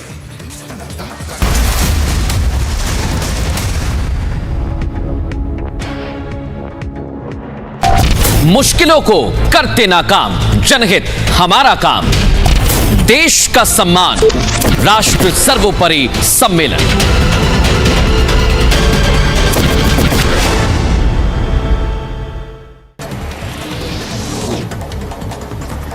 Trinamool Congress's General Secretary Abhishek Banerjee, who is being probed by the ED in the coal scam case, attacked the Union Home Minister Amit Shah and alleged that the money of the cow smuggling has gone to the top BJP leader.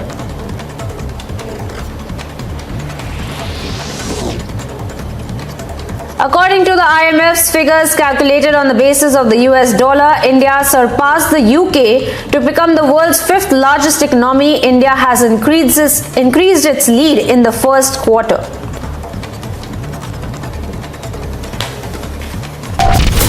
देश प्रेम का ज्वार, राष्ट्रवादी विचार, Republic Bharat तैयार, राष्ट्र सर्वोपरि सम्मेलन।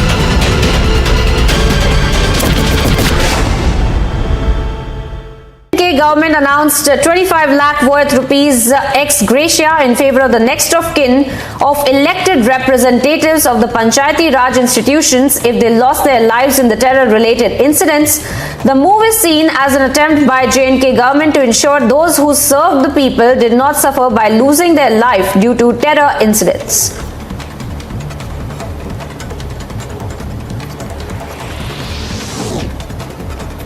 For the third day in a row, the Goa police visited the late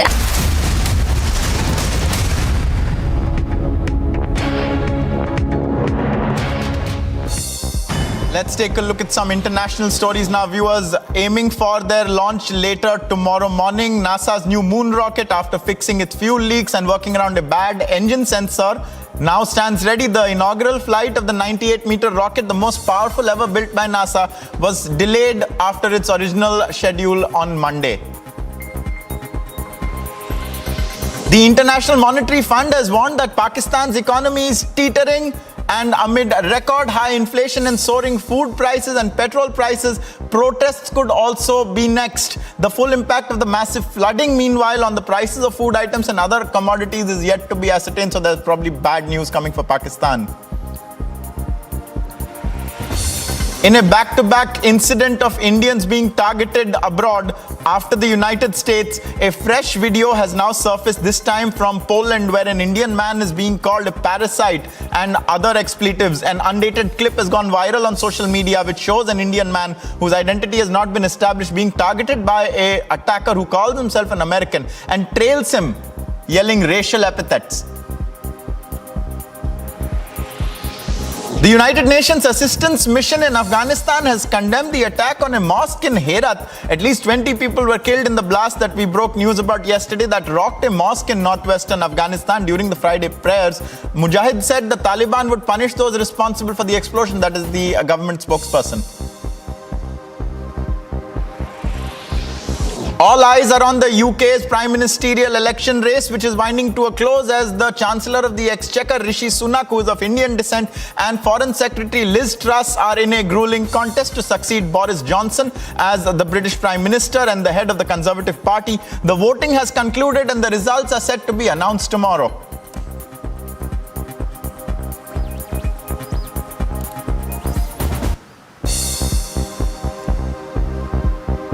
Viewers, a few days back, the last president of Soviet Russia, of USSR, Mikhail Gorbachev, who many credit for not allowing the Cold War to turn into a nuclear disaster and for tearing down the Berlin Wall and for dissolving the Soviet Union, passed away. His final moments, rather his final journey, is now what we are going to show you. Take a look at this.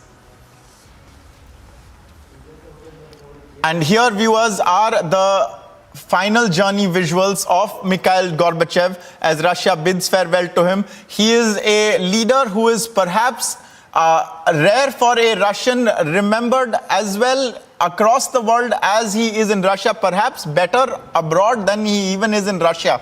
Because while we've had a succession of Russian leaders who have weighed in on his work, the world rather is quite unanimous in the way that he has stopped the Cold War in its tracks and the nuclear proliferation as well. Let's listen in.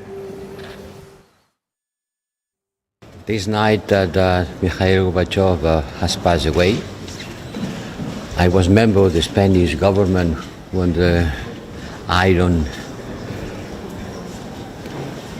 fall and when the coup d'etat in Moscow. I remember very well these historic days. Well, Mikhail Gorbachev sent a wind of freedom into Russian society. He tried to change the communist system from inside, which became impossible. And he started an era of cooperation with the West, stopping the Cold War. And so there you just heard an account of what Mikhail Gorbachev did, and he has passed away just a few days ago. His greatest act was in the years 1991, and when the Berlin Wall was brought down, when the post-World War II separation of Berlin was ended and the USSR was disbanded finally, and Russia came about and a number of other countries were also formed. He is thus a controversial figure in Russia, but he is well admired across the rest of the world, viewers. We'll be getting you more details of a big story that we're tracking in the conman Sukesh Chandrasekhar case. Actor Nora Fatehi has been quizzed by the Delhi police. More on that in just a few seconds.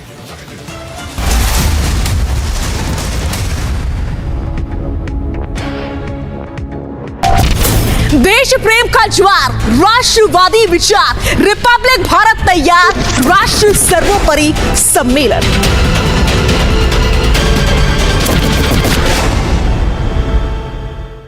Government announced 25 lakh worth rupees ex gratia in favor of the next of kin of elected representatives of the Panchayati Raj institutions if they lost their lives in the terror-related incidents.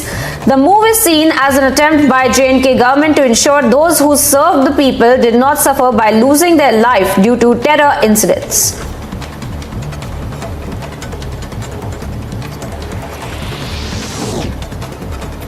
For the third day in a row, the Goa police visited the late actor and BJP leader Sonali Phogat's residence in Haryana's Hisar district and seized 3 diaries. Sonali's bedroom, wardrobe and password-protected locker were inspected by the police search team. Now, the police has also sealed the locker at Sonali Phogat's residence. चुनौतियों से नहीं डरते हम, दुनिया ने देखा है हमारा दम, दुश्मनों को करके बेदम, राष्ट्रहित में बढ़ते कदम, राष्ट्र सर्वोपरि सम्मेलन।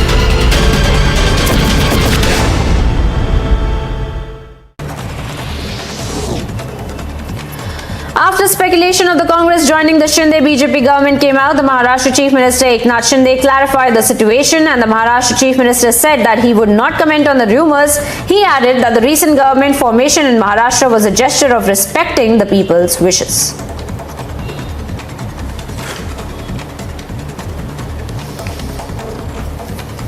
नहीं, हमने रास्ता नहीं दिखाया। जो जनता के मन में भावना थी उसे जागरूक किया हम लोगों ने। जो 2.5 साल पहले होना चाहिए था, जो आम लोगों के दिल की बात थी, वो निर्णय हम लोग ने लिया है। हमारे बाला साहब जी की जो भूमिका थी उसको हम लोग आगे लेके जा रहे हैं। बाकी ऐसा हमने कोई ऐसा नया कुछ काम नहीं किया। Here's some news in brief from the world of sports viewers. Karen Kachanov.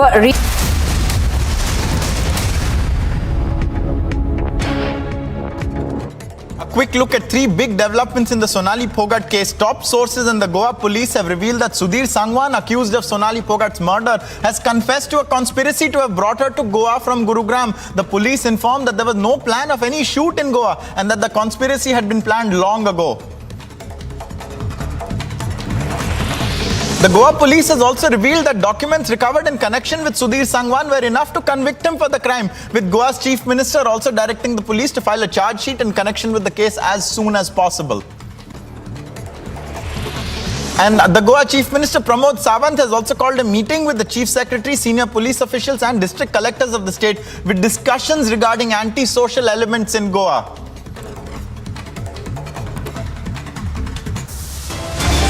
And we have a lot more news coming up. Viewers, trouble has mounted for rape accused seer Shivamurthy. Last we saw him, he was being taken out of the Deputy Superintendent of Police's office where he is lodged. We'll get you all the details. We are tracking him very closely. Stay with us.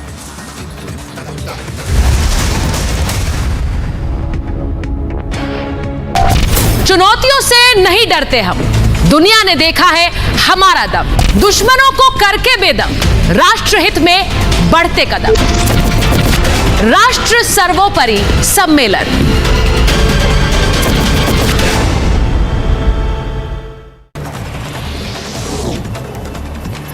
After speculation of the Congress joining the Shinde BJP government came out, the Maharashtra Chief Minister Eknath Shinde clarified the situation, and the Maharashtra Chief Minister said that he would not comment on the rumors. He added that the recent government formation in Maharashtra was a gesture of respecting the people's wishes.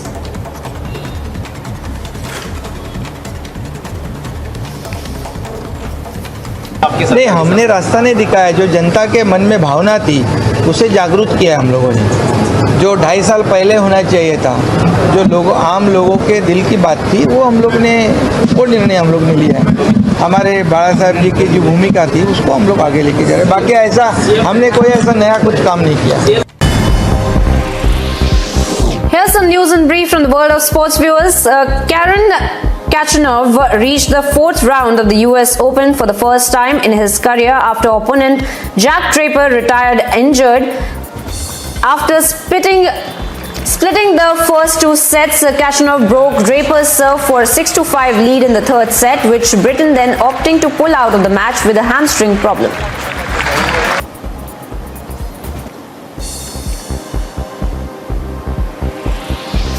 A single goal from Marco Reus is what allowed Dortmund to beat Hoffenheim 1-0 and move them to the top of the Bundesliga for 24 hours at least.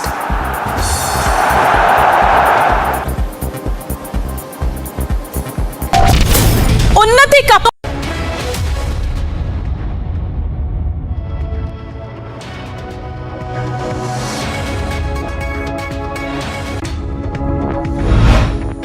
It's time for Superfast 50. I'm Shivangi Shukla. Let's get started. Top sources at the Goa police have revealed that Sudhir Sangwan has in fact now accused, who's accused in Surari Foghat murder, has been confessed to a conspiracy to have brought her to Goa from Gurugram. The police further informed that there was no plan of any shoot in Goa and that the conspiracy had been planned a long time ago.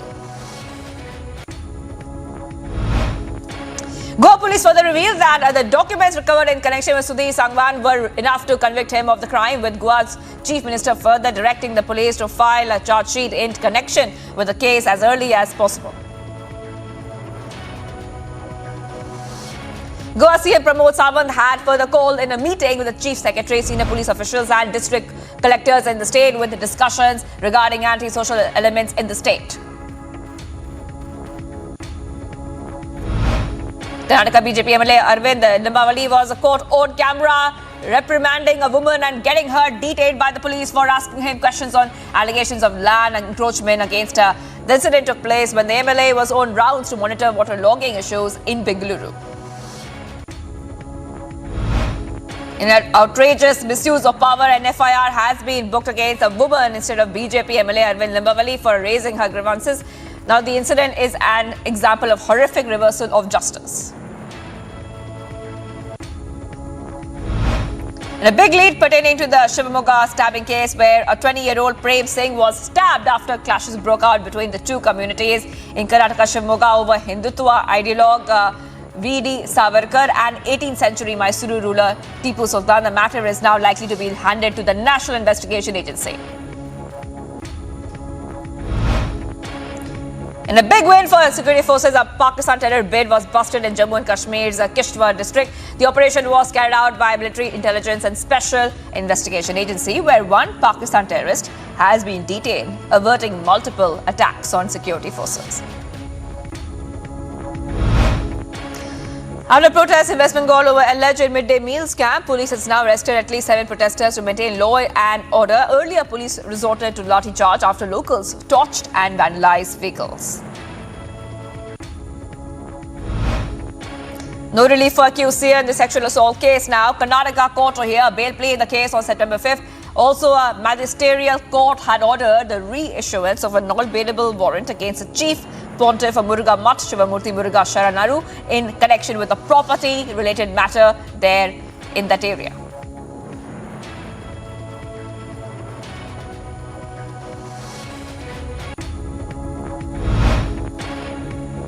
The police in Jharkhand have registered an FIR against BJP MP Nishikant Dubey and his 2 sons, MP Manoj Tiwari and the airport director in the Deogarh airport, among 9 others, for allegedly entering the air traffic control room at the airport without permission and creating pressure over officials for the takeoff of a flight, despite there not being any night takeoff facility in that airport.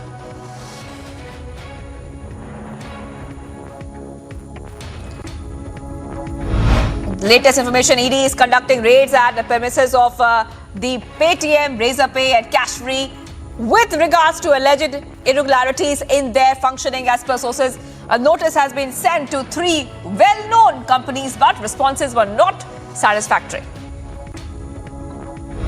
Stunned by the rebel of 5 BJP MLAs in Manipur, Nitish Kumar shall visit veteran Congress leader Sonia Gandhi and several other opposition leaders in Delhi tomorrow. He's set to return on 7th September. According to sources, the agenda of the meet could be the discussion and strategy about the next Lok Sabha elections.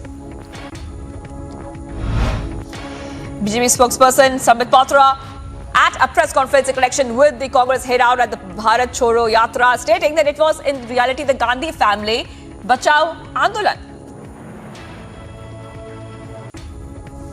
Congress party को इस press conference के बाद हमारी हिदायत है, भारत केवल वही जोड़ सकता है जो भ्रष्टाचार छोड़ सकता है। जो भ्रष्टाचार छोड़ नहीं सकता वो भारत जोड़ कैसे सकता है?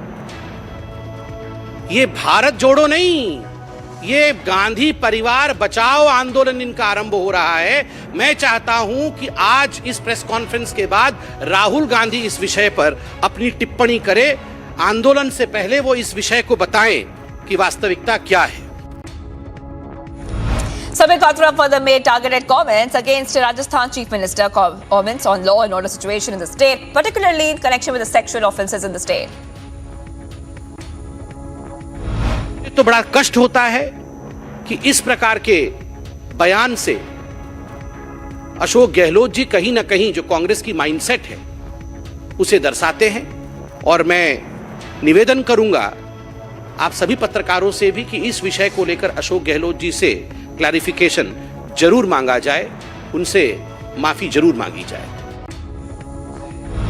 Based on specific inputs from military intelligence, Kishwar police apprehended a local Maulvi at Kishwar involved in passing information related to security forces and assisting a less known terrorist organization, Kashmiri Janbaz Force, being controlled from Pakistan. Delhi Police's economic offences wing questioned Bollywood actor Noora Fatehi in connection with an extortion case linked to conman Sukesh Chandrasekhar. Fatehi was summoned last week. She was questioned at the Mandir Marg office at the EOW for hours and her statement was recorded. Chandrasekhar, who is currently lodged in jail, is accused of cheating various people. After the Assam government demolished illegal madrasas, AIUDF MLA has condemned the move, alleging dictatorship in the state. He further said that Assam government, instead of demolishing the illegal madrasas, could have issued SOPs. घर में कोई extremist मिल गया तो गांव को demolish करोगे क्या? ये जो आर्गुमेंट है ये सरासर एक गलत आर्गुमेंट है, एक रॉन्ग आइडिया है। यहाँ रूल ऑफ लॉ नहीं चल रहा है। हमारा स्टेट में रूल ऑफ लॉ बंद हो गया। अभी डिक्टेटरशिप, हिटलर जैसा कारोबार यहाँ चल रहा है। Kerala governor has now accepted the resignation of the Minister of Excise and Local Self-Government, M.N. Govindan, today. This comes after Govindan had sent his resignation yesterday night. A physical altercation has taken place between group conducting a rally against love jihad and police officials, where a woman and her mother reportedly converted to Islam after the woman was married to a man from the community. An attempt to suicide by the woman's father after the refusal to return by the woman and the mother was what led to the protest and eventual altercation.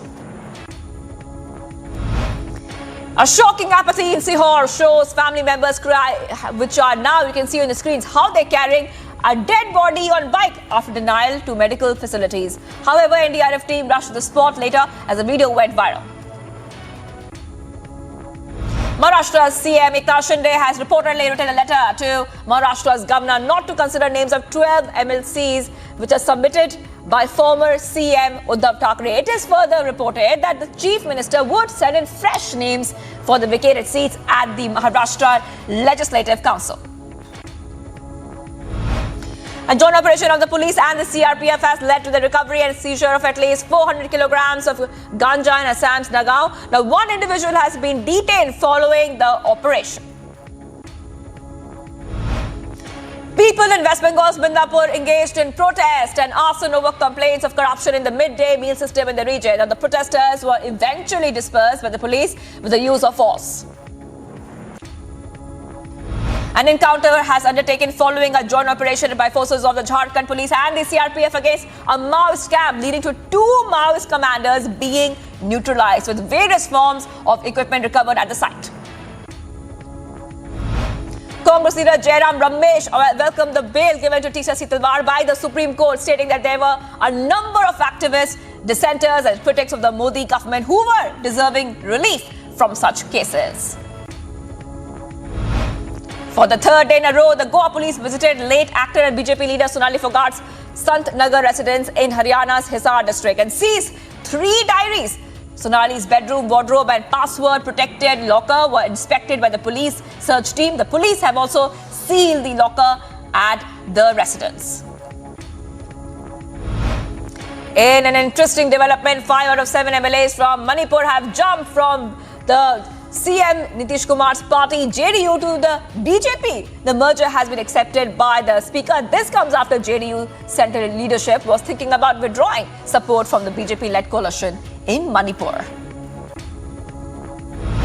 TMC General Secretary Abhishek Banerjee, who's being probed by the ED in the coal scam, was attacked. He has in fact attacked the Union Home Minister Amit Shah, and he has alleged that the money of cow smuggling has now gone to the top BJP leader.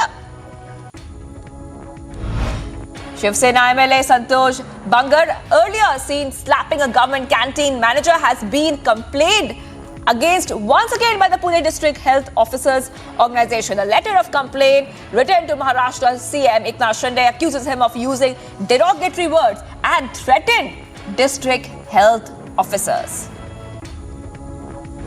After speculation of Congress joining the Shinde BJP government came out, Maharashtra CM Eknath Shinde clarified the situation. Maharashtra CM said that he would not comment on the rumours. He added that the recent government formation in Maharashtra was a gesture of respecting people's wishes. A social worker allegedly forced a Padma Shri awardee Kamla Pujari to dance at a hospital while she was admitted there in Cuttack. Now, Odisha's tribal community has sought action against the social worker for making her, Miss Pujari, dance in the intensive care unit of the government hospital. According to IMF's figures calculated on the basis of US dollars, India surpassed the United Kingdom to become the world's 5th largest economy. India increased its lead in the first financial quarter. According to sources, an elephant named Joymala from Assam was sent to a lease to the temple there in Tamil Nadu in 2008 for 6 months. But even after more than 13 years of expiry of the lease, the elephant continues to face torture in the temple premises. A team constituted by the Assam government has been sent to assess that situation. Jammu and Kashmir administration announced 25 lakh rupees worth ex gratia in favour of next kin of elected representatives of the Panchayati Raj institutions if they had lost their lives in the terror-related incidents. So the move is being seen as attempt by the Jammu and Kashmir government to ensure that those who serve people did not suffer by losing their life due to terror incidents. PM Modi is expected to host Bangladesh's Prime Minister Sheikh Hasina in New Delhi as she visits India for a 4-day tour focused toward multifaceted bilateral ties. Objections against an integrated checkpost at South Tripura expected to be taken up at the meet. The International Monetary Fund warned that Pakistan's economy was in fact reeling amid record high inflation and soaring food prices, among other issues, with high petrol prices which could trigger protests across the country. That the full impact of the massive flooding on the prices of food items there and other commodities is yet to be assessed. After back-to-back incidents of Indians being targeted in the US, a fresh video has surfaced, but this time from a European country where an Indian man is allegedly being called a parasite and a genocider.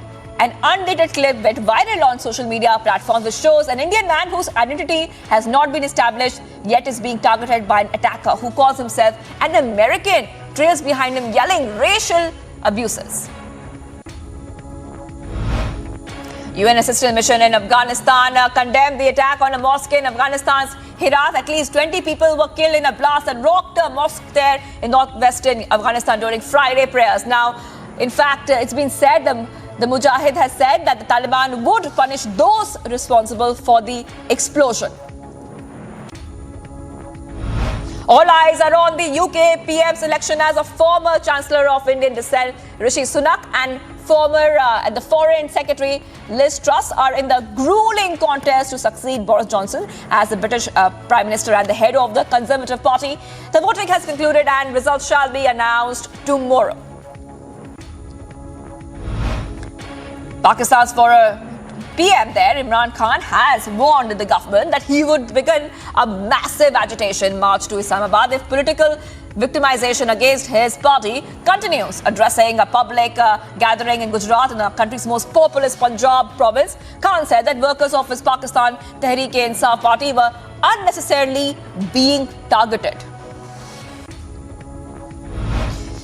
Former Sri Lankan President Gotabaya Rajapaksa returned to the country from Thailand nearly now 2 months after he fled the country following a massive uprising against his government over the island nation's worst ever economic crisis. China brushed aside calls from the UN chief Antonio Guterres to implement the UN report accusing Beijing of serious human rights violation against Uyghur Muslims in Xinjiang province, terming it a patchwork of disinformation that serves as a political tool for the US and some Western forces. A fast-moving fire in Northern California has threatened hundreds of homes, and authorities ordered at least 5,000 residents across 3 communities to leave immediately. Residents were told to evacuate after the blaze spread to 500 acres in about an hour. President Joe Biden and Commerce Secretary are announcing $1 billion in federal grants for manufacturing clean energy, farming, biotech, and more. The grants announced shall go to 21 regional partnerships across the nation. President Joe Biden met with civil rights leaders to discuss a wide range of issues, including voting rights, police reform, the water crisis in Jackson, Mississippi, and economic justice. Aim for today's launch NASA's new moon rocket. After fixing fuel leaks and working around a bad engine sensor that foiled the first try, stands ready now. The inaugural flight of the 98-meter rocket, the most powerful ever built by NASA, was delayed late in the countdown on Monday. According to a more detailed inventory of the seized material made public, FBI agents who searched former President Donald Trump's Florida home last month found top secret records in the office and storage room, along with folders with classified banners, but nothing inside, and more than 10,000 other government records with no classification markings. The Biden administration is set to announce a more than $1 billion USD arms sale to Taiwan as US-China tensions escalate over statues and the status of the island. Now, White House officials said that the largest portion of the sale, $655 million logistics support package for Taiwan's surveillance radar program.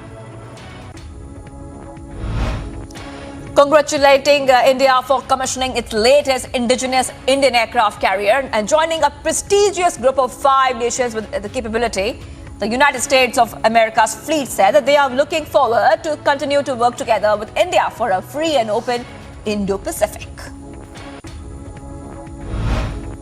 The streets in Chengdu were largely deserted after the city ordered its 21 million residents to stay at home this week following a spike in COVID-19 cases. The start of the new school term has been delayed, although public transport continues to operate and citizens are permitted to leave the city if they can show a special need. All businesses apart from pharmacies and supermarkets have been shut down. Restaurants were offering only delivery service.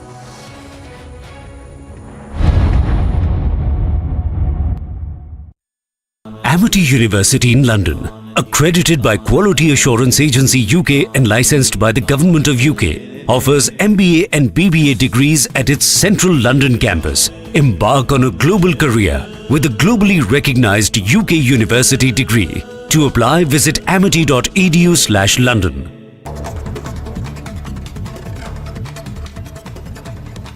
Now moving on to some more news in brief. A fierce encounter has broken out in the Saraikela of Jharkhand, where at least 2 Maoist commanders were killed, Maoist camps destroyed with the weapons and other state-of-the-art equipment destroyed at the site.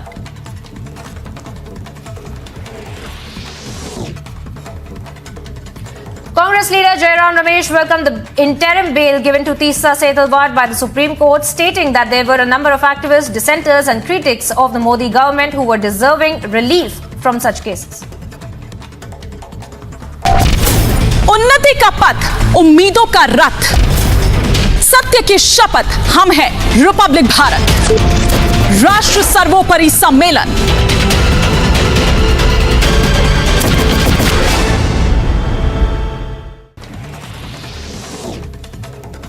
People in West Bengal's Medinapur engaged in protest and arson over the complaints of corruption in the midday meal system in the region. The protesters were eventually dispersed by the police with the use of force.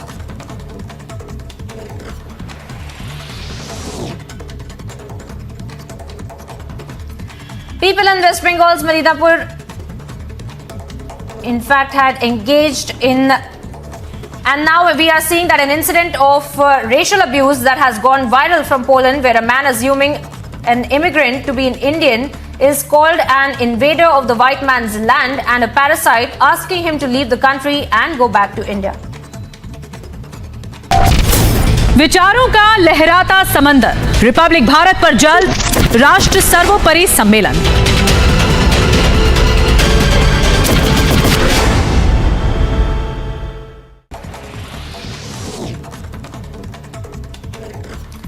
Banners were seen installed ahead of a rally to be led by Ghulam Nabi Azad in Jammu. The banners were seen calling for the promotion of Azad Soch in the Union Territory. The drone strike which happened inside Afghanistan, inside Kabul, in which Zawahiri was taken out, the drone used Pakistani airspace, which clearly puts Shehbaz Sharif in the dock.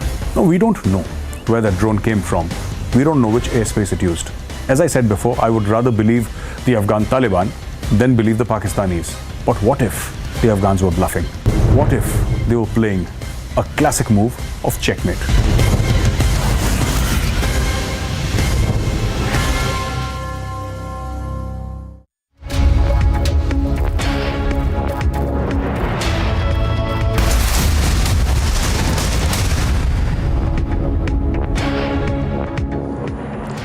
You're watching Republic TV and we get you the fastest updates here. The last 3 months of 2021, India surpassed the United Kingdom to become the world's 5th largest economy. India increased its lead in the first quarter according to the IMF's figures, calculated on the basis of US dollars.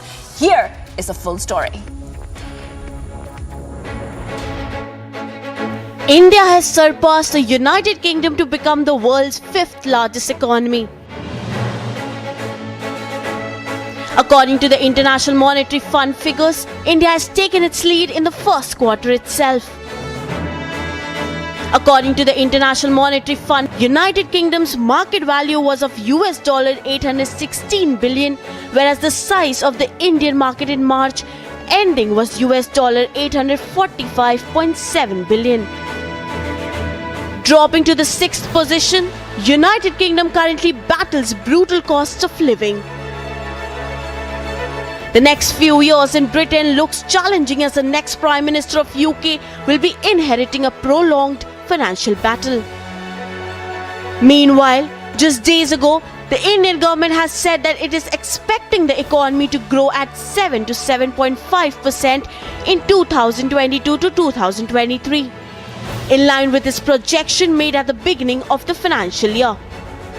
India's gross domestic product growth rate was 13.5% year-on-year compares to a 20.1% expansion a year back, and 4.9% growth in the previous 3 months to March, which shows that the Indian stocks are changing momentum in a world-beating rebound. India, as well as the entire world, has witnessed the sharpest growth in the economy this year as it trails behind China in the MSCI Emerging Markets Index. Bureau Report, Republic TV. And viewers, in a big setback for JDU, at least 5 MLAs, I repeat, 5 MLAs defected to the BJP in Manipur. Here is the full story.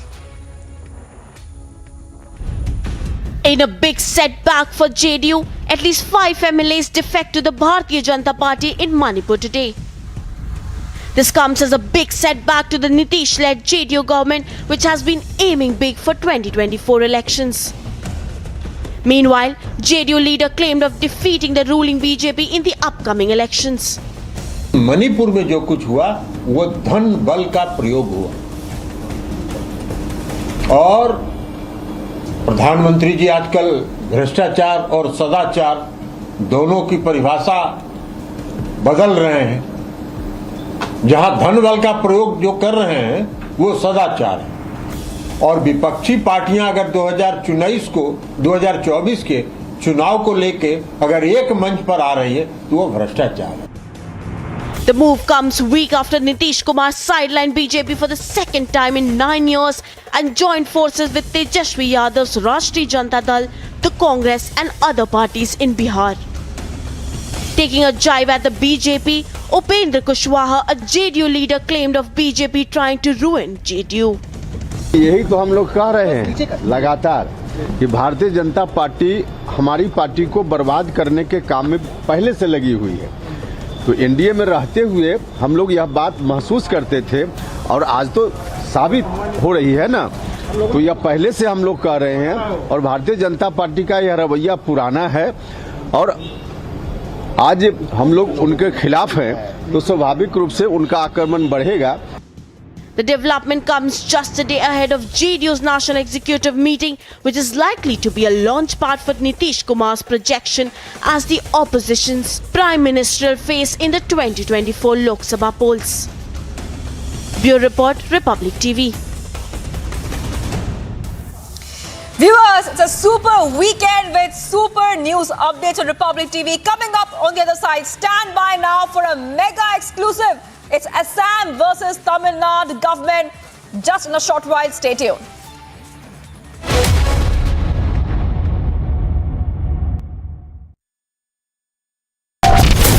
उन्नति का पथ, उम्मीदों का रथ, सत्य की शपथ, हम हैं रिपब्लिक भारत, राष्ट्र सर्वोपरि सम्मेलन।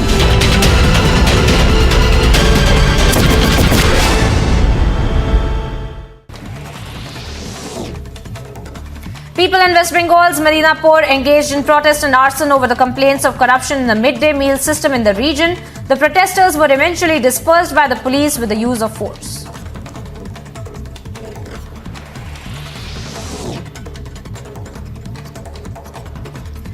People in West Bengal's Medinapur, in fact, had engaged in. And now we are seeing that an incident of racial abuse that has gone viral from Poland, where a man assuming an immigrant to be an Indian is called an invader of the white man's land and a parasite, asking him to leave the country and go back to India. विचारों का लहराता समंदर, Republic Bharat पर जल्द राष्ट्र सर्वोपरि सम्मेलन।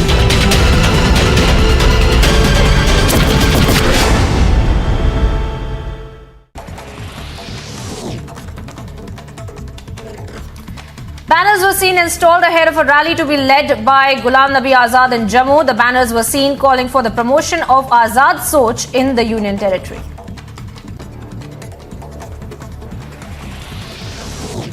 A joint operation of the police and the CRPF has led to the recovery and seizure of at least 400 kilograms of ganja in Assam's Naigaon. One individual has been detained following the operation.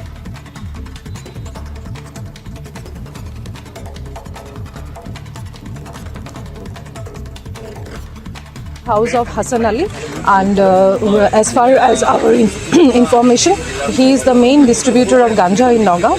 He brings this contraband from Dimapur and he distributes it from his home. And today we have recovered and seized this ganja, almost 400 kgs.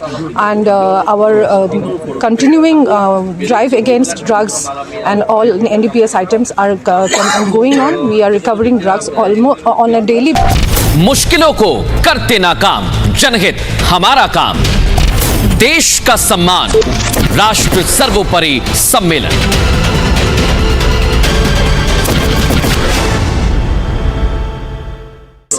Chief Minister Eknath Shinde has reportedly written a letter to Maharashtra.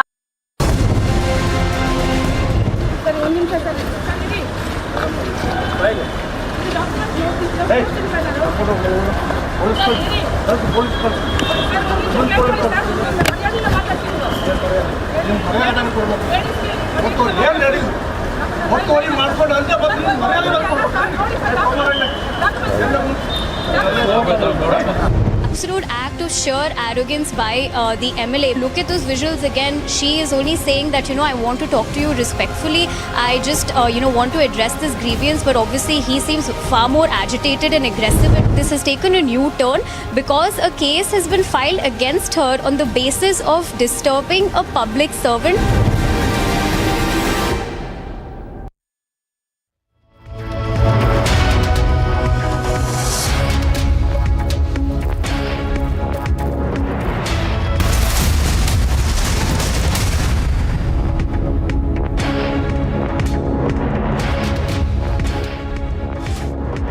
Mega crackdown on Chinese apps, a raid at premises of Paytm, Razorpay and Cash Free.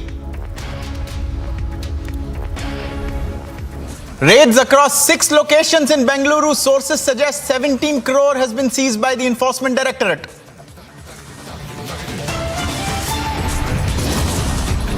Outrageous turn of events in Bengaluru. Woman threatened by high-handed MLA has now been booked for obstructing duty. National debate over elephant suffering. It's Assam versus Tamil Nadu government. No escape for rape accused seer Shivamurthy. Karnataka court to hear his interim bail application on September the 5th.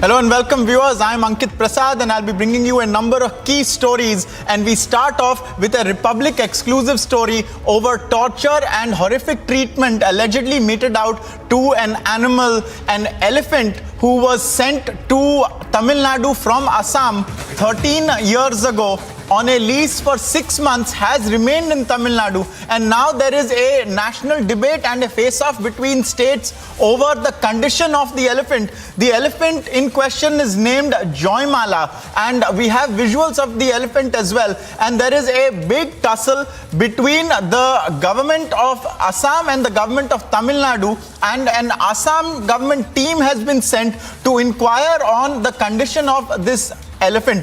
Joymala has been suffering for a number of years, we have been told. Joymala had been sent from Assam to the temple in Tamil Nadu on a 6-month lease 13 years ago, however, was not returned. And now you can see on your screens, there is a suspicion that there has been continuous torture of this elephant, Joymala. Let's listen in to a doctor who had taken an examination of its condition. Really happy, but so a kind of finding and something. And with proper communication, we have come here, but see, we have been told that this is a very old video, and action was taken against those offenders in March who did it. And now that is a matter of the past. That is not the situation of the elephant. It is much better now. But then since it has become a big issue, the fight is with the top. So like that, we would have been happy if we could go and see the elephant. Otherwise anybody can go and see. But as an official delegation, I think we should not go because right now there is some tension. I mean, maybe we don't know how does the local people or the temple people behave. So before sending us, the Tamil Nadu government will ensure that nothing untoward happens. But in the meantime, they have told that the elephants are fine, perfectly fine. Don't worry. So even if you have to return, go with a smiling face. So you just heard there a view of the Assam team member who has gone to inspect the elephant. We've also spoken to the director of a zoo there who will share more details on exactly what the condition is of Joymala.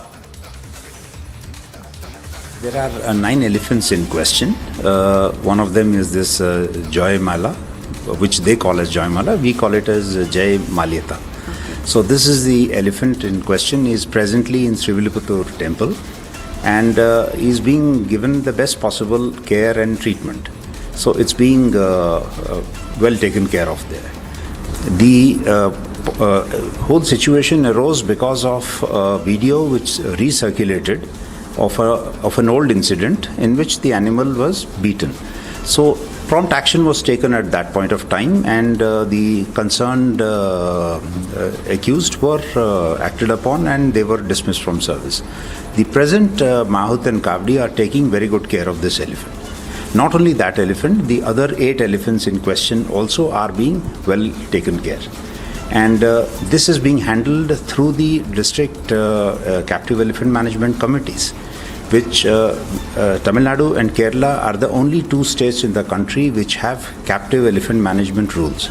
There's a full set of protocols which are laid down and things which the team has to inspect. And these committees in the districts are headed by the district collectors, and they have other officials, including the district forest officer and officers from the animal husbandry. So in this combination, they regularly inspect these elephants and report to us. Now regarding these 9 elephants, these came at different points of time. Today from the team we also got the copies of the ownership certificates, so that is in the process of verification, whether they were gift or they came as lease. So we are analyzing that.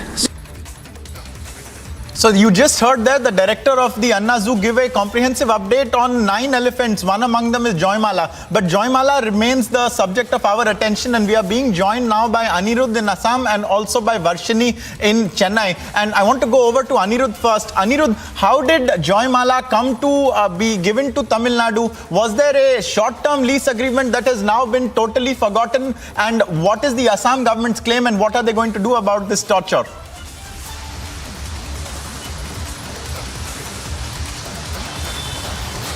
Yes, Ankit, in fact, most of the elephants which went from Assam to the temples in Tamil Nadu and Kerala particularly, all of these elephants were sent on lease. Some of them were sent on 3 months lease, some of them were sent on 6 months lease, and the process had been continued for many years.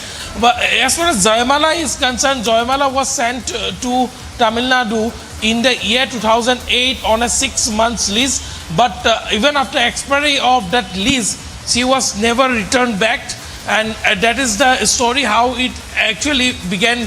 And it was and to be very specific, it was 2 years back. Joymala suffered a lot, and at that point in time the entire issue of Joymala came into light for the first time. We also have got to know that way back 2 years back, when Joymala was brutally tortured by one of our mahout. At that time also a lot of hue and cry happened, and subsequently that mahout was arrested. And this time again, very recently, some photographs and video of Joymala went viral, where people, 2 mahouts were also seen torturing her on the legs, and various organizations, and particularly in social media, many people raised this issue of bringing back Joymala to her natural habitat, that is Assam. And also this issue was raised by environmentalists as well as animal rights experts, who are of the opinion that Joymala, since elephants are social animals, it is not advisable for an elephant like Joymala to remain in a solitary confinement in a temple, and she should be brought back to Assam. And immediately the Assam government have taken action. The Assam government have constituted a team which comprises of forest officials and also veterinary experts, and that team has reached Tamil Nadu. However, the member of the teams have been claiming that even though they have reached Tamil Nadu, they have met with the official, still it is not clear whether they will be allowed to visit and inspect the elephant in question, that is Joymala. Ankit. Right, Anirudh. We want to also go across to Varshini, who is outside the Anna Zoo. And Varshini, couple of questions. What is the current health condition of the elephant? Is Joymala being taken care of? And what does the government have to say on this? Is there a chance they will return Joymala to Assam?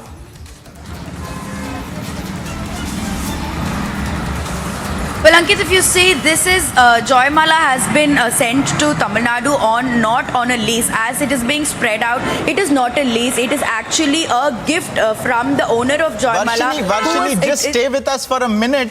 We have Muralidharan, who is an animal rights activist, joining us. How do you perceive this? Because there is an elephant clearly who has a history of being tortured, but now there is a team from Assam which is not being allowed to visit Joymala, we are told. What do you know about this? Okay, I've been following this case closely because I fight for the rights of temple elephants also. I'm also a Jallikattu veteran. The reason I'm saying this is the usual sabotage and a trick by PETA. This elephant, first of all, let me correct you, it is not continuously tortured.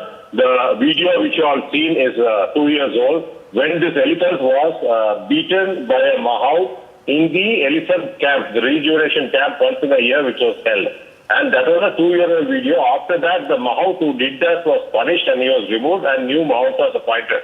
Now, post which some foreigners who visited there, they took a video. While taking the video, they saw the Mahou holding a cutting plier. Now, immediately what they did, they started claiming he's been torturing the elephant. It is not. He was tightening the chain. So, but PETA sensed the opportunity, just like Jallikattu, they got into a sabotage mode. They have their Binamis missionaries who work in Tamil Nadu. But Mr. Muralidharan, regardless, there was a video of torture and also a video that someone flagged, which was deemed sufficient by the Assam government to come and inspect the Joymala in question, the elephant in question. What is to prevent them from conducting this inspection, and why should the elephant not be returned after the lease has expired as well? There is no lease. There is no. Let me clarify that. In fact, I have given the documents to your Chennai correspondent. It was given on a deed. Gift deed. So the owner who gave the elephant has clearly stated, please go through the document, stated that he will never claim this elephant again. So this elephant belongs to Tamil Nadu now. In fact, the Tamil Nadu Forest Department has failed to give an ownership certificate to the elephant in line with the Supreme Court order, which is dated from 2015, if I'm right. So this is actually, that is what is illegal. And this whoever has come from Assam, I'm not sure which team is this. Can you confirm that Joymala is currently being taken care of, is in good condition, is not being beaten, is not being tortured? She is in beautiful condition. In fact, a news journalist from a team of journalists who have come from Newsline Assam have filmed her yesterday and today morning while she was walking, and they have been neutral and they're very satisfied with the way they have kept the elephant. What you need to understand, the elephants are kept better. In fact, the Tamil Mr. Nadu Muralidharan, we have taken your contentions down. We will now go across. Thank you for joining us. To Varshini, who is on the ground there at the zoo. Varshini, there are a series of claims being made. Most important is what we want to know about the elephant's condition right now. So can you confirm what condition Joymala is in?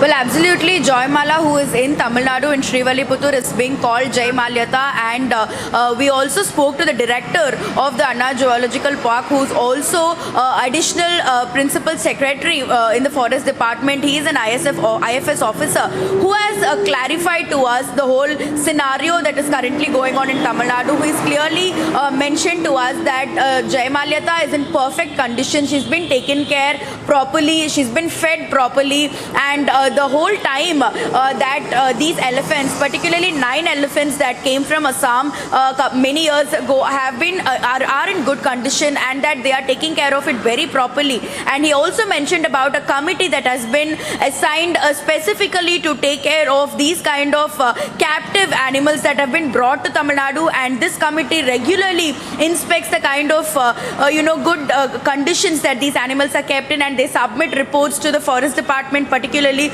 the Chief Secretary, and this is how the whole process is followed when it comes to captivated animals. And he confirms to us that Jai Malyata is in very good condition, and that is why the discussion that went on with the Assam delegates, which comprises of a lot of veterinary doctors, police officials who have come down to Tamil Nadu from Assam, they've been in discussion with, also been satisfied with the kind of proofs and the documents. Has the team from Assam been allowed to meet the elephant, to inspect the elephant, and are they satisfied?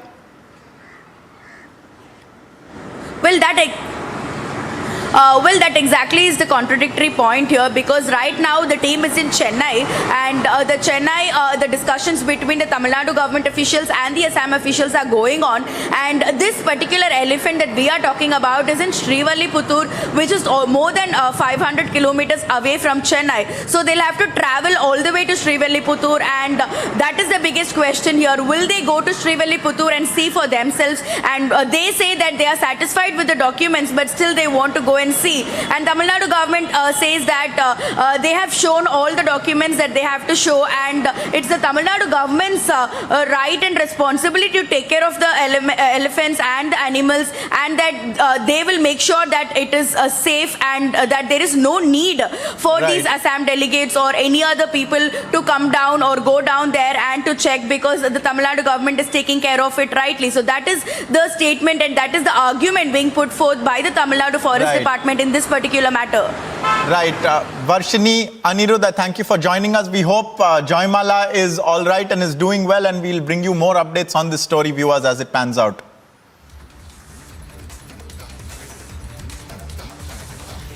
Meanwhile, viewers, let's take a look at some other key stories that are taking place across the nation and beyond. Several people, including students, engaged in violent protests following reports of corruption in the midday meals in West Bengal. The incident was reported from the district of Medinipur in the state, where the protesters engaged in arson, primarily burning bikes. The protests were reported to have been carried out by the students in support of the principal who was accused of the corruption. आज जो school में हुआ वो हम लोग को expected नहीं था, क्योंकि स्कूल जैसा एक एजुकेशन इंस्टीट्यूशन ऐसा हो सकता है, हम लोग को बियॉन्ड एक्सपेक्टेशन है ये हम लोग का. The police were seen engaging in lathi charge against the protesters, with the protesters engaging in attacking the police as well. The district happens to be BJP leader Suvendu Adhikari's constituency, a prominent leader of the opposition in the state. Bureau Report, Republic TV.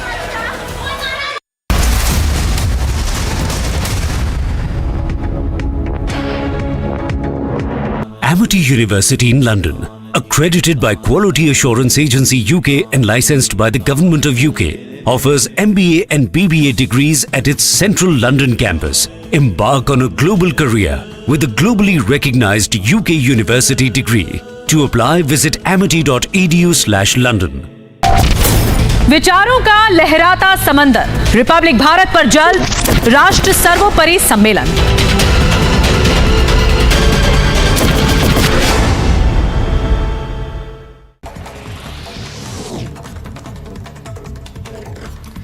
Banners were seen installed ahead of a rally to be led by Ghulam Nabi Azad in Jammu. The banners were seen calling for the promotion of Azad Soch in the Union Territory.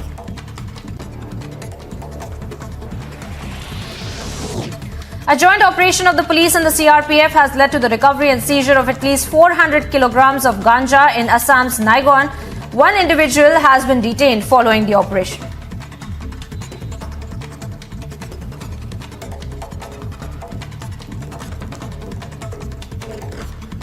House of Hassan Ali, and as far as our information, he is the main distributor of ganja in Nagaon. He brings this contraband from Dimapur and he distributes it from his home. And today we have recovered and seized this ganja, almost 400 kgs. And our continuing drive against drugs and all NDPS items are going on. We are recovering drugs almost on a daily. मुश्किलों को करते नाकाम, जनहित हमारा काम, देश का सम्मान, राष्ट्र सर्वोपरि सम्मेलन।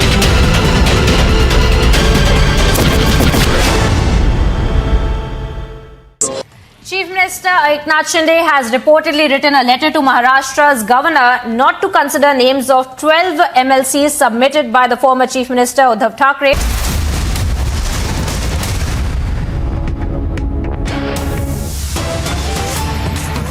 We are getting back-to-back reactions on the big revelation by the IMF that India has surpassed the United Kingdom to become the world's 5th largest economy with a GDP of 3.53 trillion US dollars. And also it adds that by the year 2027, India will be 20% larger than the UK, well on its way to becoming the 4th biggest economy, which is currently Germany. And we have heard now from two very key persons. One is the Ministry of External Affairs Minister of State Meenakshi Lekhi, and also former Chief Economic Advisor Dr. Arvind Virmani. Let's listen in to both of them on this big development and a big achievement for India.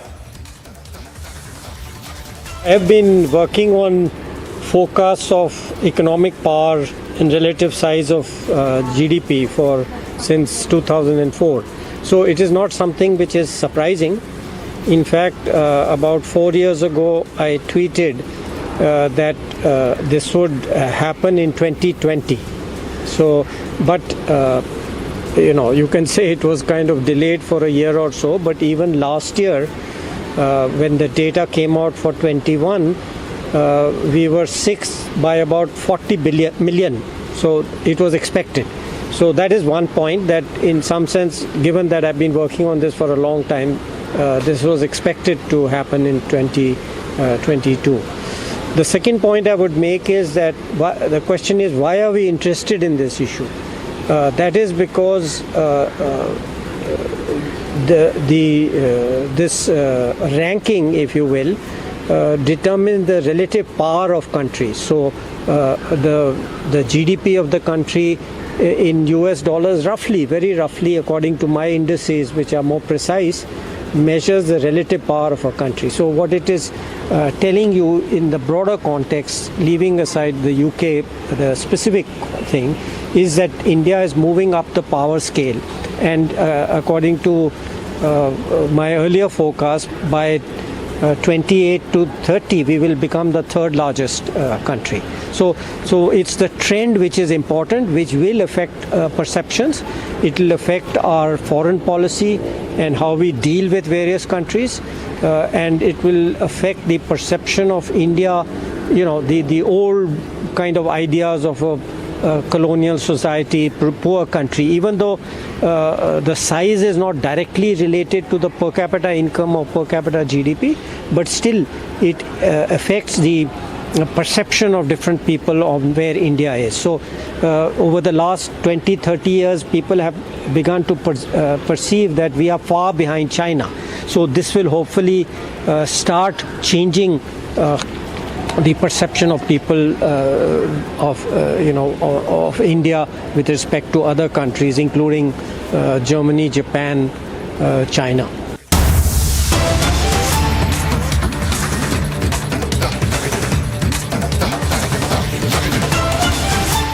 Viewers, we have a breaking visual right now from Maharashtra's Buldhana, where a face-off has ensued between the Shiv Sena camps of Eknath Shinde and Uddhav Thackeray. These are Shiv Sainiks from the two camps coming face to face in a fierce altercation. Visuals are coming in from Buldhana. We've seen how just in the last few days there has been a hint that once again the politics between the two sides is going to pick up, and even on the ground. And we have Alisha now joining us on the phone. Alisha, what are we looking at? What happened? When was it? Tell us more. Ankit, this is an incident in Buldhana where we can see the face-off scene between Uddhav camp and Eknath Shinde camp supporters. So there was a public event where some of the supporters from Eknath Shinde camp and from Uddhav Thackeray camp came both sides coming from the face-to-face during this, and we can even hear the chanting slogans against each other. So this is a face-off which we can see between Eknath Shinde and Uddhav Thackeray camp. There is also another clash that can be seen for the Shiv Tirtha, which is Shiv Sena's youth term for the Shivaji Park for the Dasara rally.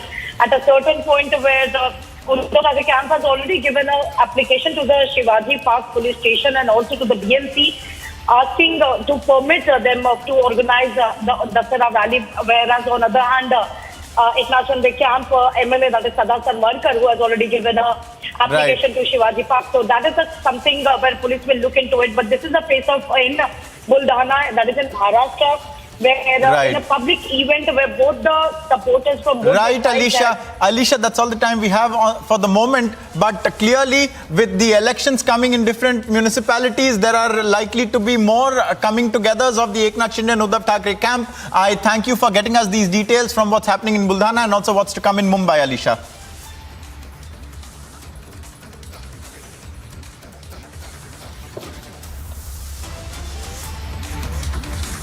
Moving on now, viewers, a traffic cop was beaten by a crowd of people after he was accused of demanding a bribe at Morena in Madhya Pradesh. Take a look at this.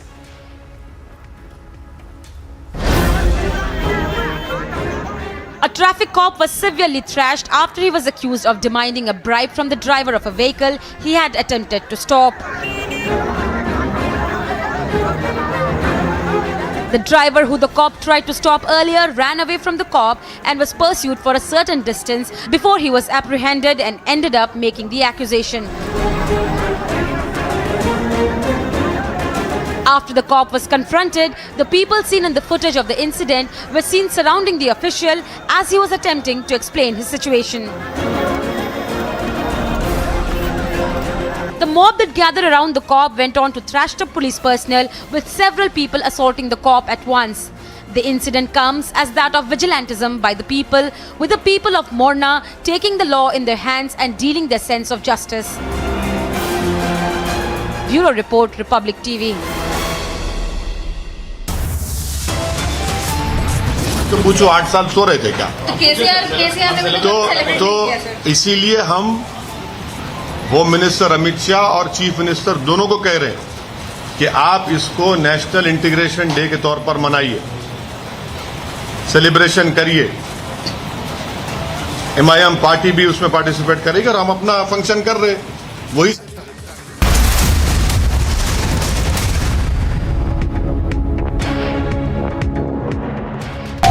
मुश्किलों को करते नाकाम, जनहित हमारा काम, देश का सम्मान, राष्ट्र सर्वोपरि सम्मेलन।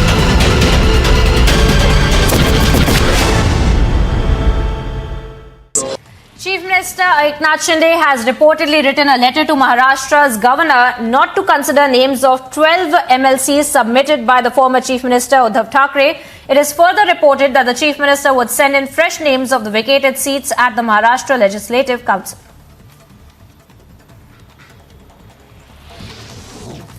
Shiv Sena MLA Santosh Bangar, earlier seen slapping a government canteen manager, has been complained against once again by the Pune District Health Officers Organisation. The letter of complaint written to Maharashtra's Chief Minister Eknath Shinde accuses him of using derogatory words and threatened district health officer. देश प्रेम का ज्वार, राष्ट्रवादी विचार, Republic Bharat तैयार, राष्ट्र सर्वोपरि सम्मेलन।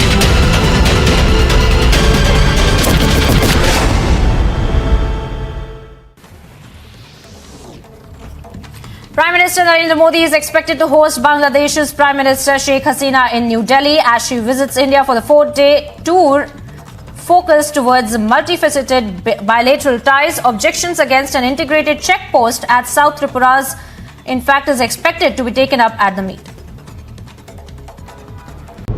The drone strike which happened inside Afghanistan, inside Kabul, in which Zawahiri was taken out, the drone used Pakistani airspace, which clearly puts Shehbaz Sharif in the dock. No, we don't know where that drone came from. We don't know which airspace it used. As I said before, I would rather believe the Afghan Taliban than believe the Pakistanis. But what if the Afghans were bluffing? What if they were playing a classic move of checkmate?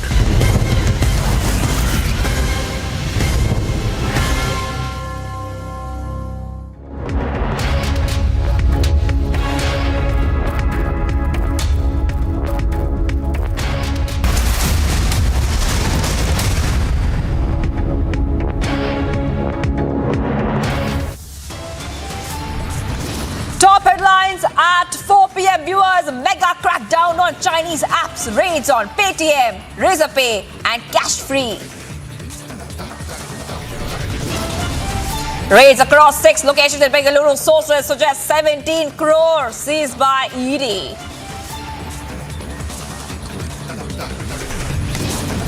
Outrageous turn of events in Bengaluru. Woman threatened by high-handed MLA now booked for obstructing duty.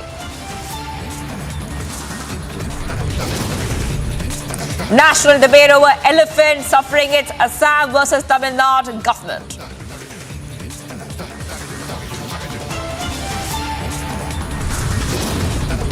No escape for rape accused. Karnataka court to hear bail application on September 5th.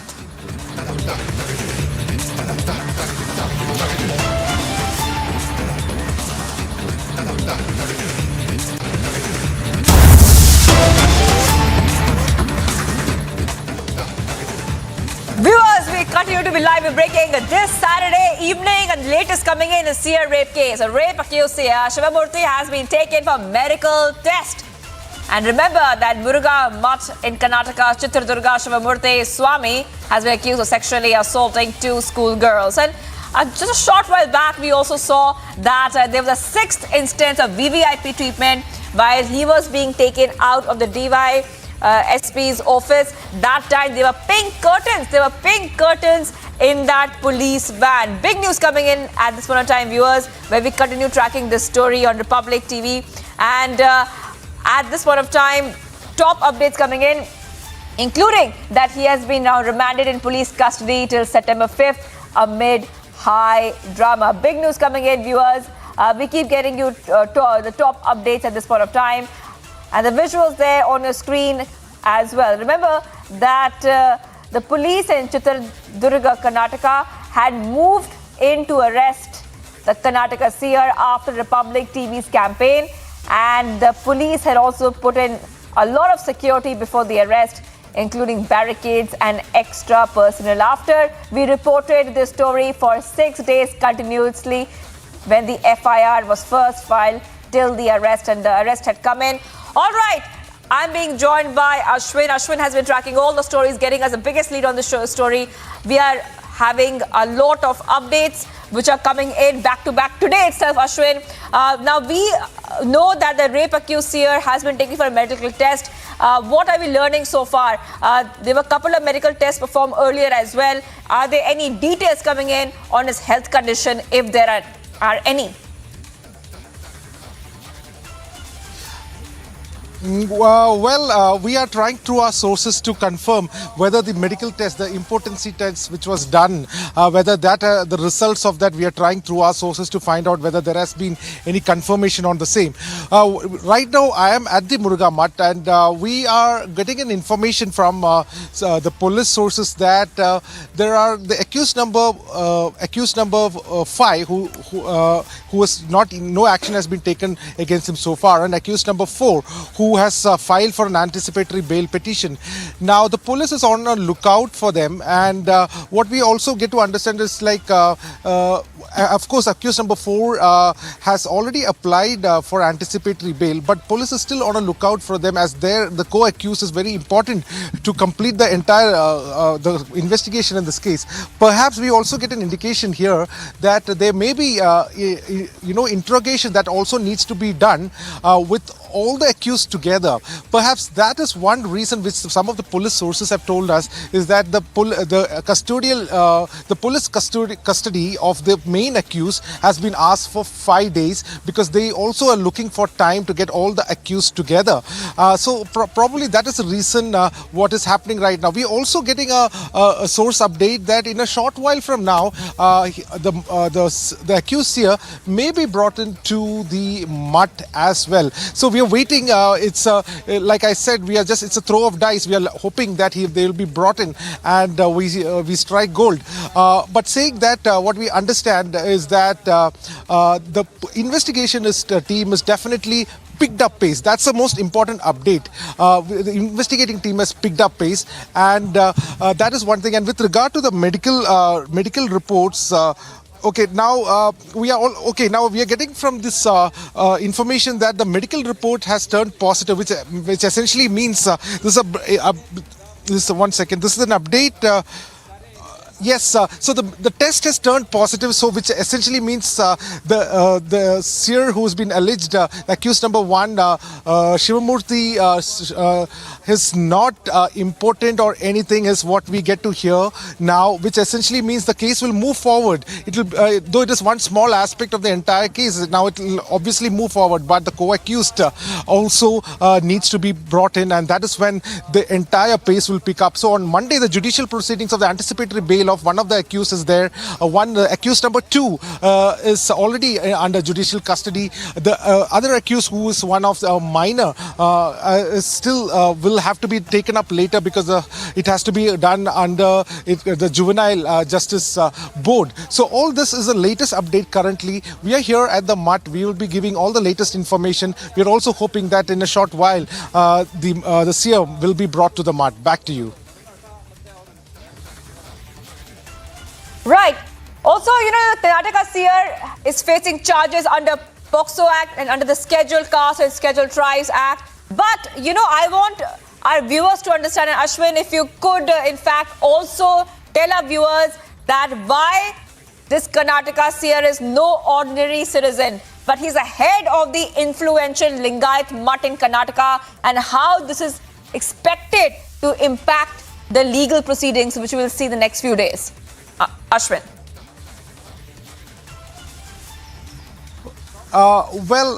We of course know the Lingayat community holds a very prominent position in the not in the polity of Karnataka, but also in the cultural significance of it as well, because they constitute 20% of Karnataka's population. Over 1 crore of Karnataka population are Lingayats. Now, when it comes to the mutt, for instance, this very mutt, I just want our video journalists to just pan around as well. This is the north side of the mutt. Now, that is the institution which is there.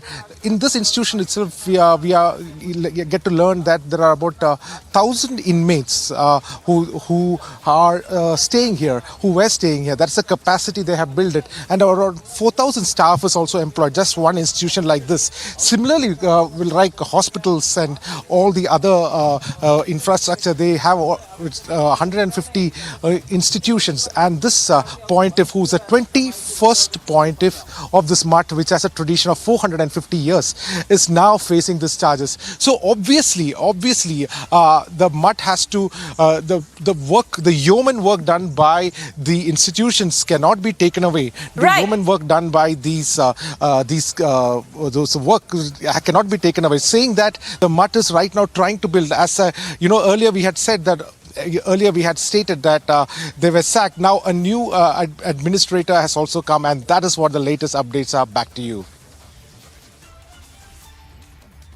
All right, Ashwin, thank you for joining us with all those details. So Ashwin is getting us top updates right now, and he just clearly said that the seer's impotency test has also come positive. Big update here. You heard it first here on Republic TV. Now let's shift our focus.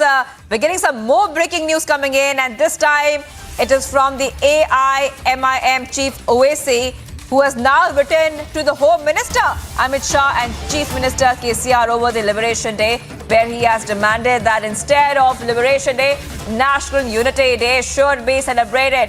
Big news coming in right now, viewers.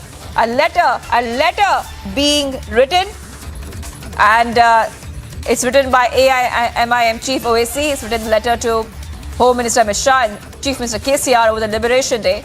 And in that letter, which you see on your screen, very, very clearly, he is saying that, as you are aware, September 17 marks a date when the state of Hyderabad finally merged with the Union of India. This date marks the end of indirect colonial and feudal rule for the people of these territories. All right, let's also have a look at what Asaduddin Owaisi had said just a short while back. जो भारत सरकार ने इस बात का ऐलान किया है कि लिबरेशन डे मनाया जाएगा, हम भारत सरकार से और गृह मंत्री से, होम मिनिस्टर से ये डिमांड कर रहे हैं और उनसे रिक्वेस्ट कर रहे हैं कि इसको नेशनल इंटीग्रेशन डे मनाया जाए। सितंबर 17 को नेशनल इंटीग्रेशन डे मनाया जाए, और साथ ही साथ हम होम मिनिस्टर को लेटर में बता रहे हैं क्यों नेशनल इंटीग्रेशन डे इसको बनाना चाहिए, क्योंकि इस दिन अंग्रेजों के कॉलोनियलिज्म और निज़ाम के ऑटोक्रेटिक हुकूमत का उस दिन खात्मा भी हुआ है। तो ये जब हम इसको सेलिब्रेट करेंगे तो ये ज़रूरी है कि इसमें मौलवी अलाउद्दीन तुरेबाज खान और शोएबुल्ला खान और यहाँ की जनता की जो जुद्दे कुर्बानी उसको माना जाए। और उसमें हम ये बता रहे हैं इस खत में होम मिनिस्टर को कि अर्सवाइल स्टेट ऑफ हैदराबाद के हिंदू और मुसलमानों ने एक यूनाइटेड इंडिया, एक सेकुलर जमहूरी इंडिया के लिए कोशिश की, और इसका जिक्र भी पंडित सुंदरलाल कमेटी की रिपोर्ट में किया गया है। और पंडित सुंदरलाल कमेटी की रिपोर्ट जो गवर्नमेंट ऑफ इंडिया, उस वक्त की गवर्नमेंट ऑफ इंडिया जो प्रधानमंत्री पंडित नेहरू थे, उनकी इजाज़त से ही एक सुंदरलाल खाजी अब्दुल गफ्फार यहाँ पर आए थे और उस वक्त के हैदराबाद स्टेट का पूरा दौरा किया। उसमें उन्होंने इस बात का जिक्र किया कि वायलेंस भी हुआ था मुसलमानों के खिलाफ, और रिपोर्ट हम आपको भी देंगे और होम मिनिस्टर साहब को रवाना कर चुके हैं।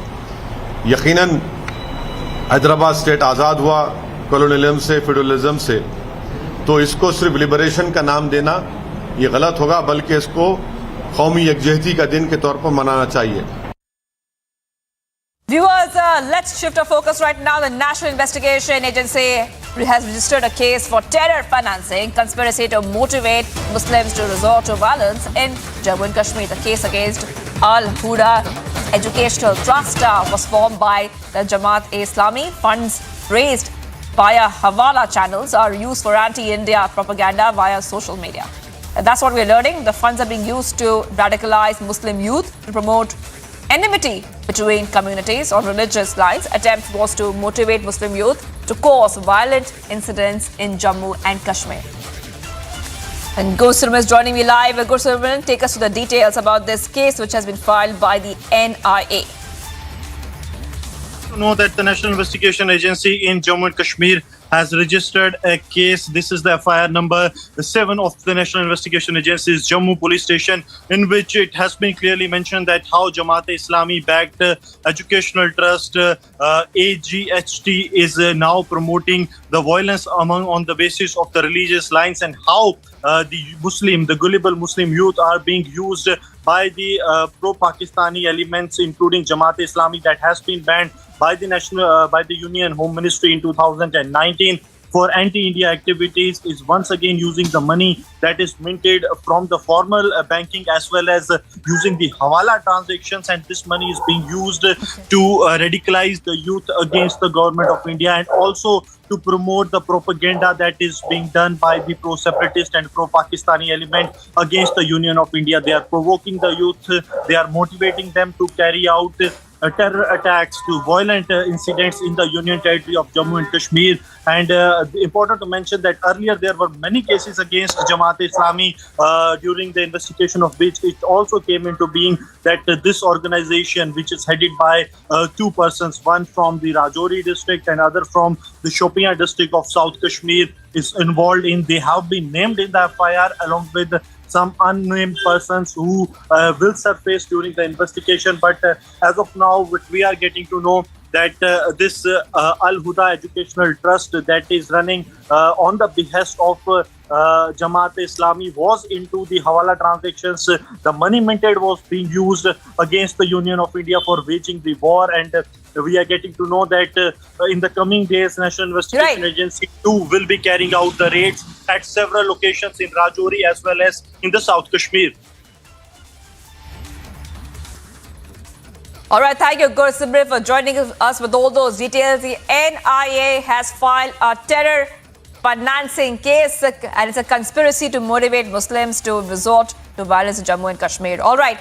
Now, an incident of racial abuse has been reported from Poland, where a man who first identifies himself as an American and then a European accuses a person he assumes to be an Indian of invading Europe and America, what he calls the white man's land. Here's the full story. An incident of racial abuse against an Indian man has surfaced from Poland. A man was seen constantly questioning a person he assumes to be an Indian about why he was in Poland. There's too many of you guys here. So why are you in Poland? Why are you here? Do you think that you just can invade Poland? You have your own country.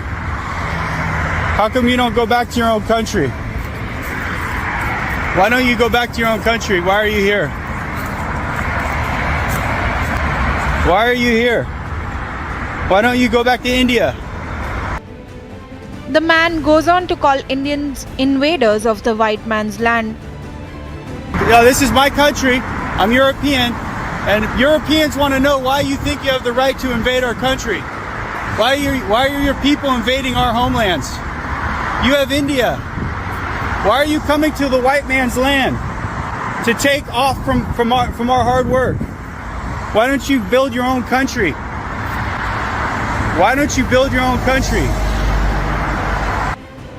The one who made the video went on to call the man being abused a parasite. Why are you being a parasite? You think it's okay for you to invade Europe? You're genociding our race. You're an invader. You're an invader. You're an invader. Go home, invader. Go home. We don't want you in Europe. We don't want you in Europe. We don't want you here.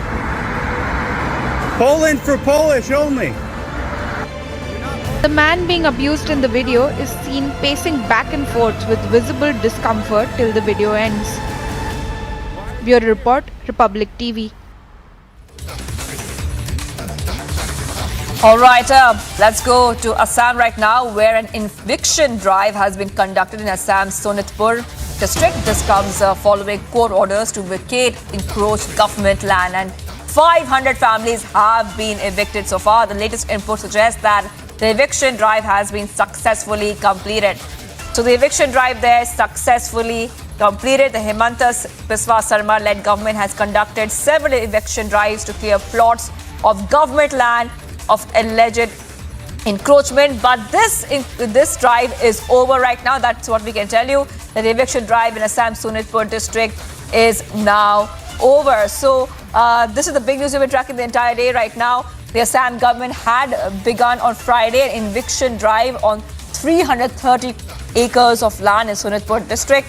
And the drive is being conducted under the Barchala Assembly constituency on the northern bank of Brahmaputra River.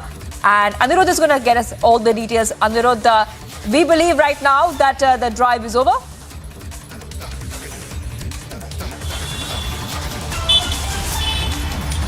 Yes, in fact, the drive is over, and over 500 families have been evicted from that area.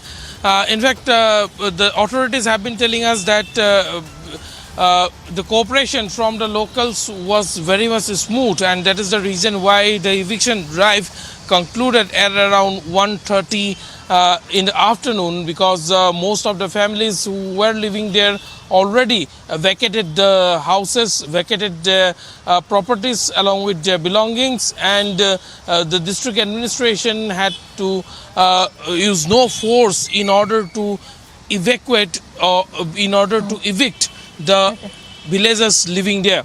It has been learned that there have been some complaints from some of the residents that very short notice was given. They were given 7 days time by the district administration, in fact by the court, to vacate the land. The district administration have also spoken to us, and the deputy commissioner of Sonitpur district have informed us that those farmers who have been involved in jute cultivation and whose products are still there in the farm will be given another 1 week time to take away their jute cultivation, so that they can reap so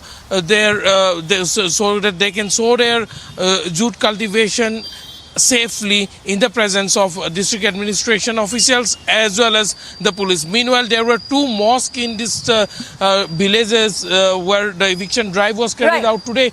The district administration has meanwhile asked local residents to demolish the mosque themselves, and they have agreed to. Right, well, Anirudh, stay on with us.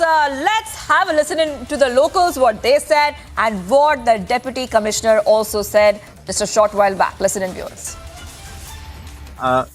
यहाँ पे क्यों घर तोड़ा गया आपका? कब से यहाँ पे रह रहे हैं? क्या हुआ? मैं 40 साल से रहता हूँ ये गांव में, 3 नंग सीतलमरी गांव में। सरकारी माटी जो है सरकार ने गोर दिया था, सरकारी माटी रेवेन्यू विलेज है। ये हाई कोर्ट से 8 महीने हाई कोर्ट चल रहा है, लेकिन अभी तक 7 दिन आगे नोटिस दिया था, सब खाली करो, सरकारी जगह सब खाली करो। पब्लिक खाली कर रहा है, आप और कुछ खाली कर रहा है, लेकिन आज 3 तारीख में सब तोड़ फाड़ कर दिया। सरकारी घर है और पब्लिक के ज़मीन है, पाट खेती है, धान खेती है, इसलिए सब तोड़ दिया गया था।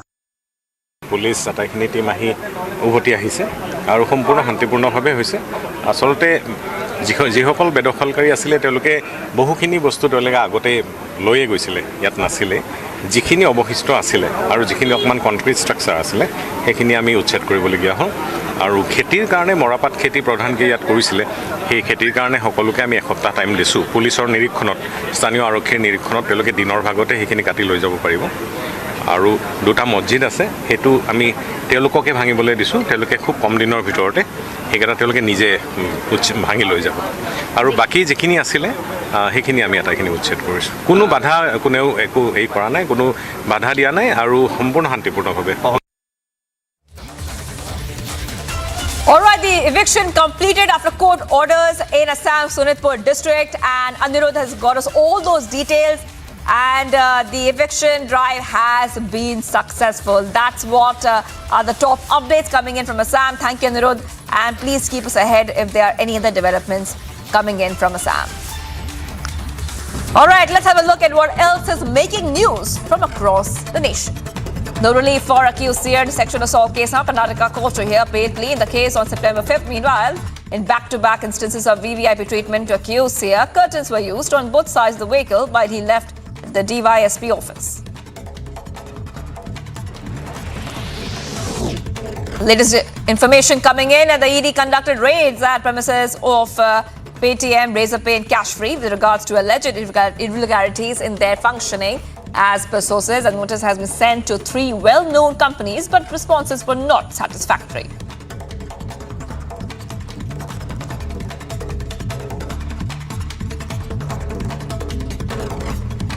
A mega eviction drive in Assam. The following court orders to vacate encroached government land. Nearly 500 families were evicted today from Sonitpur district.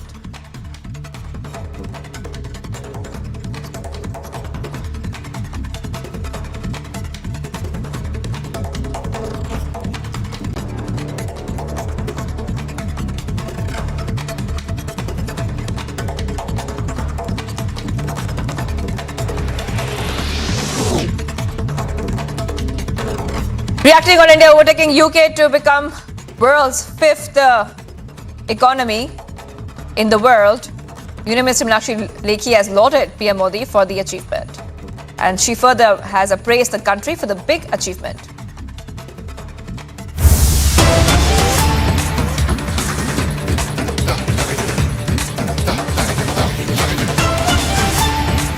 Visuals from Jammu where posters of Ghulam Nabi Azad were removed today, a day after they were erected.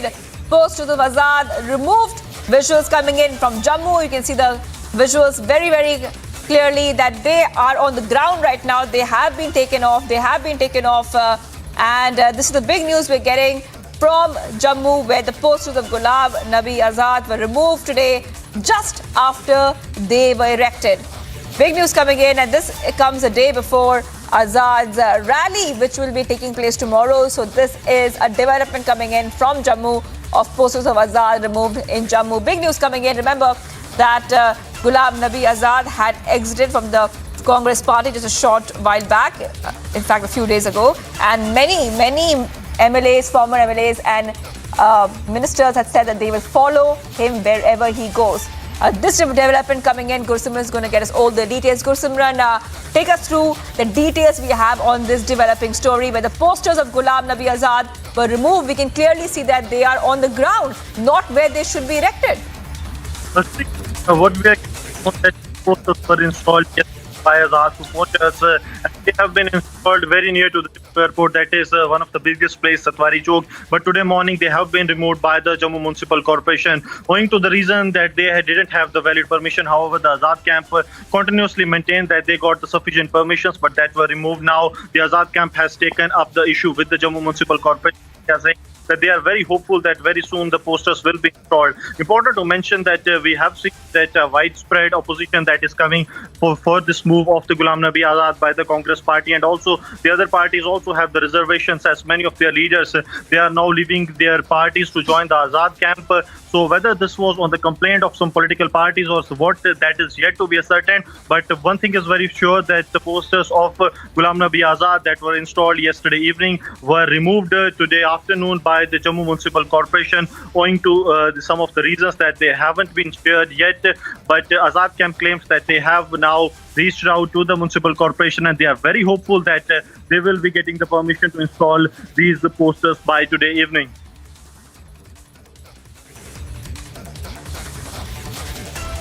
Right. So this rally is tomorrow in Jammu. Gursimran has confirmed to us that this is happening before his rally, where there will be two rallies later on that we know of. That, in fact, Ghulam Nabi Azad will be, in fact, in his home turf, where he will assess the public mood. So this is coming just before that rally. Is that true, Gursimran?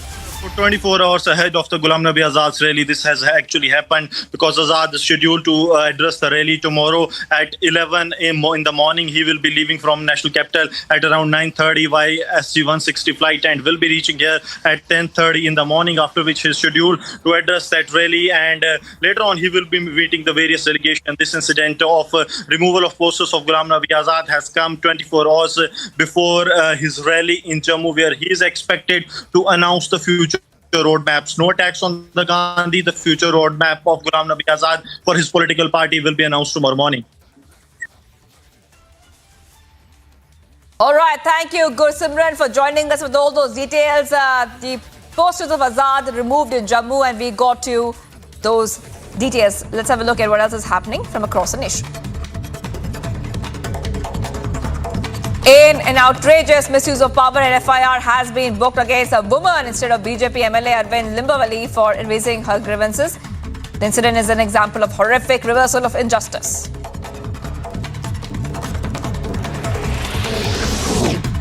In back-to-back instance of VVIP treatment accused Sia, curtains were used on both sides of the vehicle while he left the DYSP office.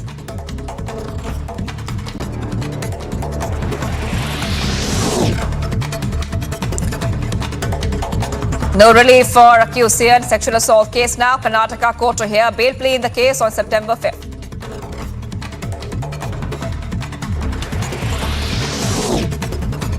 A big lead to Shimoga stabbing case. The NIA is likely to take over the case. Remember, a youth was stabbed in violent clashes over Savarkar poster in Karnataka. A big win for security forces. Pakistan terror bid was busted in Jammu and Kashmir's Kishtwar district. Police arrested one Pakistan terrorist, averting multiple attacks on security forces. After protests in West Bengal over alleged midday meal scam, police has now arrested at least 7 protesters to maintain law and order. Earlier, police resorted to lathi charge after locals torched and vandalized vehicles. Reacting on India overtaking UK to become the world's 5th largest economy, Union Minister Meenakshi Lekhi lauded PM Modi for the achievement, and she has appraised the country for the big achievement. विपक्ष का ध्यान आकर्षित करने के लिए मैं कहना चाहूँगी कि मोदी है तो मुमकिन है। तमाम भारतवासियों को इस लक्ष्य को प्राप्त करने के लिए बधाई देना चाहती हूँ कि भारत बेहतरी की ओर बढ़ रहा है और आप सबकी मेहनत का जो फल है हम सबके सामने है।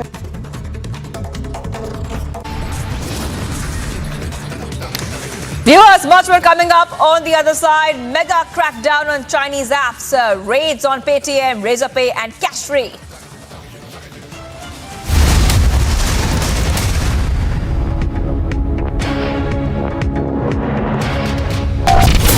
देश प्रेम का ज्वार, राष्ट्रवादी विचार, रिपब्लिक भारत तैयार, राष्ट्र सर्वोपरि सम्मेलन।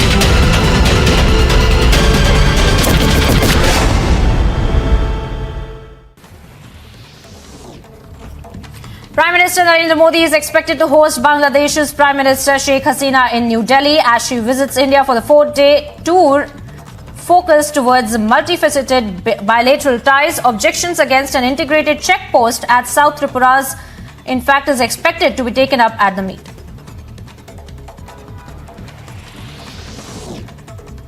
Three people have been arrested for a robbery reported in Paharganj in New Delhi. The group was traced to Najafgarh in Rajasthan with jewellery worth 6 crores recovered after raids in 3 states.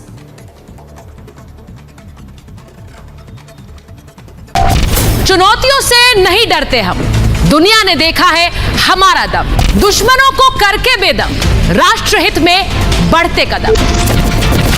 राष्ट्र सर्वोपरि सम्मेलन।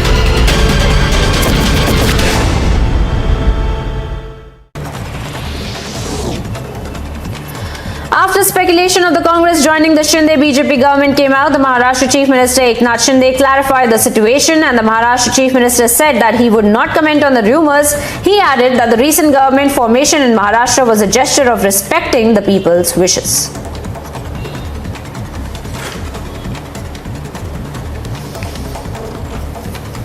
नहीं, हमने रास्ता नहीं दिखाया। जो जनता के मन में भावना थी उसे जागरूक किया हम लोगों ने। जो 2.5 साल पहले होना चाहिए था, जो आम लोगों के दिल की बात थी, वो हम लोग ने वो निर्णय हम लोग ने लिया है। हमारे बाला साहब जी की जो भूमिका थी उसको हम लोग आगे लेके जा रहे हैं। बाकी ऐसा हमने कोई ऐसा नया कुछ काम नहीं किया।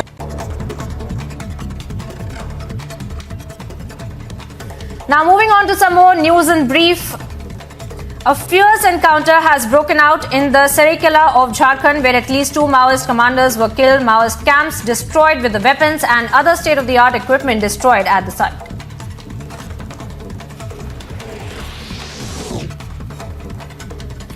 Congress leader Jairam Ramesh welcomed the interim bail given to Teesta Setalvad by the Supreme Court, stating that there were a number of activists.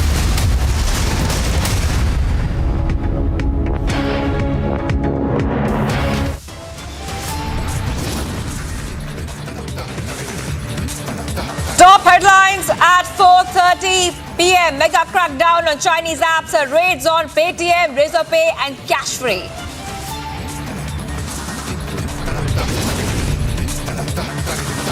Raids across 6 locations in Bengaluru. Sources suggest 17 crores seized by ED.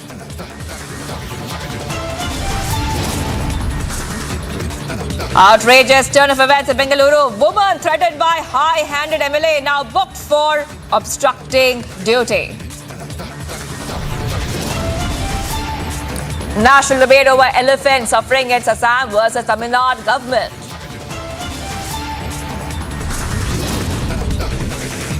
No escape for rape accused Sia. Karnataka court to hear bail application on September 5th.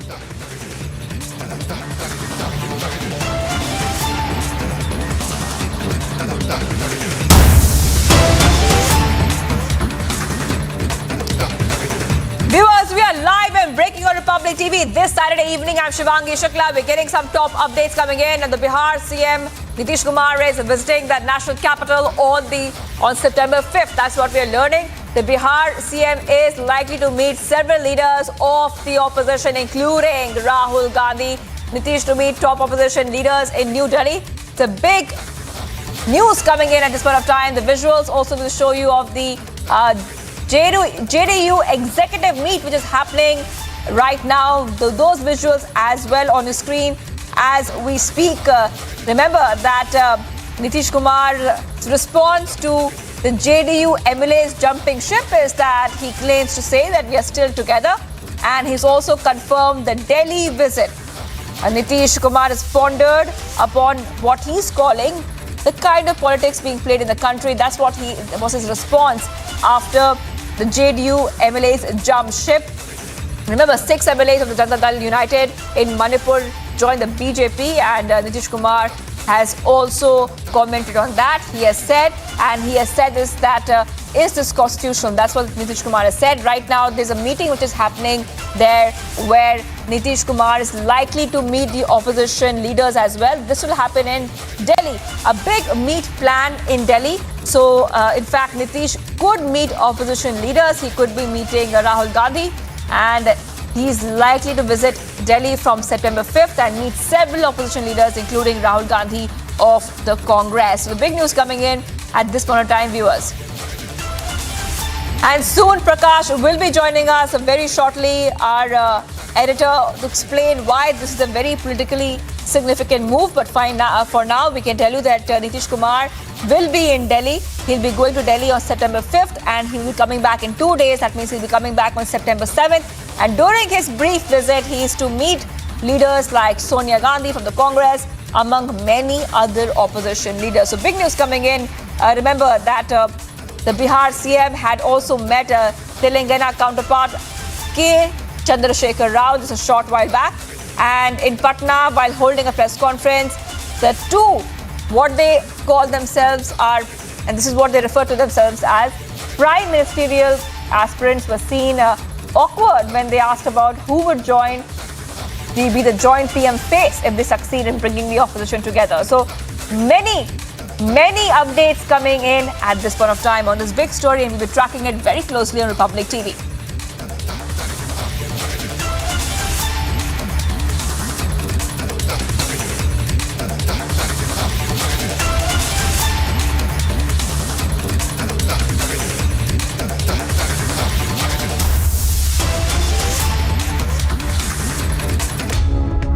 Violent protests broke out in West Bengal's East Midnapur, where a charge of corruption in midday meals was made against the principal of a school. Here's the full story. Several people, including students, engaged in violent protests following reports of corruption in the midday meals in West Bengal. The incident was reported from the district of Medinipur in the state, where the protesters engaged in arson, primarily burning bikes. The protests were reported to have been carried out by the students in support of the principal who was accused of the corruption. आज जो school में हुआ वो हम लोग को expected नहीं था, क्योंकि स्कूल जैसा एक एजुकेशन इंस्टीट्यूशन ऐसा हो सकता है, हम लोग को बियॉन्ड एक्सपेक्टेशन है ये हम लोग का. The police were seen engaging in lathi charge against the protesters, with the protesters engaging in attacking the police as well. The district happens to be BJP leader Suvendu Adhikari's constituency, a prominent leader of the opposition in the state. Bureau Report, Republic TV.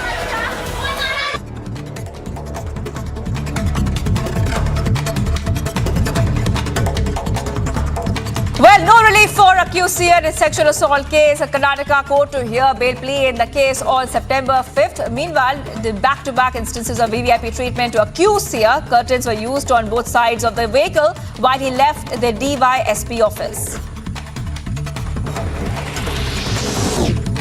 Latest information that ED conducted raids at the premises of Paytm, Razorpay and Cashfree with regards to alleged irregularities in their functioning. As per sources, a notice has been sent to 3 well-known companies, but responses were not satisfactory.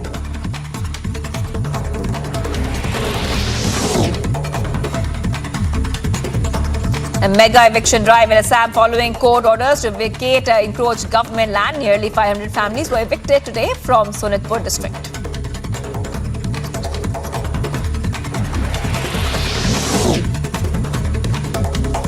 Reacting on India overtaking UK to become world's 5th largest economy, Union Minister Meenakshi Lekhi lauded PM Modi for the achievement. Union Minister further praised the country for the big achievement. पक्ष का ध्यान आकर्षित करने के लिए मैं कहना चाहूँगी कि मोदी है तो मुमकिन है. तमाम भारतवासियों को इस लक्ष्य को प्राप्त करने के लिए बधाई देना चाहती हूँ कि भारत बेहतरी की ओर बढ़ रहा है और आप सबकी मेहनत का जो फल है हम सबके सामने है.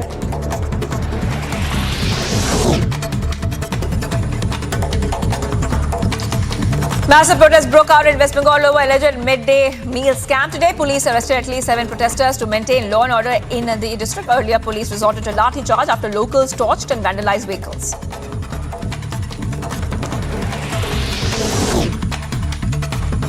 Economic offences weighing of the Delhi police. Grill actor Noura Fatehi in connection with the extortion case linked to Convene Sukesh. She was also earlier questioned by the Enforcement Directorate in connection with the case.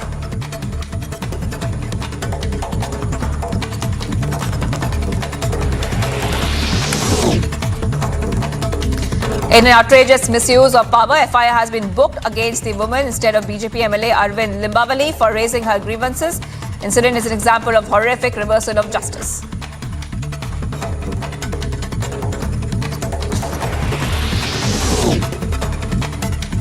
Assam versus Tamil Nadu over elephant Joymala condition. In the viral video, the elephant could be seen facing torture in the temple premises of Assam.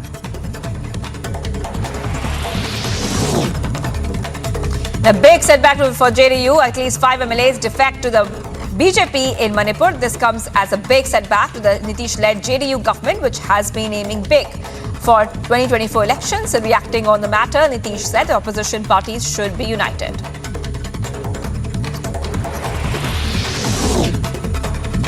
Amid row over forced entry into ATC, a complaint has been registered against BJP MPs Manoj Tiwari and Nishikant Dubey, among several others, in case of violation of security standards at Deoghar Airport.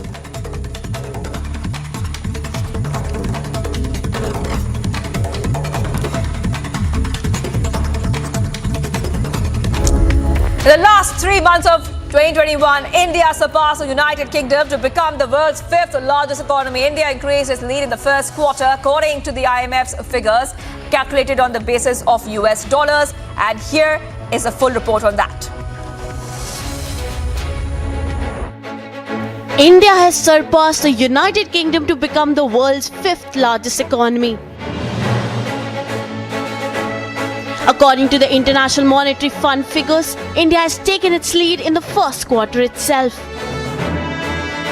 According to the International Monetary Fund, United Kingdom's market value was of US $816 billion, whereas the size of the Indian market in March ending was US $845.7 billion. Dropping to the 6th position, United Kingdom currently battles brutal costs of living. The next few years in Britain looks challenging, as the next Prime Minister of UK will be inheriting a prolonged financial battle. Meanwhile, just days ago, the Indian government has said that it is expecting the economy to grow at 7 to 7.5% in 2022 to 2023, in line with its projection made at the beginning of the financial year.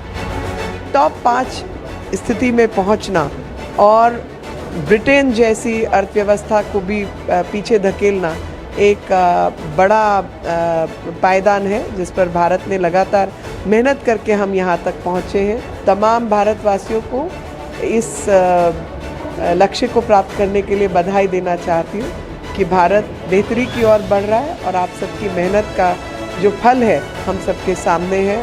India's gross domestic product growth rate was 13.5% year-on-year, compares to a 20.1% expansion a year back, and 4.9% growth in the previous 3 months to March, which shows that the Indian stocks are changing momentum in a world-beating rebound. India, as well as the entire world, has witnessed the sharpest growth in the economy this year, as it trails behind China in the MSCI Emerging Markets Index. Bureau Report, Republic TV. And let's get your update from Madhya Pradesh. A traffic cop was beaten by a crowd of people after he was accused of demanding a bribe at Morena. Here's more on that. A traffic cop was severely thrashed after he was accused of demanding a bribe from the driver of a vehicle he had attempted to stop. The driver, who the cop tried to stop earlier, ran away from the cop and was pursued for a certain distance before he was apprehended and ended up making the accusation.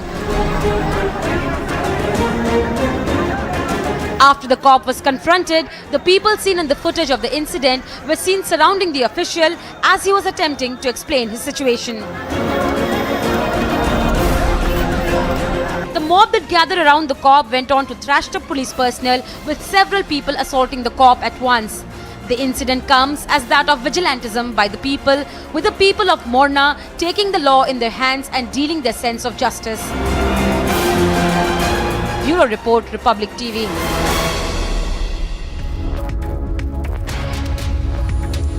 Alright viewers, let's go to the big story we've been tracking today. An FIR has been lodged against a woman on the charge of obstructing duty. The FIR was lodged by the Whitefield Police on the basis of a complaint filed by Revenue Officer Partho Sarthi. Big news coming in right now, viewers. It is alleged that there is a woman's commercial building and the compound is encroached upon by one of the people there called Raj Kaluve. Well, that is what we're learning so far. Big news coming in. The shocking incident coming in. In fact, from political leaders. One more case of that where Karnataka BJP MLA Arvind Limbavali was seen misbehaving and assaulting a woman after she approached a leader with her problems. And you can see that in your screen how he is also, in fact, using bad words which should not be said openly like that. The entire video is 1 minute 32 seconds. Clearly showing BJP MLA shouting at the woman while the onlookers watch. He was also seen threatening her with police action. That is what we are showing you. Let's have a listen in to what exactly happened there.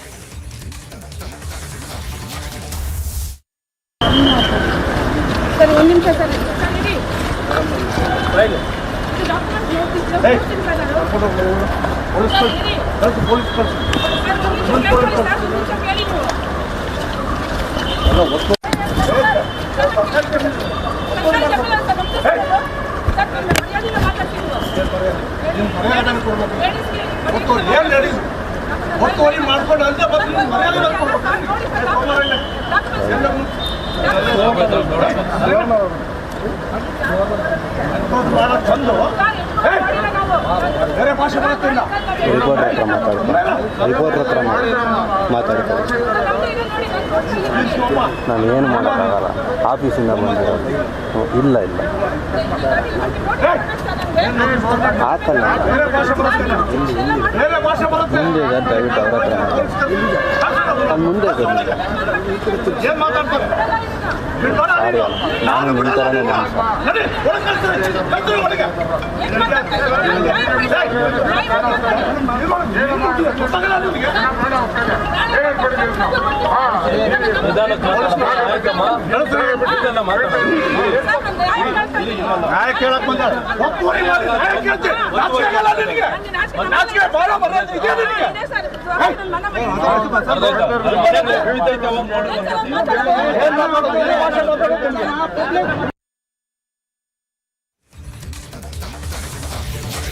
All right, so visuals coming in right now. You can see what happened earlier in the day. Arvind Limbavali's daughter misbehaved with the cops earlier. This is not the first time his own daughter.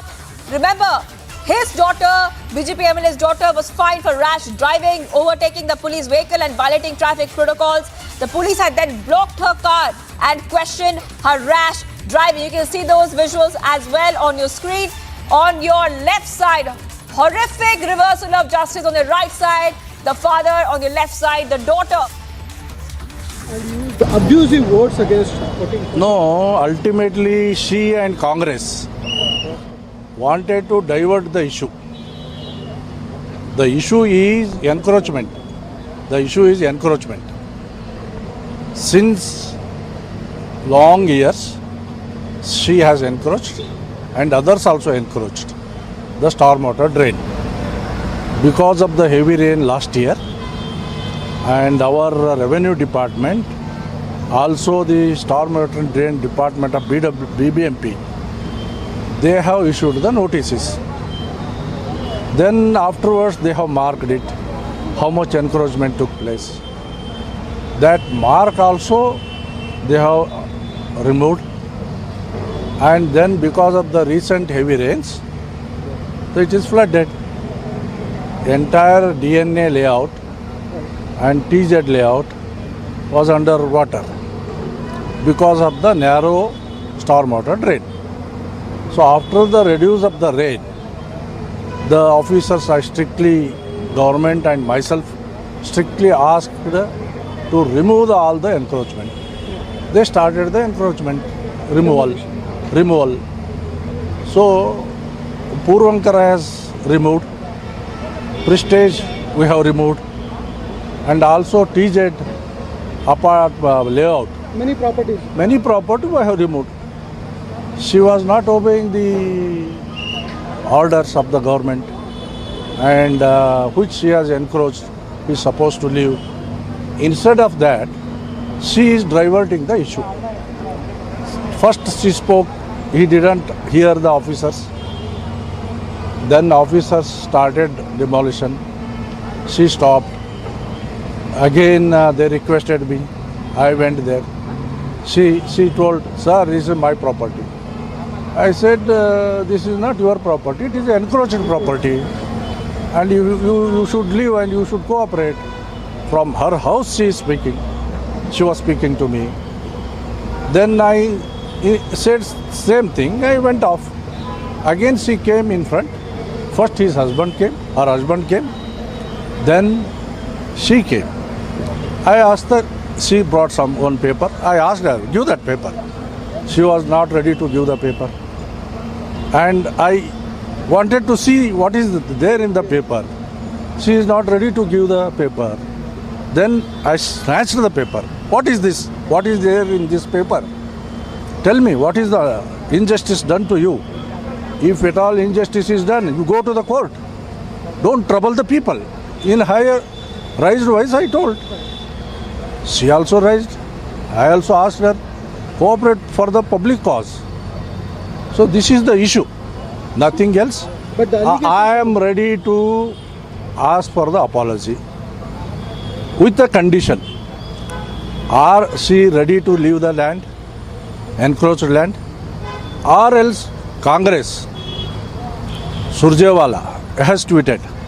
I will ask Surjewala ji, please ask your worker, advisor, to leave the encroached land for the public purpose. Then I am ready to apology for the incident. Unnecessarily you are making the issue. She said Mr. Limbawali misbehaved with me. What misbehavior? What is the misbehavior? Since long she is enjoying the land and troubling the people. She says that's her own land. Who? That's what I am telling you. Since 9 months they have issued the notice. She didn't question to the court. She didn't question to the authorities. And when they marked twice, she removed the mark. She told red that mark. no notice has been given to her. 1 minute. 1 minute. Then marks have been removed. Then recently, from 3 days, today is 4th day, from 3 days on that incident before, the officers were trying to convince her, leave the land. Before that, Ravi Purvankar has left the land. After that, TZ has left the land. If you go further, Prestige has left the land, which is encroached. What is the issue with her? She wanted to tarnish my image and wanted to divert the issue. That is there. I insist her, please leave the land. Please leave the land. And also I asked the question to the Congress, are you supporting the encroachment? If not, ask your worker to leave the land. Then you ask for my apology. Thank you. Sir, my last question, when she was asked about all these things, she said that the land belongs to her hand and the police were just mute spectators. They filed complaint on the basis of the statement given by the direction given by the Muslim Bauli. Anything she can say. I have no issue. Again I am telling, leave the land for the public, allow the water to flow. Okay, so BJP MLA there, Limbawali, justifying the shocking behavior. We just heard him speak just a short while back, where he is saying that she has to leave the encroached land and she was making an issue. So that woman, the woman is the one who has the FIR lodged against her on the charge of obstructing duty. The FIR was filed by the Whitefield Police on the basis of complaint filed by Revenue Officer Partho Sarthi. It's alleged that there's a women's commercial building and the compound is also encroached. Much more coming up on the other side, viewers. We continue to be live and breaking on Republic TV this Saturday evening. Raids across 6 locations in Bengaluru. Sources suggest 17 crores seized by the ED.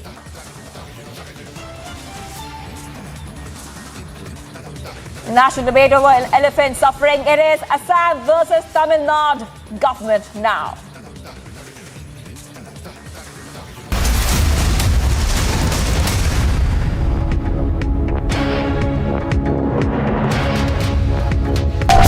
चुनौतियों से नहीं डरते हम, दुनिया ने देखा है हमारा दम, दुश्मनों को करके बेदम, राष्ट्रहित में बढ़ते कदम, राष्ट्र सर्वोपरि सम्मेलन।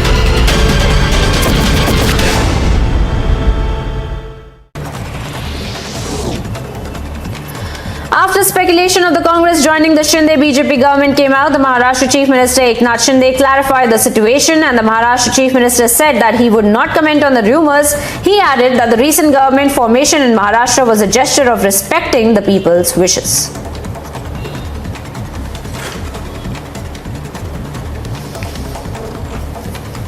नहीं, हमने रास्ता नहीं दिखाया। जो जनता के मन में भावना थी उसे जागरूक किया हम लोगों ने। जो 2.5 साल पहले होना चाहिए था, जो आम लोगों के दिल की बात थी, वो हम लोग ने वो निर्णय हम लोग ने लिया है। हमारे बाला साहब जी की जो भूमिका थी उसको हम लोग आगे लेके जा रहे हैं। बाकी ऐसा हमने कोई ऐसा नया कुछ काम नहीं किया।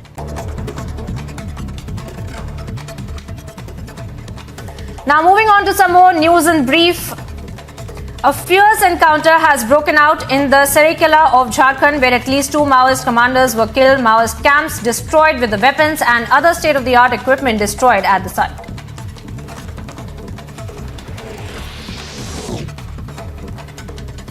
Congress leader Jairam Ramesh welcomed the interim bail given to Teesta Setalvad by the Supreme Court, stating that there were a number of activists, dissenters and critics of the Modi government who were deserving relief from such cases. उन्नति का पथ, उम्मीदों का रथ, सत्य की शपथ, हम हैं रिपब्लिक भारत, राष्ट्र सर्वोपरि सम्मेलन।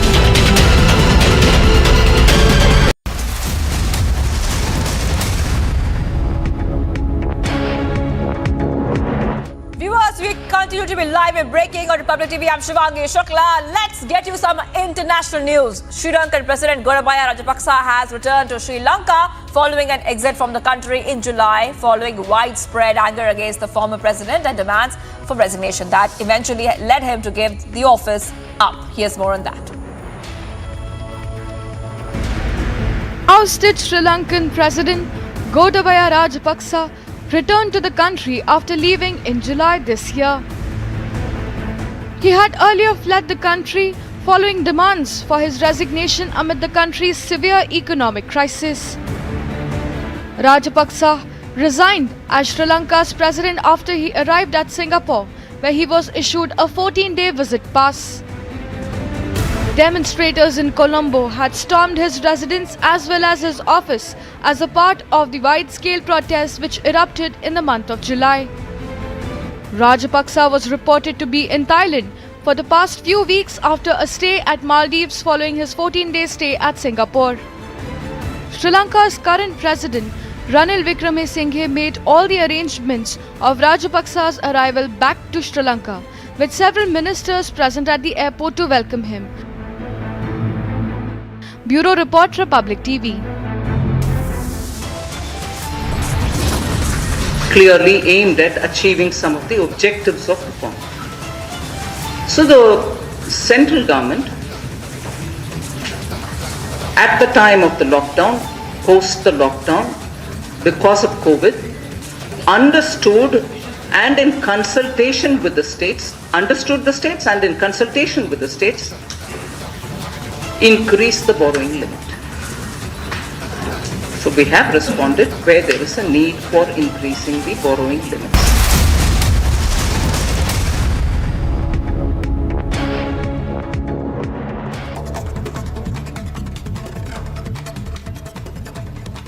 Now moving on to some more news in brief.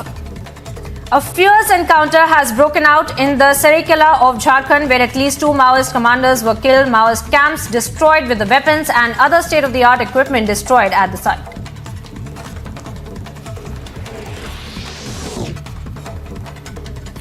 Congress leader Jairam Ramesh welcomed the interim bail given to Teesta Setalvad by the Supreme Court, stating that there were a number of activists, dissenters and critics of the Modi government who were deserving relief from such cases.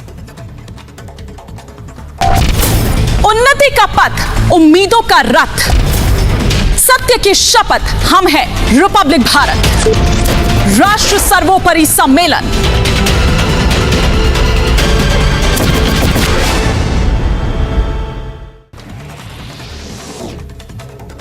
People in West Bengal's Medinapur engaged in protest and arson over the complaints of corruption in the midday meal system in the region.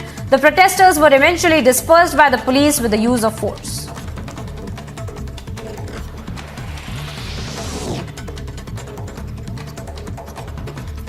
People in West Bengal's Medinapur, in fact, had engaged in. And now we are seeing that an incident of racial abuse that has gone viral from Poland, where a man assuming an immigrant to be an Indian is called an invader of the white man's land and a parasite, asking him to leave the country and go back to India. विचारों का लहराता समंदर, Republic Bharat पर जल्द राष्ट्र सर्वोपरि सम्मेलन।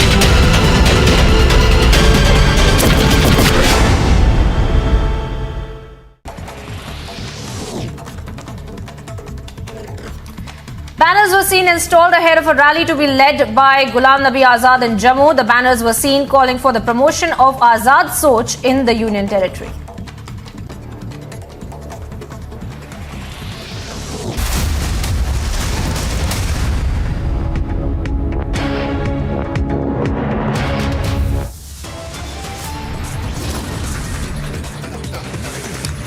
Mega crackdown on Chinese apps.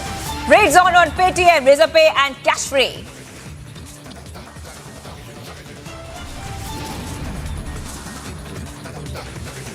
Raids across 6 locations in Bengaluru. Sources suggest 17 crore seized by ED.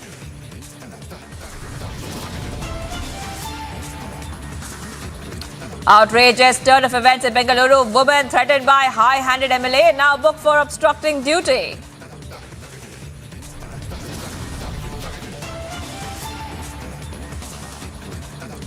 National debate over elephant suffering hits Assam versus Tamil Nadu government now.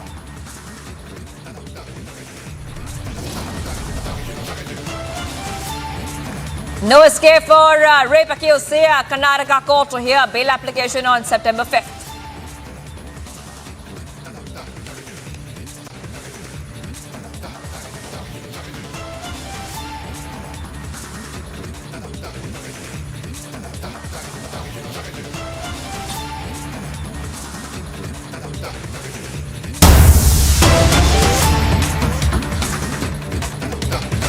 All right, we're getting some breaking news right now. 2 interstate drug smugglers along with Innova car and 7 kilograms of heroin. This is what has been found right now. Now, the accused couple has been identified as Lovepreet Singh and Mandeep Kaur. A big drug seizure there in Udhampur, Jammu and Kashmir. International market worth of heroin is over 35 crore. So 2 drug smugglers have been arrested, and this is a big news we're getting for you on Republic TV. Drugs have been seized in Jammu and Kashmir's Udhampur. And what we have learned so far is that 7 kilograms of heroin, I repeat, 7 kilograms of heroin has been seized. And the accused couple have been identified as Lovepreet Singh and Mandeep Kaur. Big news coming in, and we have the visuals as well. It looks like the couple is there. The couple are arrested, and you can also see the couple there with the police. You can also see the drug seizure in Udhampur, Jammu and Kashmir. You can see the heroin. In fact, 7 kilograms of heroin present there at the police station. You can clearly see that there, and Gursimran will get us all the details. Gursimran, this is a big bust there of drugs by the authorities. Take us to the details. Yes, this is a big success when it comes to the arrest of these 2 couple, the couple that has been arrested by Udhampur, and this is in connection with the major seizure of drugs, narcotics by the Udhampur police. This was based on intelligence-based operation that they have arrested these 2 from the Amritsar district of Punjab, and they were taking this 7 kilogram of heroin, the international market worth of which is over 40 crore rupees, from the Kashmir Valley to Amritsar, but due to the nakas that were established in the Jharkhand area of Udhampur, they have been arrested, and now the forward and backward linkages are being tracked upon, because earlier the consignment of the narcotics that was recovered by Udhampur police. That was part of a narco-terror module that was being managed by Jaish-e-Mohammed and Lashkar-e-Toiba at both fronts, that is on the line of control and in Punjab on the international border. So they are now looking, the intelligence agencies as well as the security forces, they are looking into that angle, that this could also be that plot only that is hatched so as to push narcotics into the Punjab and then make money off that to be used for the anti-India activities. All right, Gursimran, thank you for getting us all those details. A big drug crackdown, 2 people arrested. Thank you, Gursimran. We'll be coming back to you as we get more updates.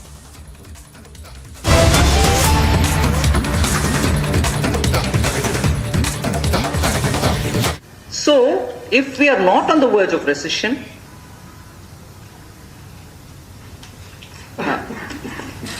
I'll just read out the numbers so that you'll know what I'm talking about.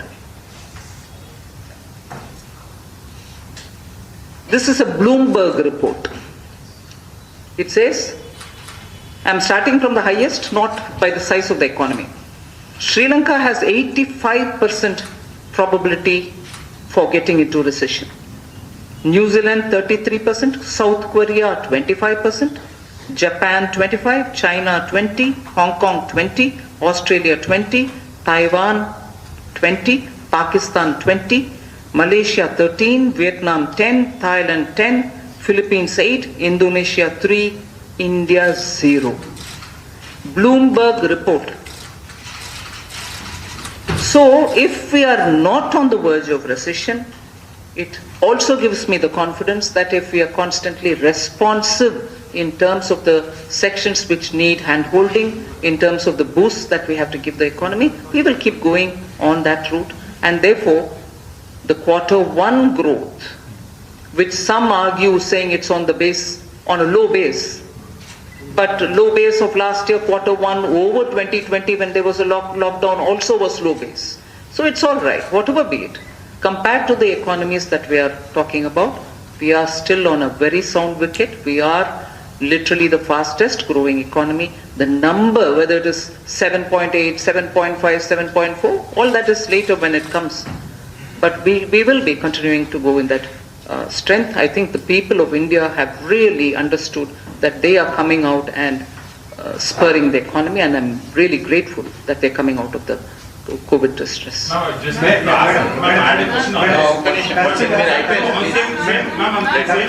Telangana మంత్రులు కానీ ముఖ్యమంత్రితో సహా కేంద్రం మీద ఒకటే ఆరోపణ చేస్తున్నారు. తెలంగాణ మీద నిర్లక్ష్యంగా వ్యవహరిస్తుంది బీజేపీ కేంద్ర ప్రభుత్వం అని చెప్పి ఒక ఆరోపణ చేస్తుంది.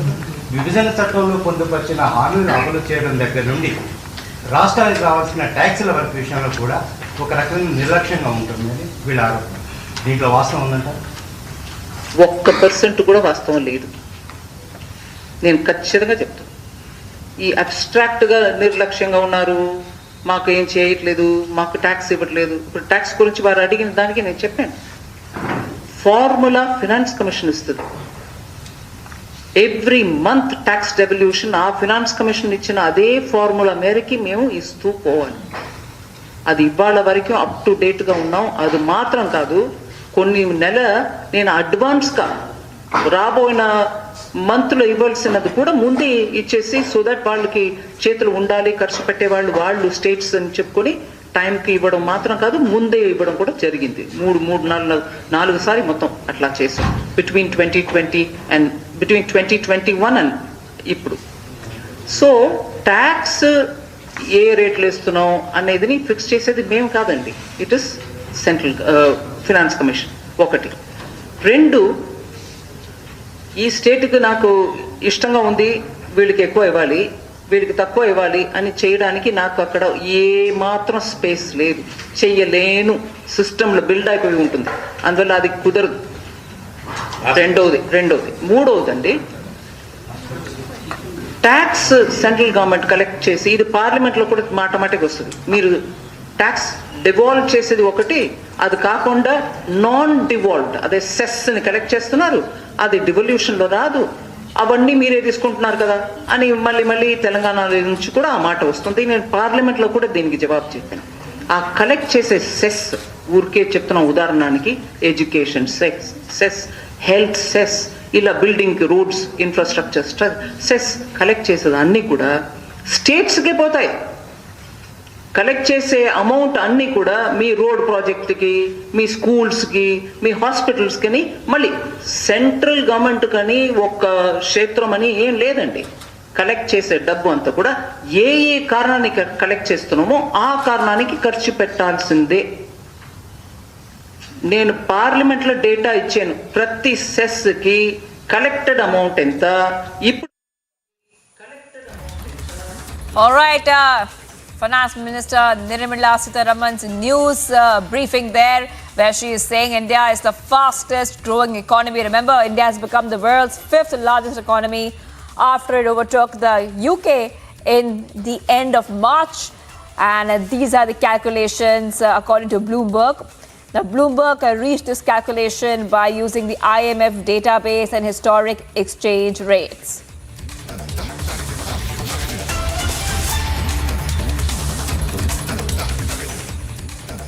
And the economic offences wing of the Delhi police questioned Noora Fatehi in connection with money laundering charges against Convene Sukesh, with her earlier having been questioned by the Enforcement Directorate. Here's a full story.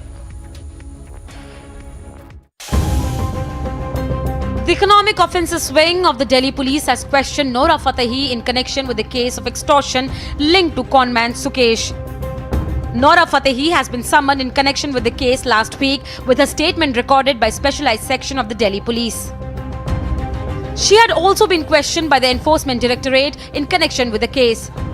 कल उनको बुलाया था हमने, और basically ये जो crime syndicate जो bast हुआ था, सुकेश चंद्रशेखर जो जेल से चला रहा, उससे जुड़े हुए जितने भी कैरेक्टर हैं उनको बुला के और केस को पुख्ता करने के लिए ये पूछताछ हुई है. The statement was recorded days after Jacqueline Fernandez had a charge sheet issued against her in connection with the multi-crore money laundering charges against Sukesh, with both the actors reported to have received gifts by Sukesh. Sukesh Chandrasekhar, currently lodged in the jail, is accused of cheating various people, including some high-profile individuals. Bureau Report, Republic TV.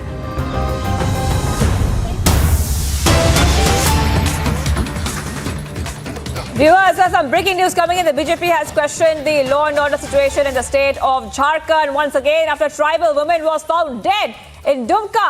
BJP's Amit Malviya has tweeted, and I quote here, after Ankita saying now one more person called Arman Ansari rapes a minor tribal girl, murders and hangs her from a tree in Dumka. Dalits and tribals in Jharkhand are not safe under Hemant Soren. He has allowed radical elements to take over while he's busy allotting mining leases.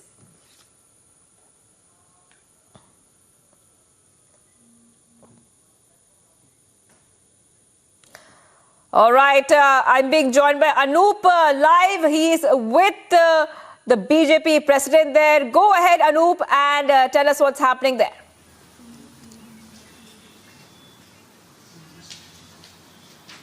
बिल्कुल, देखिए, दुमका का एक मामला थमा नहीं था. अंकिता जो हमारी घर की बच्ची थी, उसका मामला नहीं थमा और एक दूसरा मामला सामने आया. हालांकि पुलिस का वर्जन अभी तक सामने नहीं आया, लेकिन जो जानकारी मिल रही है इसके पीछे भी एक अल्पसंख्यक समुदाय का आदमी बताया जा रहा है. ये बच्ची भी नाबालिग है और कई अहम जानकारी मिली जो हम आपको बता नहीं सकते हैं जब तक ये बातें पूरी तरह से साफ नहीं होगी. दीपक प्रकाश, बीजेपी के प्रदेश अध्यक्ष, हमारे साथ है, सीधे उनसे बातचीत करते हैं. सर, क्या हो गया है? दुमका की एक बेटी को इंसाफ पूरी तरह से मिला नहीं, दूसरी बेटी टांग दी गई है. एक और मेरी बहन, छोटी बहन, मासूम बहन के साथ इस प्रकार से अन्याय की घटना घटी है.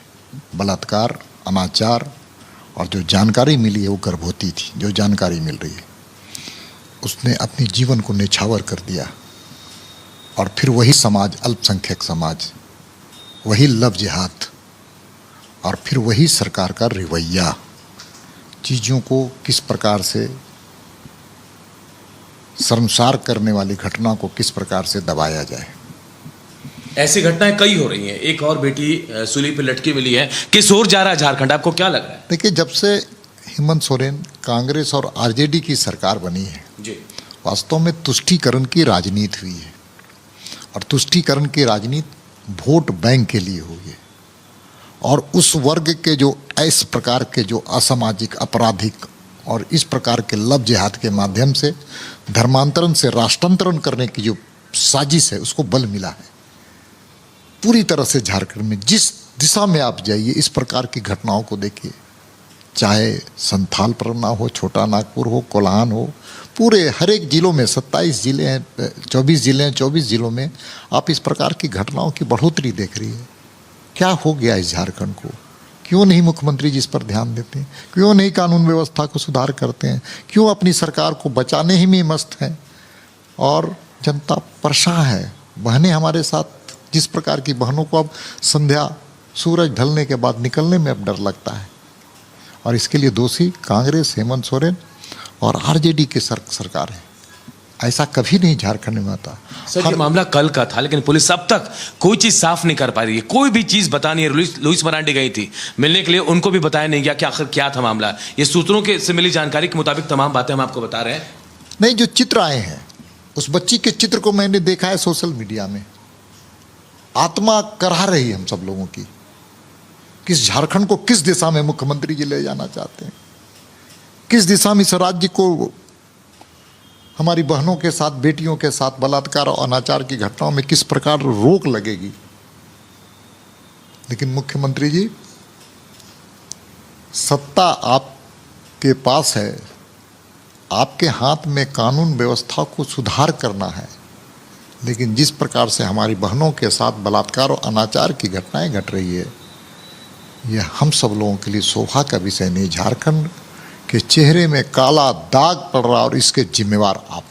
आदिवासी मुख्यमंत्री की बात कही जाती है, ये आरोप लगता है कि बीजेपी आदिवासी मुख्यमंत्री को हटाना चाहती है, लेकिन आदिवासी बच्चियों का क्या जो ऐसे शिकार हो रही है? देखिए, 32 महीने की सरकार और 5400 बहनों के साथ बलात्कार, और 5400 बहनों में सबसे ज्यादा आदिवासी और दलित परिवार की बच्चियां हैं। आदिवासी के नाम पर वोट लेना, दलितों के नाम पर वोट लेना, लेकिन उन बहनों और बेटियों को सुरक्षा देना, ये कहाँ? सुरक्षा देने का आपके संवैधानिक अधिकार है, कानूनी अधिकार है। लेकिन आपने क्या किया मुख्यमंत्री जी? 5400 बहनों के साथ बलात्कार की घटना घटी, एक भी अपराधी को सजा आज तक नहीं मिली। क्यों नहीं आपने फास्ट ट्रैक के माध्यम से आप उन लोगों को सजा दिलवाने का काम किया? इसलिए मुख्यमंत्री जी, सरकारें आएंगी, सरकार जाएंगी, लेकिन झारखंड को बचाना ये मूल धर्म है। लव जिहाद, धर्मांतरण के माध्यम से राष्ट्रांतरण, और इसके पीछे शक्तियां बांग्लादेश की एक आतंकवादी शक्तियां और पीएफआई की शक्तियों को आप इनकार नहीं कर सकते। ये जहां घटनाएं सबसे ज्यादा हो रही हैं, ये जेएमएम का गढ़ माना जाता है। वसंत सोरेन विधायक हैं, खुद मुख्यमंत्री भी वहां से विधायक रह चुके हैं, लेकिन जब ये घटनाएं सामने आती है कोई मिलने तक नहीं जाता है। यही तो दुर्भाग्य है कि ऐसा सरकार, आत्मा विहीन सरकार, असंवेदनशीलता का नाम तक नहीं जानने वाली सरकार, घटनाएं घटती हैं। हमारी एक छोटी सी बच्ची जो दुमका में मौत की शिकार हो गई रिम्स में, अगर चिकित्सा की सुविधा मिल जाता तो बच जाती। हमारे बीच में रहती बेटी। जब दूसरी जब घटना घटी तेजाब की, तो जब हम लोगों ने हंगामा किया, सरकार पर प्रेशर डाला, हमारे दबाव से, बीजेपी के दबाव से उनको एयरलिफ्ट किया। सर, अब बीजेपी क्या करेगी? दूसरी घटना है दुमका में। हम हर क्षण और हर पल इस सरकार के खिलाफ संघर्ष कर रहे हैं, ऐसे अनाचार और अत्याचार के खिलाफ। पीड़ित परिवार से मिलने जाएंगे सर? निश्चित तौर पे, वो हमारा परिवार है। क्यों? क्योंकि शोषण के खिलाफ, अत्याचार के खिलाफ, अनाचार के खिलाफ, बलात्कार के खिलाफ अगर कोई संघर्ष करता है राजनीतिक दल के रूप में, तो भारतीय जनता पार्टी करती है।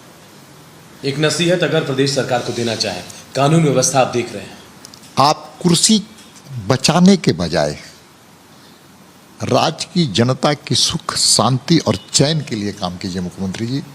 कुर्सियाँ आती हैं और कुर्सियाँ जाएंगी, सत्ता आएंगी, सत्ता जाएंगी, लेकिन जनता रहेगी तब।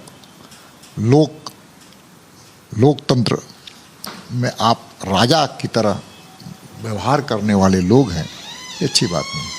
तो देखिए,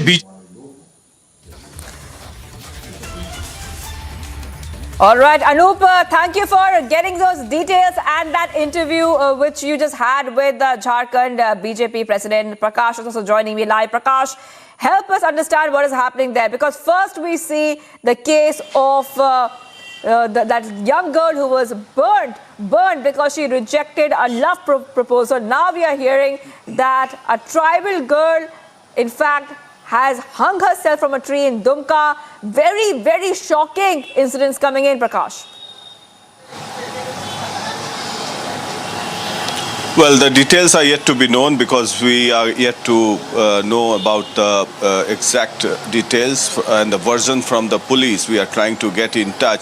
But these are shocking visuals from Dumka on the bordering areas of West Bengal. It is around 45 to 50 kilometers away from Dumka. And Dumka, borders West Bengal, that is the Santi Niketan area of West Bengal. So these visuals are shocking indeed, that a tribal girl hanging herself from a tree.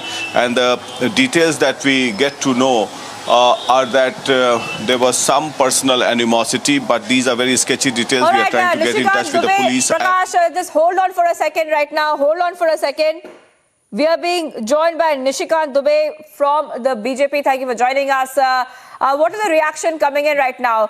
I mean, are Dalits and tribals not safe in Jharkhand? Because that is what it's looking like right now. And even women, a big safety concern for women in the state.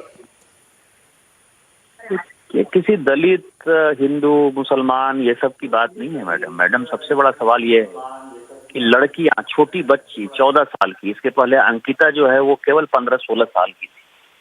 और मैं बार बार यही कह रहा हूं कि बांग्लादेश से border सटा होने के कारण जो पीएफआई है, जो 2047 में इस देश की पूरी डेमोग्राफी को बदलकर एक अलग कंट्री बनाना चाहता है, उस तरह के तत्व एक्टिव हैं। और हमारे यहाँ आदिवासी लड़कियों के साथ वो बलात्कार कर रहे हैं, जबरदस्ती शादी कर रहे हैं, धर्मांतरण कर रहे हैं। और साहबगंज सबसे बड़ा उदाहरण है कि साहबगंज में जो जिला परिषद के अध्यक्ष है वो आदिवासी कोटे से है, लेकिन उसकी शादी मुस्लिम से हुई है।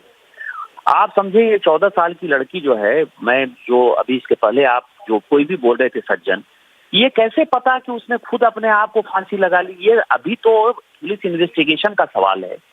उसकी हत्या हुई, अरमान अंसारी जो है वो आदमी ने किया, ये पूरा समाज जानता है, पूरी जनता जानती है, तो उसने अपने आप को फांसी लगा ली, ये आप कैसे कर सकते हैं? ये हो सकता है कि इसकी हत्या कर दी गई हो। अभी पहले मेडिकल टेस्ट आने की आवश्यकता है कि इसका बलात्कार हुआ कि नहीं हुआ। बलात्कार हुआ तो ये किस पोजीशन में थी? एक लोग अब ये कह रहे हैं कि ये जो है बच्चे को जन्म देने वाली थी। तो तरह तरह की अफवाहें हैं, अफवाह में जाने की आवश्यकता, लेकिन जो मुख्य बात है कि इस्लामीकरण की तरफ ये झारखंड बढ़ रहा है और उसमें ये हेमंत सोरेन की सरकार अपना सरकार बचाने के लिए चिंतित है, भ्रष्टाचार में लिप्त है। और उस दुमका में जब बेटी की रक्षा नहीं कर सकती है, अभी अंकिता की हत्या हुई है 23 तारीख को, और या 3 तारीख को ये इस आदिवासी लड़की की हत्या हुई। भारतीय जनता पार्टी इस परिवार के साथ खड़ी है। निशिकांत जी, प्रकाश सिंह बोल रहा हूं पटना से। आप ये बताइए, निशिकांत जी, प्रकाश सिंह बोल रहा हूं पटना से। ये बताइए कि आपको प्रेमा फसाई जानकारी क्या मिल रही है दुमका से, क्योंकि तमाम बीजेपी लीडर्स जो है ट्वीट कर रहे हैं इसके बारे में। तो क्या ये हत्या है, आत्महत्या है? क्योंकि पुलिस ने अभी कुछ बताया नहीं है। आपको क्या जानकारी मिल रही है वहां से? एक तो सबसे पहले मैं बता दूं कि हमारे पार्टी के जो बड़े नेता हैं माननीय बाबूलाल मरांडी जी, जिनका दुमका के साथ